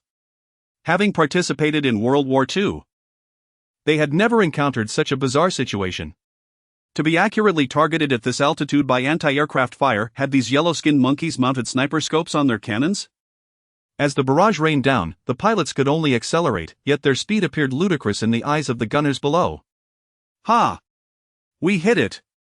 We hit it! The net of hundreds of shells made escape nearly impossible. The anti-aircraft battalion erupted in jubilant cheers. On the ground, a group of fishermen, pursued by the aircraft, cowered in fear, too terrified to look up. When the explosions subsided, they gazed upward, stunned by the sight before them. What on earth? So many planes gone in an instant? Just a minute ago, they had feared they would meet their end on this beach. The Rabbit Army had performed admirably. What a magnificent job! Let's see if the Nationalist Party dares to be so arrogant in the future. The fear and frustration of moments ago transformed into exhilaration and cheers. One of the bombers was struck in the belly, erupting into a fireball before plummeting like a leaf after rain. The other bomber sustained damage to its tail, and its instruments lit up like a Christmas tree, alarms blaring chaotically. The flashing lights reflected the pilot's frantic face, revealing his despair as he realized the control stick had ceased to function. With a heavy sigh, this American pilot, still unwilling to surrender, reluctantly placed his hand on the emergency ejection button. In the next moment, the canopy opened, and he, along with his seat, was violently expelled from the aircraft. The B-25 then spiraled downward like a falling leaf. With all planes downed, the soldiers of the anti-aircraft battalion left their posts, embracing one another in celebration. This victory held profound significance for them, shattering the long-held belief that the airspace of the Rabbit Nation was unprotected. In the future, should anyone dare to flaunt their power in the skies of the Rabbit Nation, they should be prepared for dire consequences. Captain Xiao Yun lowered his binoculars and commanded the jubilant soldiers, "Hold your celebrations. Inform the search team to capture the pilots alive. Additionally, inspect the wreckage of the downed planes for any intelligence." A few minutes later, amidst the coastal thickets of Fujian province, a camouflaged parachute stood out vividly. Gazing at the burning wreckage in the ocean, the American pilot let out a deep sigh. He had been too careless. Given the relationship between the Rabbit Nation and the Bear Nation, it was only natural for the Bear Nation to supply advanced air defense weapons to the Rabbit Nation. However, the effectiveness of these weapons exceeded his understanding. If he survived to return to America, he vowed to report the situation without delay. Regaining his composure, the American pilot prepared to devise an escape plan to the opposite shore. However, in the next moment, several rifles were aimed at him. "Captain, come quick. We have captured a foreign pilot. This is a big catch. Foreign devil, drop your weapon and raise your hands. Do you hear me?" Although the American pilot could not comprehend the language surrounding him, the multitude of guns trained on his head compelled him to instinctively drop his sidearm and raise his hands high above his head. In broken Mandarin, he exclaimed, "I surrender. I surrender." This was the only Chinese phrase taught to their flight squadron, and it proved unexpectedly useful in this moment. Chapter 066, Military Truck, Hongqino. 001 The truck is finally completed. At the entrance of the truck workshop in the Xinliang military factory, a group of workers eagerly awaited the unveiling. In the next moment, a military green truck with a square front slowly rolled out from the workshop's gates. Its overall lines were straight, with cast iron bumpers embedded with a plethora of large headlights protected by mesh. The approach angle of the front chassis was designed to be exceptionally high, indicating that this truck was conceived for extreme off-road conditions. As only the front of the truck came into view, the atmosphere grew silent, punctuated by the sound of anxious breaths. Soon, the cab emerged, revealing a double-row, four-door, wide-body cockpit that offered an extraordinarily spacious operational area and excellent visibility. The robust and avant-garde design of the cockpit prompted Wang Junshan to call out to Hao Ming inside, "Hurry up, hurry up. You're making me anxious. Do you even know how to drive? Let me take over." Hao Ming pressed down hard on the accelerator, and the unique rumble of the diesel engine startled the crowd, causing them to instinctively step back, as if the sound concealed unfathomable dread. The cargo area soon followed, showcasing a raised military green bed beneath which lay 2 rows of broad, sturdy tires. Given the high chassis of the truck, the fuel tank, frame, drive shaft, and other components were all clearly visible, crafted with impressive durability. Once Hao Ming brought the vehicle to a complete stop, the crowd surged forward with excitement. "Director, tell us more about this truck," they urged. "How can it be so aesthetically pleasing, yet so sturdy?" Wang Junshan hadn't been this thrilled since he received news of the enemy's surrender. The truck features a straight 6 water-cooled, turbocharged diesel engine, boasting a maximum output of 300 horsepower and 206 kilowatts, with a standard load capacity of 7 tons. All components are reinforced and robust. The cab is fitted with explosion-proof glass, and the tires are the latest all-terrain, puncture-resistant types. It operates on a 6-6 drive system with 9 forward gears and 2 reverse gears. A winch is mounted at the front. Xiao Yun's introduction was succinct and straightforward, as the actual vehicle before them rendered excessive embellishments unnecessary. Observing the audience's tearful and expectant expressions, Xiao Yun decided to forego further explanation. "All right, old Wang, it's your turn to demonstrate." Wang Junshan, one of the few skilled drivers in the factory, quickly hopped into the truck and started the engine. As he drove onto the test field, the truck surged forward. It navigated through a series of S-curves, ascended hills, executed sharp turns, traversed muddy paths, and crossed bomb craters, successfully testing all challenging terrains. Finally, he executed a sudden stop right in front of the crowd. Thunderous applause erupted. "Director, this truck, it drives like a dream," Wang Junshan exclaimed, barely coherent with excitement. "This is the easiest truck I've ever driven.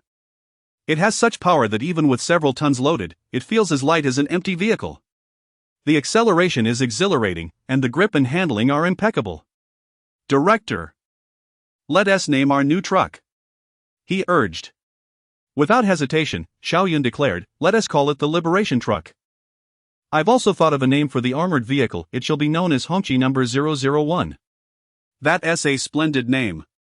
It carries profound significance. The Liberation Truck symbolizes the liberation of the entire nation." Xiao Yun was thoroughly pleased with the performance results of the truck. Despite the current manufacturing conditions being less than ideal, they had successfully achieved the essential capabilities of the SX2190.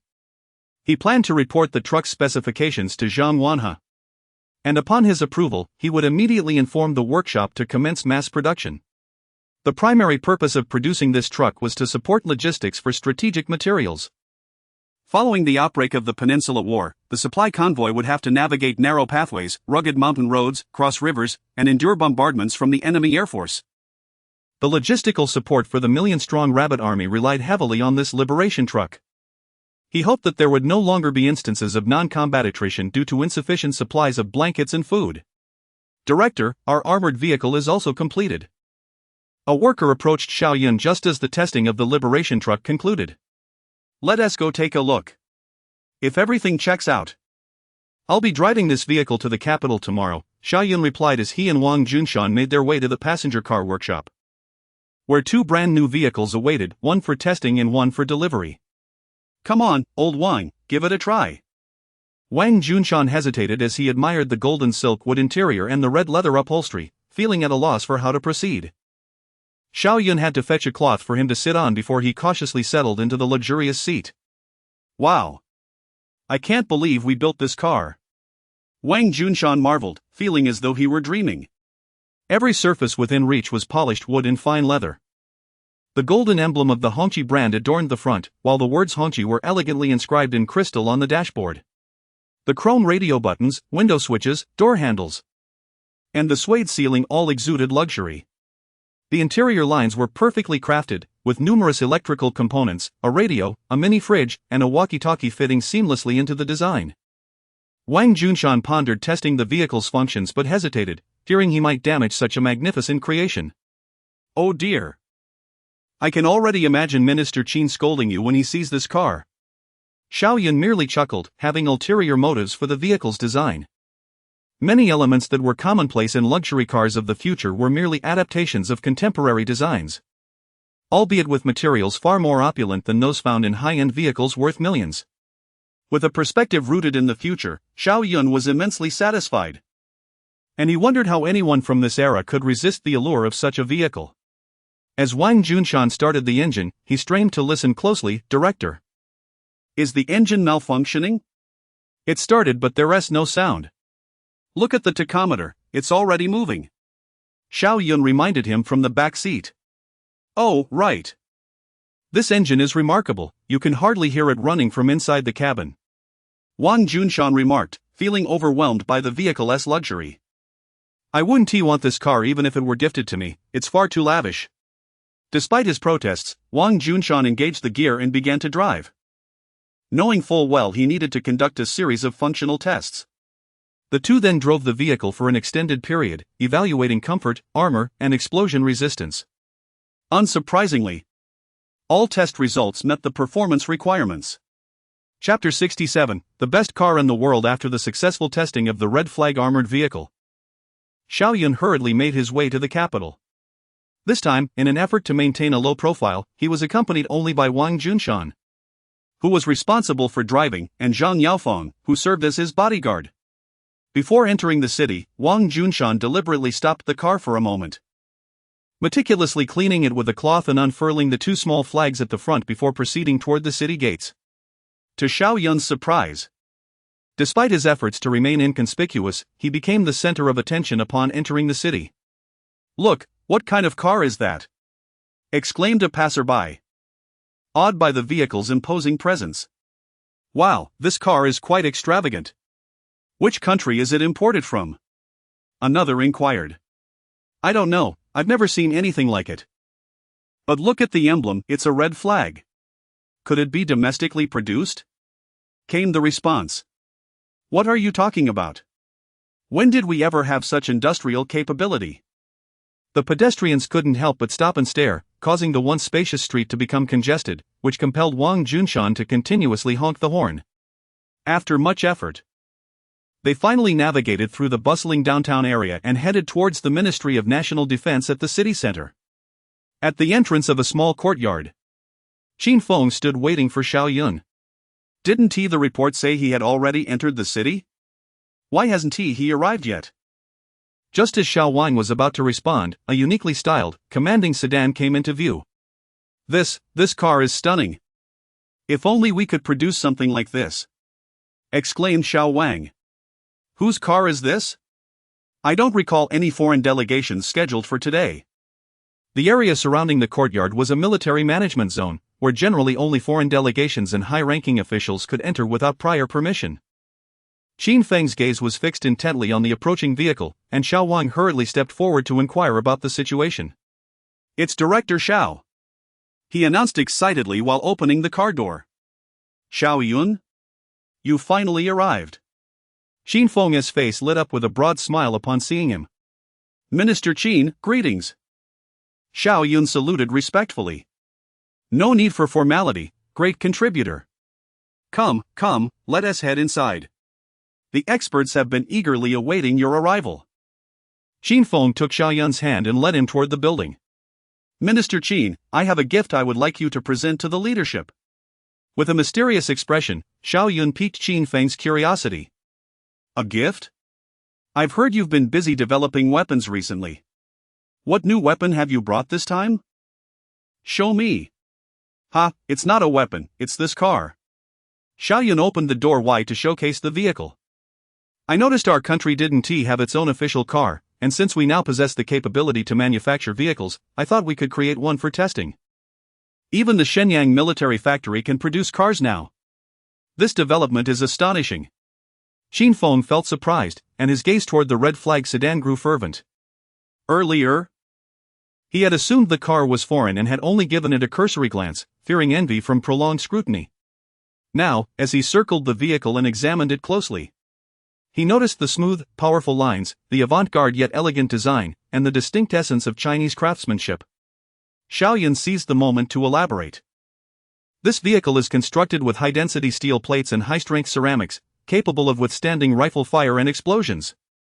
Additionally, it is equipped with an oxygen supply system and a fire extinguishing system, and the chassis has been specially treated for maximum protection. As Xiao Yun detailed the features, Qin Feng's expression shifted to one of astonishment. Impressive. Very sturdy. Xiao Yun assisted Qin Feng into the back seat of the car. As soon as he sat down, he was enveloped by a rich, woody fragrance, and the seats felt as soft as sofas. The crimson leather upholstery and intricately crafted golden wood interior exuded meticulous attention to detail, and the mechanical clock on the center console added to the luxury. This car is remarkable, spacious and comfortable, Qin Feng nodded repeatedly, unable to take his eyes off it. Minister, there are even more wonderful features in this car beyond what you've seen, Xiao Yun said, demonstrating the seat massage and heating functions. Here are the buttons for the seat massage and heating. In hot weather, you can also activate the seat ventilation, which provides a refreshing breeze underneath. There is a refrigerator under the armrest, a walkie-talkie here, and this is the air conditioning switch, cool air for summer and warm air for winter. In the front seat, Wang Junshan nervously demonstrated the various functions, his fingers stiff with apprehension. Oh wow, this car is incredible. It must be the best car in the world. Hosting foreign guests with this vehicle will surely make a statement. When they see how beautiful and luxurious it is, they might even want to take a few back home. This way, we can earn some foreign currency and showcase that our nation can produce high-quality goods. As Qin Feng gazed at the car, his satisfaction grew by the moment. Rest assured, Minister Qin, this car will enter mass production upon our return. Chapter 068, addressing queries from experts. As Qin Feng stepped out of the vehicle, a cheerful smile graced his face. Xiao Yun, your car is splendid in every aspect. But it's missing one thing. Missing something? Xiao Yun awkwardly scratched his head, having added all possible configurations. A cigarette lighter. Qin Feng rummaged through his pocket, tossing a cigarette to Xiao Yun before lighting one for himself. Xiao Yun placed the cigarette behind his ear, smiling sheepishly. I'll certainly add that when I return. You've crafted such an exceptional vehicle, I must reward you in some manner. Qin Feng exhaled a puff of smoke, pondering for a moment but failing to conjure an appropriate gift. Monetary gifts? Too mundane, and Xiao Yun likely didn't lack for funds. Edibles or necessities? He realized he had nothing noteworthy to offer. Minister Qin, I cannot accept this credit alone. This is a collective achievement by the factory workers. Especially when they learned this car was for you, each one became invigorated, pouring their hearts into it. Xiao Yun had been holding on to this remark, eagerly awaiting Qin Feng's mention of a reward. Regardless of what Qin Feng decided to grant, as long as it was a collective reward to share with the workers, his trip would not be in vain. As they conversed, they had already arrived at the courtyard, where a throng of individuals poured forth from the conference room, causing the discussion of rewards to be momentarily set aside. Minister Qin, is this the comrade Xiao Yun? Isn't he rather young? Yi Xian and Old Huan led the way, stepping out to greet them, their expressions filled with confusion as they regarded the youthful figure beside Qin Feng. This young man appeared to be in his 20s, resembling a fresh graduate, not someone capable of producing such a substantial volume of materials. However, Qin Feng had just informed them that Xiao Yun would be arriving shortly, thus, it could not be anyone else. Allow me to introduce, this is Xiao Yun, the director of the Shenyang Military-Industrial Factory. Xiao Yun, this is Yi Xian, the director of the Metallurgical Research Institute, and this is Old Huang, a senior professor from the Electric Power Engineering Department at Huqing University. Qin Feng took center stage for the introductions. And as Xiao Yun stepped forward to shake hands with the experts, their bewilderment only deepened. While shaking his hand, they scrutinized him. attempting to discern whether he truly seemed as youthful as he appeared. In their minds, someone capable of mastering such a myriad of disciplines and achieving the pinnacle of success should undoubtedly be a venerable elder. Under the scrutinizing gazes of these familiar yet unfamiliar faces, Xiao Yun felt increasingly uncomfortable. He attempted to break the tension. Esteemed experts and professors, it is a privilege to finally meet you all. Too polite, young Xiao Yun. You are indeed our role model. Your steelmaking technology is remarkably advanced. I've spent a week studying the documentation you provided and still haven't grasped it fully. Thank goodness you are here today. Come, let us head inside. Please enlighten me about the technologies you've penned down, they are truly impressive. With that, Yi Xian eagerly took the lead, pulling Xiao Yun into the conference room. Old Ji, how can you do this? Why should Xiao Yun explain to you first? Exactly, what gives? A chorus of experts quickly followed suit, fearing they would miss out if they lagged behind. Well, I suppose I should prepare the rewards. Xin Feng glanced at the gathering, realizing he had no place in the academic discussions. He then looked over at Wang Junshan, Zhang Yaofeng, and Xiao Wang, chuckling as he shook his head before retreating to his study. Xiao Wang, meanwhile, settled down with Wang Junshan and Zhang Yaofeng on a stone bench in the courtyard, eagerly listening to the discussions within. I never imagined this technology operated on such principles. Now I finally understand. It's incredibly advanced. Yi Xian leaned over the table beside Xiao Yun, nodding vigorously like a chick pecking at grains. Having dedicated most of his life to metallurgy, he never expected to learn from someone so much younger. Xiao Yun, could you elaborate on the long-distance transmission of electric grids and the future layout of wind and solar power generation? Old Huang, resembling an eager pupil, leaned over the table, one leg bent at a 90-degree angle resting on a nearby chair. Certainly. As the hours passed, the clamor within the room gradually diminished. Each expert present was undeniably a leader in their respective fields. They had encountered numerous educators and professors throughout their careers. Yet this was their first experience with someone so comprehensively knowledgeable and exceptionally talented. Xiao Yun, your breadth of knowledge is astounding. And each subject you engage with is of the highest caliber. You truly are a prodigious talent, an unrivaled figure in our nation. Indeed. It's hard to believe such groundbreaking technologies have emerged from our homeland. Yi Xian, Old Huang, and the other attending experts were lavish in their praise. A rarity for individuals of their stature. Esteemed seniors, I, Xiao Yun, stand on the shoulders of giants. It is thanks to those before me that I possess the knowledge I do today. Xiao Yun was fully aware that he indeed stood upon the shoulders of those who had come before him, including the very experts before him. It was their relentless dedication and research that had enabled him to document his findings. However, the others remained oblivious to the deeper meaning behind Xiao Yun's words. In their eyes, his stature grew ever more formidable. Xiao Yun, the technologies you present, any one of which could send shockwaves through the scientific community. Yet you selflessly share them all. For this, you deserve the title of a national hero. Xiao Yun shook his head once more. Esteemed colleagues, these technologies are meant to benefit our nation, facilitating rapid progress. I have no reason to withhold them, it is merely my duty. As soon as his words fell, the room fell silent once again. Some may speak of selfless dedication, but few genuinely embody it. Oh, what a pity. These materials are currently classified. If they could be published as papers, dear Xiao Yun, you would undoubtedly secure a prominent place in the scientific realm. What's the big deal? Xiao Yun chuckled lightly. For him, technology held little value, especially advanced technology. In the face of national interests, personal gains were trivial. Besides, the nation had already granted him much. Seeing Xiao Yun's magnanimous demeanor, the attendees couldn't help but erupt into applause. Chapter 69, The Establishment of the Chinese Academy of Sciences. Amidst the clamorous discussion, a figure quietly pulled Xiao Yun aside. Brother, your talents are far too great to be confined within the military factory. Are you interested in joining our Metallurgy Institute? The position of deputy director is currently vacant. With your capabilities, we can certainly elevate the steel production of our nation to the forefront of Blue Star. Yi Xian's eyes sparkled with enthusiasm as he tightly grasped Xiao Yun's arm, fearing he might slip away. The noisy atmosphere abruptly fell silent, all eyes turning toward Yi Xian.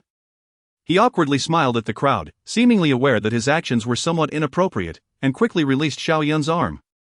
Please, continue your discussion. I just need to have a private chat with my brother. In the next moment, old Huang stormed forward, pointing at Yi Xian and unleashing a torrent of reprimands. Don't think for a moment that I'm unaware of your intentions. I heard everything you just said.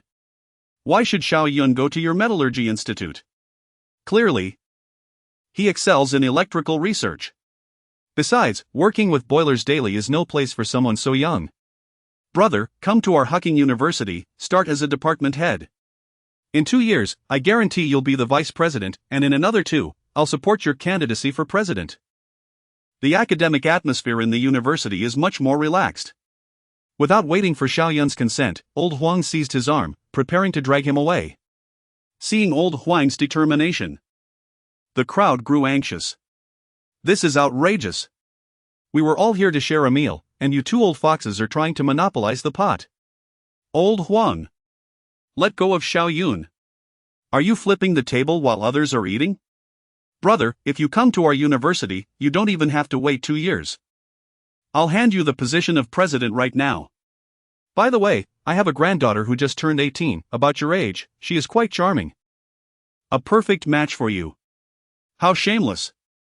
You're resorting to beauty tricks. A throng of people stood in front of old Huang, fearful he might whisk Xiao Yun away. Please, everyone, quiet down. Xiao Yun interjected, positioning himself between them. He couldn't just stand by and watch as these experts quarreled. Hearing the commotion from the conference room, Qin Feng hurriedly emerged from his study. Xiao Yun is not an object to be contested. We ought to uphold democracy and freedom. Upon seeing Qin Feng, the crowd reluctantly ceased their tussle, bringing the farce to an end. However, they continued to gaze expectantly at Xiao Yun, awaiting his choice. With all eyes upon him, Xiao Yun finally had the opportunity to speak. Everyone, I currently have no plans to leave the military factory. There are still many matters that require my attention there. Upon hearing this, the experts and professors felt a wave of relief wash over them, realizing that Xiao Yun had never intended to depart. However, if you have any questions in the future, feel free to visit me at the Shenyang military factory or write to me. Moreover, his gaze shifted toward Qin Feng. Our nation cannot rely solely on me. There are numerous projects that require exploration. Xiao Yun paused for a moment, contemplating how to articulate his thoughts more succinctly. The room fell silent, with everyone, including Qin Feng, watching him intently, eager for his next words. I proposed the establishment of a Chinese Academy of Sciences, gathering specialized talents from various fields to create a premier research center in both natural and social sciences. With collective effort, we can significantly enhance our nation's research capabilities. The future will undoubtedly be driven by technology, and for our nation to achieve genuine progress, a robust scientific foundation is essential. As Xiao Yun's words echoed in the room, an air of solemnity enveloped the gathering. It became apparent that the establishment of the academy he spoke of held profound implications for the resurgence of their nation. Xiao Yun, I assume you have a clear vision for the academy. Please elaborate. Qin Feng's expression revealed a strong desire for knowledge. Quite simply, we should first establish a central academy responsible for overseeing major technological tasks, foundational and cutting-edge scientific research, and formulating long-term development plans and strategies. Subsequently, we can set up branches across the country, such as in Modu, Jinling, and Shenyang, leveraging local universities and research institutes to undertake specific projects and nurture talent. The Academy will manage these initiatives with precision, distributing tasks to various project teams, akin to ants working in unison. Xiao Yun's ideas resonated profoundly with everyone present. The prospect of unifying the nation's research talent under a cohesive management structure was a revelation. As they were immersed in their own institutions, they had not anticipated that Xiao Yun's ambitions extended to such grand heights, considering these matters from a much broader perspective. After a moment of contemplation, Qin Feng, deeply moved, couldn't help but applaud. Instantly, the room erupted with applause. The admiration in Qin Feng's gaze toward Xiao Yun grew ever more profound. Our nation lacks an industrial foundation. Xiao Yun's proposal addresses this concern. Our research capabilities are insufficient, yet with his vision, a perfect research framework emerges. Previously troubled by these issues, Xin Feng now saw a clear direction forming in his mind. Previously, the leadership had similar thoughts, but lacked a concrete implementation plan.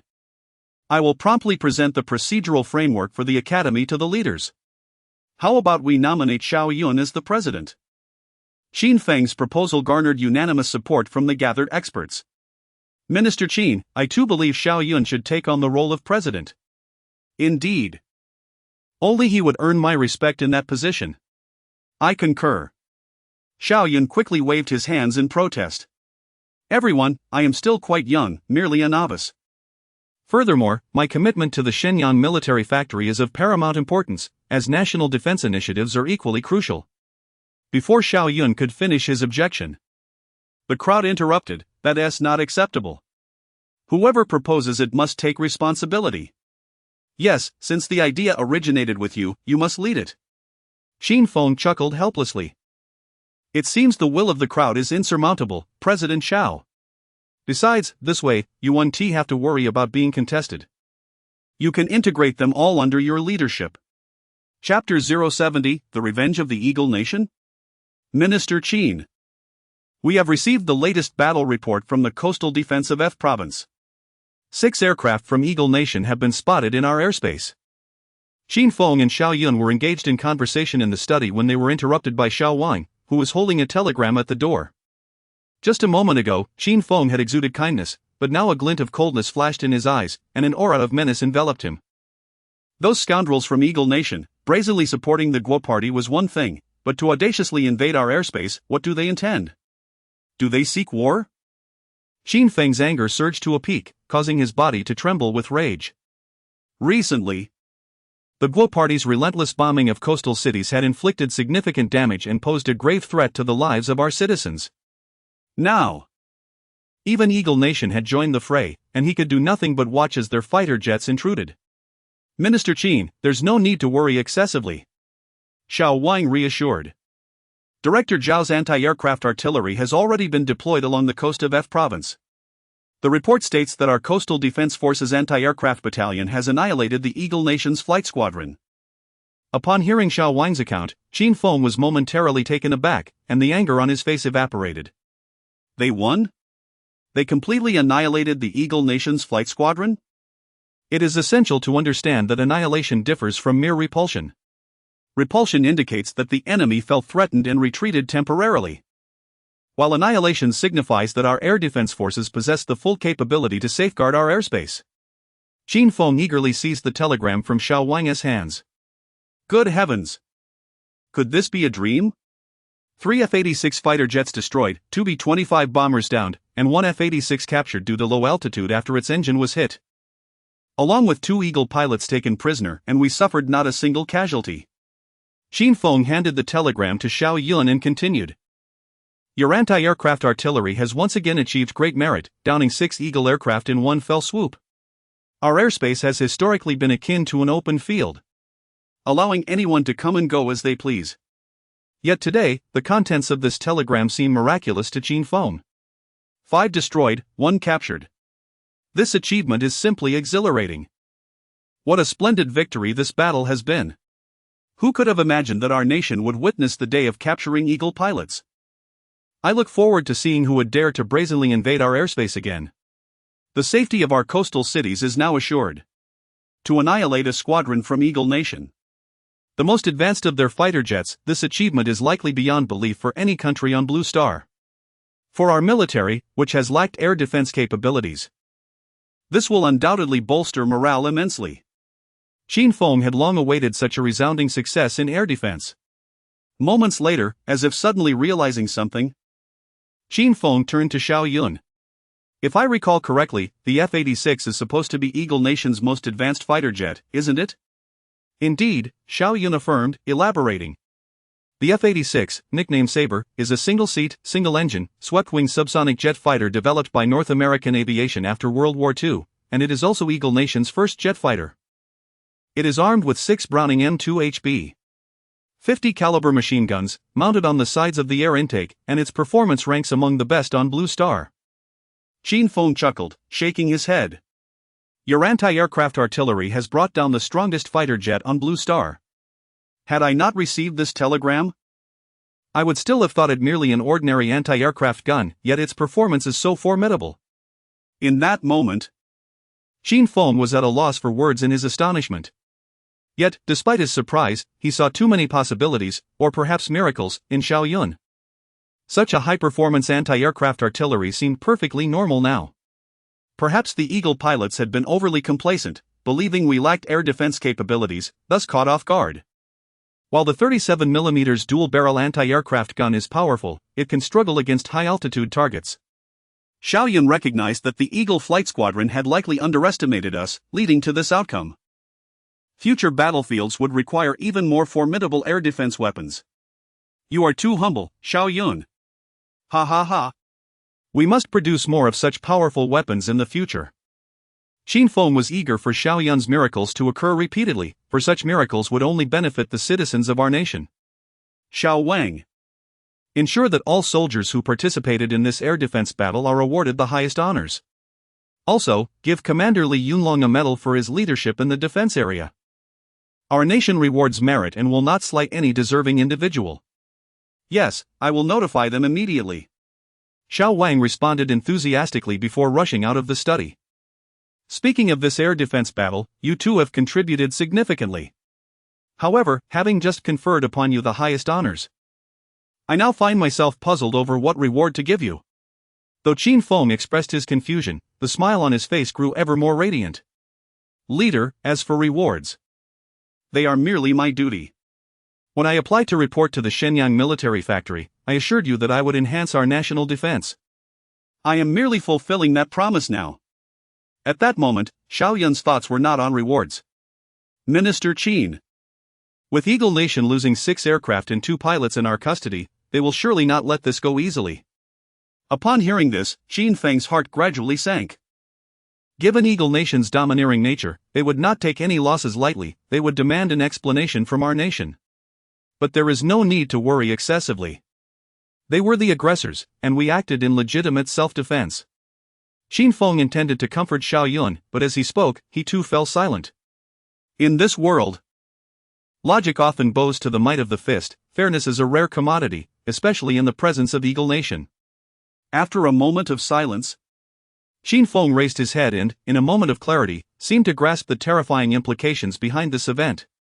Xiao Yun understood Qin Feng's fleeting contemplation. While celebrating a hard-fought victory is indeed joyous, it hinges on facing an equally matched adversary. In the current situation, our nation would undoubtedly face Eagle Nation's next move of retaliation. Minister Qin, the enemy has dared to bully us, and retaliating is not wrong. As for whether Eagle Nation will retaliate, we can strike first. Oh? Do you have a plan? Qin Feng exclaimed, suddenly filled with excitement. Indeed. Chapter 071, is a conflict brewing between the Rabbit and the Eagle? On the following morning, the radio station of Rabbit Nation broadcast a startling announcement.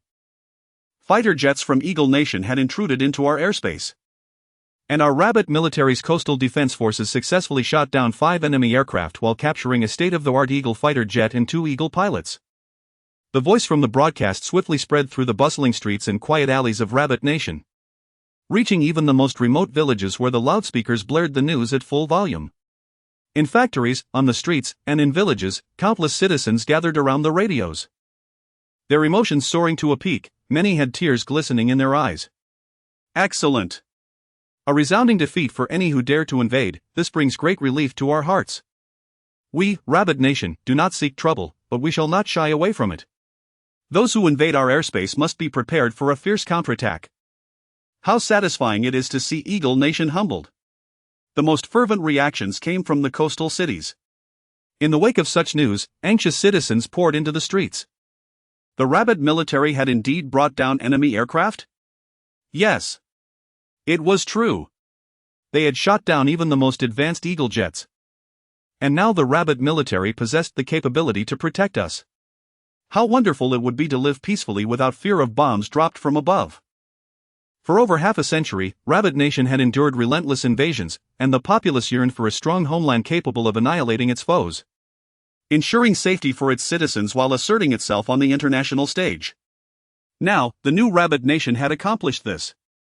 The streets overflowed with people, their faces no longer marred by past worries. They celebrated joyfully, drumming and cheering as if it were a festive occasion, creating a scene of sheer exuberance. This resounding victory significantly bolstered the morale of the Rabbit military and instilled newfound confidence in the populace regarding their armed forces. However, merely igniting domestic excitement was not sufficient. Simultaneously, the Ministry of Foreign Affairs of Rabbit Nation issued a statement to the world. The Eagle Flight Squadron had intruded into our airspace, posing a threat to the lives and property of our citizens. In response to Eagle Nation's blatant disregard for territorial sovereignty, Rabbit Nation launched a defensive counterattack, resulting in the downing of 5 aircraft, the capture of an F-86, and the apprehension of 2 Eagle pilots. We reiterate, the sovereignty of Rabbit Nation is inviolable. To ensure the authenticity of the announcement, the ministry also released photographs from the scene. 3 black and white images depicted the aftermath. One showed 5 Eagle aircraft either sinking into the sea or crashing on the beach, reduced to mere wreckage. Another featured an intact F-86, emblazoned with the distinctive insignia of Eagle Nation, lying quietly on the shore, and the last captured the Eagle pilots, handcuffed and being escorted by Rabbit soldiers, identifying the invasion. In an instant, the news spread like wildfire, igniting fervor across the entire blue planet. Is this still the same Rabbit? Thank goodness I surrendered early. Ha ha ha. The Rabbit has certainly shown remarkable audacity. Nonetheless, what a splendid achievement. Southeast Asian nations exclaimed, goodness, the Rabbit has risen again, the formidable Eagle is back. The Gallic Rooster remarked, I wonder how the Rabbit managed to shoot down the latest Eagle aircraft and even capture one. But it seems the Rabbit is provoking the Eagle. Do they fear no repercussions? The White Elephant Nation interjected, the strength of Rabbit Nation is still inferior to ours. I refuse to believe they could bring down Eagle aircraft without the hidden support of the Bear Nation. The Kangaroo Nation added, White Elephant's analysis seems reasonable. This could explain everything. Bear quickly apologized to our Eagle. No one anticipated that Rabbit Nation would exhibit such resolve.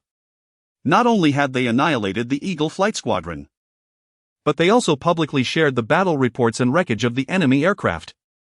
This was akin to not only slapping the Eagle in the face but also stripping them bare.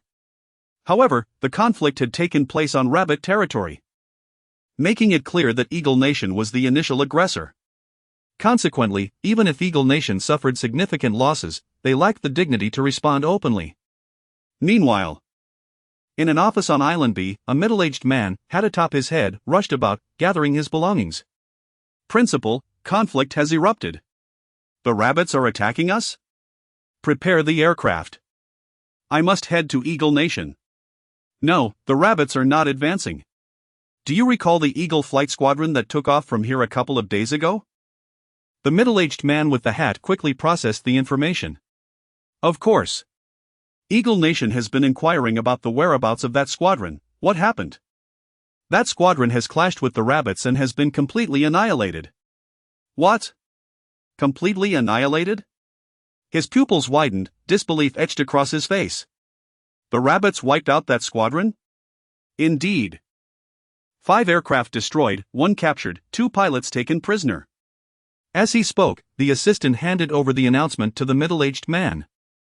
What kind of joke is this? The most advanced Eagle Flight Squadron has been entirely obliterated over Rabbit Nation? How is that possible? As an old adversary of the Rabbits, the middle-aged man was acutely aware of Rabbit Nation's capabilities.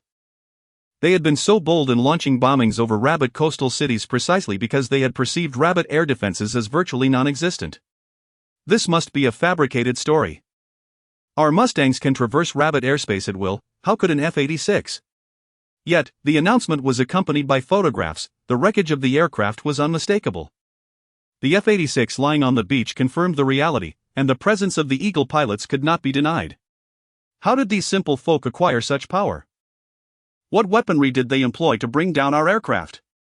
Will they continue to bomb Rabbit coastal cities in the future? A torrent of questions surged within the middle-aged man's mind, plunging the office into an uneasy silence. After a lengthy pause, someone finally spoke. Could it be? Could it be the Bear Nation intervened? On the blue planet, it seemed only the Bear Nation possessed the capability to achieve such a feat. However, moments later, the middle-aged man's expression returned to normal, tinged with a hint of delight. As long as the rabbits do not come after us, we shall be fine. Besides, now that the rabbits have dared to shoot down Eagle aircraft, they have surely incited Eagle's wrath. If the rabbits and eagles engage in conflict, perhaps an opportunity will arise for us. Why provoke anyone but the mightiest eagle on the blue planet? This is akin to lighting a lantern in a toilet. The middle-aged man returned to his chair, leisurely sipping his tea, continuing, "First, instruct our forces not to bomb the rabbit coastal areas just yet, rash actions could be perilous. We shall conserve our strength and wait for the rabbits and eagles to clash before making our move." Chapter 072, the inexperienced yet playful 5-star critic at the Eagle Sauce Asia Pacific Command as nations on Blue Star indulged in a frenzy of gossip. The office of General Mike was finally disturbed. Dressed in leather, adorned with sunglasses, and with a pipe clamped between his lips, the 5-star critic reclined comfortably on a sofa, relishing the attentions of two geisha girls. As the supreme ruler of a certain nation, the 5-star critic was enjoying life to an extraordinary degree. Perhaps it was this comfort, or perhaps the effortless submission of his nation, that rendered General Mike's existence rather dull, his gaze fixed upon the map of East Asia adorning the wall. "General, General! We have news from the flight squad we dispatched to the rabbit country." General Mike's expression was one of disdain. Removing the pipe from his mouth, he remarked, "Has Colonel Peter finally had his fill of play? I sent them to execute a reconnaissance mission, and he disappears for 2 days. Inform Peter that he need not come to see me, he shall spend a week in confinement instead."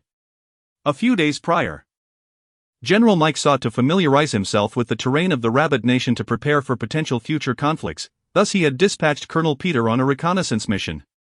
Logically, the squad should have returned that very day, yet 2 days passed without a word. Thankfully, General Mike had sufficient faith in the performance of the F-86 to avoid excessive worry. "General, Colonel Peter will not have the opportunity to face confinement." The flight squad he led was completely annihilated in the rabbit nation.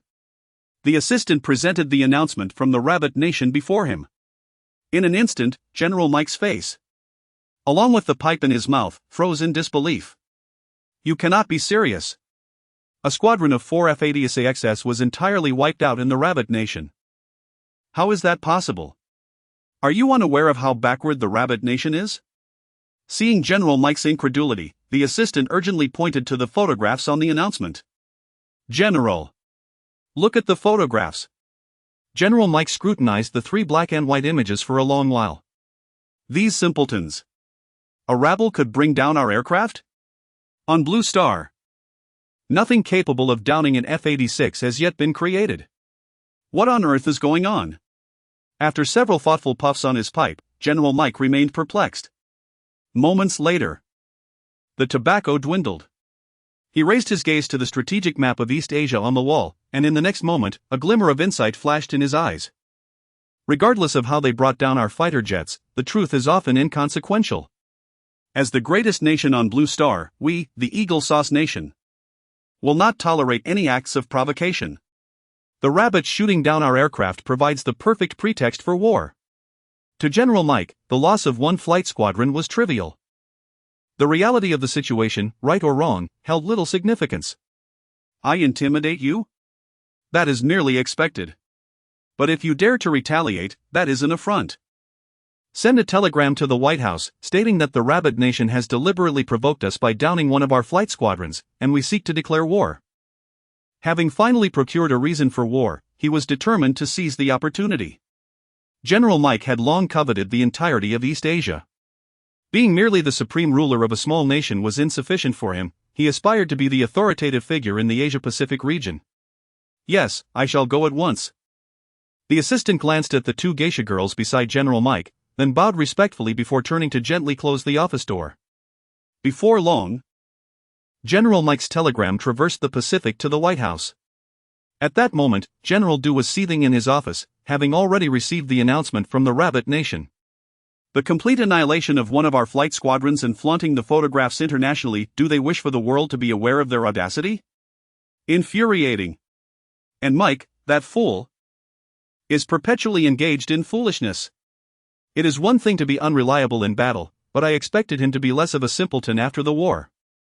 I never anticipated he would still be inept, allowing his squadron to be obliterated and then publicized. Moreover, it was by the hands of that backward nation. How could the Rabbit Nation have achieved this? What advanced weaponry do they possess? In General Du's eyes, the Rabbit Nation remained a feudal, primitive land. He imagined Mike's flight squadron as having been brought down by someone wielding a bamboo pole. The more he pondered, the angrier he became, eventually succumbing to a fit of violent coughing. General, please do not be overly agitated. The annihilation of the flight squadron is not catastrophic. It merely entails the loss of a few aircraft and pilots. The Rabbit Nation still possesses one of our F-86 fighter jets. This is our most advanced aircraft, and if... Damn it! After hearing his advisor's reminders, General Du's coughing intensified. The F-86 was the pinnacle of Eagle Sauce's jet technology, the cornerstone of its military strength. The destruction of one was regrettable, but the capture of the other could lead to significant troubles. The aircraft contained cutting-edge technology from Eagle Sauce and encompassed the developmental direction of the next-generation F-100. Although the advisors did not articulate it, General Du understood the implications. Should this aircraft fall into the hands of the Bear Nation and be disassembled for study, the potential consequences were dire. Those damn country bumpkins. That accursed General Mike. General Du's assistant pushed open the office door, noting the furious General Du and the incensed advisors, hesitating at the threshold with a telegram in hand, unsure whether to enter. Is there something you wish to convey, Joey? General Du inquired upon noticing the assistant's telegram. General. With all eyes upon him. The assistant hesitated before relaying the telegram's contents. General, Mike reports that the Rabbit Nation has annihilated one of his flight squadrons and he seeks to declare war on them. Fool. Fool. This imbecile has lost all sense. Day in and day out, he fixates on that patch of Asia-Pacific land, truly, a combination of incompetence and foolishness. General Du roared vehemently, only to be interrupted by another bout of coughing. Does Mike not realize that the Rabbit Nation has already issued an announcement internationally? They possess undeniable evidence of our invasion, which has been made public. We were already struggling to find a response. By initiating war now. He blatantly tells the world that we, the Eagle Sauce Nation, are unreasonable and disregard the sovereignty of other nations. With such a reputation, how can we continue to navigate Blue Star? One of the advisors sighed, adopting a tone usually reserved for schoolchildren, this General Mike sigh. Chapter 073, The Eagle's Blame and the Bear's Burden. Within the cacophonous confines of the White House's bustling office, the telegram from General Mike was swiftly disregarded by all present. Engaging in warfare with the Rabbit Nation, it seemed, would be an act only a fool would consider. Moreover, what conceivable benefits could arise from such a conflict? Did the Rabbit Nation possess oil reserves or significant gold and diamond mines? It is a well-known fact that only wealth breeds discord. For the capitalists of the Eagle Nation, waging war against the impoverished Rabbit Nation held no interest whatsoever. Furthermore, while the Rabbit Nation is indeed vast, with its substantial population and rich history, the ease of invasion does not equate to the ease of occupation. One need only consult the little book to grasp this truth. The notion of war with the Rabbit Nation was set aside. At this moment, the focus of General Du's think tank was entirely on how the Rabbit Nation managed to down the F-86. The circumstances surrounding this incident appeared riddled with anomalies. An abundance of questions tends to attract attention. Even if the leaders of the Rabbit Nation harbored an obsessive fervor for their sovereignty, daring to engage any invading aircraft, the Rabbit Nation simply lacked the capability to achieve such a feat. Recently, the Guo Party had conducted numerous bombing raids, yet the Rabbits remained unperturbed. How could it be that upon the arrival of our advanced aircraft, they were suddenly shot down? This situation was indeed suspect. Could it be a deliberate act? A brief silence enveloped the room. Whether General Du or his advisors, none could be deemed ignorant. In the next instant, a name they most dreaded echoed in unison, the Bear. This incident could only be the machinations of the Bear behind the scenes. Indeed, there exists no other nation capable of downing our F-86 fighter jets. Nor is there another nation bold enough to engage us in conflict. Almost instantaneously, everyone reached a consensus. Their eager gazes fixed upon General Du. He rose slowly and approached the window. It appeared that the bear had devised a scheme to capture our latest aircraft.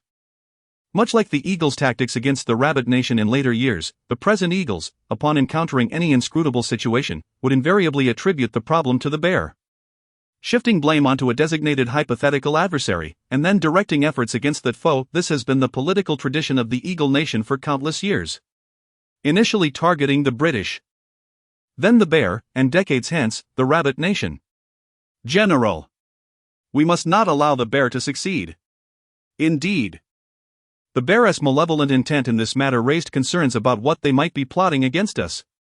The other members of the think tank, upon reflection, were suddenly awakened to the gravity of the situation. This hypothesis. No, it was not merely a hypothesis, it was a tangible truth. It aligned perfectly with the bear's treacherous and unscrupulous nature. Every individual in the room nodded in agreement with fervor. Of course. What weapon could the diminutive rabbit nation possess to down our aircraft? The bear is truly despicable. We must devise a strategy to retrieve our aircraft, regardless of the cost. We cannot allow the bear to triumph. Gazing out the window while absorbing the analyses of his advisors, General Du gradually formulated a plan. Should we not bolster our defenses against the rabbit nation? What if this incident bears no relation to the bear?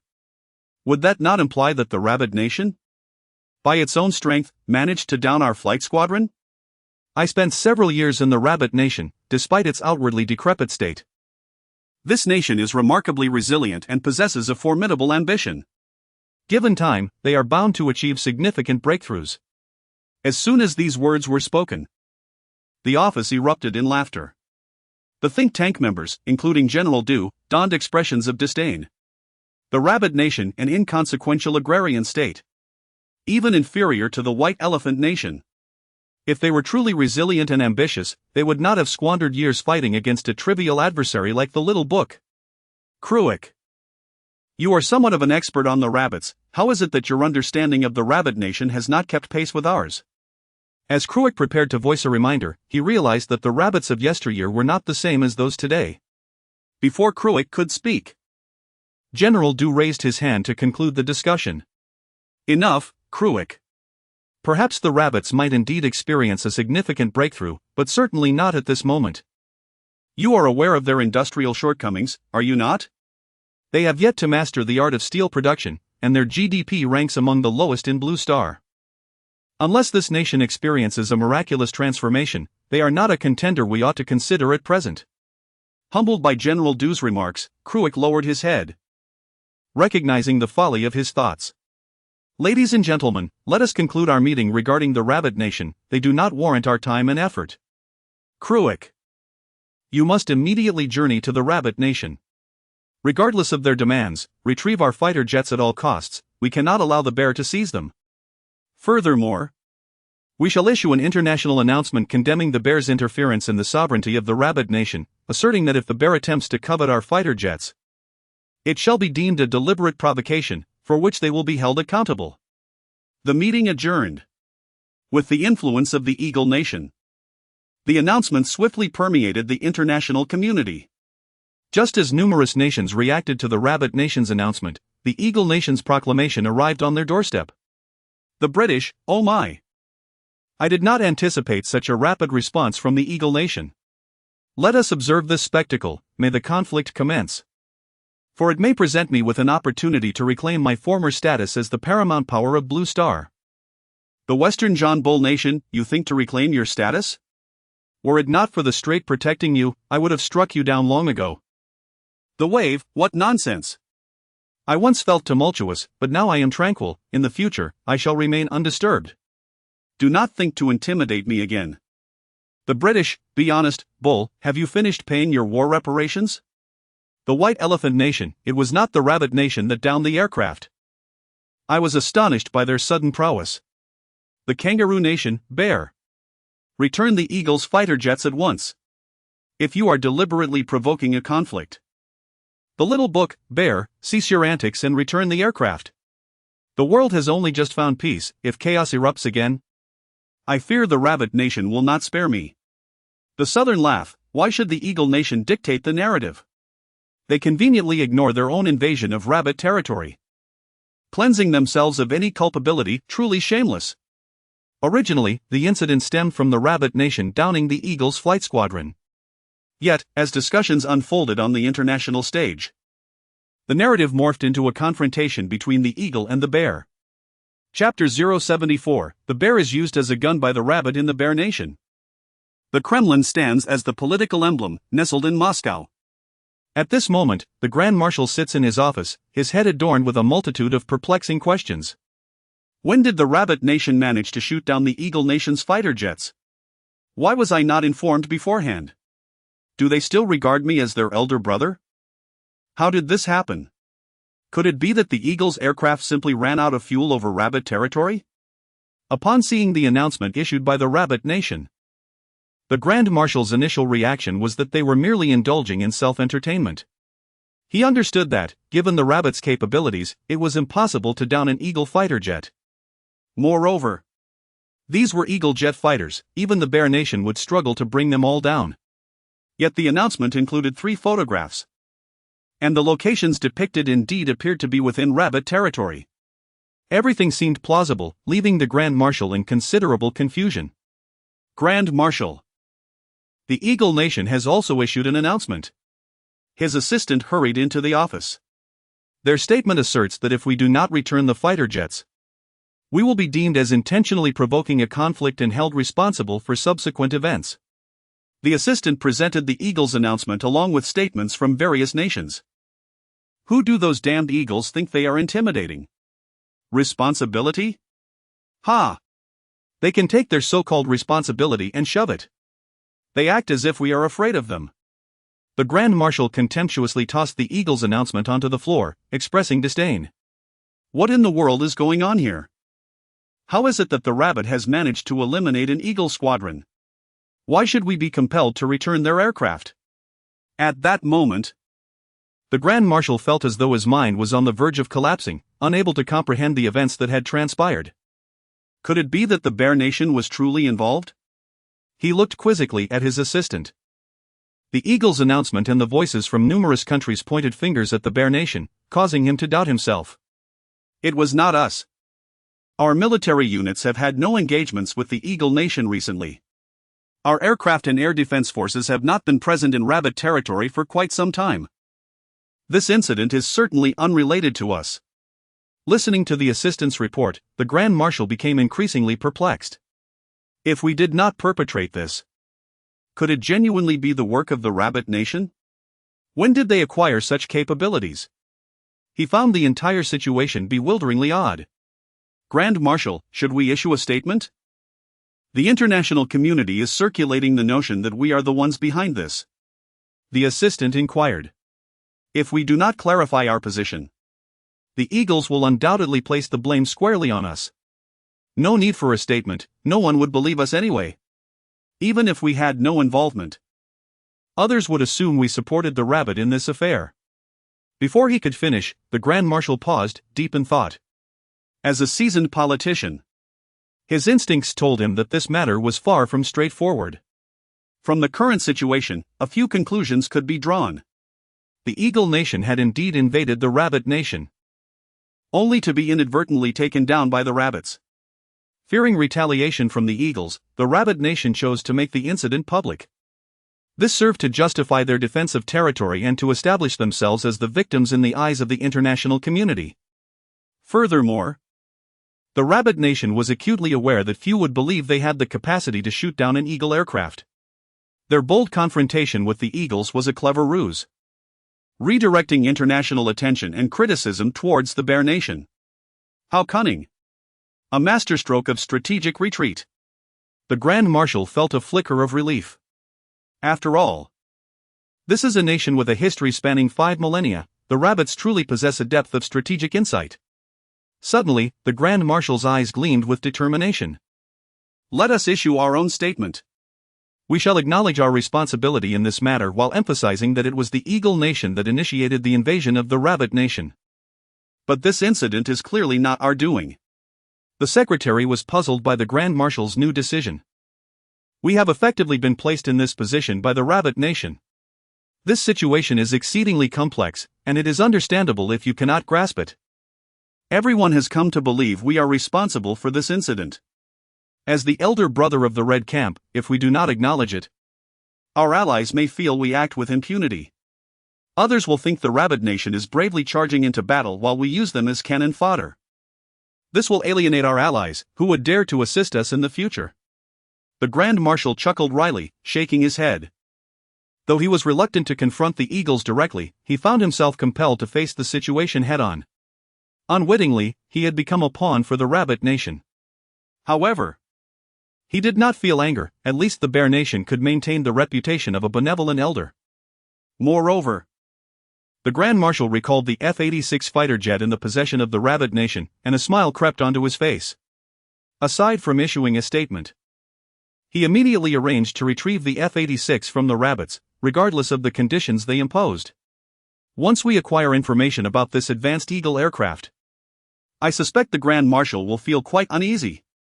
Of course, it would also be prudent to investigate the weaponry the Rabbits employ to bring down the Eagle aircraft.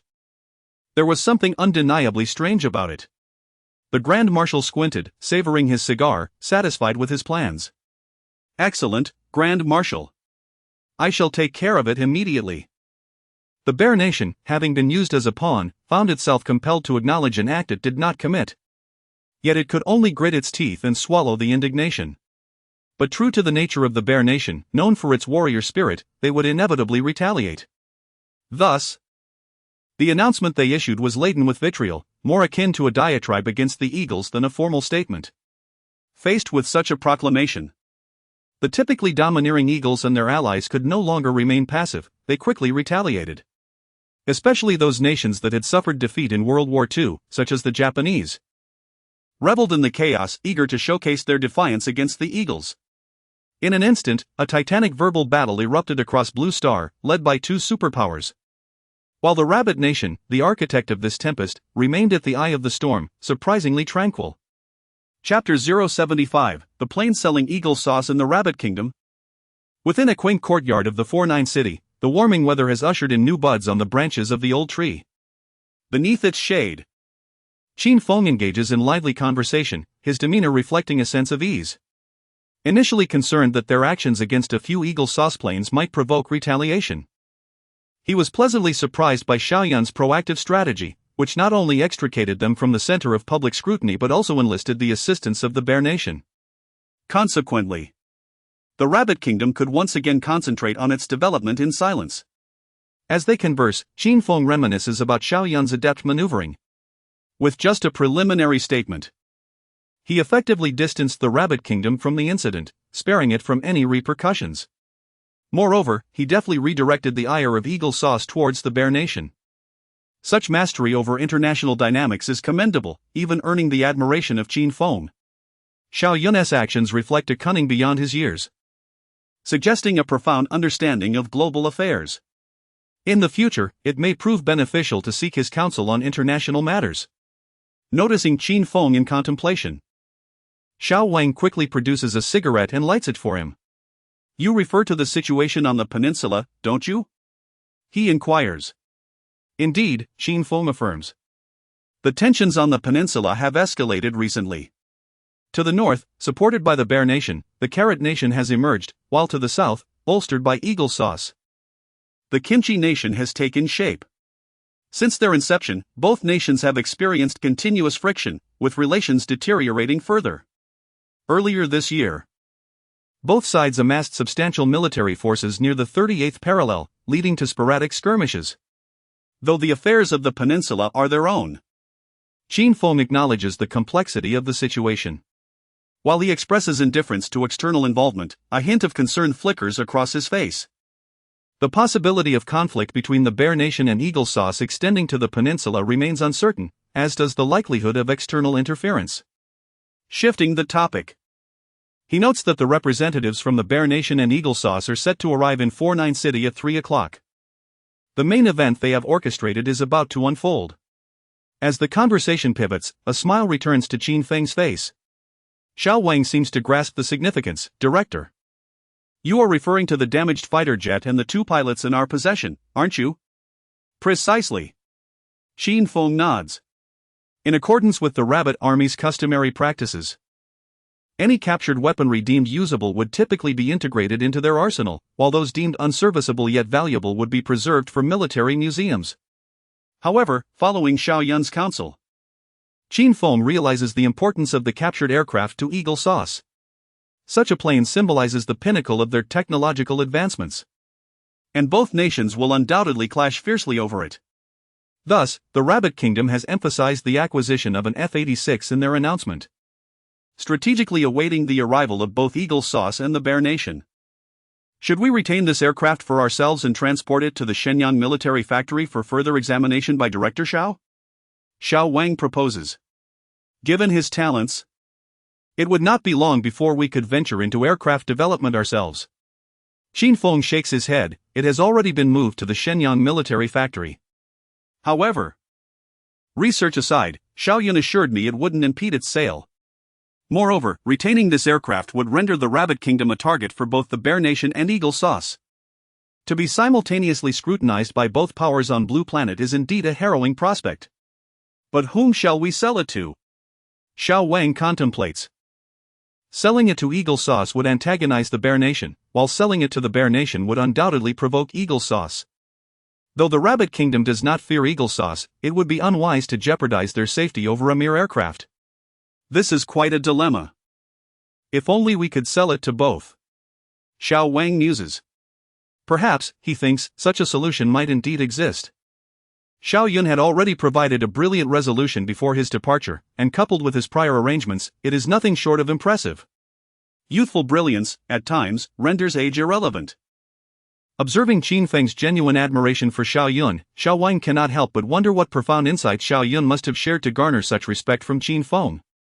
In the afternoon at the International Hotel of 49 City, the Rabbit Kingdom's foremost establishment dedicated to hosting foreign dignitaries, diplomatic representatives, and various delegations, Qin Feng encounters the Bear Nation's foreign affairs representative, Popov. Minister Qin, we meet again. Popov exclaims. You have arrived rather promptly, considering we agreed on 3 o'clock. Without regard for the time, Popov eagerly grasped Qin Feng's hand, stating, knowing you are quite busy, I thought it best to conclude our discussion swiftly. This level of cordiality from a representative of the Bear Nation is unprecedented for Qin Feng, who has been acutely aware of their historically haughty demeanor.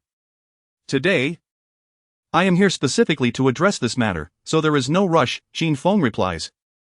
Perhaps you might rest in a private suite while I await another guest.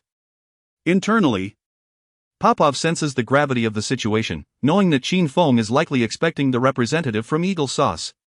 It seems that discussing the fighter jet may prove challenging today. Minister Qin, to be frank, Comrade Stalin has dispatched me to procure the aircraft you captured. Before Popov can finish, Qin Feng gestures toward the interior. Let us converse inside, Popov. I suspect the Eagle Sauce representative is also here regarding the aircraft. As he speaks, Qin Feng notices a car pulling up at the hotel entrance, from which a well-dressed blond man emerges, addressing Popov directly. Chapter 76, The representatives of the Bear and the Eagle engage in combat. The golden-haired gentleman in a suit who stepped out of the sedan was none other than Trick from the Eagle Nation. As soon as he alighted, he spotted Qin Feng from the Rabbit Nation engaged in conversation with the Consul General of the Bear Nation. An uneasy feeling crept into his heart, prompting him to quicken his pace. Trick had anticipated the Bear's presence but did not expect them to arrive so soon. Now, he could only hope that the two had only just met and had yet to delve into serious discussions. Minister Qin, I hope I haven't kept you waiting. Trick extended his hands, a trained smile gracing his face. Upon approaching, he clasped Qin Feng's hands warmly, exuding a fervent demeanor. Not at all. It's only just approaching 3 o'clock, we haven't reached the appointed time yet. The Consul General and I have only just arrived, Qin Feng replied with a smile. Hearing this, Trick's furrowed brow relaxed slightly. Just arrived? That was good, he couldn't allow the Bear to involve themselves. However, the relief was fleeting, as Trick's brow furrowed once more. It was unclear whether the Bear was there to bolster the Rabbit's position or to stir up trouble. In any case, today's negotiations were bound to be complicated.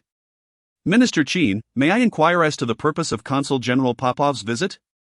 Shall we proceed with our discussions? You can discuss your matters, but why does your face look so large? I arrived first. Popov interjected, stepping aside and refusing to even glance at Trick. Since Trick had approached, Popov had maintained his stance and posture, seemingly undeterred by the palpable tension in the air, which elicited only a chuckle from Chin Feng. The eagle and the bear had a long-standing rivalry, viewing each other as significant obstacles to their ambitions of supremacy on Blue Star. Given their penchant for conflict, one being combative and the other domineering, frequent disputes were inevitable. The fact that the representatives of the two nations had not yet come to blows in the Rabbit Nation was already a significant concession. Mr. Trick, I assume you are here regarding the F-86 fighter jet in the possession of the Rabbit Nation? Indeed, Trick affirmed. Despite his desire to reclaim the fighter jet and his apprehension regarding potential interference from the bear, he maintained a facade of calm, his expression betraying no signs of agitation. Both of you are here for the fighter jet, hence this meeting. However, there is only one aircraft, and the Rabbit Nation incurred considerable losses when acquiring it. Therefore, I propose that you both engage in candid negotiations. Whoever compensates the Rabbit Nation for its losses may take the aircraft. However, the party that fails to secure the aircraft should not harbor grievances against us, Chin Feng articulated with a smile, his meaning clear. Let the two adversaries contend. And the victor would claim the prize, while the loser would bear the consequences. Minister Chin, this fighter jet belongs to us, the Eagle Nation. The Bear Nation should not involve itself. Trick protested vehemently against Chin Feng's proposal.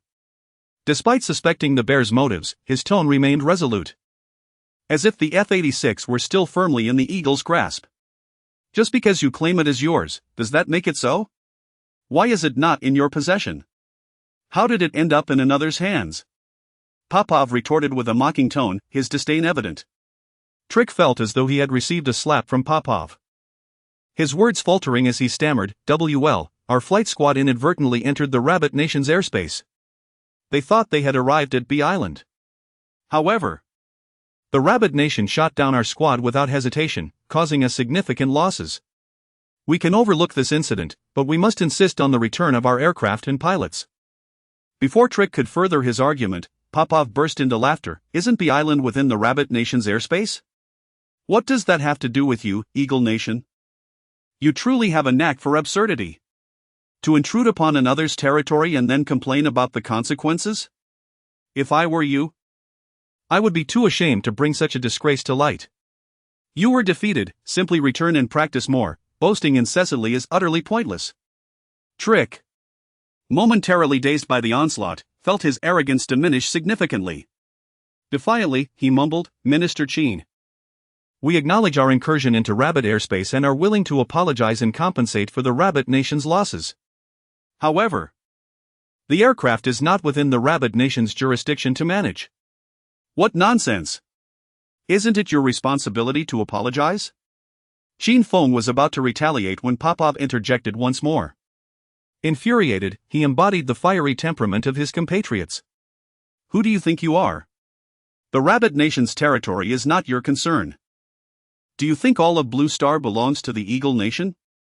You only realize the need for an apology now that the aircraft is withheld from you. Where were you when this all began?" Popov had long held a contempt for the Eagle Nation. And having previously learned about the Gatling gun technology from Xiao Yun at the Shenyang military factory, he was now eager to express his disdain in the most scathing manner possible. "What are you, Eagle Nation? A band of thieving arms dealers, with a history thinner than a mere recipe. You swagger about, expecting everyone to cater to your whims. Do you dare repeat your bravado in the Bear Nation? Pathetic! You are utterly powerless, and the downing of your aircraft is nothing less than deserved." Trick's face contorted with rage, his eyes blazing with fury. "And what are you? Bear Nation? Acting like a subordinate here. You merely covet our fighter jet. Would you like some of our beautiful free land as well? Perhaps you could use it to fertilize your corn." In a fit of rage, Popov, standing at 6 feet 3 inches and weighing over 200 pounds, unleashed a punch upon Trick. Having visited numerous nations, Trick had never encountered such treatment. His tie loosened, he retaliated with a punch of his own.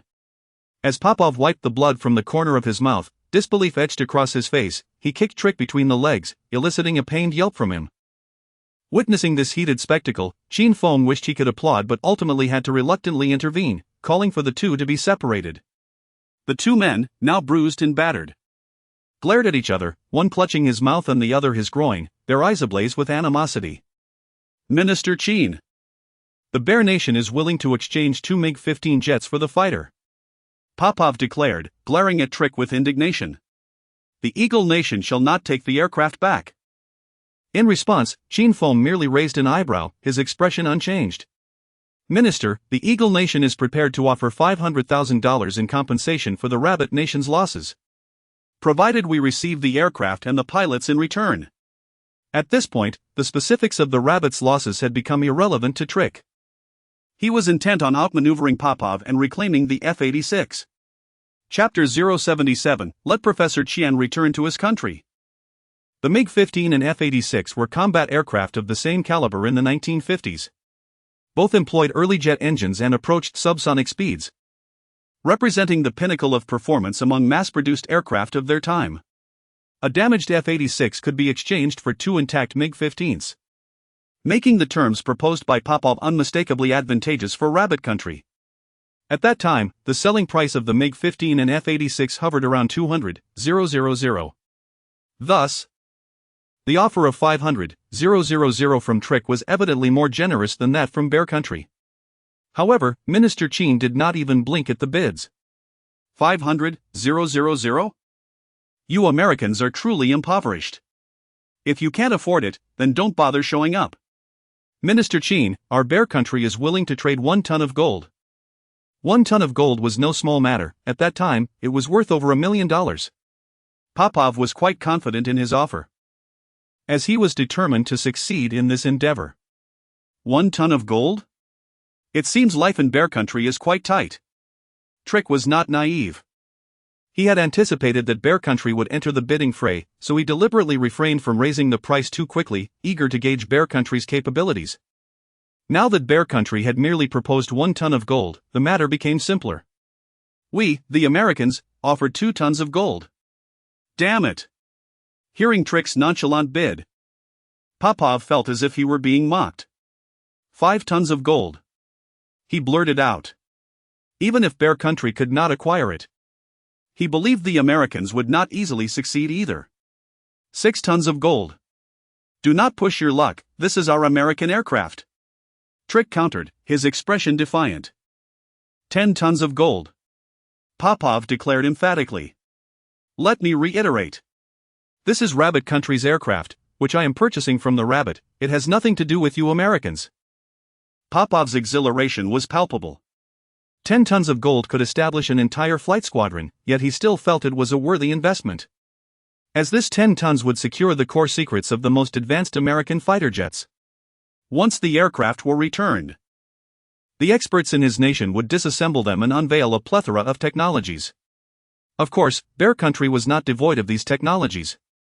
They needed to understand American fighter jets to formulate specific countermeasures. Just for this reason, that 10 tons of gold would be well spent. 20 tons of gold. Are you Bear country folks deliberately seeking trouble today? Trick's voice rose, as though he was exerting all his strength, a reminder of the pain he had felt earlier in the scuffle. He decided to abandon any diplomatic niceties. There was no need for decorum with Bear country. Damn it! You Russians are truly shameless, always meddling in others' affairs. To avoid being outdone, Trick loosened his tie and unbuttoned his suit cuffs, seemingly preparing to spring into action at any moment. Popov, sensing the tension, was equally unwilling to back down. Minister Qin observed the escalating confrontation with a sense of delight, relishing the spectacle of 2 adversaries at odds. However, this was Rabbit country, and he had more pressing matters to attend to. He could not allow things to escalate further. Gentlemen, are you here to purchase aircraft or to brawl? Certainly here to buy aircraft. That little chicken is as frail as a beansprout. Fighting would be utterly unsatisfying. Popov taunted Trick, shaking his fist. You. Trick gritted his teeth, yearning to challenge Popov to a proper fight, yet recognizing the importance of the negotiations. He pulled Minister Qin aside to speak privately. Minister Qin, if we continue this bidding war, we will be here until nightfall without resolution. I can see from your expression that you are not particularly interested in gold. Just say what Rabbit country desires. Weapons? Industrial equipment? International standing? Or perhaps the advanced steelmaking technology you require most urgently? Whatever it is, just let us know. Trick adjusted his glasses, realizing that competing over gold with Bear Country was futile. Gold has a price, technology is priceless. Given Rabbit Country's backward status, what they truly needed was foundational technology and equipment. That clumsy Bear Country representative had entirely missed the point. Trick felt a surge of pride as he noticed Minister Qin's demeanor shift slightly upon hearing his words. Mr. Trick, speaking of what we desire. Yes? Please share. Trick urged, growing anxious. We are not interested in weapons, industrial equipment, or technology. However, what is it? Please hurry. Trick was on edge. There is a citizen of Rabbit Country currently held by you Americans. We wish for their return. Minister Qin stated with utmost politeness and seriousness. In truth, he wished to express his indignation more bluntly. It was outrageous that the Americans had detained Rabbit Country scientist, preventing his return akin to the actions of kidnappers. There was no need for civility when dealing with kidnappers. Nevertheless, to ensure the scientist's safe return, Minister Qin maintained his composure and courtesy. Detained? Returned? Trick hesitated. You mean Professor Schwesen, who is currently restricted from freedom in your country? Professor Schwesen had studied in the United States, earning a Ph.D. in aerospace and mathematics from Caltech, under the tutelage of von Karman. After graduation, he served as a professor at Caltech and MIT, dedicating his research to aerodynamics, solid mechanics, rockets, and missiles. He notably established the Karman-Shwe formula, propelling him to the status of a world-class aerodynamicist. During World War II, he participated in the development of JATO rocket-assisted takeoff systems for heavy bombers, significantly enhancing the strategic strike capabilities of the United States. In 1941, as one of the 5 members of the American Rocket Club, he developed the world's first rocket. In 1944, he joined the Department of Defense's Scientific Advisory Group. And in 1946, he served as a consultant for the Navy's Ordnance Research Laboratory. After the establishment of New Rabbit Country, Professor Schwesen planned to return home to serve his nation, only to be scrutinized by the FBI at that critical juncture. He would soon face the revocation of his research license and, under the pretext of leaking state secrets, be arrested, detained, and subjected to inhumane treatment. However, the time had not yet come for these trials to befall him. Professor Schwesen is a talent nurtured by our United States. He cannot return to his homeland. Trick had indeed heard of Professor Schwe. Senator and Admiral in the U.S. Navy had mentioned him in General Due's office, suggesting that Professor Schwe was worth at least 5 divisions. Even if Schwesen could not be utilized by the United States, he must not be allowed to return home. Trick had not anticipated that Rabbit Country would seek this individual, and reflexively, he outright rejected the notion. Chapter 078, Selling Anything for Money. Is this the freedom you promote in your esteemed nation? Mr. Trike, do you not find this absurd? What right does your country have to restrict the personal liberties of our citizens? He is merely studying in your land and has even contributed significantly to your scientific endeavors. Is that not enough for you? Minister Qin spoke with a heavy tone, the resonance of his voice momentarily bewildering Trike, who was further distracted by the approaching Bobov. Goodness! The situation with the bear is indeed challenging. As Bobov drew nearer, Trike silently cursed under his breath. Should he reject the conditions offered by the Rabbit Nation? It was likely that the Bear Nation would be willing to barter even more with them. Moreover, given that the Rabbits and Bears belonged to the same faction, the chances of acquiring this aircraft would be exceedingly slim if he refused. Listening to the sound of Bobov's polished shoes echoing on the floor, Trike found himself ensnared in a difficult dilemma. Diplomats must exhibit adaptability, particularly in such contexts. Although Professor Xue Lin was a remarkable talent, he was not irreplaceable in the talent-rich environment of your nation. Trike understood that should he concede to the Rabbit Nation's demands, General Du would not raise any objections upon his return. Yet, Relinquishing such talent to the rabbit nation without a fight felt akin to freeing a tiger back into the wild. As someone well acquainted with the rabbit nation's potential, Strike was acutely aware that Professor Xiao Yun would undoubtedly achieve remarkable feats there. Minister Qin, have you concluded your discussions? In addition to gold, our bear nation can offer other forms of assistance. Bobov's words reached Strike's ears, tightening his brow further. Should he choose to decline, he would be handing over years of research achievements to the bear nation. Furthermore, the situation in your country, exacerbated by the capture of fighter pilots by the rabbit nation, had already sparked a whirlwind of public discontent, with blame directed at General Du in the White House. Failure to retrieve the aircraft and pilots would undoubtedly impact the upcoming elections. Strike's thoughts raced, weighing the pros and cons. In light of the circumstances, he had reached a conclusion. Besides, with Xiao Yun being a missile expert, even if he were to be released back to the rabbit nation, it would be akin to releasing a tiger into an uninhabitable wilderness. He reassured himself further. Consul Bobov, I believe Mr. Strike and I have reached an agreement. Yes. We have concluded our talks. Strike interjected with a broad smile, interrupting Minister Qin. The conditions proposed by Minister Qin have been accepted by our nation. You bear nation should abandon any notions regarding this aircraft. We are aware of your intentions to pilfer our technology, but that is out of the question. Minister Qin observed Strike's sudden change of demeanor with a smirk. Your nation's scant history cannot possibly match wits with me. Having already acquiesced to Minister Qin's stipulations, the ensuing discussions between the parties became considerably simpler. They established the exchange process and mutual requirements, thus finalizing the matter. Strike noted the look of defeat on Bobov's face, a sensation of triumph swelling within him. Yet, he feared Bobov might retaliate out of displeasure, thus, he felt a pang of anxiety. He rose, exchanging casual pleasantries before hastily bidding farewell. No sooner had Strike exited the room than he heard Bobov's furious voice behind him. Your rabbit nation just handed the aircraft to the Eagle nation. What makes their terms superior to ours? Upon hearing such sentiments, Strike felt victorious, reveling in the satisfaction of having bested the bear nation. Despite the inadequacy of the bear nation's offers, the rabbit nation should not so readily transfer the aircraft to a rival, especially given that they were allies. Listening to Bobov's outburst, Minister Qin maintained a composed demeanor, unaffected by the tirade. The Eagle nation has agreed to a condition I cannot refuse, Bobov retorted, growing increasingly agitated. Surely, they cannot be handing over the mushroom egg to you. You rabbit nation. Alas, despite our alliance and the substantial aid we have provided, your actions today are deeply hurtful. When I return to report this to General C, who knows what he might do? Bobov paid no heed to the implications of his words, nor did he consider their decorum. He was simply consumed by disappointment.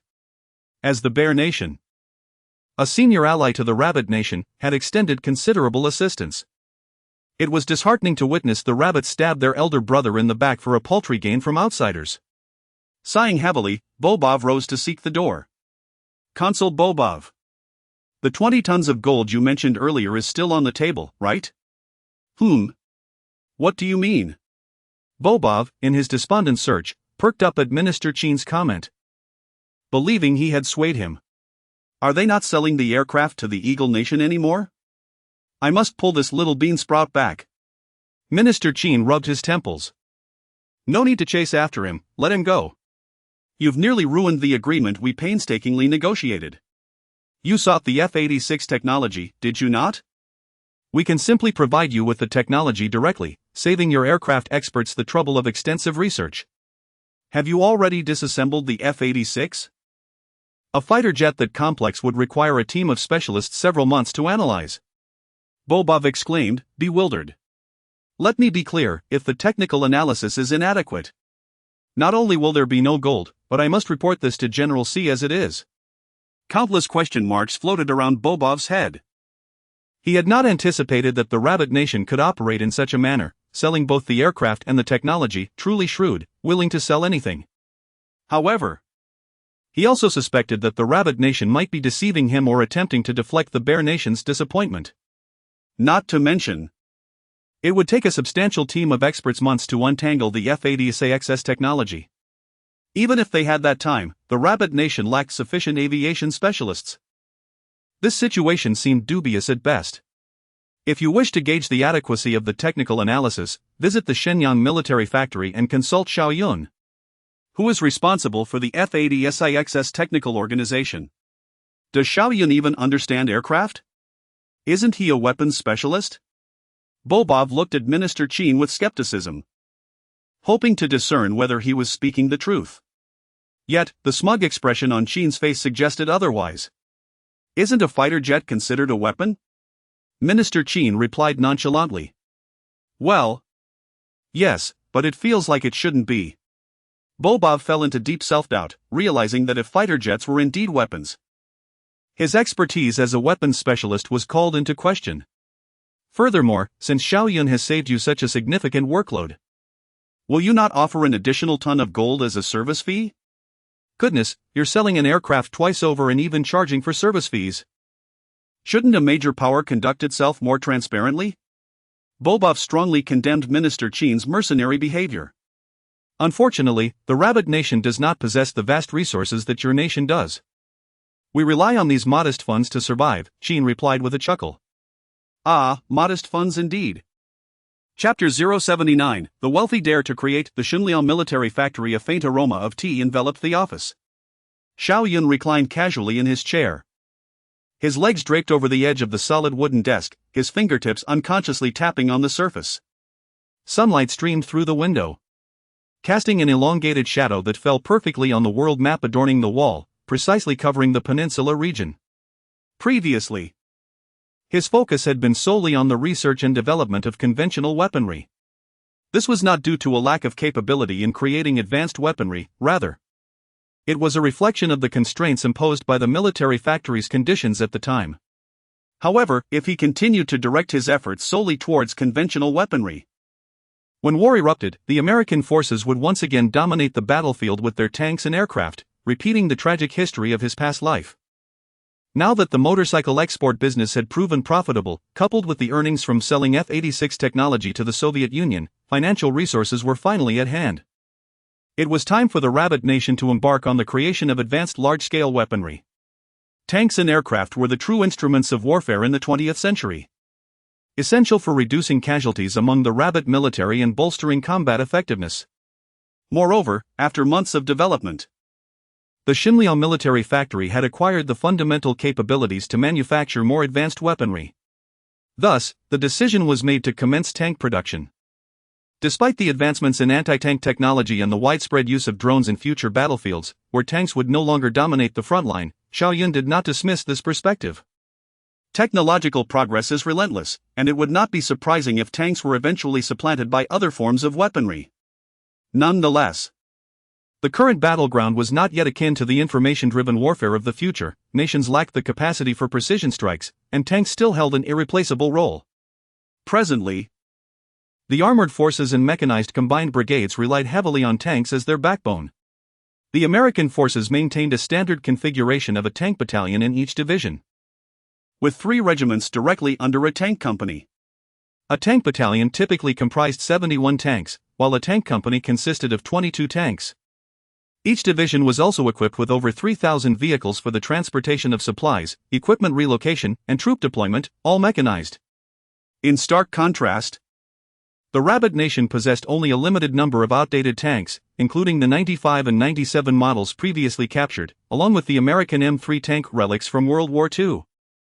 Panzer tanks and Sherman tanks. The cold steel of armored vehicles he had touched in military museums lingered in his memory, a reminder of how many Rabbit soldiers had perished beneath their crushing weight. Xiao Yun clenched his fist tightly, the joints cracking softly. Old Wang! He suddenly shouted towards the adjoining room, startling the sparrows perched on the locust tree outside.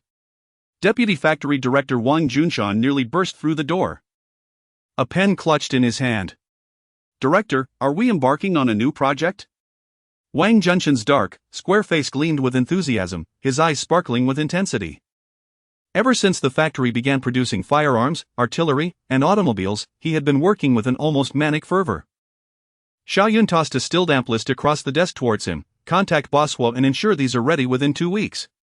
The paper rustled as it landed, featuring a mix of English and Chinese annotations, laser rangefinders, night vision scopes, transistors, Wang Junshan could not decipher the technical jargon. But when he scanned the list and spotted 100 boxes of chocolate and 500 boxes of fruit candies, his brows knitted in confusion. Director, with so much chocolate. Are you planning a wedding? We've worked hard on producing the Hongqi cars, it's time to reward the workers. Xiao Yun rose and strolled to the window, pushing it open to let the warm spring breeze sweep into the room. He mused that Minister Qin's promised rewards should be arriving soon. Additionally, once the supplies arrived, he planned to slaughter a pig to enhance their rations. He also intended to inquire about the foreign exchange exports from the Yangcheng branch and Old Hua. All right. I'm on it. Wang Junshan exclaimed, dashing out of the office with the list in hand, not bothering to ask what was to be produced next. Once Wang Junshan's heavy footsteps faded down the corridor, Xiao Yun locked the office door behind him. System? Here. Import the complete production data and surrounding technology for the Rabbit Nation's Type 69 tank into my mind. Received. The next moment, a torrent of information surged into Xiao Yun's consciousness. After a brief pause, feeling the overwhelming influx of knowledge, he raised his gaze, a glint of brilliance flashing in his eyes. The emergence of such a steel behemoth during the nascent stages of nation-building. It was unfathomable what colossal waves it would stir. It was time for the arrogant Americans to truly understand what a tank was. He retrieved a pencil and a stack of blank paper from the drawer. Every rivet of the Type 69 tank materialized vividly in his mind, the curvature of the elliptical turret, the rifling twist of the 100mm smoothbore cannon, the circuitry layout of the active infrared night vision device. The Type 69 tank was the Rabbit Nation's first independently designed main battle tank. In 1963, the Armored Corps Research Institute began validating the design proposals for a new tank. After extensive trials and significant modifications, the design for the Type 69 medium tank was approved in 1974. The sound of the pencil gliding across the paper persisted for several hours. And as the final stroke delineated the composite armor's layered structure, sunlight poured through the window, casting a warm golden hue over the sofa. The transmission system. Hydraulic assistance. Xiao Yun crouched on the floor sorting through the blueprints, oblivious to the deep purple indents the pencil had left on his fingers. When Technical Director Hao Ming was summoned, he nearly mistook the office for a crime scene upon seeing the scattered blueprints. As he squatted beside Xiao Yun and examined the 3-view diagrams, a question mark instantly appeared above his head. Dual-flow transmission? Composite armor? Is this a tank blueprint? It should be more advanced than the old Soviet T-34. Xiao Yun stuffed the bound blueprints into Hao Ming's arms. The weight of the brown paper bag caused Hao Ming's throat to constrict. As he pulled out the turret armor formula, his fingers trembled. Nearly losing grip on the paper, high-hardness steel outer layer, fiberglass cushioning layer, anti-spalling inner lining. The 800-ton press is insufficient for forging curved armor. Hao Ming suddenly realized something. Our largest hydraulic press is our equipment is indeed inadequate. Xiao Yun mirrored his contemplative expression. No matter. I will find a solution. You focus on organizing the workers. As Hao Ming, clutching the blueprints, stumbled away, the sun began its slow descent, disappearing into the embrace of the mountains and sea. A significant amount of equipment needed for tank production still awaited acquisition. Xiao Yun stood by the window, pondering how to resolve the equipment issue for tank production. Suddenly, he spotted a sedan pulling up outside, from which Popov and Minister Qin emerged. Just as he had wished, the equipment had arrived. Chapter 080 TC4 Titanium Alloy Comrade Consul Bo Bo Fu, welcome. As Bo Bo Fu ascended the final step, he was met with the exuberant smile of Xiao Yun. Director Xiao, were you waiting for me? Bo Bo Fu, taken aback by the sudden greeting, removed his hat and scrutinized the overly enthusiastic young man, feeling inexplicably like a prey being stalked by a hunter. I happened to see you by the window. Xiao Yun gestured invitingly. Director Xiao, have the materials for the F-86 been organized?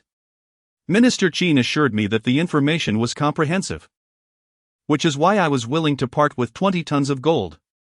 Before Bo Bo Fu could finish, Xiao Yun interrupted, patting a neatly stacked pile of documents on the table. All the F-86 data you requested is right here. The thickness of the documents far exceeded Bo Bo Fu's expectations, though he was uncertain about their accuracy. He doubted that the Rabbit Nation could dismantle an aircraft and provide a complete report. If the contents were disorganized, he was ready to return them. Xiao Yun picked up the files, handing them to Bo Bo Fu one by one. Methodically introducing each, this is the engine data for the F-86, detailing everything from the design blueprints to specific performance parameters. This is the fuselage material report, encompassing the properties, sources, and processing techniques of various materials used in the fuselage. This pertains to the operating system. As he presented the second document, Xiao Yun pointed to a specific area of the schematic, explaining, this dual redundancy design prevents single-point failures from causing crashes. Bo Bo Fu's pupils dilated.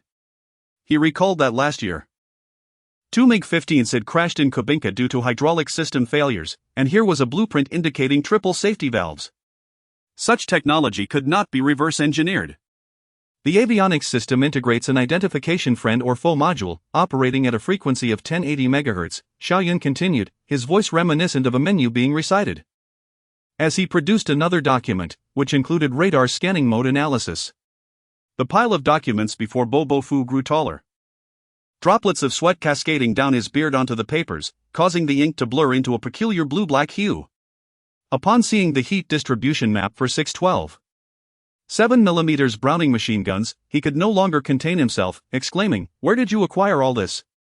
Even the F-86 designer couldn't possibly remember the location of every rivet. Xiao Yun gently shook a Red Star emblazoned enamel cup, the aroma of tea mingling with the steam wafting over the documents. 327 technicians. Working day and night over several days, he remarked, as he stirred the floating tea leaves. They completely dismantled the F-86 and mapped out 64,000 components. Of course, Xiao Yun could not have truly disassembled the F-86, otherwise, how could he sell it to the Eagles? Moreover, the Shenyang aircraft factory lacked the expertise of over 300 aircraft specialists. This was all part of his ruse to deceive Bo Bo Fu. With a system in place, who would engage in such laborious tasks? Bo Bo Fu gripped the documents so tightly that his knuckles turned white. Noting the improvement suggestions circled in red ink, such as installing a vortex generator in the intake duct and increasing the wing's leading-edge twist angle by 1.5 degrees, these were evidently upgrades surpassing the original factory design. The meticulous attention to detail was astonishing. It was indeed an impressive compilation of fighter aircraft data. The capabilities of the Rabbit Nation were truly formidable. With such information, Bo Bo Fu even began to suspect that if the Rabbit Nation had the capacity to establish a production line, they could directly commence mass production of the F-86 fighter aircraft, and in an enhanced version at that. Fortunately, the Rabbit Nation lacked the ability to construct an aircraft production line. Holding the complete set of F-86 production blueprints, Bo Bo Fu felt an overwhelming excitement. As long as the Bear Nation thoroughly studied this data, for the next decade, the Eagles would pose no threat to the Bear Nation's fighter jets. However, more than these documents. Xiao Yun suddenly opened a drawer, the metallic clatter ringing like swords clashing. Bo Bo Fu's thoughts were pulled back to the office. During our research, we discovered something even more intriguing. Xiao Yun picked up a palm-sized silver-gray metal piece, its surface shimmering with iridescence under the light. Bo Bo Fu's nostrils flared as he caught the distinctive smell of nitric acid typical of laboratories. Titanium alloy? He nearly dropped the metal piece upon receiving it. Its density was lighter than aluminum. TC4 titanium alloy, with a tensile strength of 895 megapascals and corrosion resistance 12 times that of 304 stainless steel. Xiao Yun traced the surface of the metal piece with his pen, leaving no scratch, explaining that when used in the engine compressor blades, it could withstand temperatures of up to 700 degrees Celsius. The office fell silent, the faint sound of wind outside becoming audible. Bo Bo Fu felt the titanium alloy piece growing warm in his palm. His intuition told him this metal had extraordinary applications. For the aircraft dismantling, I will add 2 tons of gold as a service fee. Additionally, if you provide me with the formula for this metal, I will offer you 3 more tons of gold. Bo Bo Fu adjusted his tie, revealing a scar on his neck. Let us trade for these.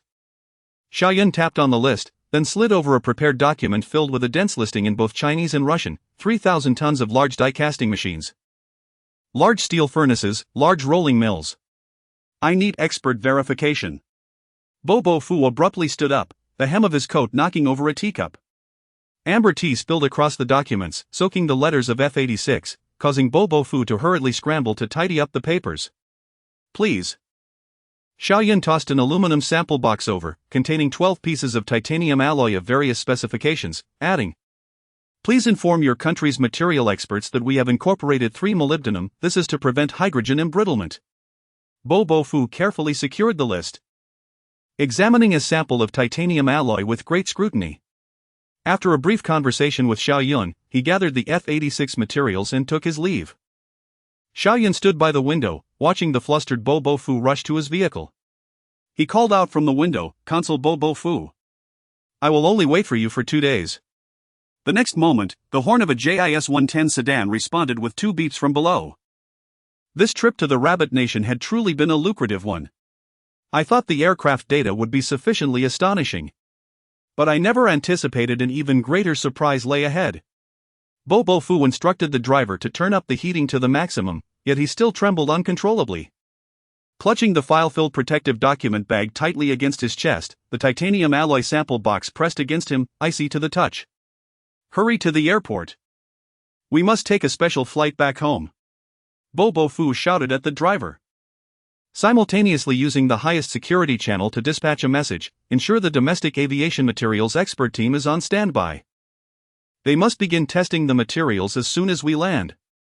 In the rearview mirror, Bobo Fu glanced at the illuminated office on the 3rd floor. And with a sigh of relief, noted that no one was pursuing them. Chapter 081, The Marvelous Material Factory Director. Wang Junshan's thunderous voice rattled the glass windows. The envelope in Xiao Yun's hand arced through the air, narrowly being caught by the edge of the table. He turned to face Wang Junshan, whose face was smeared with machine oil. Boss was said these parts must be purchased from Europe or America. Wang Junshan slammed the list onto the table, causing the tea leaves in the enamel cup to swirl violently. It will take at least 2 months to cross the Pacific. Old Wang. Have you ever witnessed a battalion of tanks charging forward? Xiao Yun's voice was barely above a whisper, akin to a dreamlike murmur. 12 steel behemoths crushed the trenches, turning reinforced concrete fortifications to rubble as if they were mere biscuits. Before he could finish, the workshop below erupted with the deafening roar of a steam hammer, sending dust cascading down from the walls. Wang Junshan suddenly clutched his left chest, memories of a yellowed group photo from the army flooding back. In 48, we fought in Quancheng. His throat tightened, nails digging into his palm. Our company commander had his leg crushed by a Kuomintang Sherman. The medic rushed to save him, but both the man and the stretcher were dragged under the tank treads. The sturdy man choked up, tears splattering onto the ground, stirring up tiny clouds of dust. Old Wang, the materials I asked you to prepare are for building tanks that can crush Shermans. Xiao Yun hurried to reassure him. Is that true? Upon hearing the answer, the bloom lifted from Wang Junshan's face. Factory Director, are you saying our Rabbit Nation will have its own tanks? Yet. The scene of Wang Junshan bouncing with excitement that Xiao Yun had imagined did not materialize. Wang Junshan's voice dwindled, trembling as he spoke. And soon this boisterous man was left speechless, his eyes reddening with emotion. The soldiers of Rabbit Nation had endured immense hardship over the years. Countless warriors had gazed upon the dense line of approaching tanks, dreaming of their own tanks. If only they had their own, so many comrades would not have lost their lives. Wang Junshan recalled the smiling faces frozen in that photograph, and his throat tightened. Factory Director, I shall urge Boss Hua to expedite the air transport. As Xiao Yun watched him sprint away, he grasped the blueprints to cover his face. When the first rays of sunlight pierced through the drawing paper, irregular water stains became faintly visible on the back. In the Bear Nation, the Mikoyan Design Bureau, established in 1939, was the primary aircraft designer and manufacturer. At that moment, Mikoyan was developing a fighter jet capable of exceeding the speed of sound while significantly enhancing its range compared to previous models. Thus, the concept of the SM-1 twin-engine supersonic fighter was proposed, featuring 2 jet engines installed internally, a circular air intake at the nose, and an afterburner at the rear of the fuselage. This innovative design of a twin-engine jet with swept wings had undergone extensive theoretical validation, and all designers unanimously deemed it feasible. However, this design imposed new demands for heat resistance, tensile strength, corrosion resistance, weldability, and high strength on the engine and several critical components. Just when it seemed this design would have to be abandoned due to material issues, a message arrived from the Bear Nation's consulate in Rabbit Nation. Popov was returning home with a new alloy material exhibiting remarkable tensile strength, corrosion resistance, and heat resistance. Upon landing at Moscow's Vnukovo airport, Popov immediately switched to a car, tirelessly clutching titanium alloy materials and F-86 data as he made his way to the design bureau. The moment he stepped onto the bureau's grounds, Mikoyan snatched the titanium alloy from his hands. The weight was astonishing. It was hard to fathom that such a lightweight material could possess so many attributes. When Mikoyan opened the material for inspection, his face was filled with disbelief. If this material truly met the required specifications, the concept of the SM-1 twin-engine supersonic fighter would be validated, significantly reducing the aircraft's weight. It was hard to believe this material originated from Rabbit Nation. However, now was not the time for astonishment. The material had to undergo testing first. Initiate high-temperature testing immediately, Mikoyan exclaimed, shedding his military coat and revealing a wool sweater covered in calculation drafts. As the silvery metal was placed into a furnace heated to 1600 C, everyone held their breath. 20 days prior, their best nickel-based alloy had melted into steel. Director, this material's high-temperature resistance exceeds all previously tested materials, came the report as the furnace reached the required temperature for the twin-engine jet design, and the titanium alloy remained unchanged. Tensile testing is ready. Mikoyan's voice quivered. The hydraulic press roared down 50 tons, 80 tons, 100 tons. When the needle surpassed 150 tons, the materials engineer suddenly removed his goggles. His expression one of shock, only a 0.3 deformation, far exceeding the design requirements by threefold. Popov slumped onto the bench, cold sweat soaking through his KGB-issue bulletproof vest. He recalled 3 days earlier at the Shenyang military factory when Xiao Yun casually tossed a piece of titanium alloy to him as if it were a baked potato. Half an hour later, staff reappeared before Mikoyan and Kovach with a report. Upon seeing that the titanium alloy met and even surpassed the Bureau's requirements, Mikoyan could no longer maintain his composure. What a marvelous material! Could this truly have been created by Rabbit Nation? An agricultural nation with such technological and industrial capabilities? The Bear Nation had developed its own industrial system to ensure national security, and Mikoyan understood the difficulties involved. Director Mikoyan. This material was derived from the F-86 fuselage materials we seized. It was not developed by Rabbit Nation, so there rests no need for excessive astonishment, Popov interjected dismissively. The F-86? From the Eagle Nation? That makes sense. Mikoyan's expression finally normalized. By the way, weren't you supposed to procure an F-86 from Rabbit Nation? What was the outcome? The fighter jet was intercepted by the Eagle Nation, and I don't even know what terms they offered. However, I managed to bring back the complete set of F-86 data. Popov exclaimed, patting the documents he clutched, his face brimming with excitement. By the way, Mikoyan, take a look at this data. Rabbit Nation has made a series of improvements and reverse engineering modifications to the F-86, all documented here. See if it holds any value. Mikoyan, as a top scientist in the Bear Nation's aviation field, had designed the MiG-1, MiG-3, MiG-15, and MiG-17 fighters, with plans to develop the MiG-19, MiG-21, MiG-23, and MiG-25 in the future. He had received accolades such as the Socialist Labor Hero Award, the Order of Lenin, and the Order of the Red Banner. Popov, fully aware of Mikoyan's capabilities, sought his affirmation. If Mikoyan validated the data, it would justify the investment he had made. Otherwise, returning to Comrade Stalin to explain that he had exchanged 22 tons of gold for a stack of paper would surely lead to an unpleasant encounter. I shall take a look, Mikoyan replied, taking a document and scrutinizing it earnestly. After a moment, Popov noticed Mikoyan standing still, his expression tense. Chapter 82, Mutual Needs. Mikoyan's gaze lingered on each data point.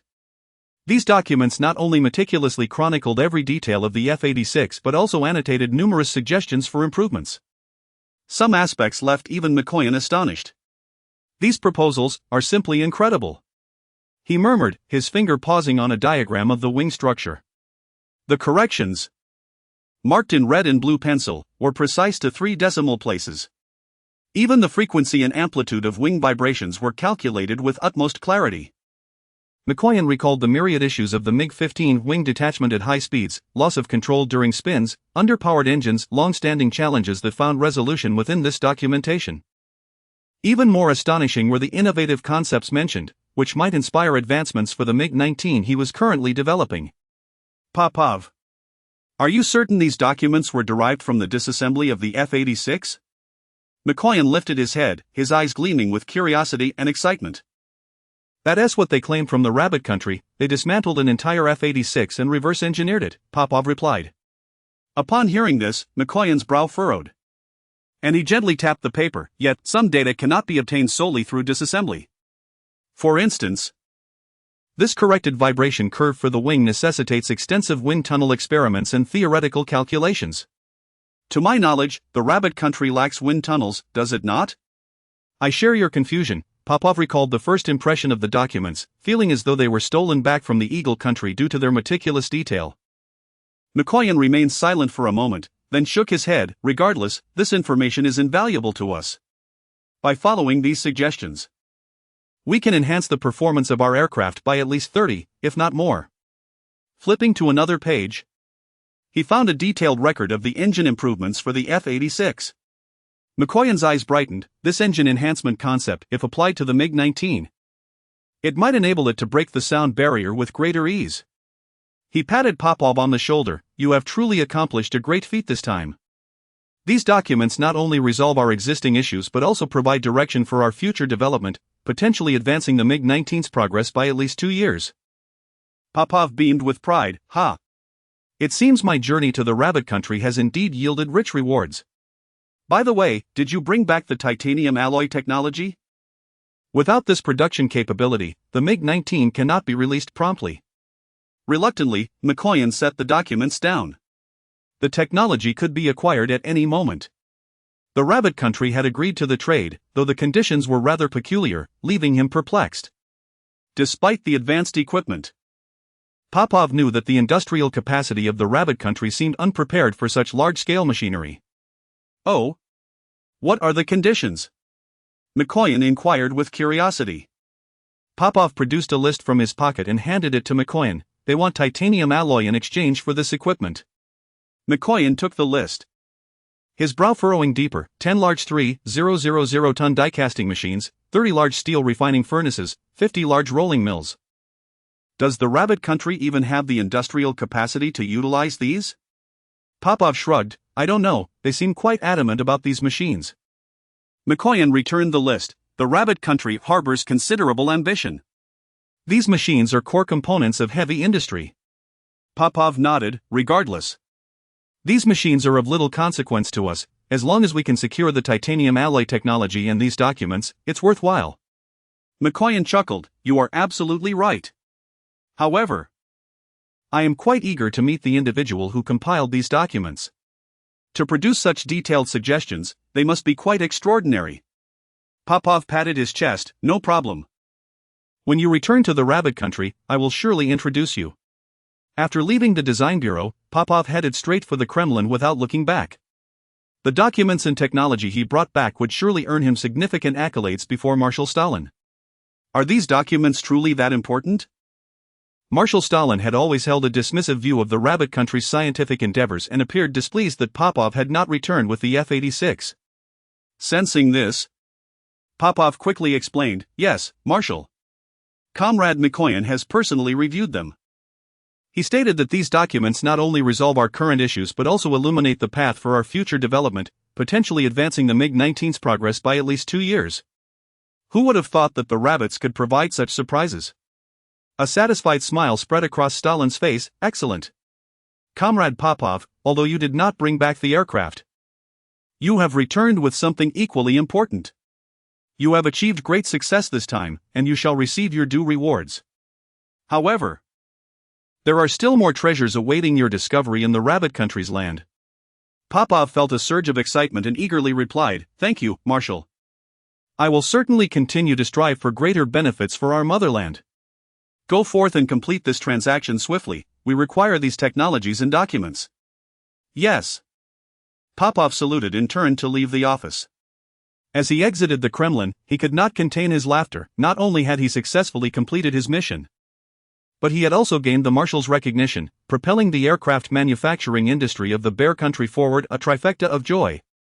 That day, Popov embarked once more on his journey to the Rabbit Country, laden with a vast array of equipment and 22 tons of gold. Meanwhile, materials procured by Boswa from various Western nations began arriving at the port island, transported by large aircraft to Yongchang and subsequently delivered to the Shenyang military factory. Director, all the materials from the port island have arrived. Wang Junshan exclaimed excitedly as he rushed into the office, sweat glistening on his face. Well done, old Wang.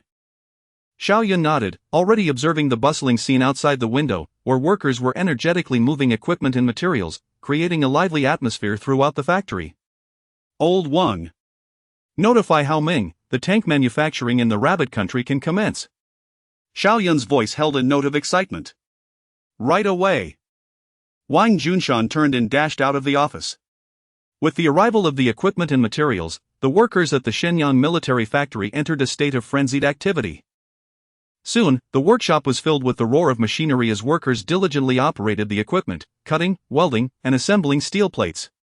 Watching the industrious figures within the workshop, Xiao Yun felt an inexplicable sense of reassurance. The fervor of workers during this era far surpassed that of subsequent generations. Chapter 083, The Unbelievable Reward. In a small courtyard in the city of Suzhou, sunlight filtered through the branches of the plane trees, casting dappled shadows on the ground. Minister Qin reclined in a rocking chair, cradling an enamel cup, savoring a rare moment of tranquility. Suddenly, hurried footsteps echoed from outside, and Xiao Wang rushed in, panting, clutching a stack of documents. Minister Qin, good news! He exclaimed, excitement radiating from his face. After returning to Eagle Sauce Country, Trick has already begun the process of releasing Professor Qian. Minister Qin raised an eyebrow and sat up slowly. Professor Qian is a scientist worth 5 infantry divisions. Our Rabbit Nation desperately needs high-level talent. Our research team can finally expand. Xiao Wang nodded eagerly and continued, moreover, after confirming the complete data set for the F-86 with Bear Country, they were extremely satisfied. They have promised that the 22 tons of gold will be delivered, along with a large batch of equipment. I heard these devices were exchanged by Director Xiao using a new type of metal material with the Consul of Bear Country. Upon hearing this, Minister Qin's smile broadened. This young man is truly impressive. Not only did he handle the F-86 matter efficiently, but he also secured such significant benefits. Xiao Wang joined in the laughter. Indeed, Minister Qin. This time, we are quietly amassing great wealth. 22 tons of gold is a substantial sum for our newly established Rabbit Nation. Minister Qin nodded, his gaze falling on the telegram in his hand. What equipment are we receiving? Xiao Wang quickly handed over the telegram. In addition to large die-casting machines, we have received the most advanced steel-making equipment. These are all critical items we urgently need. Minister Qin examined the contents of the telegram, beaming with delight. Xiao Yun truly knows how to surprise people. Not only has he addressed the follow-up issues with the F-86, but he has also helped us acquire this large batch of essential equipment. Our industrial foundation can now advance significantly. Minister Qin set the telegram aside and reclined back in the rocking chair, squinting as he lit a cigarette. Yet, amidst the swirling smoke, a slight furrow appeared on his brow. Minister Qin, what troubles you? Xiao Wang cautiously inquired, noticing the change in his mood. With a sigh, Minister Qin reflected, I am contemplating how to commend Xiao Yun and the workers at the Shenyang military factory. I previously awarded Xiao Yun a first-class merit medal. But if I were to offer the same reward again, it would seem insufficient. Moreover, the workers at the Shenyang military factory have also made significant contributions and deserve proper recognition. Xiao Wang's eyes brightened at this. Minister Qin, I have an idea that requires you to consult the higher-ups. Minister Qin lifted his eyelids. Oh? Please share. Xiao Wang leaned in closer and whispered. We could rebrand the Shenyang military factory and have the higher-ups personally inscribe it. This way, not only would it shine a light on Xiao Yun, but the workers at the entire factory would also feel honored. Upon hearing this, Minister Qin's eyes sparkled. Excellent idea. Let us proceed with this plan. A few days later, in the workshop of the Shenyang military factory, workers busily operated machinery. Suddenly, Wang Junshan rushed in, holding a loudspeaker. Everyone, listen up. Minister Qin is coming to our factory to hold a commendation ceremony. His voice echoed throughout the workshop. Upon hearing this, the workers erupted in excitement. What? Minister Qin is coming? Am I hearing this right? Such a high-ranking leader is visiting our factory? Wow, I have never seen such a high-ranking leader before. Wang Junshan wasted no time explaining, quickly organizing the workers to clean up, maintain order, and set up the venue. The entire factory buzzed with activity. And the workers wore expressions of exhilaration. 2 hours later, Minister Qin's convoy slowly entered the gates of the Shenyang military factory. Xiao Yun, accompanied by the factory's officials, awaited at the entrance, while workers gathered along the roadside, straining to catch a glimpse. As Minister Qin stepped out of the car, he smiled at Xiao Yun, Director Xiao. I have brought you a grand gift this time. Xiao Yun, taken aback, asked, a grand gift? Minister Qin waved towards the back of the car. And 4 young men in military uniforms approached, carrying a plaque adorned with a large red flower. The plaque bore the words Shenyang Military Factory, with the name of the higher-up and the date of inscription in the lower right corner. Xiao Yun rubbed his eyes, scrutinizing the plaque to confirm he was not mistaken. His voice trembled with excitement. This is inscribed by the higher-up personally? Minister Qin nodded with a smile, indeed. The higher-up heard about your significant contributions to the Rabbit Nation and specially inscribed this plaque to present to you. The workers around them were awestruck, the noisy atmosphere suddenly falling silent. Everyone's eyes widened, mouths agape, as if struggling to believe what they were witnessing. The commendation ceremony took place in the factory's auditorium. Minister Qin stood on stage, holding the list of commendations, a proud smile adorning his face. Comrades, I have come here today to commend all the workers and officials of the Shenyang military factory. Bullets, firearms, artillery, trucks, and cars, you have bravely faced challenges and made tremendous contributions to the military industry of the Rabbit Nation. On behalf of the Ministry of National Defense, I award you all the collective second-class merit. This is your honor, and it is the honor of the Shenyang military factory. A wave of enthusiastic applause erupted from the audience, with the workers beaming with pride. Minister Qin continued, especially commendable is Comrade Xiao Yun, who not only led everyone to complete arduous tasks but also secured us numerous benefits. The higher-up has specially inscribed a plaque to present to you, the Shenyang military factory. Xiao Yun stepped onto the stage, accepting the plaque from Minister Qin, his voice filled with gratitude. Thank you, higher-up, thank you, Minister Qin. This honor belongs not only to me but to every worker at the Shenyang military factory. Without everyone's efforts, we could not have achieved today's success. The workers below erupted into another round of fervent applause, with many overwhelmed with emotion, tears brimming in their eyes. After the ceremony, Minister Qin, accompanied by Xiao Yun, toured the factory's workshop.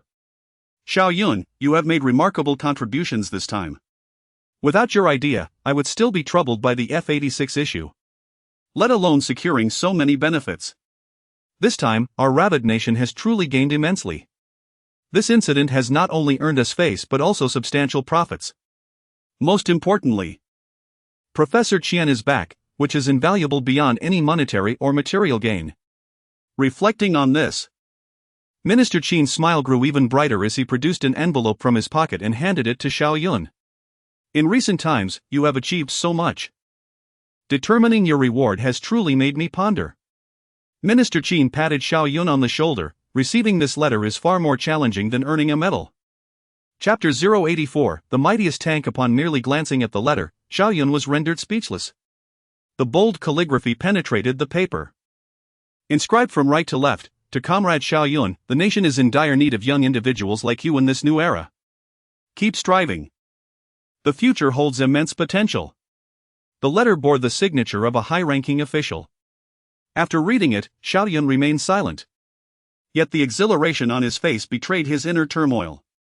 Wang Junshan craned his neck, attempting to steal a glimpse, but Xiao Yun pushed him aside, unwilling to let any saliva tarnish the precious paper.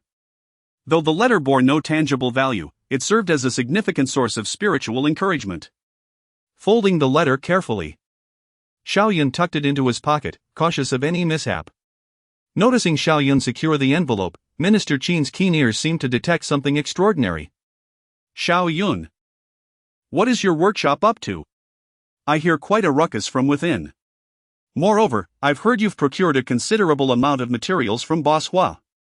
Are you concocting something grand? He continued, perhaps fearing that Xiao Yun might overthink. Regarding your material purchases, given their foreign connections, the Ministry of Defense is paying attention. So don't dwell on it. Receiving such a letter, Xiao Yun was in high spirits and paid little heed to the minister's concerns. He waved his hand and replied. Indeed, we built quite a remarkable contraption. Don't tell me, let me guess. Minister Qin exclaimed, his excitement palpable. Is it a howitzer? Considering the diverse array of firearms, anti-aircraft guns, and rocket launchers already at hand, his first thought was of the howitzer, an essential heavy weapon for the military. Xiao Yun merely smiled and shook his head. No? Minister Qin pondered, then what could it be? Before he could continue his conjectures, the ground beneath their feet began to tremble. Is that an earthquake? In the plains? Minister Qin turned to survey the surroundings and was astonished to see a massive, tracked vehicle slowly emerging from the workshop, accompanied by a resounding clang. With its sharp contours and striking armor, the roar of its diesel engine filled the air. Good heavens! Gazing at the 6-meter-long, over 2-meter-high steel behemoth, even Minister Qin, with his fortitude, could only utter a stunned exclamation, overwhelmed by the sight. Factory Director! Come quickly! We built this colossal machine.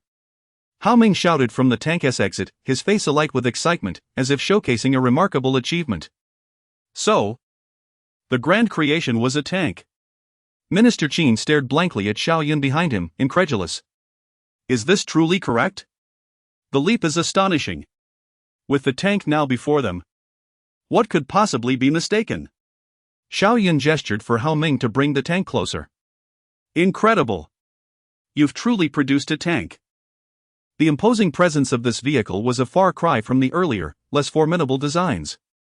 The tanks that once inflicted heavy casualties on the Rabbit Army were hardly worthy of the title armored vehicle on the European battlefield. Even the Sherman tanks encountered in combat with the nationalists paled in comparison to the one before him. Without exaggeration, Minister Qin believed this was the most magnificent tank he had ever seen. Yet soon, a wave of questions surged within him. How was this constructed? Although the Shenyang military factory had acquired the capability to manufacture trucks and sedans, and Minister Qin had facilitated numerous orders for the Hongqi sedan, each priced at $100,000, the complexity and industrial prerequisites of tank production were on an entirely different scale. This world is utterly astonishing. As he watched the tank imprint its tracks upon the ground, a sense of unreality enveloped him. When the tank came to a halt, Minister Qin immediately began to inspect it, tapping and prodding, wary that Xiao Yun had concocted a ruse with paper. Don't worry, Minister. This thing is remarkably resilient. Even a hammer 1T leave a mark. After circling the tank several times, Minister Qin finally accepted the reality that it was indeed a tank. He extracted a cigarette from his pocket and lit it, needing to compose himself while maintaining his dignity. However, his eyes sparkled with unprecedented excitement, and even his hand, holding the cigarette, trembled. The significance of tanks in warfare was monumental. As the smoke curled upward, Minister Qin couldn't help but reflect. On the open battlefield, the side with tanks could dominate those without. The Rabbit Army had suffered greatly from tanks in the past, and now they finally possessed their own. It wasn't until the cigarette burned down to the filter, causing him to jerk his hand in pain, that he pulled himself from his reverie. Despite his unwavering confidence in Xiao Yun and the tank before him, this matter was of utmost importance. Xiao Yun. Minister Qin finally spoke, his voice hoarse as though choked by smoke. Turning to face Xiao Yun, he scrutinized him intently, as if trying to decipher every nuance of his expression. Are you certain this can indeed be deployed in battle? Feeling Minister Qin's fervent gaze, Xiao Yun approached the tank and slapped the slanted armor plate. The resounding thud echoed, reverberating in Minister Qin's ears. Minister Qin, Xiao Yun beamed, revealing a row of white teeth. This isn't a model or a paper construct. You just witnessed it drive out in full form. Its performance will undoubtedly exceed your expectations. Claiming it to be the most formidable tank in Blue Star is hardly an exaggeration. The most formidable tank? Is it truly as remarkable as you claim? Nevertheless, Minister Qin held modest expectations for the Rabbit Country as first tank, recognizing that it would naturally differ from those produced by industrial powerhouses worldwide. Once more, he patted the tank's armor, feeling its weighty presence. A smile gradually blossomed on Minister Qin's face. Such thickness should surely withstand bullets. From this moment forth, the soldiers of Rabbit Country would no longer need to sacrifice their flesh and blood against the enemy's iron behemoths. As for the Type 69 tank before them, Xiao Yun's confidence soared above Minister Qin's expectations. While it may not compare to the future Type 99A in this era, it was more than capable of wreaking havoc on the battlefield. Chapter 085, The Sorrow of the Weak. Noticing Minister Qin's skepticism regarding his claim that Blue Star was the strongest, Xiao Yun began to elucidate. Minister Qin, the tank you see before you measures 6 meters in length, 27 meters in width, and stands 8 meters tall. It is powered by a V12-cylinder water-cooled diesel engine, capable of producing nearly 600 horsepower. The tank employs a fixed-axis transmission system with 5 forward gears and 1 reverse gear, as well as a torsion bar suspension, featuring 5 steel road wheels on each side. Its total weight reaches 36.5 tons, and it is armored with homogeneous steel, while the turret is cast, providing exceptional protection. The primary armament includes a 100mm smoothbore cannon, a 12.7mm anti-aircraft machine gun, and 2 7.62mm caliber machine guns. Minister Qin listened with wide eyes, pondering if his expectations for tanks were too modest. What were the performance metrics of this vehicle? How swift was it? How formidable was its weaponry? And could its armor withstand artillery fire? He inquired anxiously. In response, Xiao Yun sighed in resignation. Minister Qin, the tank has just been manufactured. We have yet to test these core specifications. Furthermore, the testing ground at our factory is not specifically designed for tank evaluations. Minister Qin furrowed his brow, realizing that merely running the tank in a testing area would not suffice to assess its capabilities. Unlike artillery, which could be deemed tested after firing a couple of rounds, aircraft and tanks necessitate a multitude of performance assessments.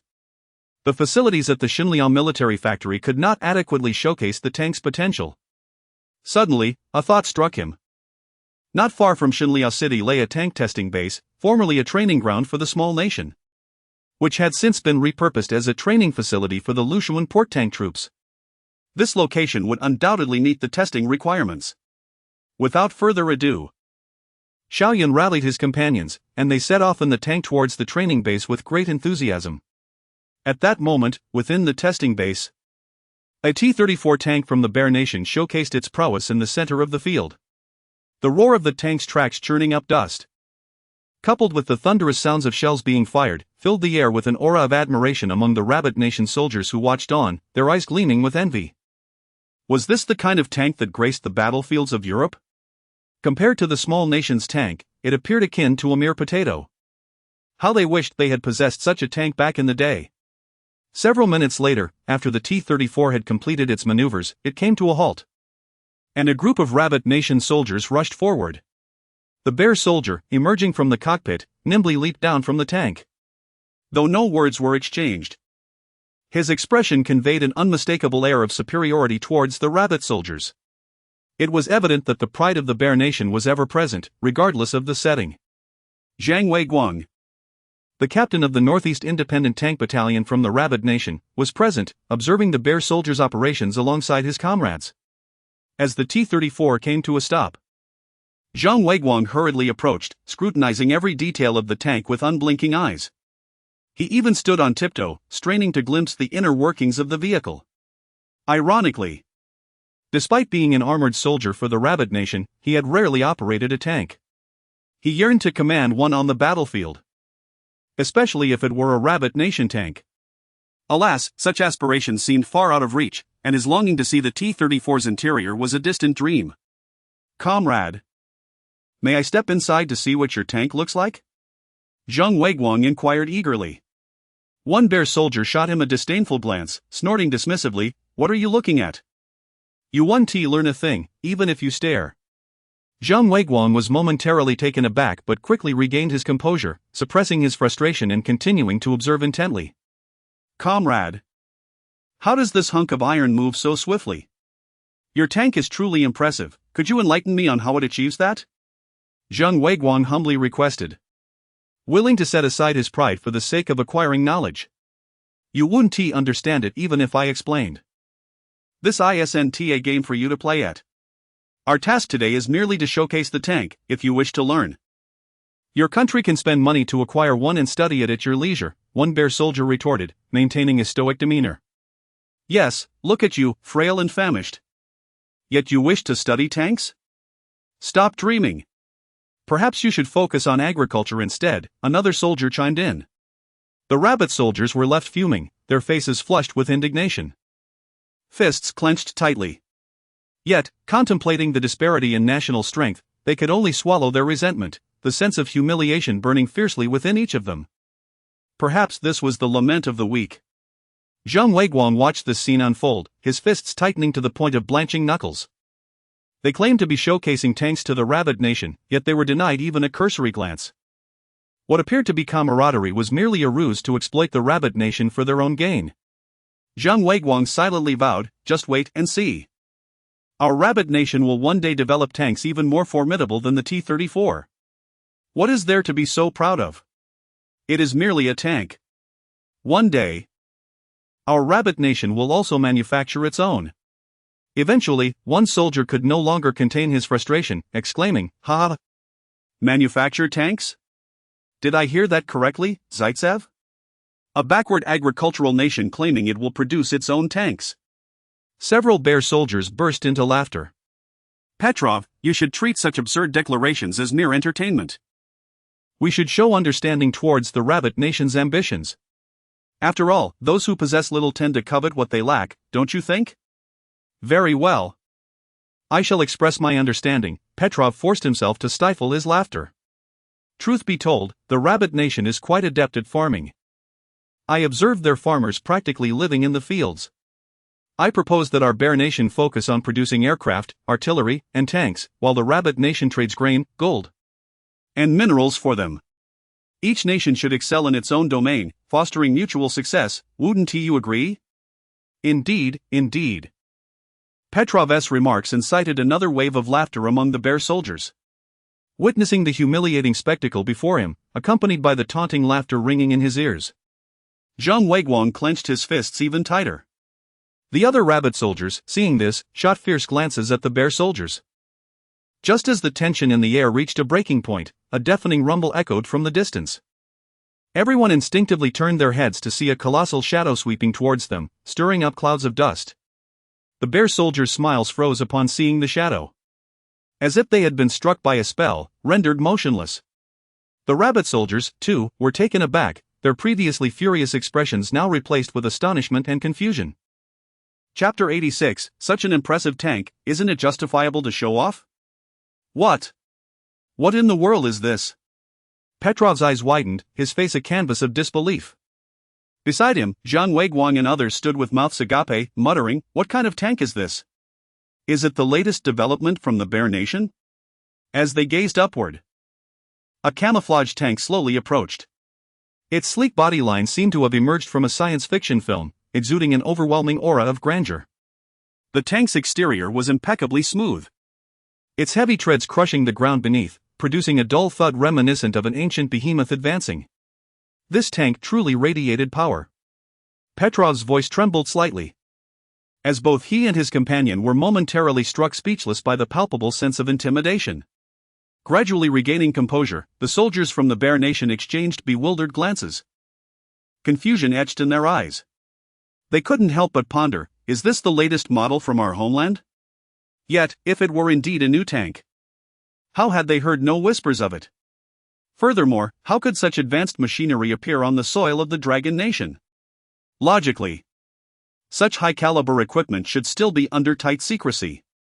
At that moment, the T-34 stationed nearby instantly seemed to fade into insignificance. In the presence of this new tank, the T-34 resembled a mere poorly crafted toy, utterly lacking in comparison. Who would even glance at the T-34 with this magnificent tank around? It was as if the design of this tank was tailor-made to suit the aesthetic sensibilities of the Rabbit Nation's warriors.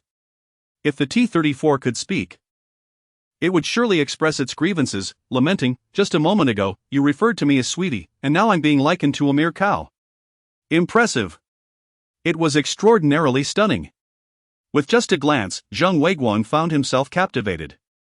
He couldn't fathom what the Bear Nation was up to selling T-34s while secretly flaunting a new tank.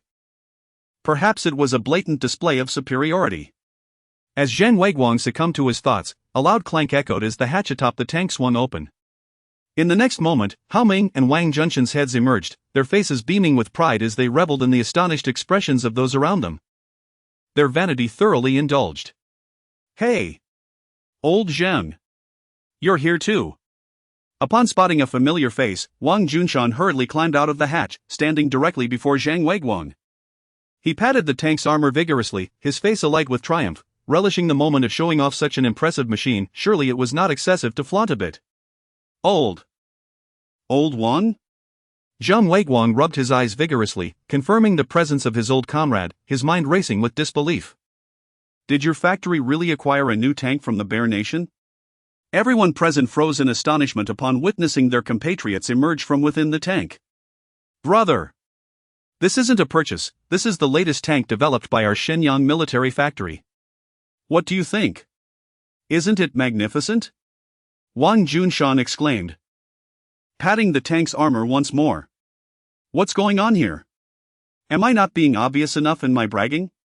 Hurry up and praise the tank," he added, feigning indignation at the lack of enthusiasm. Wang Junshan attempted to strike a new pose beside the tank, only to be kicked aside by Minister Qin, who was about to disembark. "Stand aside and don't block the way. This is your factory's creation?" Petrov's expression morphed into incredulity. "This is impossible. There is no way you could have constructed such a tank." Wang Junshan retorted, "What nonsense are you speaking? I just drove it off the production line. How could it be fake?" His pride swelled even further. "This is our military factory's independently developed and produced tank, the first of its kind for the Rabbit Nation." He emphasized each word, his tone laden with defiance. A stunned silence enveloped the crowd, akin to a sudden blow to the head. The Rabbit Nation actually possesses a tank. After a brief pause, excitement erupted among the rabbit soldiers. "We have our own tank now. No longer must we grovel before others." They surged towards the tank, hands reaching out to touch it, some even leaping atop it to peer inside. Zheng Weiguang caressed the cold exterior of the tank, feeling the warmth of hope radiate within him. Just moments ago, soldiers from the Bear Nation had mocked their ability to produce tanks, claiming they were only suited for farming. Now, where were those jeers? If it weren't for the strict discipline of our rabbit military, I would have already retaliated against them.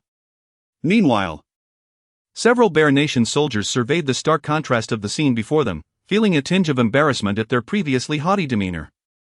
Especially when recalling their earlier derision of the Rabbit Nation, who could have predicted such a swift reversal? The faces of the Bear soldiers burned with humiliation. A tank developed by a bunch of farmers? Perhaps it was cobbled together from discarded models. They likely prioritized aesthetics while neglecting performance. The Bear soldiers outright dismissed the notion that the Rabbit Nation possessed the industrial foundation to create a tank. They were certain it would malfunction at the first shot, or perhaps crumble after a single round. It must be that they know we're showcasing tanks today, and they brought this over just to show off. I wonder how many people they enlisted for help along the way. They must be struggling. Their mockery continued, echoing like a swarm of flies buzzing nearby, dismissing the Rabbit Nation's tank as mere industrial refuse. "Say that again," shouted several rabbit soldiers standing atop the tank, fists clenched, glaring fiercely at the Bear soldiers. "Isn't it true that you wanted to sell us your tanks, to profit from our service fees?" The Bear soldiers were left speechless, unable to counter the accusation. Many present shared an unspoken understanding. Everyone knew how lucrative the arms trade could be. Just look at the Eagle Nation during the Second World War. Moreover, once arms were sold, a plethora of services were required, allowing the sellers to maintain control over their subordinates. While the Bear Nation presented a facade of friendship, in reality, They harbored the most covetous intentions towards the Rabbit Nation. You Rabbit Nation folks are merely indulging in self-deception. If you maintain this attitude, I dare say it will take you another 30 years to produce a decent tank. The Bear soldiers displayed indifference to the Rabbit warriors' anger, unconcerned that their ulterior motives for selling arms had been unveiled. They understood the lengthy timeline required for tank development, and thus were unperturbed by the sudden emergence of the Rabbit Nation's tank. As the atmosphere grew increasingly tense, Minister Qin interjected, "We are also preparing to test the tank. Would you gentlemen care for a friendly competition?" The Bear soldiers exchanged uncertain glances, hesitating. The Rabbit Nation had audaciously proposed a contest. Could it be that they possessed something of merit? Should they lose, it would be an enormous embarrassment. Did you not claim that our tank was industrial refuse? Surely you wouldn't shy away from competing against even that. Wang Junshan boldly challenged. "Let us compete, who is afraid?" Provoked by Wang Junshan's taunt, Petrov could no longer contain himself. Chapter 087, In the face of true power, all techniques are mere flourishes. Without hesitation, the formidable forces of the Bear Nation commandeered the T-34 tanks, while the Rabbit Nation's Type 69 tanks were led by Zhang Weiguang and Wang Junshan. However, this was merely a contest, not a genuine battle. The two sides agreed upon rules. They would navigate a circuit around the training grounds, encountering straight paths, S-curves, obstacles, deep pits, and inclines. The victor would be determined by who took the least time. "Please, you Bear Nation shall go first, as guests should be honored." Xiao Yun gestured graciously. The tank crew from the Bear Nation wasted no time, leaping onto the T-34 and starting the engine. Observe closely the maneuvers of the Bear Nation's tank, take note of their starting techniques and how they handle the curves. Their driving skills are certainly worth our study. Xiao Yun advised, aware that the Rabbit Nation soldiers had limited experience with tanks. "Rest assured, leader," Zhang Weiguang replied, though he was unsure of Xiao Yun's exact rank. He knew addressing him as leader was appropriate. Let the contest begin. Upon receiving the command, the Bear Nation's tank surged forward, the engine roaring to life as clouds of black smoke billowed from the exhaust. Although the T-34 accelerated rapidly, Xiao Yun shook his head disapprovingly. With such thick smoke, it would be difficult to remain undetected on the battlefield. The T-34's tracks kicked up dust as it sped through the straight section, soon approaching the series of curves. Before entering the bends, the tank reduced its speed slightly, yet its agility remained intact. The Bear Nation's driver, seasoned in the art of maneuvering, navigated the curves with remarkable finesse. As the tank approached a 1.2-meter deep pit, the tracks began to slip. But the driver's skill shone through as he expertly swayed the vehicle to traverse the obstacle, leaving Zhang Weiguang in awe. On the subsequent 45-degree incline, the T-34 emitted even more black smoke. This seemingly simple slope could prove deceptive if not approached with caution. The Bear Nation's driver pressed the accelerator to the floor, ensuring ample power before using inertia to charge up the slope. With a swift turn, the T-34 executed a rapid return. Wang Junshan glanced at his watch and announced, "The Bear Nation took 4 minutes and 32 seconds. Petrov emerged from the hatch, checked his watch to confirm the accuracy, and then cast a disdainful glance at the Rabbit Nation, his expression brimming with arrogance. "This time is a benchmark. Let us see how you Rabbit Nation intends to win. Especially given your unfamiliarity with tank operations. Even disregarding performance, we possess unwavering confidence in our driving skills, being seasoned veterans from the Second World War. Victory for the Rabbit Nation is simply impossible. We must secure a win." As Zhang Weiguang and his team climbed into their tank, tension filled the air, and everyone held their breath. "Commence!" Wang Junshan shouted, his excitement palpable in his clenched fists. The Type 69 tank launched forward, not only quicker than the T-34 but also emitting no smoke whatsoever. Such speed? Petrov stared in disbelief, watching as the Rabbit Nation maintained their pace through the curves. What were they attempting?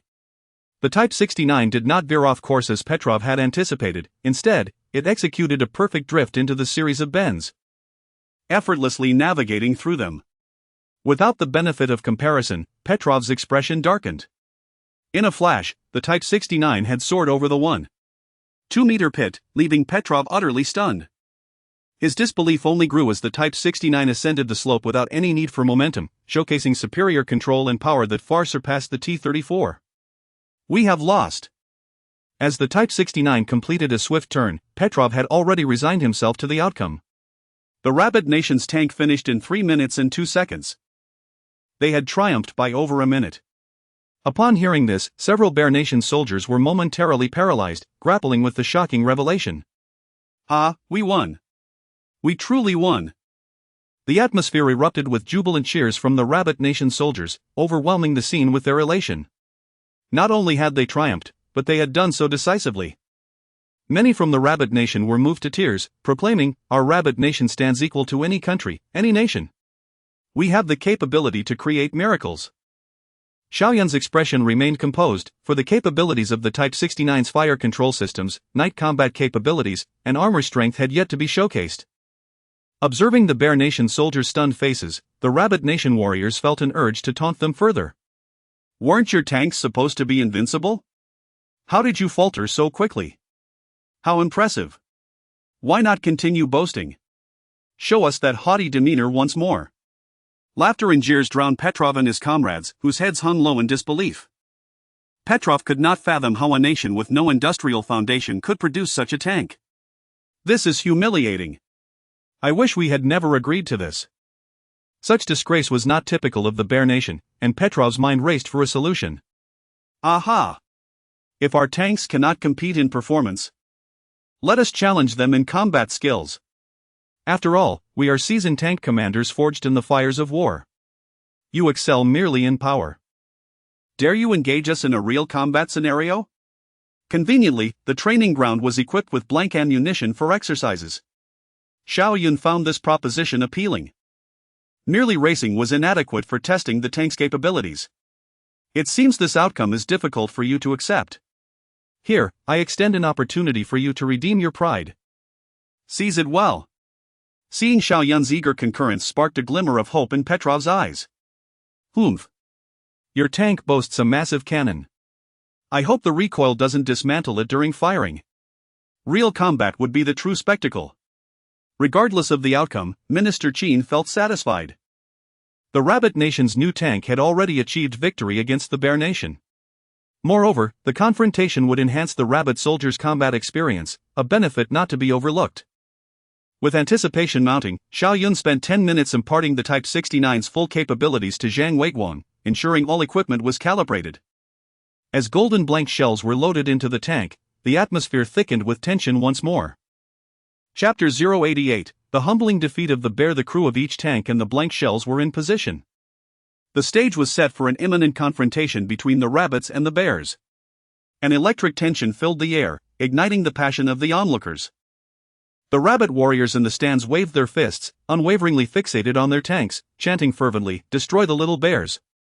As the battle horn sounded, Petrov was the first to mobilize his tank, billowing black smoke as he advanced towards a small hillside.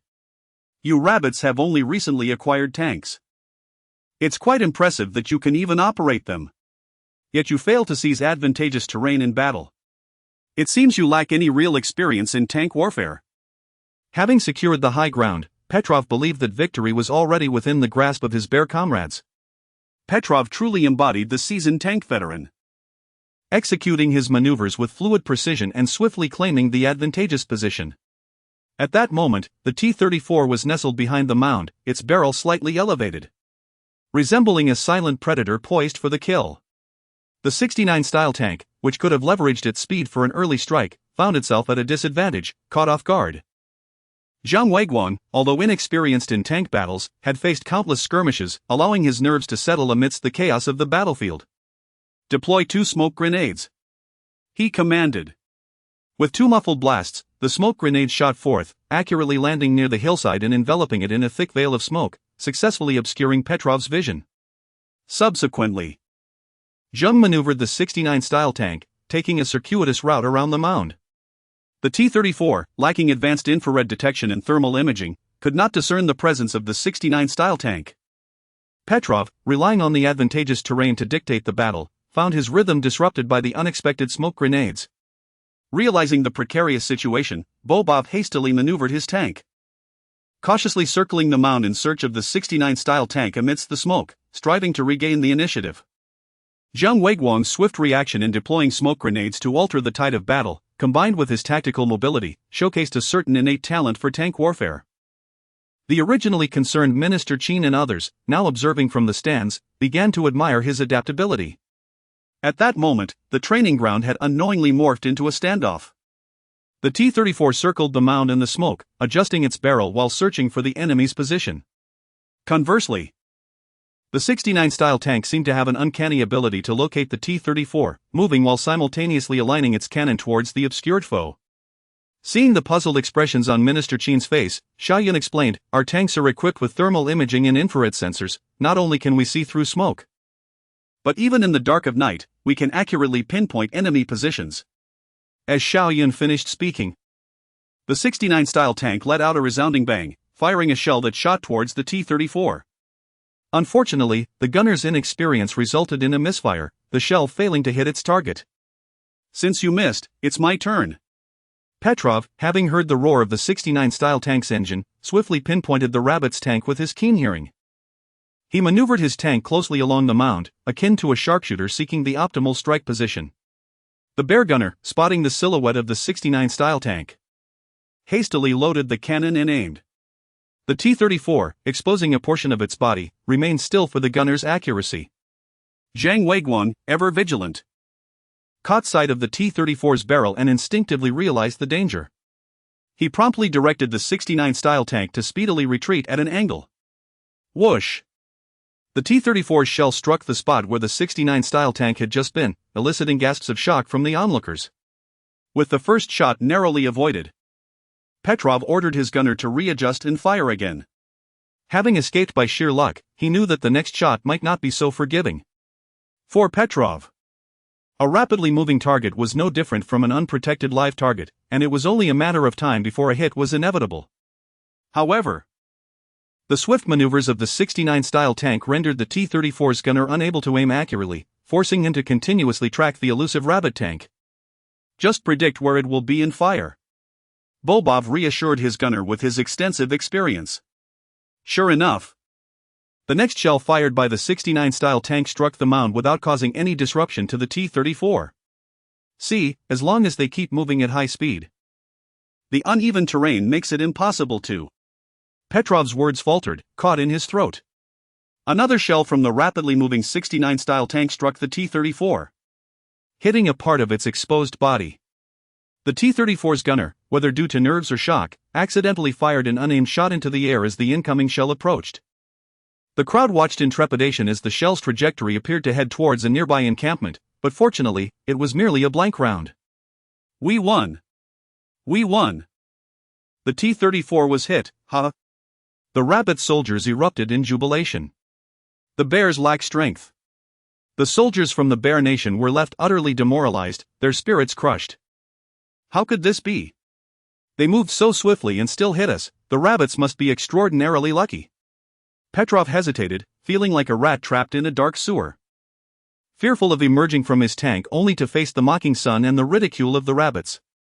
Reflecting on his earlier derision towards the rabbits' tanks as mere showpieces, he found himself schooled in the harsh realities of battle. The shame was unbearable. In defeat, Petrov chose to retreat without showing his face, hastily driving away with his crew in a disheartened flight. However, the T-34's misfired shell had already sown chaos in its wake. Chapter 089, A Tank So Perfect. Never seen even in dreams while the tanks of the Rabbit and Bear Nations clashed fiercely, in a conference room not far from the training ground. Elder Fawn was hosting a military delegation from the Bear Nation. The topic of discussion was aiding the Rabbit Nation in developing its own tanks. Elder Fawn: "We have brought the T-34 tank, the most widely used and mature model from our country during World War II. Our tank is equipped with a 76.2 mm cannon, powered by a 12-cylinder diesel engine, and features sloped armor that offers exceptional protection. Even against the tanks of the Hans Cat Nation, it never faltered." The Bear delegation was led by the weapons expert, Sharif, who, while posing as a military specialist, primarily engaged in arms sales. Though he professed to assist the Rabbit Nation in developing tanks, his ultimate goal was to sell them, specifically, second-hand T-34s from the remnants of World War II. His strategy was simple. By allowing the Rabbit military to experience the tank and understand the T-34's capabilities, he believed they would inevitably turn to him for purchases. Given their inability to produce tanks independently. Thus, Sharif arranged for a demonstration at the tank base, showcasing the T-34, the Bear's famed tank from the war. Listening to Sharif's presentation, Elder Fong's eyes gleamed with hope. I extend my gratitude on behalf of the 400 million compatriots of the Rabbit Nation for your assistance. May the friendship between our nations endure. Sharif responded with a smile. Elder Sharif, with your expertise, how long do you estimate it would take for us to construct a tank akin to the T-34? Elder Fong inquired eagerly. Well, if you're aiming to replicate it, provided we supply the blueprints and technology, it would take you at least a decade. Of course. If you are diligent and have tank experts among you, perhaps it could be reduced to 5 years, Sharif replied with a hint of disdain. A decade? A minimum of 5 years? Hearing this, the enthusiasm that had just ignited within Elder Fong extinguished in an instant. By the time the Rabbit Nation replicated the T-34, it would likely be obsolete and devoid of combat capability. What would the Rabbit military do in the meantime? Wait for a decade? Of course. You could opt to purchase a batch of T-34 tanks, which would satisfy your immediate military needs. In the interim, you could fortify your industrial foundation, ensuring that the next generation of tanks does not take as long to develop. Sharif continued, speaking confidently from his seat at the conference table. Meanwhile, Elder Fong and several Rabbit tank experts sat across the table, their faces drawn with worry, remaining silent for an extended period. So this is the aid from the Bear Nation? Quite laughable. After going in circles, they ultimately come to sell arms, Elder Fong thought, observing the furrowed brows of the Bear representatives. Just then, a loud explosion erupted. A shell pierced the roof and struck the conference table, causing the room to tremble.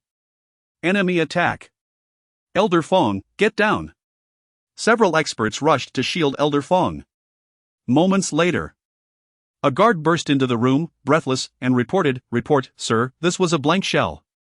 The experts finally pulled Elder Fong to safety. What in the world happened? Elder Fong frowned, coldly inquiring, having narrowly avoided being crushed by his own companions. "Report, sir, it appears to be a 76.2 mm tank shell. The training ground is nearby, it seems a tank misfired." Good grief. Elder Fong brushed off the dust and shot a murderous glare at Sharif.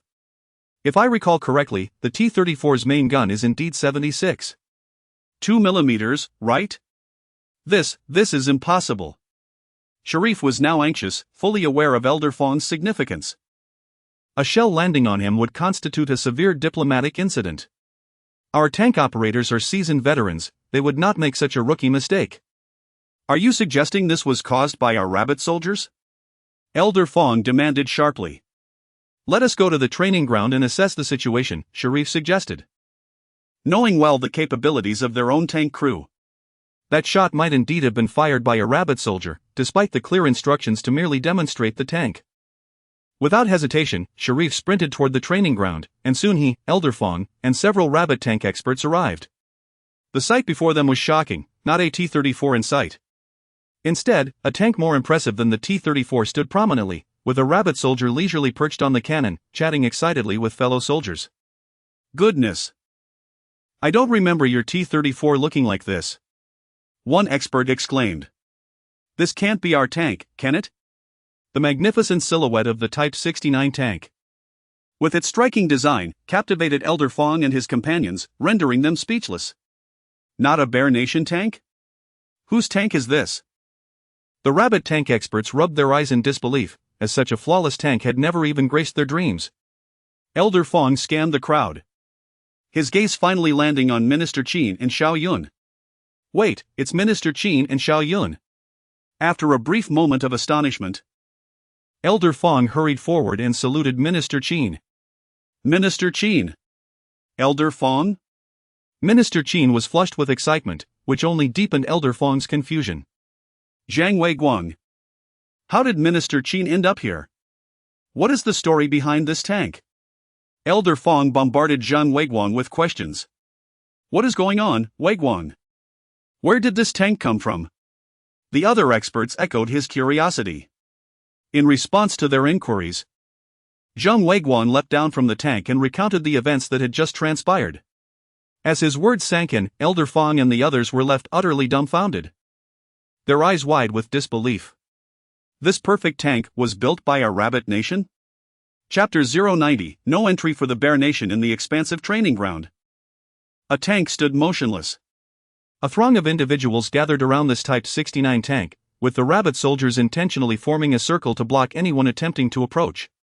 After hearing Zhang Weiguang's account, not only did Elder Fong and several tank experts widen their eyes in astonishment, but Ilya also felt a surge of alarm.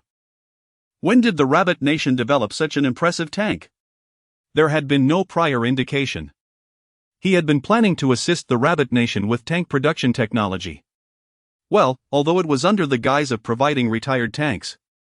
The sudden appearance of a tank far superior to the T-34 jeopardized his sales plans. Director Xiao. Ilya called out to Xiao Yun, who was separated from him by a row of rabbit soldiers. Is this tank truly produced by your factory? Are you certain it wasn't obtained from the Eagle Nation?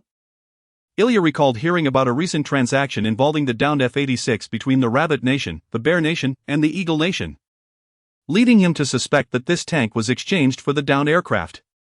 Xiao Yun pondered whether it was necessary to validate the tank's origin to Ilya, considering it was of no concern to the Bear Nation. Noticing Xiao Yun's silence, Ilya redirected his inquiry to Elder Fong.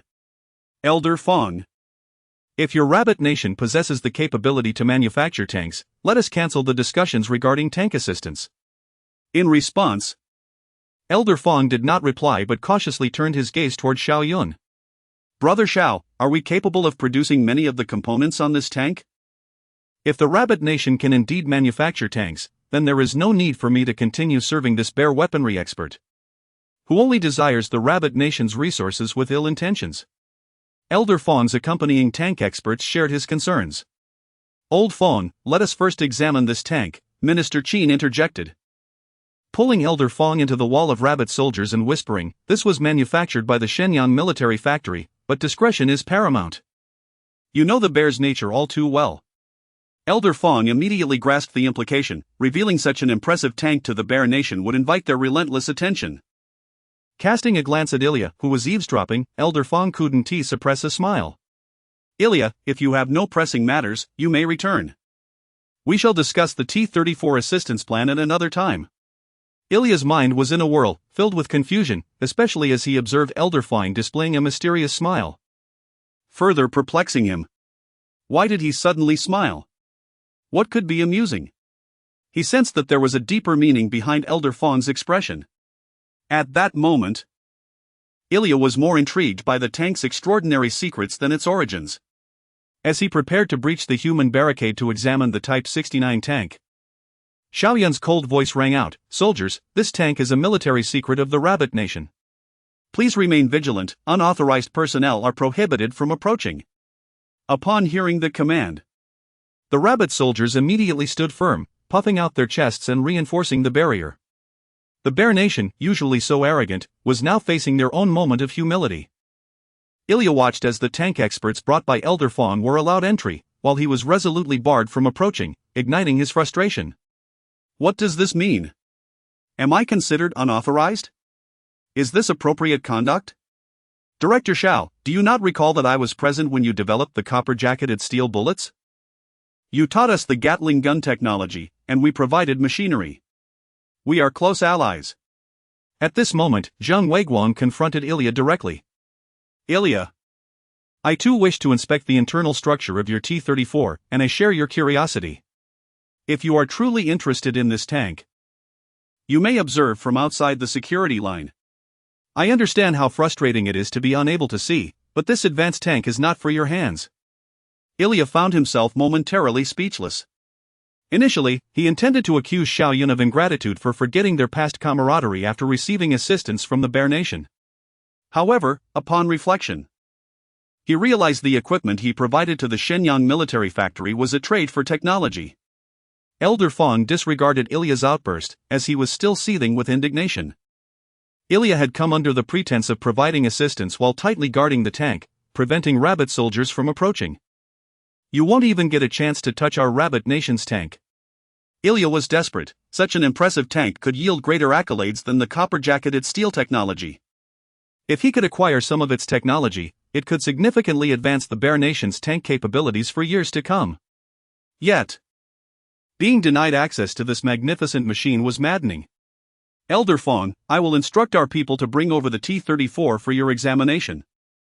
As brother nations in the same camp, should we not exchange our tanks to strengthen our friendship? Our production capabilities are far superior. If you wish to equip your forces with these tanks in large quantities, why not entrust the Bear Nation with the production? Zhang Weiguang scoffed at Ilya's audacity, spitting disdainfully on the ground. Your tanks appear severely lacking. We have no intention of exchanging. I fear that after operating the T-34, our soldiers would lose enthusiasm for our own tanks. Elder Fong, you are undermining the friendship between the Bear and Rabbit nations. As the highest military leader in your northeastern province, you must be accountable for your actions. Accountable? I bear no responsibility whatsoever, Elder Fong retorted. Then turned sternly to the soldiers, reiterating, did you not hear Director Zhao's command? This tank is a military secret of the Rabbit Nation. All unauthorized personnel are forbidden to approach. Are you disregarding Director Zhao's words? Yes. The soldiers replied in unison, forcefully pushing Ilya back several meters. Very well. Just wait. Ilya seethed with anger, trembling at the treatment he received from the Rabbit Nation. He turned on his heel and left the training ground, announcing that this area would henceforth be designated as a controlled zone under the Rabbit military, with the Bear Nation barred from entry. Chapter 91, The inadequate defense and power of the tank. The people of the Bear Country have finally departed. Old Fong had long harbored a disdain for these individuals who regarded others with condescension. Observing the retreating figures of the Bear Country's soldiers and experts, the atmosphere among the onlookers became noticeably more pleasant. Minister Qin, Xiao Yun, now that the outsiders have left, please enlighten us about this tank. Earlier, we only heard Zhang Weiguang speak of its encounter with the T-34, yet we remain entirely ignorant of the tank's specifications. Furthermore, do share with us the story of its creation. How was it manufactured? As soon as Old Fong finished speaking, several tank experts eagerly nodded in agreement. Gathering around the Type 69 tank and Xiao Yun, adopting a posture that suggested they wouldn't let him leave until he had shared everything. As you can see, this tank was indeed produced by the Shenyang Military-Industrial Factory. I witnessed its emergence from the production workshop myself. And its creator, I believe you are familiar with, is none other than Xiao Yun. Minister Qin, concerned about Xiao Yun's modesty, directly introduced him to the group. Wow! Truly remarkable for one so young. Director Xiao possesses extraordinary talent. The tank experts scrutinized Xiao Yun, their eyes brimming with admiration and reverence. Despite his youth, Xiao Yun's capabilities extend far beyond mere tank production. To my knowledge, the new rifles, rocket artillery, anti-aircraft guns, and military trucks adopted by our nation all bear the mark of Director Xiao's expertise. Old Fong, well acquainted with Xiao Yun, patted him on the shoulder while introducing him to the crowd, his tone and demeanor revealing unmistakable fondness.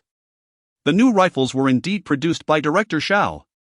Upon hearing this, Zhang Weiguang could no longer resist approaching, his gaze toward Xiao Yun clearly reflecting admiration. This automatic rifle has gained an excellent reputation within the military. Soldiers claim it is exceptionally well suited for our people, as if it were custom tailored for their comfort. Director Xiao. As excitement mounted, Zhang Weiguang respectfully offered a salute to Xiao Yun. The other soldiers, not wanting to be outdone, stood upright and also saluted Xiao Yun. Director Xiao. I was fortunate enough to test fire the machine gun you designed, and it was exhilarating.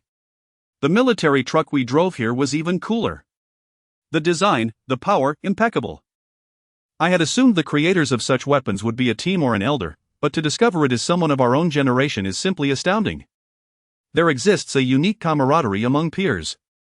Furthermore, with Xiao Yun smiling and greeting them without airs of authority, the soldiers felt an endearing kinship with the young man before them, their admiration and joy blossoming like flowers. There rests no need for formality. We are all here to serve our nation, and you are equally remarkable. Noticing the soldiers still holding their arms high, Xiao Yun stepped forward to shake hands with each one, compelling them to lower their arms. Indeed, it is commendable that, despite such achievements, our youth remain humble. With such talent, our nation's military industry has no cause for concern.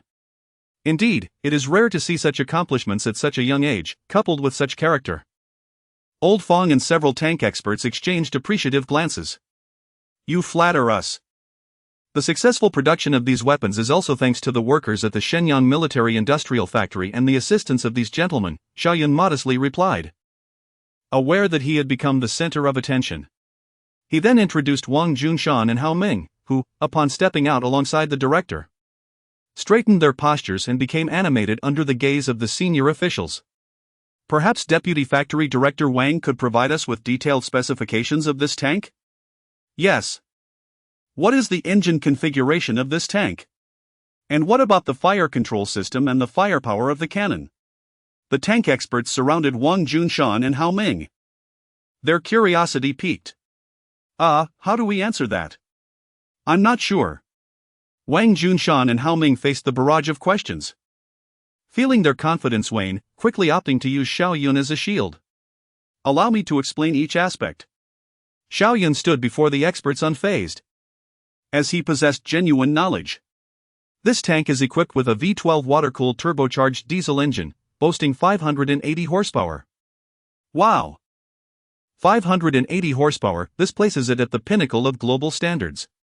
Currently, even the most advanced heavy tanks in the world are equipped with engines of similar power. A tank requires sufficient power to ensure its combat effectiveness. Without agility and mobility, it risks becoming a mere target on the battlefield. The experts were elated upon hearing the engine specifications of the Type 69 tank. The engine met their expectations, and they felt reassured about the remainder.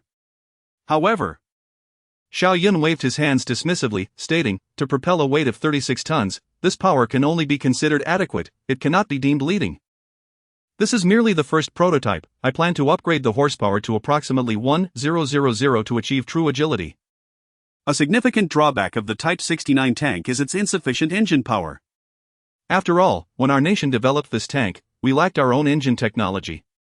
In contrast, the later Type 99A tank boasts 500 horsepower, which affords it commendable maneuverability. Just adequate? What kind of monstrous engine could provide 1000 horsepower? However, if we could develop a high-powered engine to replace it, that would be splendid. The experts remarked that adequate was a relative term, secretly hoping for our nation's engine technology to surpass global standards. They may not achieve this themselves, but Xiao Yun might. Yet, Director Xiao, while the tank's power seems satisfactory, what about its defensive capabilities? A tank must possess formidable defense in addition to robust power, after all. A tank's core attributes include both mobility and protection.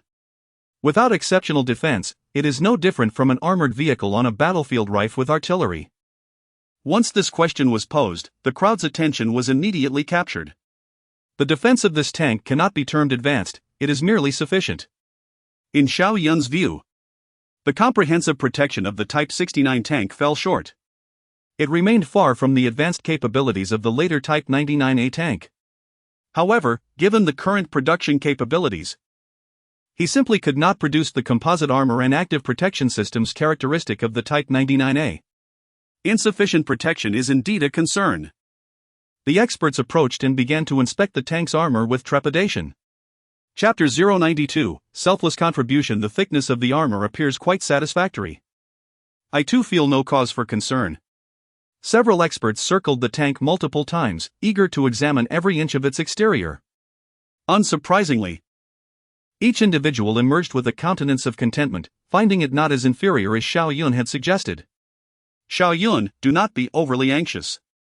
One must consume a meal bite by bite, Elder Fong remarked, seemingly concerned that Xiao Yun might feel disheartened. Our tank industry is merely in its infancy. It is unrealistic to expect immediate advancement to a world-class level. It suffices that our nation possesses such a tank, and greater achievements will surely follow. Elder Fong had just endured humiliation from Ilya, who asserted that it would take at least 5 to 10 years for their nation to develop tanks. Nonsense. Elder Fong, do not misunderstand, my assertion of inadequacy does not imply that our tank is inferior to foreign models. This tank employs homogeneous steel armor. With a frontal armor thickness of 97 mm, side armor approximately 80 mm, and rear armor comparatively thinner, around 45 to 50 mm. The turret, being the most heavily armored section, boasts a thickness of approximately 203 mm, sufficient to withstand frontal assaults from enemy tank cannons and anti-tank missiles. Additionally, the armor features an inclined design, enhancing the likelihood of deflection without altering its thickness, thereby further improving defensive capabilities. When it comes to weaponry, concealing performance from the user is simply unacceptable. Xiao Yun, fearing the omission of any detail, provided a comprehensive explanation, ensuring that the soldiers gained a profound understanding of the tank they would operate, which would ultimately aid them in combat. Goodness. Upon the conclusion of Xiao Yun's introduction, the other attendees were still processing the information, while the tank experts felt their minds nearly collapse. They had spent considerable time examining the armor thickness, only to be astonished by its actual specifications. Before them stood a tank weighing 36 tons, classified as a standard medium tank, yet the armor thickness they had just learned surpassed that of current heavy tanks. Heavy tanks rely on their formidable armor to breach enemy fortifications, whereas medium tanks balance mobility and firepower for rapid maneuvers. This is incredible. It demands both mobility and armor strength. The experts could scarcely believe their ears and stood momentarily in stunned silence before excitedly exclaiming, "The formidable Tiger tank, which triumphed on European battlefields, is nothing more than industrial refuse in comparison to our tank." This combination of defensive capability and power undoubtedly qualifies it as the most formidable tank on Blue Star. The experts trembled with excitement. As the crowd absorbed the experts' interpretations, they began to realize the gravity of the situation. Were they really implying that the tank was merely adequate? In the Second World War, everyone knows the ferocity of the Tiger tank, which defeated 22 T-34 tanks in one engagement.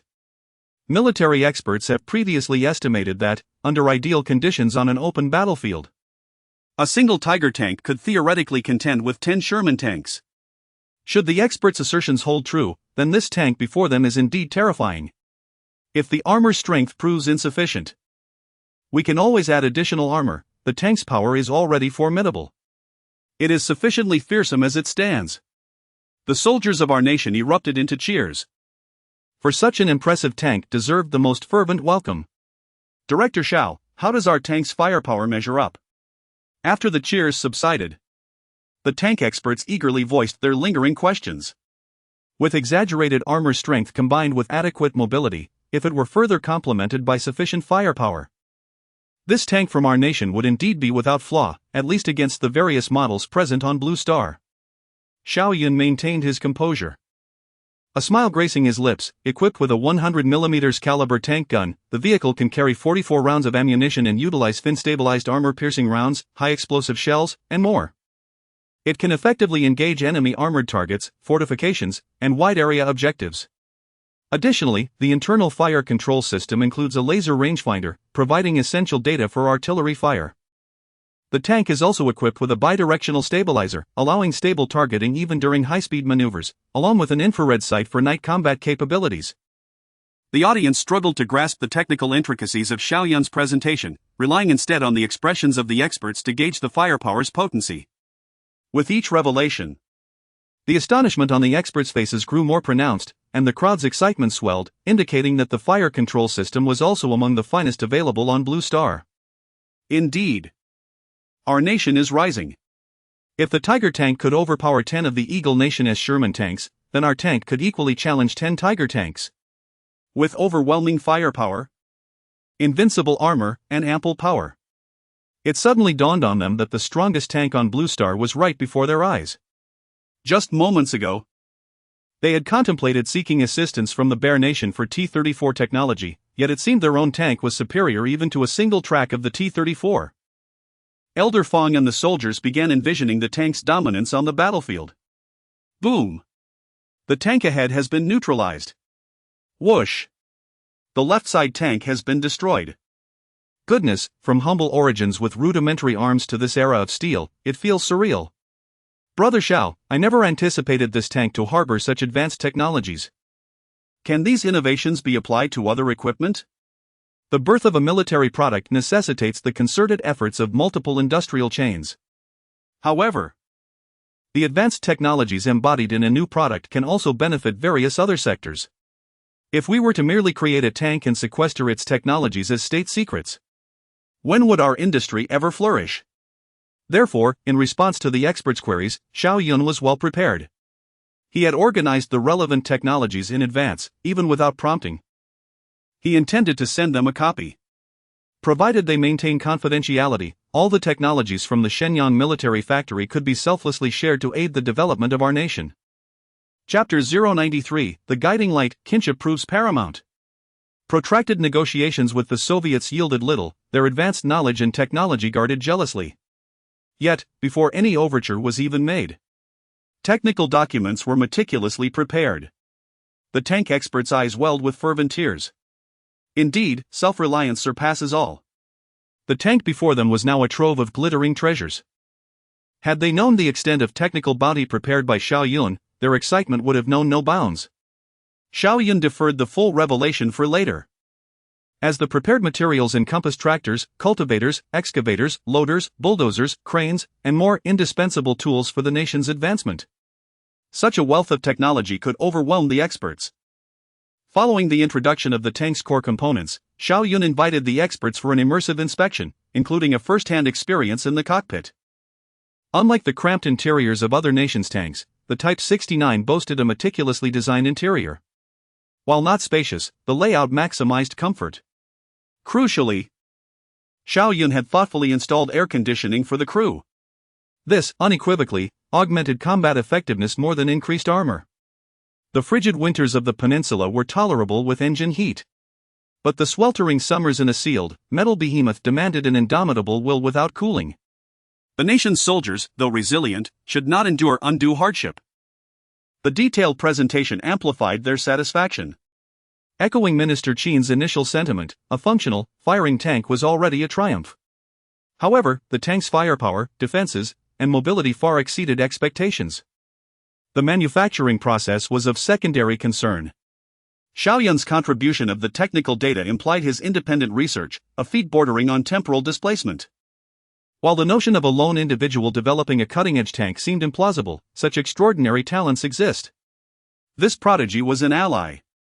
Xiao Yun, Minister Qin inquired. With the tank's sophistication, what are the prospects for mass production? Simple, outdated equipment was easily mass-produced. In light of the Army's scale, readily deployable assets were more valuable.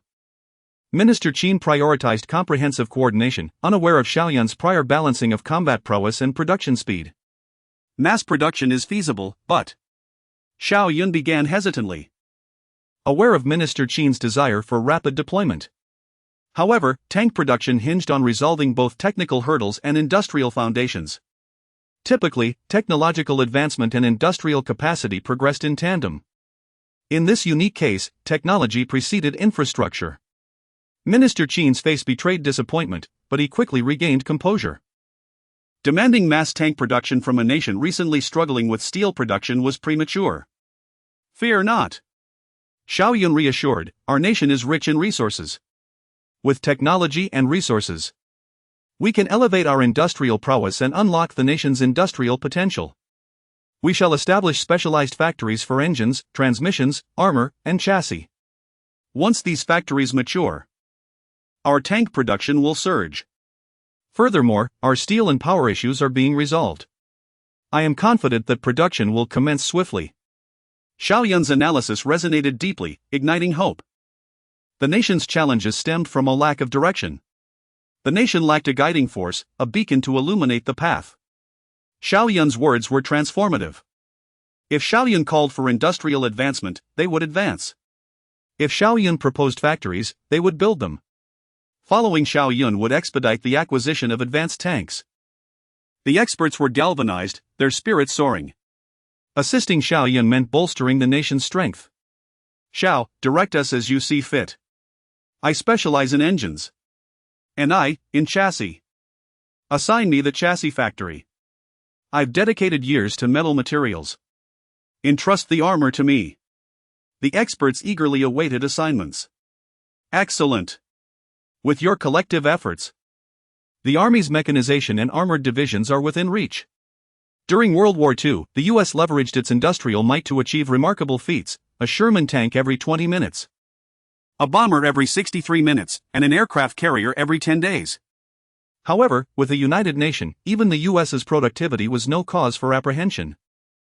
Chapter 094, Proposal to establish a military engineering academy. Once our tanks are mass-produced, I shall establish a tank armored brigade. Look at your lack of ambition. It is evident you are accustomed to poverty. We can produce our own tanks, so forming 10 armored brigades is not excessive. Let us start with 10. Just the thought of it is exhilarating. The voices of Elder Fong and Minister Qin soon reached the ears of those present. Zhang Weiguan listened attentively from the side. Being a leader has its perks. Casually mentioning the formation of a tank brigade is something he, a mere company commander, would never have dared to dream of. The other soldiers merely grinned, their minds wandering to the prospect of operating tanks. To become a tank crew member would suffice for them.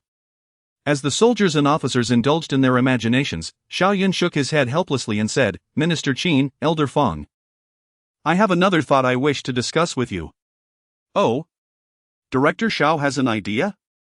The crowd turned their curious gazes toward Xiao Yun, as if drawn by an invisible hand.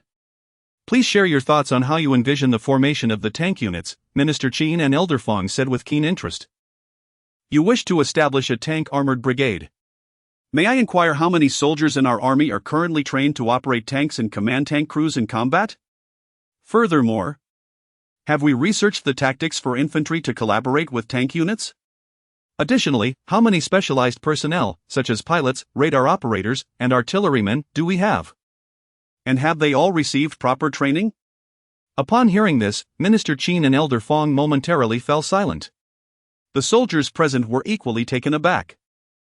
The leaders were caught up in their excitement, and Xiao Yun's words had struck a heavy blow.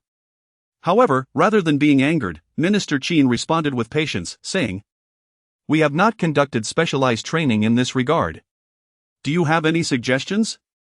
Xiao Yun regarded the assembly, his eyes reflecting deep contemplation. The current combat landscape had undergone significant, albeit subtle, changes. Multi-force collaborative operations and the close integration of land, sea, and air strategies were already emerging among the Eagle troops on the battlefield. As a traveler from another time, Xiao Yun understood this all too well. And he had long sought an opportunity to bring it to light, hindered only by the lack of suitable moments. To maximize the military prowess of our forces, merely acquiring advanced equipment is insufficient. We must also enhance the tactical acumen and strategic thought of our predecessors. Ideally, we should establish an institution dedicated to researching tactics and training specialized units to adapt to the rapidly evolving military environment. Previously, we lacked the conditions for such an initiative. Even if we wished to train personnel, it was a far-fetched endeavor. However, the situation has changed. Our nation now possesses its own tanks, and more equipment is on the way. It is crucial to maximize the combat effectiveness of these assets. Therefore, I propose we establish a military engineering academy to cultivate pilots, tank operators, radar personnel, and artillerymen, who should not only learn operational skills but also foundational theories. In the future, we will also acquire missiles, warships, and submarines, necessitating a reserve of specialized talent for these advancements. Moreover, our country has recently emerged from prolonged warfare, and while we have numerous talented individuals, most have not undergone systematic training, such as Oldley. Thus, I also suggest we organize training for this group to instill contemporary military thought and update their understanding of tactics and strategy. Military Engineering Academy? The attendees pondered this title, narrowing their eyes in contemplation. Leaders, I believe Director Xiao's proposition holds merit. Zhang Weiguan, having just experienced a tank confrontation with the bear, was filled with insights. Xiao Yun's reminder helped him clarify his thoughts. The recent battle against the bear was won solely due to the superior performance of our tanks. We suffered from a lack of understanding regarding tank operations, otherwise, the bear's tanks would not have withstood even a single round. With Zhang Weiguan able to draw from practical experiences, Minister Qin and Elder Fong were equally astonished, their expressions reflecting disbelief. Xiao Yun's words had laid bare the weaknesses within our forces. Indeed, while we contemplated equipping the entire army with tanks, we overlooked the fact that few personnel are skilled in tank operation, let alone proficient in tank warfare tactics. Recalling a previous encounter between the Guo Party and the Little Notebook in Jinling, Minister Qin remembered how the Guo Party's tank battalions, equipped with over 30 amphibious tanks and German Type 1 tanks, faltered when their infantry refused to advance alongside them. This failure to understand the synergy between infantry and tanks led to disastrous consequences when their tanks were attacked by the Little Notebook's anti-tank infantry without any infantry support. However, while establishing a military academy poses no issues, where shall we find qualified instructors? Elder Fong pondered this for some time, acknowledging the merits of Xiao Yun's idea, yet recognizing the challenges it entails. I have compiled a tank operation manual during the development of our tanks, which should aid in the training of tank operators. As he spoke, Xiao Yun produced a small booklet and handed it to Elder Fong. The comprehensive materials provided by the system included driving techniques, weapon operation, and fire control system protocols, among others. Additionally, it encompassed the principles of tank construction, knowledge of weaponry and ammunition, military topography for tanks, and the essentials of communication and command within tank units. It even addressed tactical coordination, such as breakthroughs, flanking maneuvers, and defensive strategies, alongside the collaboration between tank crews and other military branches like infantry, artillery, and aviation. Moreover, it contained practical advice on routine maintenance, safety precautions during operations, and measures to prevent weapon misfires, ammunition explosions, and vehicle rollovers. As Elder Fong perused the manual, he was astonished by the level of maturity reflected in its content, as if it had been forged through countless battles. It was hard to believe that such a comprehensive document could be authored by someone who had never set foot on a battlefield or experienced tank warfare firsthand. Chapter 095, Do Weak Nations Have the Right to Defy the Will of Strong Nations? Applause erupted from Elder Fong before he had even finished perusing the manual. Director Xiao is truly remarkable. I initially believed that your talents lay solely in the military industry, yet I am astonished to discover your profound understanding of tank warfare. As Elder Fong praised him, curiosity rippled through the crowd regarding the contents of the booklet. Zhang Weiguang stepped forward to glance at it, his face betraying uncontainable excitement. The intricate structure of tanks, operational theories, and detailed insights into driving and combat techniques. Director Xiao, have you perhaps experienced tank warfare firsthand? Zhang Weiguang gazed at Xiao Yun with a mixture of surprise and skepticism. Xiao Yun chuckled and shook his head. It is merely knowledge accumulated from reading books in my spare time. Once we return, I will compile the training manuals for other military branches alongside the resources. These materials should suffice as foundational teaching aids for the military academy's establishment. Additionally, during the Academy's formative phase, we could initially focus on training in Air Force, artillery, Navy, armored units, and engineering, learning and applying concurrently.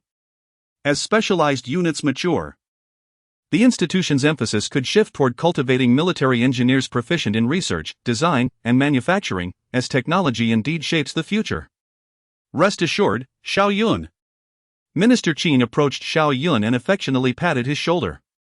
I shan't elaborate on my compliments. I will earnestly implement your ideas upon my return.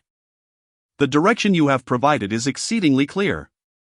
While Minister Qin and Xiao Yun were still engaged in conversation, Elder Fong had already ushered Zhang Weiguang and others into the tank with the training manual in hand. Well then, Director Xiao, I shall accept this tank and the training manual for now, and I will promptly have the soldiers commence their training. Of course, I shall not take it without reciprocity. I will arrange for military trucks to escort you back. Watching the group drive the tank into the training grounds, Wang Junshan wore an expression of reluctance. Damn.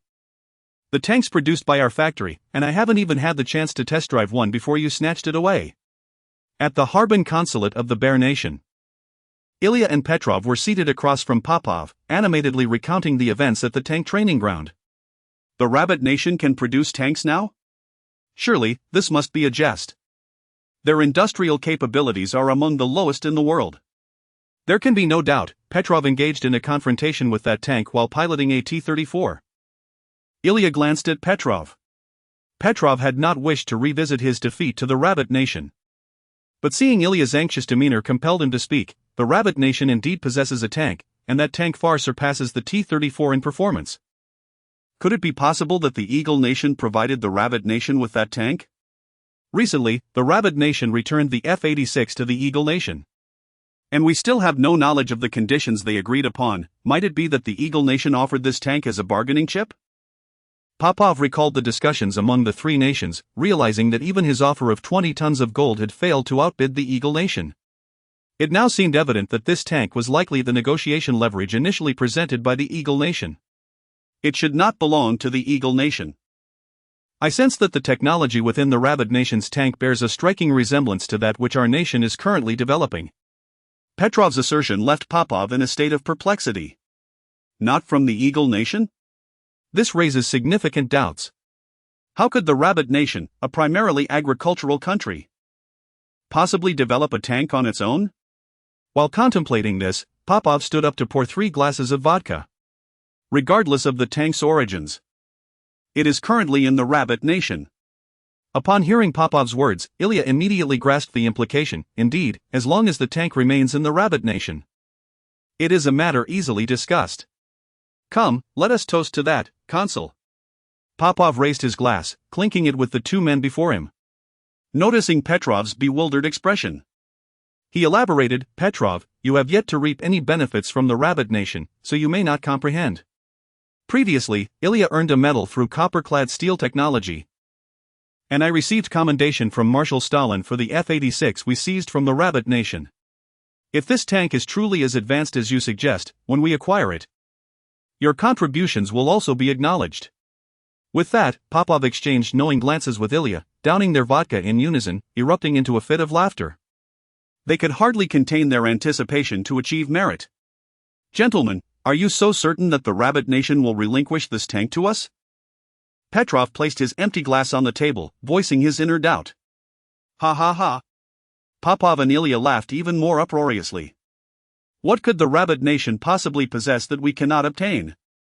"If they refuse to comply, we will simply exchange some outdated industrial equipment, or if necessary, offer them a few obsolete technologies.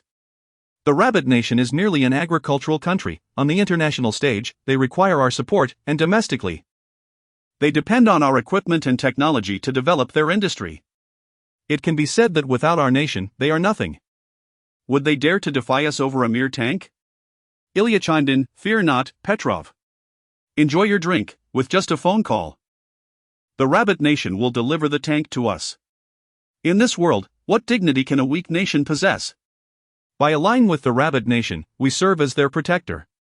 They have no reason to jeopardize their relationship with us over a single tank. Their leaders are well aware of this.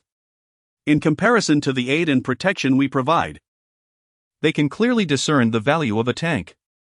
As Ilya stated, although the war has concluded, the fundamental laws of this world remain unchanged.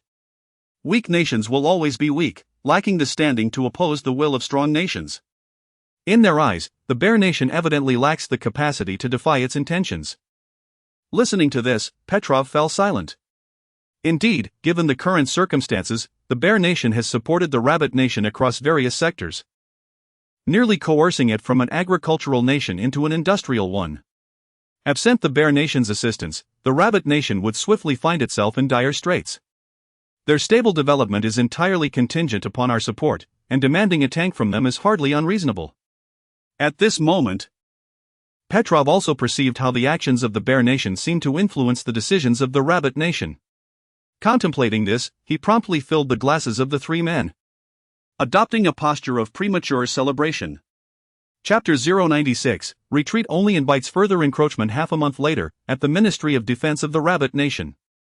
Ladies and gentlemen, just a few days ago, the Shenyang military factory produced the first tank for our Rabbit Nation. Minister China's voice resonated in the conference room, low and deliberate. Following his announcement, he surveyed the room, his gaze brushing over each eager face. "This matter is to remain confidential. You all understand the importance of discretion.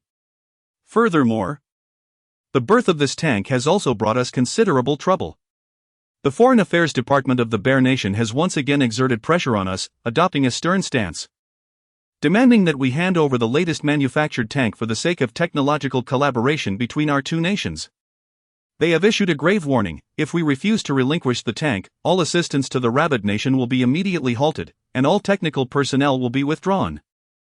Now, let us discuss how to address this issue. The atmosphere in the conference room was tense, smoke curling around the air. An oval conference table dominated the center of the room, surrounded by prominent figures from the military sector of the Rabbit Nation. "What is there to discuss?" came a voice from one end of the table. "Minister Qin, we are currently executing a one-sided strategy. We cannot afford to change our course so easily. The Rabbit Nation has just begun its development, and our national strength remains insufficient. Our domestic industrial system is still incomplete, and numerous international forces are covertly obstructing us. In this context, if we were to completely sever ties with the Bear Nation, it would undoubtedly be self-destructive. We should prioritize the broader picture and hand over this tank to the Bear Nation in exchange for their continued support. After all, while this tank is significant, it is ultimately just a weapon. As long as we can develop, we will surely create more advanced equipment in the future. If we refuse to comply, we risk losing this powerful ally, plunging ourselves into isolation and becoming targets for other nations to exploit." The speaker was an elderly man dressed impeccably in a Zhongshan suit. His hair meticulously styled, and notably one of the few present who had never seen battle. Minister Qin, upon hearing these words, nodded slightly, lost in contemplation. However, the elder could not have anticipated that his suggestion would ignite the fury of the military leaders present. "I vehemently disagree. We absolutely cannot surrender this tank. Old Chen, you are only seeing the immediate benefits. Do you understand how much effort our Rabbit Nation-S researchers have poured into this tank? Are we to cede it simply because of the Bear Nation-S threats? Indeed." The military dignitaries present, each seasoned veterans of countless battles, could hardly swallow such indignation. At that moment, the usually silent Elder Fong abruptly rose, slamming a thick dossier onto the table. "Ladies and gentlemen, our tank's firepower, mobility, and protective capabilities are at the pinnacle of the world stage. More importantly, this is the first time we have completely relied on our own strength to design and manufacture a main battle tank from scratch. If we were to trade something else, that might be acceptable, but this is a milestone in the military-industrial history of the Rabbit Nation." He inhaled deeply, casting his gaze over everyone present. "If we concede today due to external pressure, what will become of us in the future? Will we bow our heads and compromise every time we encounter difficulties? Such behavior will not only embolden the Bear Nation but will also dishearten our own research teams and demoralize our soldiers." Elder Fong's words resonated deeply, sparking fervent agreement among the other generals. Indeed, Elder Fong is right. Why should we give them such an advanced tank? The Bear Nation is too domineering. Thinking the Rabbit Nation is easy to bully. We cannot yield. This tank, which we painstakingly developed, is our pride. But the problem is the man in the Zhongshan suit pushed up his glasses, his voice tinged with resignation. What if we refuse to hand it over? And the Bear Nation withdraws its assistance? Wouldn't it be wiser to seize this opportunity for exchange with the Bear Nation, perhaps even accelerating our industrial progress? Moreover, even if we relinquish the tank, we can still continue its production. Nonsense. Elder Fong rose again, his face flushed. Do you truly believe the Bear Nation will be grateful for this? They are nothing but insatiable wolves. If we take a step back today, they will push further tomorrow. And who knows what demands they will make the day after that. But reality is upon us. The man in the Zhongshan suit exclaimed, wringing his hands in anxiety. The international situation is exceedingly complex. If we sever ties with the Bear Nation, how will those predatory nations perceive us? We would be left isolated and vulnerable, with no chance to catch our breath. Ha, isolated? Elder Fong scoffed, living off the charity of others will inevitably lead to being throttled. Rather than this, we should become self-reliant. What is one tank? Losing it will dishearten our researchers, and that is the true loss. Self-reliance? That requires time. But can we afford to wait? What will we do if the Bear Nation cuts off aid? What about our economic development? Our industrial growth? These issues cannot be resolved with mere proclamations of self-reliance. The conference room erupted into chaos, with both factions unwilling to yield, their faces flushed with fervor. Minister Qin sat at the head of the table, his brow furrowed, occasionally massaging his temples, clearly exhausted from the debate. From the perspective of that era, the arguments on both sides lacked absolute right or wrong.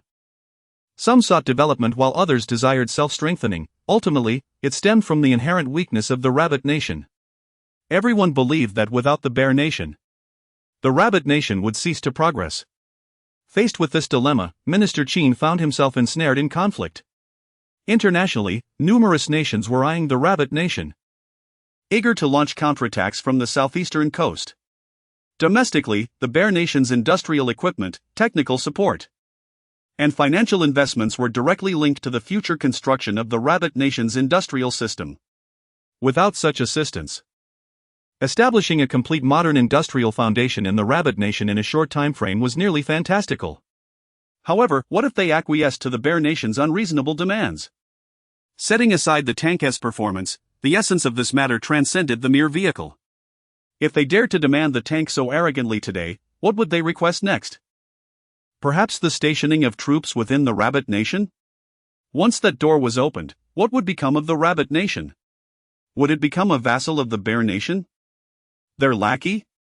Surrendering the tank today could lead to bowing and scraping to accept even more stringent conditions tomorrow.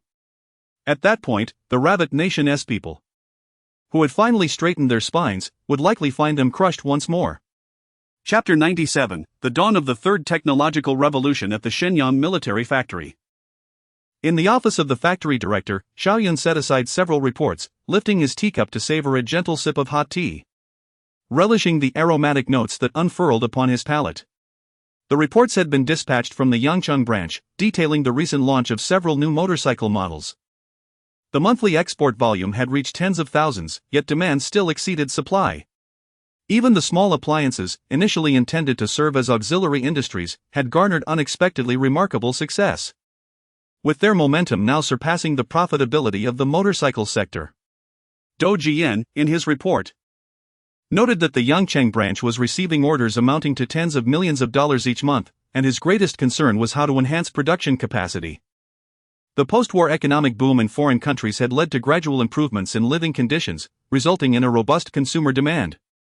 Although Xiao Yun had anticipated the surge in popularity of motorcycles and small appliances, the extent of this fervor had far exceeded his expectations.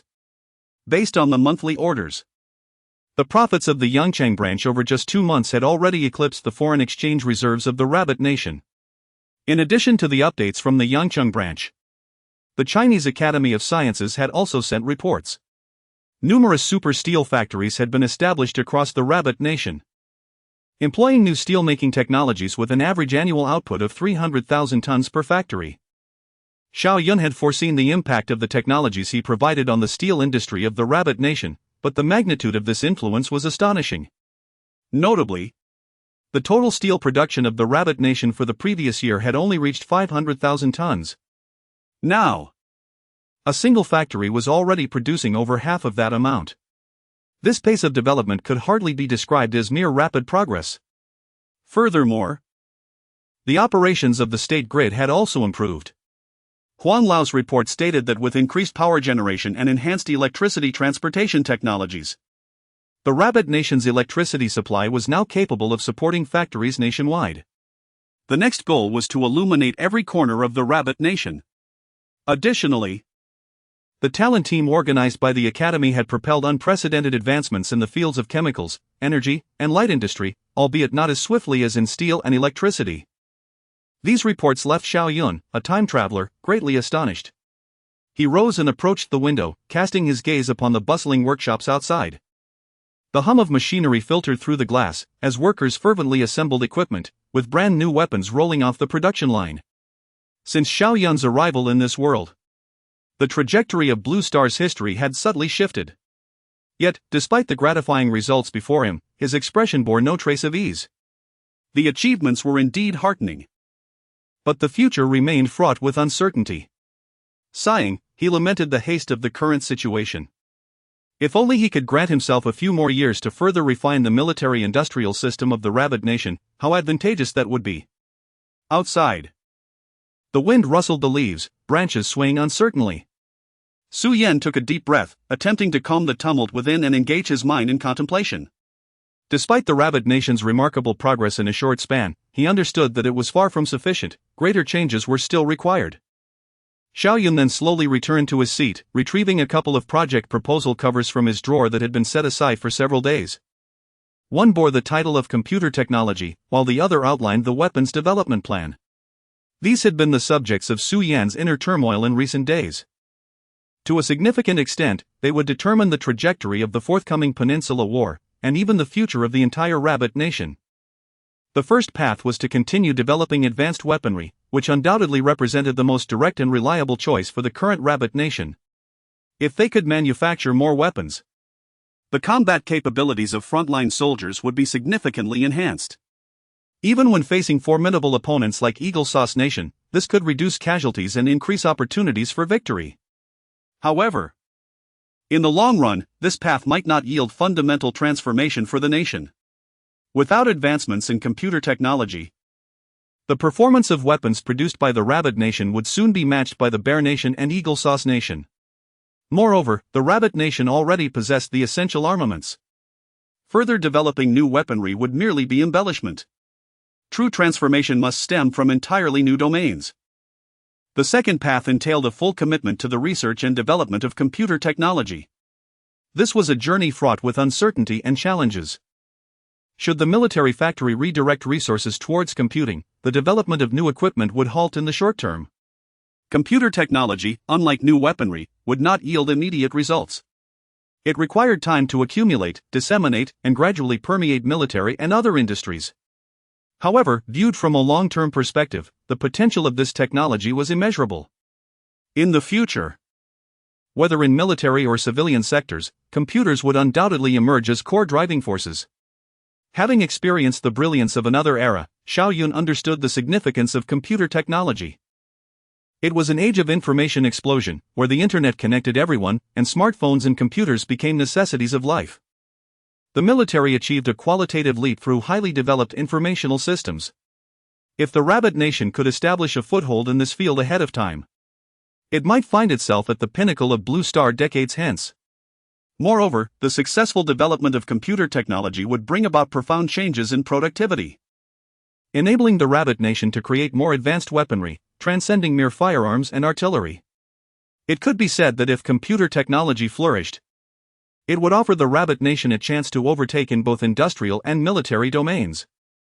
Furthermore, once computers became prevalent in various research institutes, many projects would no longer require Xiao Yun's direct involvement. With the aid of computer technology, numerous researchers in the Rabbit Nation would acquire the ability to independently develop solutions. At that juncture, he would only need to present key technologies. The eventual disintegration of the Bear Nation was attributed not only to its internal issues but also to its immersion in the delusion of its steel tide, missing the opportunity presented by the Third Technological Revolution. The Rabbit Nation would not linger in the shadows of the Bear Nation this time. It would carve out its own path. This time, Xiao Yun intended to give birth to Blue Star's Silicon Valley within the Rabbit Nation, igniting a technological revolution driven by computer technology. With unwavering resolve, he crumpled the cover for continued weapon development and tossed it into the wastebasket. Xiao Yun picked up the phone and dialed the Ministry of Defense, his eyes gleaming with an unprecedented fervor. "Hello, Minister Qin. I am ready to initiate the Rabbit Nation's third technological revolution." Chapter 98, The Technology That Changed Human History. Xiao Wang? What is it? Minister Qin felt overwhelmed by the scene in the conference room as Xiao Wang briskly approached him. "Minister Qin, there's a call for you in the office. It's from Director Xiao." Ah. Director Xiao rarely contacted him, suggesting that there was something significant or perhaps a surprise to discuss. Moreover, lingering in the conference room seemed unproductive. Thus, upon hearing this, Minister Qin promptly stood, exchanged pleasantries with those around the round table, and exited the meeting room. Returning to his office. "Director Xiao, calling me, could it be another surprise?" Having witnessed the might of the first tank from the Rabbit Nation, Minister Qin had come to associate Director Xiao with boundless potential. "Minister Qin, I want to create a computer." Director Xiao's voice brimmed with excitement. "A computer? What kind of weapon is that? Minister Qin blinked in confusion, glancing at Xiao Wang as he spoke. Undoubtedly, upon hearing the term computer. Xiao Wang also shook his head in bewilderment. The computer, a product of cutting-edge technology in this era, was not something Minister Qin understood. Nor was it fully grasped by many researchers.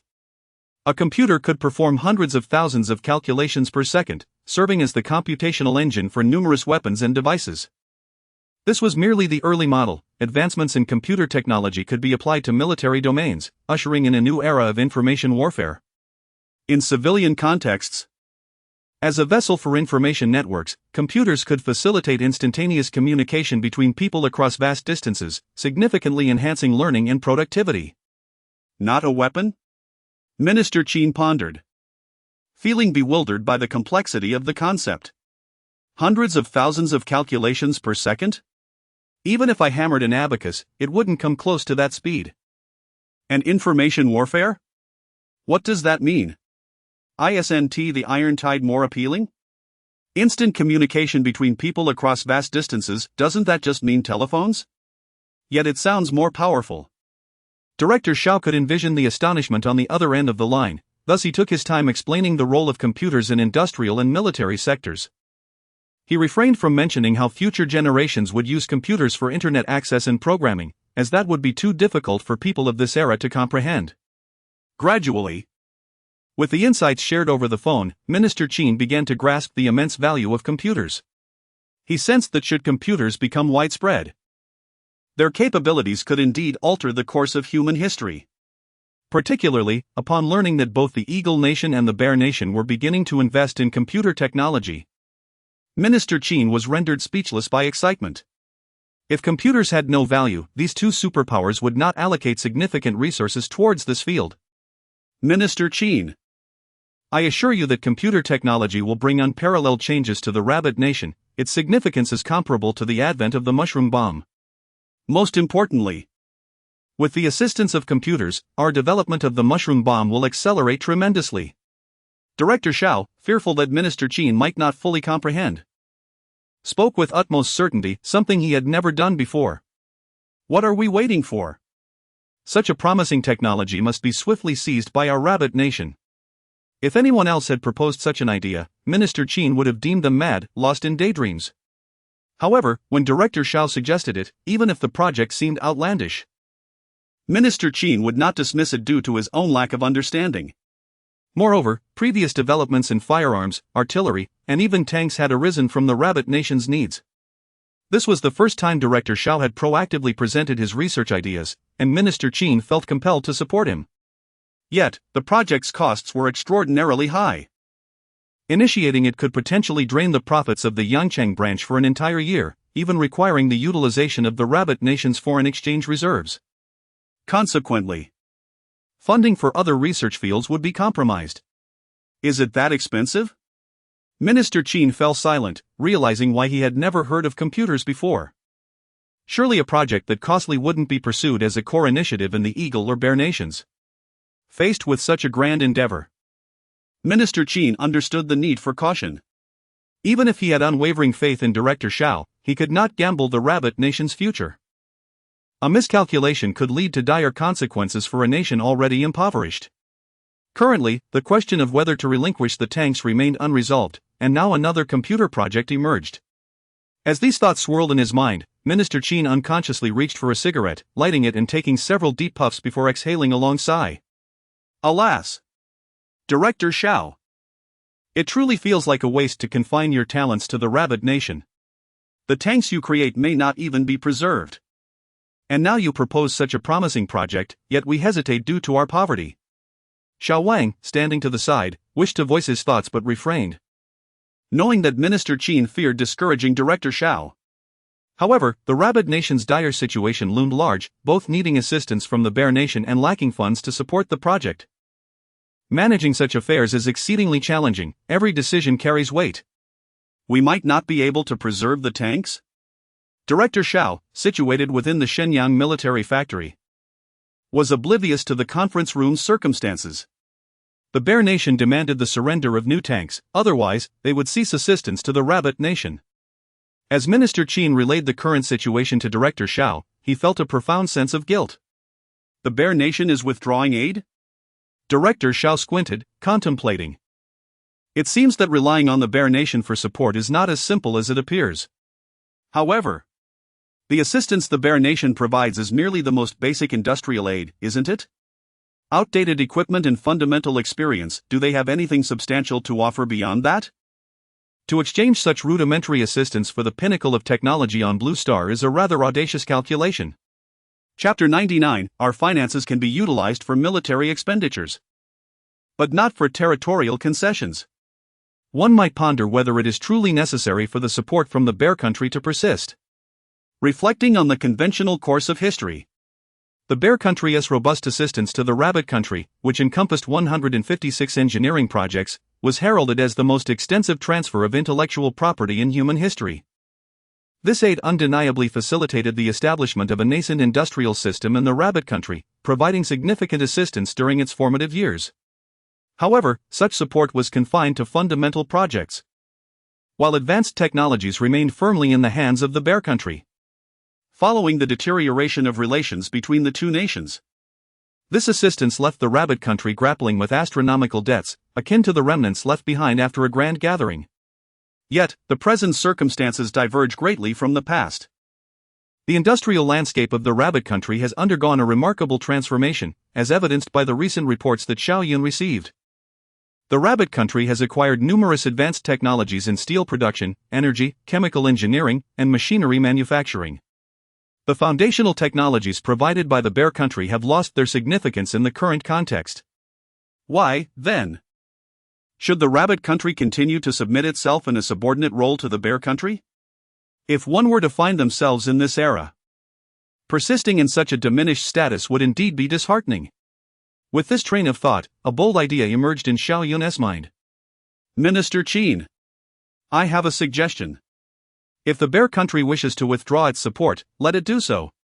Whether at the national or individual level, the respect one receives from others, their compliance, or the presence of a dominant figure behind them bears no relation to one's worth. In the later years, the Rabbit Country thrived without aligning itself with any particular bloc during its reform and opening up. Its international stature soared. After the Rabbit Country ascended to power, even those with foreign backers dared not act arrogantly before it. Why not be our own superior? Minister Qin had indeed contemplated this route. Withdrawing support would liberate them from the Bear Country's pressures. However, the Rabbit Country currently faces myriad challenges. And would departing from its elder brother truly be the optimal solution?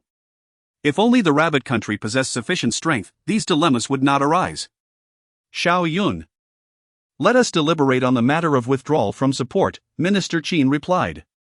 Perhaps we should wait until we have gained strength, after all. We have 40 million compatriots whose safety we must prioritize. Minister Qin. Xiao Yun's composed voice resonated through the receiver once more. When the Guo party sought to seize our weapons, we stood firm and did not yield, which granted us the courage to resist in subsequent confrontations. Now, if we were to hand over advanced tanks to the Bear Country, how is that different from relinquishing our own backbone? Minister Qin, reminded by Xiao Yun, recalled the tumultuous events of 1927 in the bustling metropolis. That period marked the most arduous times for the Rabbit Army. And it was only through their armed defiance that they achieved their current standing. If they were to compromise now, what might the future hold? With tanks in hand, they possessed the capital to stand tall in the global arena. In the future, they would also have computers and embark on a third technological revolution, developing their own aircraft and missiles, thereby safeguarding their 40 million citizens. Quite right, Minister Qin exclaimed, slapping the table in excitement, causing the enameled Kapatapa to leap. Xiao Yun's words jolted him out of his indecision regarding the tanks. The Rabbit Army had reached this point not through compromise. There is another matter, Xiao Yun continued. The industrial foundation of our Rabbit Country is not as fragile as you might think. Our steel production and electricity generation have already surged exponentially. He proceeded to relay the reports from the various branches of the Academy of Sciences across the nation to Minister Qin. The office of Minister Qin once again filled with swirling smoke as he absorbed the astonishing advancements in the rabbit country's industrial sector. Developments in steel, energy, and chemical industries invigorated him like a series of potent stimulants. Given the current state of the rabbit country, there was indeed no necessity to continue an alliance with the bear country. With such rapid industrial growth and the productivity leap brought about by computer technology, in a few years, the bear country might not even match the rabbit country's might. Thus, without further hesitation, Minister Qin declared to the person on the other end of the line, "I shall promptly convey your insights to our superiors. The leadership possesses a keen strategic vision, and I trust that they will deliberate comprehensively. I shall provide you with feedback regarding the computer initiative shortly." After ending the call, Minister Qin re-entered the conference room. The attendees turned their gazes toward him, curious about his impassioned return. "Ladies and gentlemen, regarding our tanks, my stance is clear: we shall not relinquish them. If the bear country wishes to withdraw its support, let it be so. We cannot surrender our autonomy to others. Once we cultivate a dependency on external assistance, regaining our strength will become exceedingly difficult." "Well said!" exclaimed Elder Fong, nearly leaping to applaud. "If we relinquish our weapons, we shall be awaiting our demise. What shall we do about our industrial development without support?" Furrowed the brow of a man in a Zhongshan suit, his expression filled with uncertainty. "Let it go. It is not insurmountable. I refuse to believe that we cannot maintain our industrial prowess without the bear country's assistance. Besides, have you not considered that the rabbit country will soon possess even more advanced technologies? We have already produced the most sophisticated tanks in the world. We can also create the most advanced aircraft and missiles." Minister Qin's gaze was resolute, his tone unwavering, as though even if the bear country were to attack, he would steadfastly uphold the rabbit army's principles. The leadership had voiced their position, and the opinions within the Ministry of Defense swiftly aligned. The meeting regarding the tanks concluded promptly. Minister Qin, armed with the consensus from the Ministry of Defense, approached his superiors and also shared Xiao Yun's vision for advancing computer technology. The upper echelons displayed little indecision regarding the matter of whether to hand over the rabbit country's first tank. Their stance had always been to firmly grasp their weaponry. This principle had remained unchanged, and so too would the rabbit country's sovereignty remain untouched by the covetous designs of any foreign power. As for the development of computer technology, there was no room for hesitation. Technologies capable of altering the global landscape warranted no second thoughts. Furthermore, the rabbit country was now in a position to support the computer initiative, unlike the impoverished past that left them unable to pursue such endeavors. Without even inquiring about the success rates of the computer project, he clasped Minister Qin's shoulder and declared, "Our finances may serve military purposes and development, but they shall never be used for territorial concessions. The future belongs to the youth, they must act and forge ahead." Listening to the thunderous resolve in his superior's voice, Minister Qin felt a renewed sense of empowerment. "I understand. I shall make the necessary arrangements without hesitation, ensuring we fully support Xiao Yun's vision." Chapter 100, The Outbreak of the Peninsula War. On June 25, in the northeastern province of the Rabbit Nation, the weather had begun its transition from warm to hot. Inside the consulate of the Bear Nation in Harbin, 2 glasses of vodka remained on the desk in Popov's office. "Consul General, is the Rabbit Nation preparing to send over the tanks?" exclaimed Ilya, his eyes gleaming with excitement as he observed Popov just hanging up the phone. Once the Rabbit Nation delivered the tanks, the 2 of them could return home to bask in glory. What kind of medals or rewards would Marshal Stalin bestow upon them this time? The image of the Rabbit Nation's tanks on the training ground flashed in Ilya's mind. Such magnificent tanks, unprecedented on the Blue Planet. Surely, their contributions would not go unnoticed. Send over?